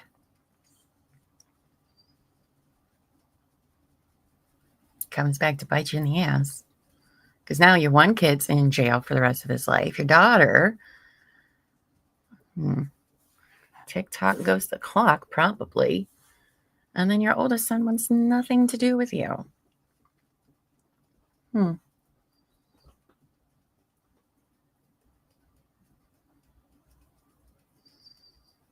She's just weirdly obsessed with her children. Like, weirdly obsessed with them.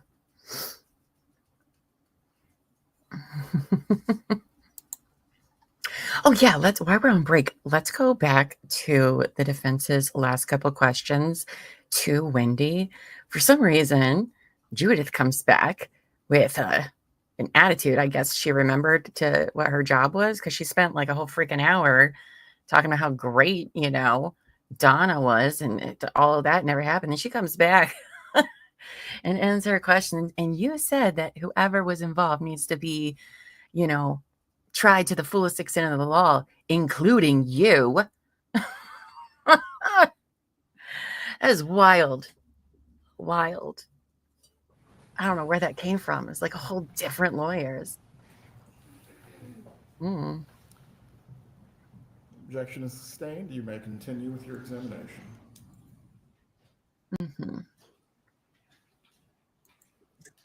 Were Charlie and Donna Adelson dependent on each other or pretty independent from each other? I would say Charlie was probably somewhat dependent on my mom to help him out with organizing stuff, his dental practice. I think he probably relied on her a lot. Okay. And you mentioned the dental practice. When you were growing up, who owned the dental practice? My dad. Okay. And throughout your life, was Donna Adelson in charge of the money at Adelson Institute? I always, I wouldn't know the inside workings of it, but I always remember my mom like signing the checks and writing the checkbook at the table, like when I was back in middle school or high school. So. Okay. So even back then, she would do some bookkeeping or payroll type things at home. That's my memory of it. Okay. And then did the dental practice, you said it obviously started out at Harvey's. Do you remember a time when Charlie Adelson took over? I remember my dad making a joke about him having a very understanding boss because Charlie was now his boss. So. Do not testify to what others have stated out of court. You may testify as to your knowledge, but not what someone else specifically said. The objection is sustained. You may continue. I understand you were telling us how you remember that, but can you just tell us around what year do you remember that happening? Around 2012, Charlie purchased the practice. Okay. And then was there a time that you remember Charlie somehow selling it back to Harvey Adelson as then becoming the head of the practice again? permit you to answer the question if you have knowledge of this matter. My memory of that was sometime in like fall to winter of 2015 to 16, somewhere right around there. That's my memory. Okay, so fall to winter of 2015. Turning into 2016. That's my memory. Okay. Now, you mentioned Donna Adelson doing payroll at Adelson Institute throughout your life. If someone were to ask Donna Adelson, or if someone asked Donna Adelson to do something, is she the type of person that just snaps to it, or does she have some questions first? This is not going to motion. You may answer the question. No, I don't think she would just snap to and do what someone told her to. Okay. Is she the type of person who's going to have some questions if you ask her to do something? I think she would definitely have some questions. Okay.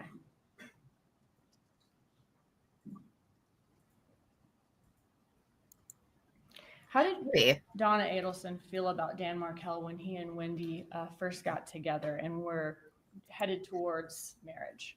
He was very positive about him. I think they want to hear he from was all of the somebody she children. approved of. Yes.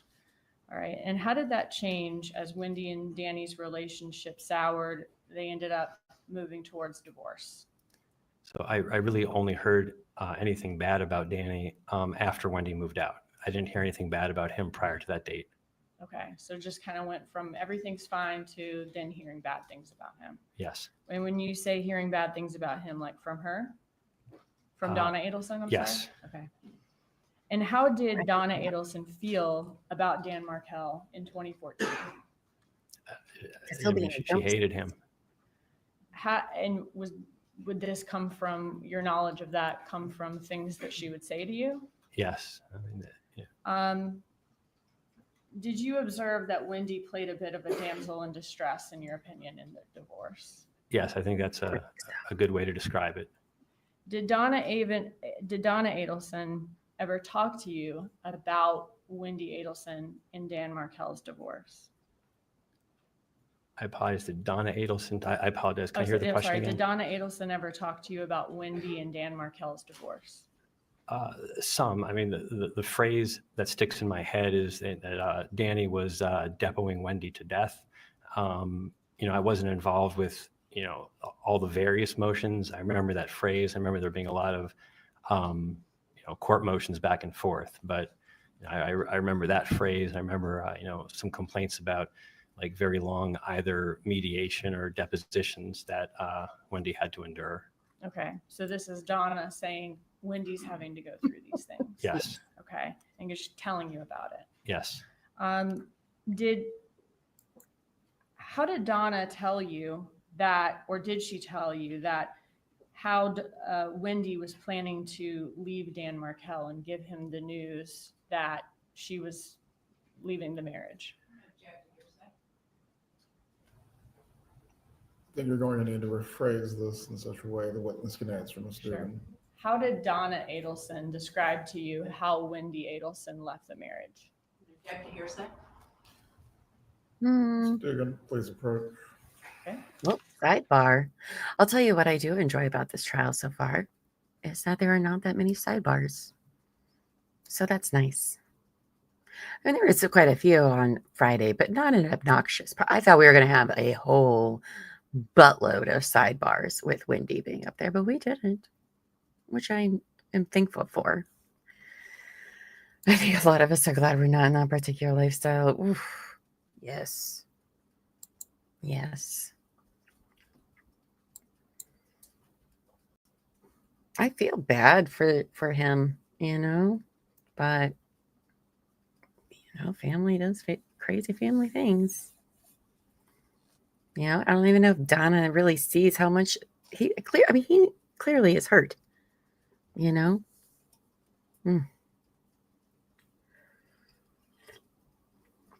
I miss hearing sidebars. I know, me too. Me too. I'm glad I'm poor, right? Oof. Sounds, no, thank you. Sounds exhausting. Yeah, he's the only one that anybody feels that way about.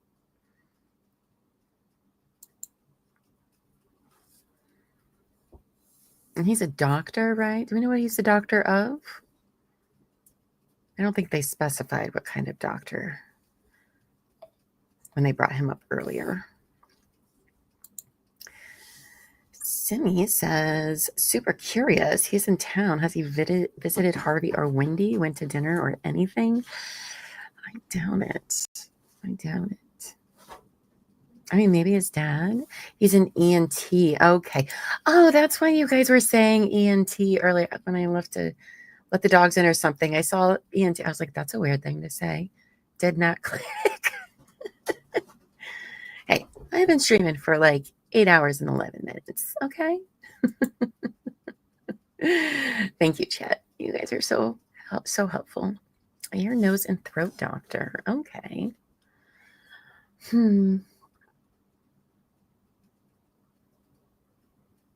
I wonder what kind of doctor I would be. Like what I would go into, because I don't like any of that stuff.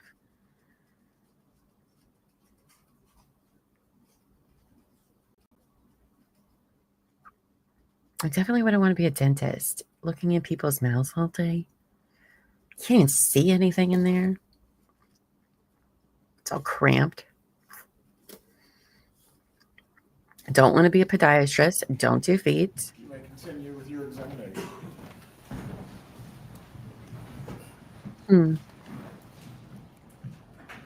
What did Donna Adelson tell you about the plan for Wendi Adelson to leave the marriage? Sure. When she told me that when that she had been in Tallahassee for several months. This is Donna Adelson had Yes. been? That she had been in Tallahassee for several months, renting a new place for Wendi, arranging for movers, moving money around and getting things set up. I only knew this after Wendi had moved out. But she was relating to me what had occurred over the summer. And so I heard this all at once, but, you know, probably 5-6 days after Wendi had moved out. And then told me that the, you know, somewhat gleefully or, you know, pleased that they timed the phone call to Danny right before he was supposed to give a speech at the meeting he was at. Okay. So a couple questions about that. You said Donna said that she had been up here in Tallahassee moving the money around and getting things ready for Wendi. Do you mean for when Wendi moved out and needed a place of her own? Yes. Okay. And what did Donna tell you that she did to try to, I guess, hide the fact that they were renting a place for Wendi?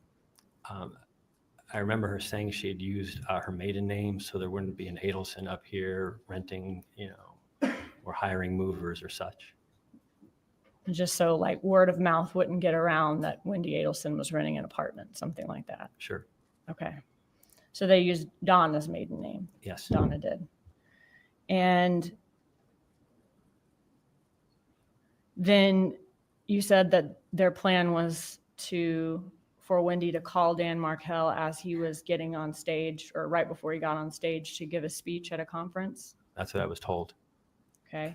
And what was Donna's demeanor when she was describing this plan to you about how she was able to set up this place for Wendi to live in?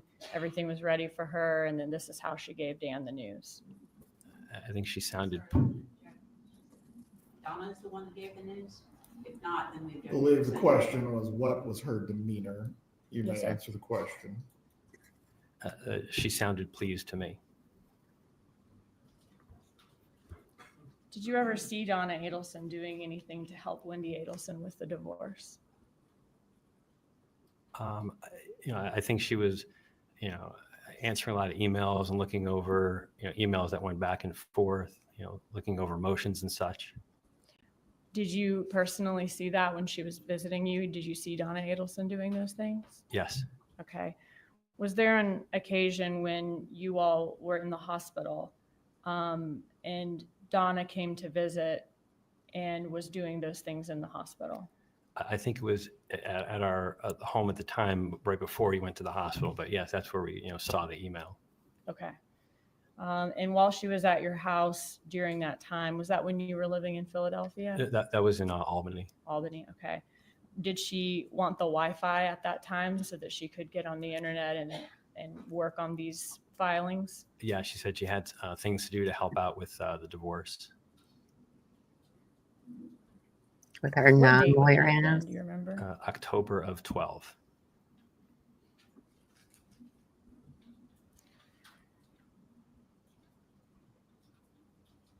Did Donna Adelson tell you that Wendi Adelson was trying to get permission to relocate to Miami? Yes. And did Donna Adelson tell you about the $1 million bribe she wanted to offer Dan Markel? Yes. Which he was not expecting. During to the contribute to. year or two after Wendi Adelson left Dan Markel, how much time was Donna Adelson spending in Tallahassee? From You may answer as to your personal knowledge on the subject matter. I can rephrase, Judge. Did Donna Adelson tell you information about how much time she was having to spend in Tallahassee? she said that Wendi needed a lot of help because now she has 2 boys on her own, and so she was up there a lot. And I think yes. Okay. Who cared more about Wendi Adelson's divorce from your conversations? Was it Donna or Charlie? Donna. What types of things does Charlie care about? What are kinds of things is he really into? I mean, like go-karts, jet skis, going out, boats, not Wendy's divorce. Okay. And is Donna Adelson very into her kids and grandkids and Yes. their success? Yes. Do you think Wendy's divorce or her moving, I guess, do you think Wendi and her boys moving to Miami was particularly important to Charlie Adelson from your observations? I don't think so.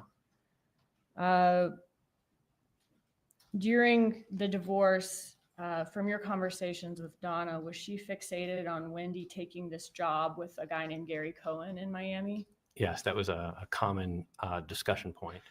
Okay. Did she seem like it was just something that she kind of thought would be a good idea, or something that she seemed to have a real obsession with? It came up a lot in my discussions with her about this job with Gary, where she'd be making $1 million a year and she'd be a partner. And it was something that was brought up a lot, that she'd be able to take care of her kids in a way that she couldn't. $1 million a year. And then it was probably the one thing that she mentioned to me. The only time I heard any anger after the murder had occurred was that I asked, is Wendi going to go work for Gary now? And she told me that. Did the job end up not working out? As far as I know, it didn't. Okay. And that you heard some anger from Donna when that happened? She said that his partners wouldn't let them hire her until they. Okay. Sorry. But there was some anger there because the job didn't end up working out. Yes. They couldn't hire Wendi, or didn't want to hire Wendi after all. That's what I was told. Okay, thank you. Elbow feet brought me a cheese. Now, during the summer of 2014, did Wendi Adelson, I'm going to move on to 2014 now. Did Wendi Adelson send you a text where she referenced having a boyfriend? Yes. And was this before Dan Markel's murder? Yes. Why was that memorable to you? It was just unusual. Wendi, never was someone who would, share her, romantic life or boyfriends, or, tell me or, text me about anyone she was dating. So it just stood out as, unique or different. Okay. What did she, was there something in particular that she said that struck you as also unusual? Okay. I guess, was it your impression that your parents knew about this boyfriend at the time, or no? No, the text said, don't tell the parents. Well, Members of the jury, you are to disregard the last response of the witness. may I approach, Judge? You may.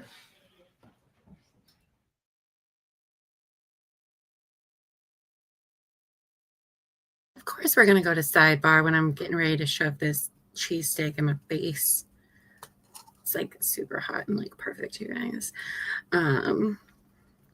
Isn't it kind of weird that she's like talking to her brother about who she's dating? That's weird. I mean, I guess it's not that weird. I mean, my brother's sitting right there. I'd probably tell him, but She's also what, like 40 years old at this point, though, where she's like, don't tell mom and dad. Weird. Weird. Well, I think Robert's going to be coming back tomorrow.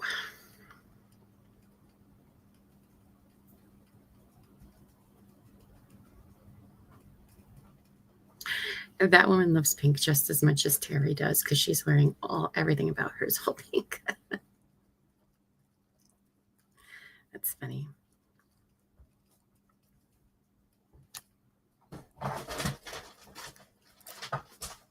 Cool, Zoe.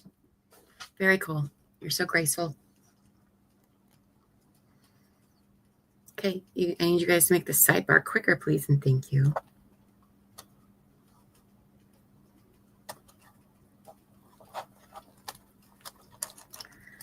What is happening?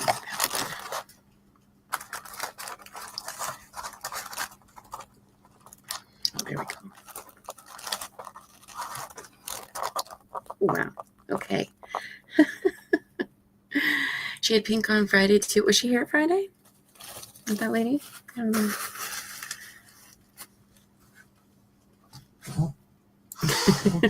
The pink ladies. I don't know. I'm a little sad that Miss Brownie Face isn't around.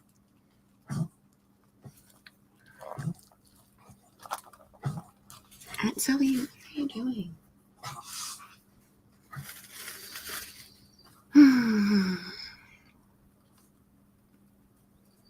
Come on.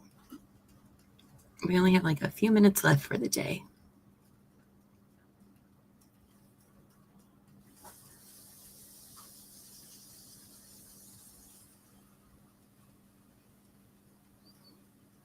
Do you think he watched Charlie's trial?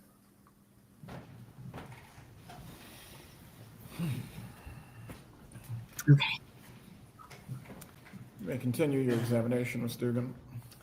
Okay, so I was asking you about this text that you received from Wendi Adelson. Can you tell me about this text? Sure. She texted me that she was going to Gainesville for the weekend, and this was 2014. So I last lived in Gainesville about 3 years prior to that. Mentioned that she wanted that. I mentioned the name of Jeff. I asked who was Jeff.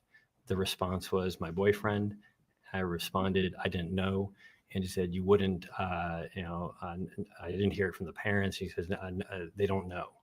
And so it just struck me as, and then she sent me some pictures of Jeff with her and the boys. It struck me as unique because she'd never shared the name or photograph of a boyfriend before. Okay, so. Before you continue, members of the jury, as to the last question and response, you are not to consider the hearsay statement for the truth of the matter asserted. You may continue. Okay. So it was unusual for her to talk to you about boyfriends at all. Yes. But you also felt it was unusual that she's telling you about this boyfriend when even your parents don't know about him yet. Right. And she was closer to her parents at the time than you. Correct. Okay. What date was that text message sent? The very end of June, like 26 or 28 of 14, but that last weekend.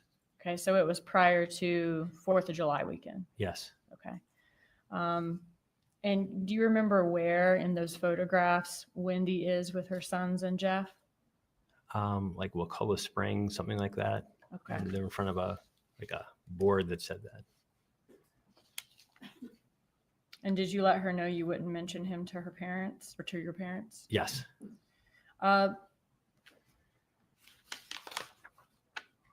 Did that strike you as so unusual that after Dan Markel was murdered, you felt, I guess, compelled to tell police, like, hey, I heard she has this boyfriend she hasn't told anybody about named Jeff? Yes, I did. The FBI came to my house and I spoke to them once, and either it didn't come up or, it's a bit nerve-wracking talking to the FBI, and that they didn't ask any questions about that. And then, I guess over the ensuing week, I'd heard about like this Prius and this unsolved murder. And I remembered, it struck me as odd that I was sent these photographs of a boyfriend and not to tell the parents about them. And so that's when I wanted to have a clean conscience. So I reached out to the FBI and I said, I don't know if this matters, but I figured I would, tell you about this. And they came back for a second interview and looked at the pictures. Okay. When is your father, Harvey Adelson's birthday? July 5. Okay, so on July 5th of 2014, how old would he have turned that year? 70. Okay, and this is about 2 to 3 weeks before Dan Markel was killed? Yes. Did your family do anything to celebrate his birthday that year? Yes, we had a party at their condo. Okay, was there a gift from the family or from any of you to him? No. I remember an email, and my dad is not someone who wants gifts or a big deal made about him. And so, the email was something like, your dad doesn't want gifts. He just wants all of his kids to be with him on his birthday. And was that from Donna Adelson? Yes. So she's basically just letting know you and your kids coming is going to be his gift. Correct. And everybody, all the kids and grandkids being Correct. there. Okay. Did the family ever discuss going on a cruise? No, not with me. When a birthday gift is given for somebody in the family, does Donna Adelson typically say, we're going to get him this, everybody owes this much, everybody's going to pay a third, or whatever it is? Yeah, if there was like a big gift we're getting, or they said, we're getting this for someone, and you can be part of it, that was not uncommon. Okay. So tell us at the party, about the party. You said it was at the Continuum? Yes, at their apartment. Okay. So is that like a condo building in Miami? Yeah, on Miami Beach. Okay. On Miami Beach, like South Beach? Yeah. Okay. And is it a secure building? It's very secure. It was, we were staying at a hotel down the street, and there was armed guards, and apparently there's a lot of celebrities that live there. It was a very high, very secure building. Okay. And these celebrities that live there, were they people that you knew of? I mean, you knew who they were? Sure. Yeah. A-Rod. Did these people have kind of guards of their own too in the building? I don't know. Oh, okay. So the guards that you saw were the guards in the front? Yes. All right. Had your parents, how recently had they moved to the Continuum? I got the idea. It was certainly less than a year. I don't remember exactly, but seemed like they said they were going to try living down in South Beach to see if they liked it for their retirement. And so it had to be sometime, before, because they were pretty well moved in there.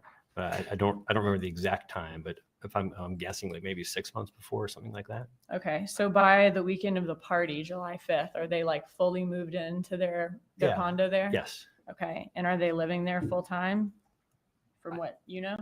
It seemed like that, but I couldn't, I know they still own the house in Coral Springs. So I don't know if they're just there on the weekends, but I couldn't say definitively, but it looked like they were living there fully. Okay.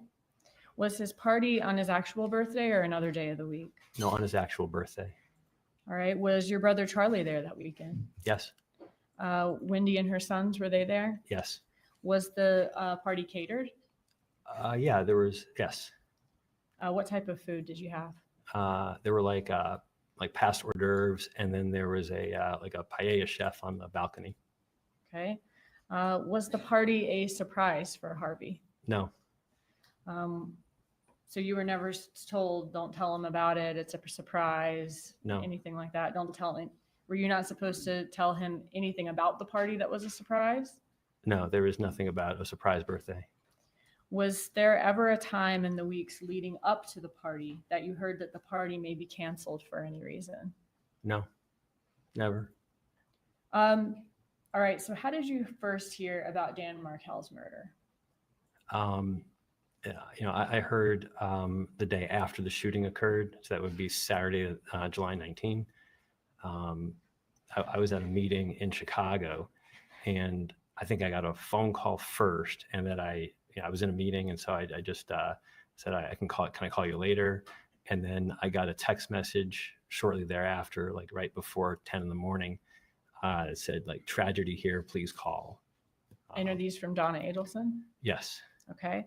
So were you able to call her that morning from the conference in Chicago? Yeah. So I walked out and went to the hotel lobby and just hit call. Okay. And tell us about that conversation with her. So it's one of those moments that you'll just remember forever. So I remember being in the lobby of the Westin, and I assumed something terrible Wendi happened, disagrees. and but I wasn't ready for it. She said, so we just want to let you know that Danny's been shot, and they took him to the hospital, but he didn't make it. And I mean, it didn't make any sense. And I probably asked like a few medical questions, and they said they're driving up to go help Wendi, and we'll talk to you later. We can't talk now. Okay. Was she crying in that conversation? Not in Donna that Adelson? conversation. Sir? No, she was not. Okay. It was very matter of fact. Did she ever give you any further detail that weekend about how he'd been shot, or other than just Danny was shot and he didn't make it? I think it was the next day. So the only really other time that I spoke with him that weekend, I was in the airport going home like Sunday afternoon. So it was definitely the next day. And, it was the first time I could actually have any kind of conversation. And, one of the things that she told me is, it bothered me, but I didn't have any other details about, but she said that, someone went to the front door and said, "Are you Dan Markel?" and then shot him. And then I said, "Well, how could you know that? Who's telling you that?" And she said, "Well, that's just what they're telling us." And Okay.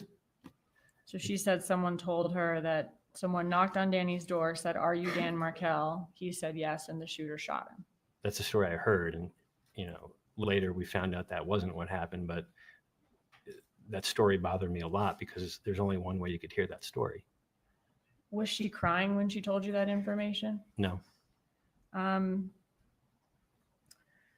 You mentioned earlier that law enforcement contacted you after Dan Markel's murder. Did they contact you to try to see if you knew any information? Yeah, they came to our house. I was already at work, and so they talked to my wife. It had to be a Wednesday or Thursday, so I was already at work. And is this your house in New York? Yes. Okay. And did you end up talking to law enforcement and letting them, answering their questions, letting them know what you knew? Yeah, they came to my office the next day, and we with two agents, and we had an interview. Okay. After that conversation with, you said it was the FBI earlier, right? Yes. Okay. After that conversation with the FBI, did Donna Adelson ever say anything to you about having talked to law enforcement or the FBI?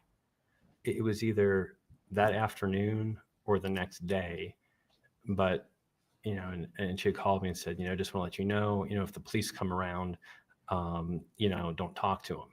Okay, so she told you not to talk to law enforcement. Correct. Did you let her know that you already had talked to law enforcement? Yeah, I said I already did. What did she say to that? She said, "Oh, well, you don't know anything anyway." You don't know anything anyway? Correct. Was that an unusual statement coming from your mother? Yeah, everything that week was unusual, but I clearly didn't know anything, but I wasn't going to not talk to the FBI if they show up at my house. How did you respond? Let me ask you this. After the murder of Dan Markel, did Donna Adelson seem curious about who killed Dan Markel? No. Was there a complete lack of curiosity? Yeah, nobody seemed curious. Did you actually ever ask her, like after the murder, like, hey, like, what do you think happened? Yeah, and the conversations were kind of rerouted, or that was certainly discouraged, and it was probably like maybe sometime like mid-August, when I finally had a chance to ask and say, what is going on? This was not a small event. This was getting a lot of notoriety, and I said, what do you guys think happened? And she had said, I don't know, and I don't care. It doesn't concern me.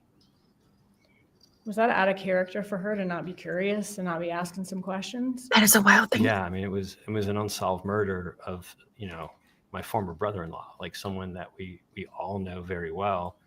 If it was like some neighborhood gossip, people would be interested. This was like national interest, and nobody had any curiosity about, who did this to Danny. Is a person, you mentioned that not only is it your brother-in-law, but it was like national news at that point as well. Yes. And regardless of it being national news or not, I mean, is a person dying from gun violence an extremely unusual thing to happen in your family? Yeah, I mean, to this day, Danny's the only person that I know who's died from gun violence or been a victim of gun violence. So it's unique in that manner. What would your mom, Donna Adelson, do if you did try to like ask her any more about Danny's murder after that? It wasn't a subject for discussion. It would be rerouted, or it was just not a subject to discuss. When you say rerouted, do you mean like changing the subject? Yeah. Okay. All right. Fast forward to 2016. Do you remember in May of 2016 when Sigfredo Garcia and Luis Rivera were arrested? Yeah, I do. I saw it in the OR lounge. Someone told me about it. It had to be like a Wednesday, and you were in the the operating room lounge. It was and someone the lounge. told you about it. It was someone else, because stories like this people see on Twitter or such, and I remember someone telling me like, hey, did you hear about that case? Because it's more than one person had followed it, and I saw it, and then that was on the 26th, and I remember the dates because our anniversary is on the 28th of May. My wife and I were like, should we call them? Like they arrested some guy who killed Danny. And when you say them, you mean like should we call parents. my parents? And yes. Yeah, okay. So it was big news that even people you work with were seeing that there were finally some arrests made. Right. Okay.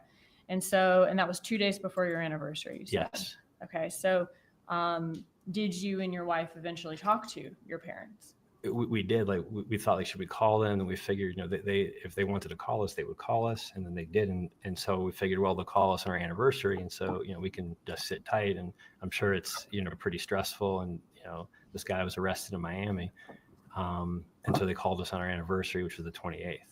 Okay, so that was 2 days after the arrest, I think. 2 days after I found out. Yes. 2 days after you found out. Thank you. So on the 28th, did you talk to Donna Adelson? Yes. All right. And when she called you, was she telling you the good news that Danny's killers were arrested? No, just called us for anniversary, and wished us well, and had some small talk for a bit.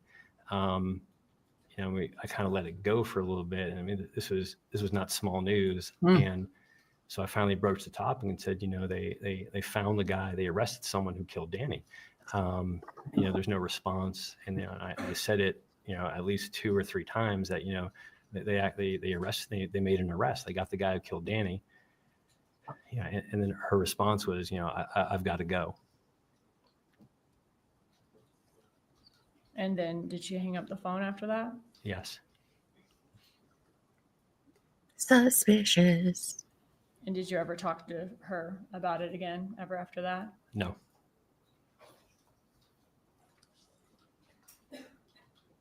Just a second.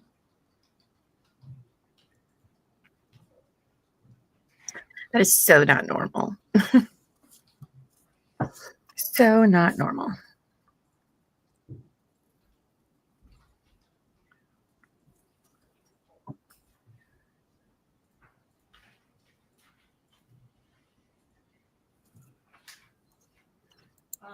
Other than, her reaching out for happy birthdays, happy anniversaries, that kind of thing, was that the last conversation you had with her? That was the last time I spoke to her. Okay. That's all. Thank you. Wow. So he hasn't talked to her since Sigfredo and them were arrested in 2016. I wish we would have explored that a little bit more. Let's see what defense is going to do. What are you going to do, Judith?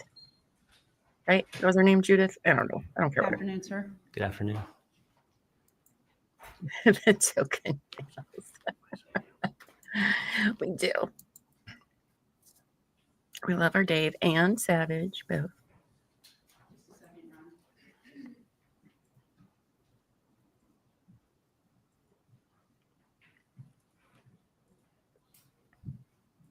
Oh, I think the judge is just going to let court just finish out with this witness because it's like 5 o'clock.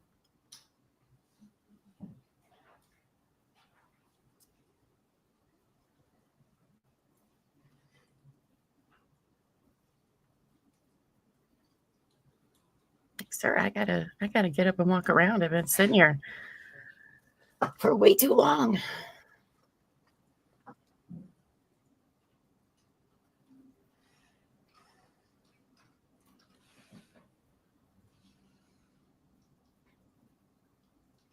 Oh, Jackie.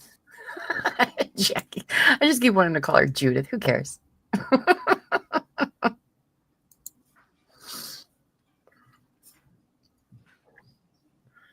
I'll learn the names in 2 weeks when we're almost done with the case. Like it's Big Brother or something. I'll say it again. Good afternoon. Good afternoon. In between 2012 and 2014, how many times did you come to visit your family in South Florida? 2012 and 2014. It's after the show. I'll keep you in my mind. My daughter was born in October of 2012. And so I think my dad's birthday, there was a Thanksgiving, I think in 2013. So I mean, pretty much Thanksgivings were the times when we would travel, having a 1-year-old and a 3-year-old. So sure. Okay, so Thanksgiving of 2013, and then your dad's birthday in 2014. Yeah, there could have been one other one, but I remember those two for certain that I could swear to. Okay, and when you came for his birthday was on the 5th. You came in on the 4th. The party was on the 5th, and you left on the 6th, correct? That's my memory of it. And Thanksgiving, kind of the same thing. I mean, you got a job you got to get back to, right? Yeah. Yep. And how frequent were the phone calls that you were having with your family? Probably less than once a week, maybe every other week, something like that.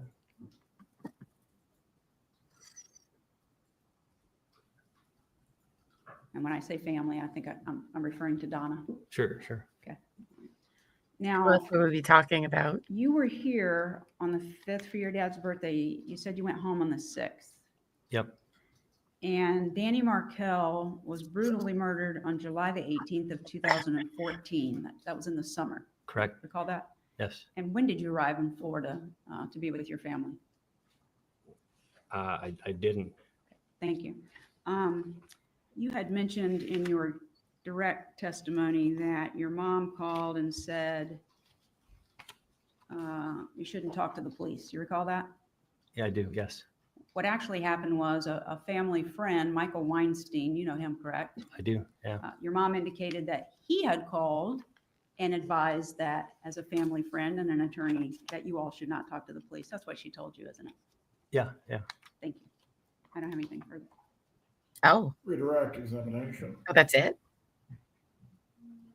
Okay.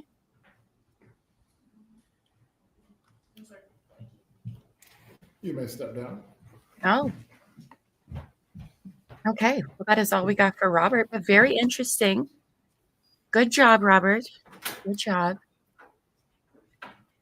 Does the state have a witness that will go about a half hour exactly? One very brief witness you can do and be done for the day.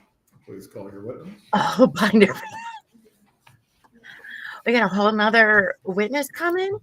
Oh boy. Okay. This judge does not fuck around. Okay. I gotta pee. I gotta do all sorts of stuff. I didn't hear who he said.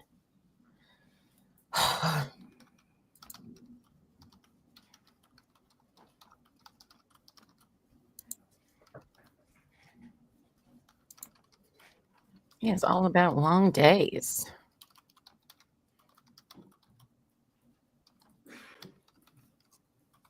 Who are they bringing?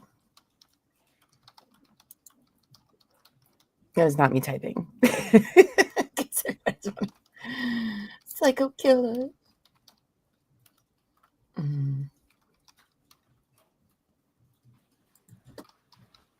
I know. I got a bottle waiting for me when I'm done. Officer, please raise your right hand. Do you swear or affirm the testimony you're about to give will be the truth? I do. You may take your seat. Please speak loudly and clearly.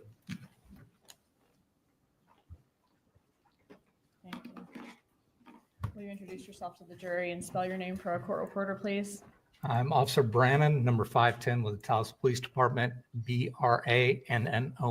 And where do you, you said you work at TPD. And how long have you been with TPD? 26 years, and I was with FSU PD for a couple of years prior to that. Okay. Now, did you respond to a crime scene on Trescott Drive on July 18th of 2014? Yes. And what time did you arrive? Approximately 11:15. When you arrived, was EMS and some other TPD officers already there? Yes. Okay. Was your role maintaining a crime scene perimeter that day on Trescott Drive? That was one of the roles, yes. Tell me about that. What does maintaining a crime scene perimeter mean? Just keeping people out, redirecting traffic. Okay. So are you putting up crime scene tape then? Yes. Okay. And making sure nobody comes in or out, no cars come through? Correct. So where was the crime scene tape on Trescott Drive that you were located next to? I was a little ways north of the incident location on Trescott. Okay. I want to, and when you were next to the crime scene tape, were you seated in your marked vehicle? Yes. And at that time, looking south down towards the incident location, was there EMS and marked police cars there in front of the Markel residence at the time? EMS had already left the scene by the time I was in that position, but there was investigators, other officers, and crime scene units. Okay. And when I say marked, as in your car's marked and their cars are marked, like TPD insignia, what we would typically see as a police car? Yes. Okay. Did I show you before court today a map that is marked as States Exhibit 87? Yes. And was that map a true and accurate depiction of where you were stationed that day and of Trescott Drive and of the Markel residence on that road? I believe so. Judge, at this time, I'd move into evidence States Exhibit 87. No objection. States 87 is admitted. Motion to publish? Okay. I have this for you. Point up there if you want to listen to that.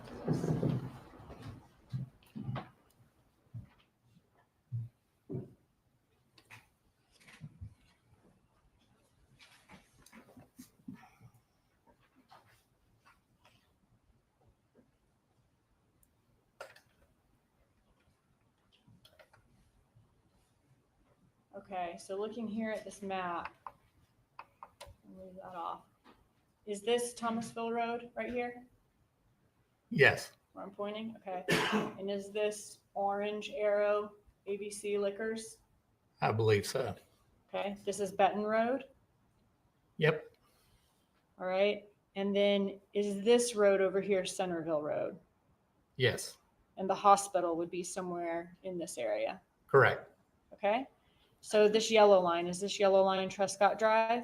Yes, ma'am. And does the blue arrow show where the Markel residence 2116 Trescott Drive was? Yes. Can you show me where you were located next to the crime scene tape, making sure no came by the crime scene? Approximately where the little yellow marking was right there. Okay, right where it says roadblock? Yep. With the arrow? Okay. Now, from where you were stationed here at the crime scene tape, could you clearly see all of the marked police cars in front of the Trescott residence? Yes. Okay. And your marked police car was right there where we see the arrow as well? Correct. All right. If I'm turning onto Trescott Drive from Centerville Road, would I be able to see any of the activity over here from here or from this area on Trescott Drive? No, not back over there. And is that because the road curves around or winds around? Yes. While you were stationed there, did any vehicles approach your location on Trescott, encounter the roadblock, and have to turn around? Yes, several vehicles. Okay. Did you notice a particular vehicle that pulled up that you notated in your report that day because it stood out to you? Mid 2000s maroon or dark red Honda Odyssey van. And are you familiar with that make and model and the year of van? Yes, my family we actually still use it. My son uses it. 2006 Honda Odyssey. Okay, so at the time, your family owned the same van. Correct. Okay. And you said it was maroon in color, the one you saw that day? Yes. At the time, did you know that the ex-wife of the person who was killed drove that type of van? Yes. All right, I'm going to show you what's already been admitted as State's Exhibit 18. Was this vehicle consistent with the one you saw that day that turned at the roadblock? Yes. Were you able to see the driver of the van? No. About what time did the vehicle approach the roadblock? Approximately 1 o'clock, somewhere in that range. Okay.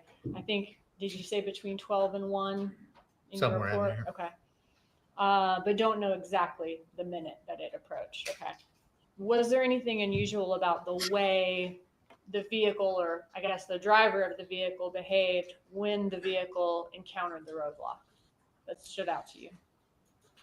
It wasn't fast or anything, but it was just a little more deliberate and pulling up, turning around, and leaving. The other vehicles, which is consistent with other times I've had to block roads, when vehicles pull up, they kind of stop and they're processing like, well, I can't go this way, and I think, well, where do I got to go now, etc. So this one didn't squeal tires or anything like that, but I mean, it was boom, boom, boom, and out. So just less hesitation. Correct. Did the driver of the vehicle ask you any questions? No. Did the driver of the vehicle question anybody else, any other officers there at the roadblock? Not where I was. They just turned around and went back towards Centerville? Yes, ma'am. That's all. Thank you. Cross-examination. No questions, Judge. Officer, you may step down. Is the officer released or will he be recalled? Okay. Sir? Is the officer released or will he be recalled? He is released. Thank you. Have a good day. Thanks, sir. Oh, is that Mrs. Frowny Face? No, that's not Miss Frowny Face. Members of the jury, we are going to come to a rest for this evening. Once again, I'm going to remind you, do not discuss this case with each other or anyone else.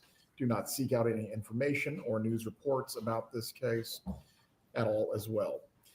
Please report tomorrow at 8:45 a.m. and we intend to get started at 9 o'clock once everyone is here. Have a restful evening. We will see you in the morning. Okay, jury's 8:45. Are you going to make our way here at 8:30 again tomorrow, sir? Please don't. Please don't. I need that extra half hour in my mornings.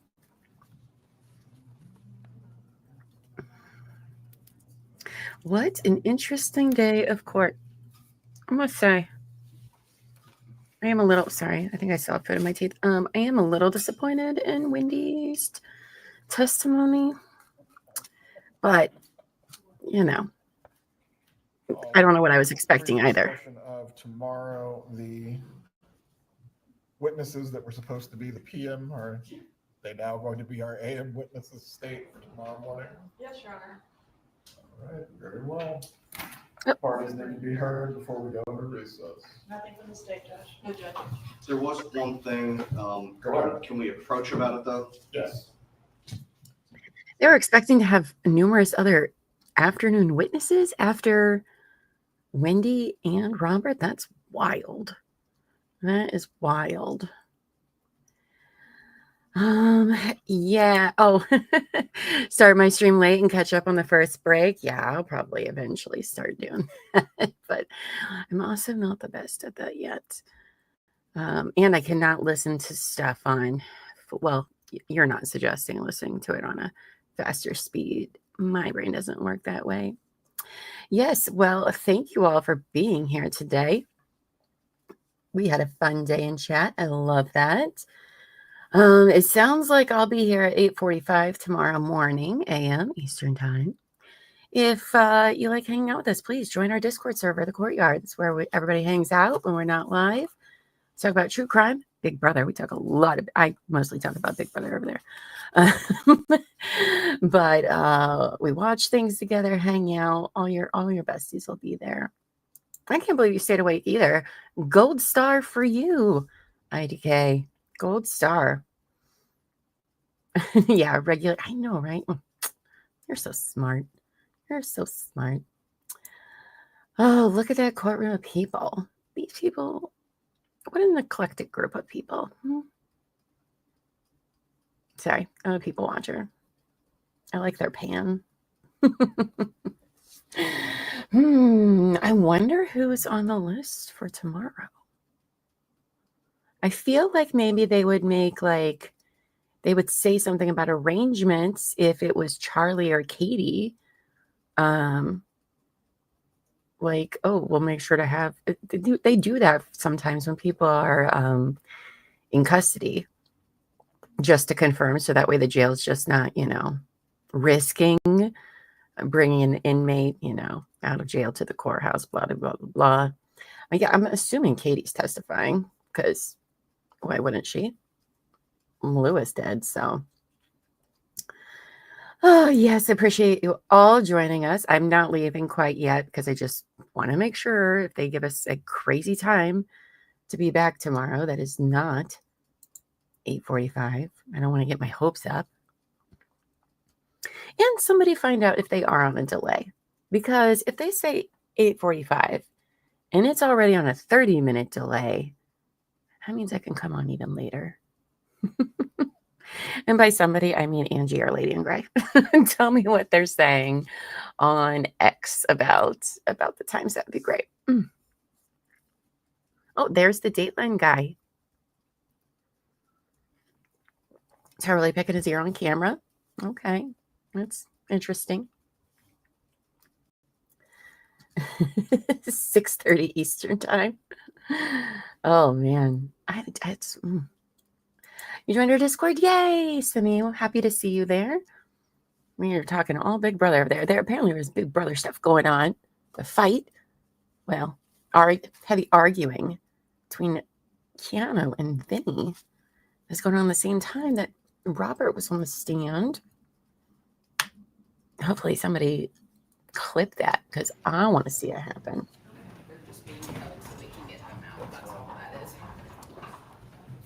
Are they making any more announcements? The judge? I will, boss. We're done for the day. Okay, we're done for the day. You heard them, guys. Oof, now we got an 8-hour close-up over here. Oh, look at my hair. Oh, my curls fell out today. It's not even that humid, but drama on a reality show. I know. Well, it's the live feed, Savage. It's 24/7 of these guys. It's a whole thing. It's a whole thing. We all are hate watching at this point because these people are insufferable. So insufferable. The dumbest people I've ever seen in my life. It's something. Well, kiddos, as much as I would love to stick around, I am about to hit 9 hours over here. And I need to get up and stretch my legs. And I got meetings later tonight. So I can't stay in chat. But what a good day in court today. I had fun. Thank you guys for being the best chat on YouTube. It was fun playing our little game. I'll get the other game set up tonight so we can play new ones tomorrow. Let's see. Do I have anything else going on between now and then? No. So you should see me 8:45 a.m. Eastern tomorrow morning. And that is where I will be. So, well, you guys, until next time, as I always say, go forth and be amazing. Bye, guys.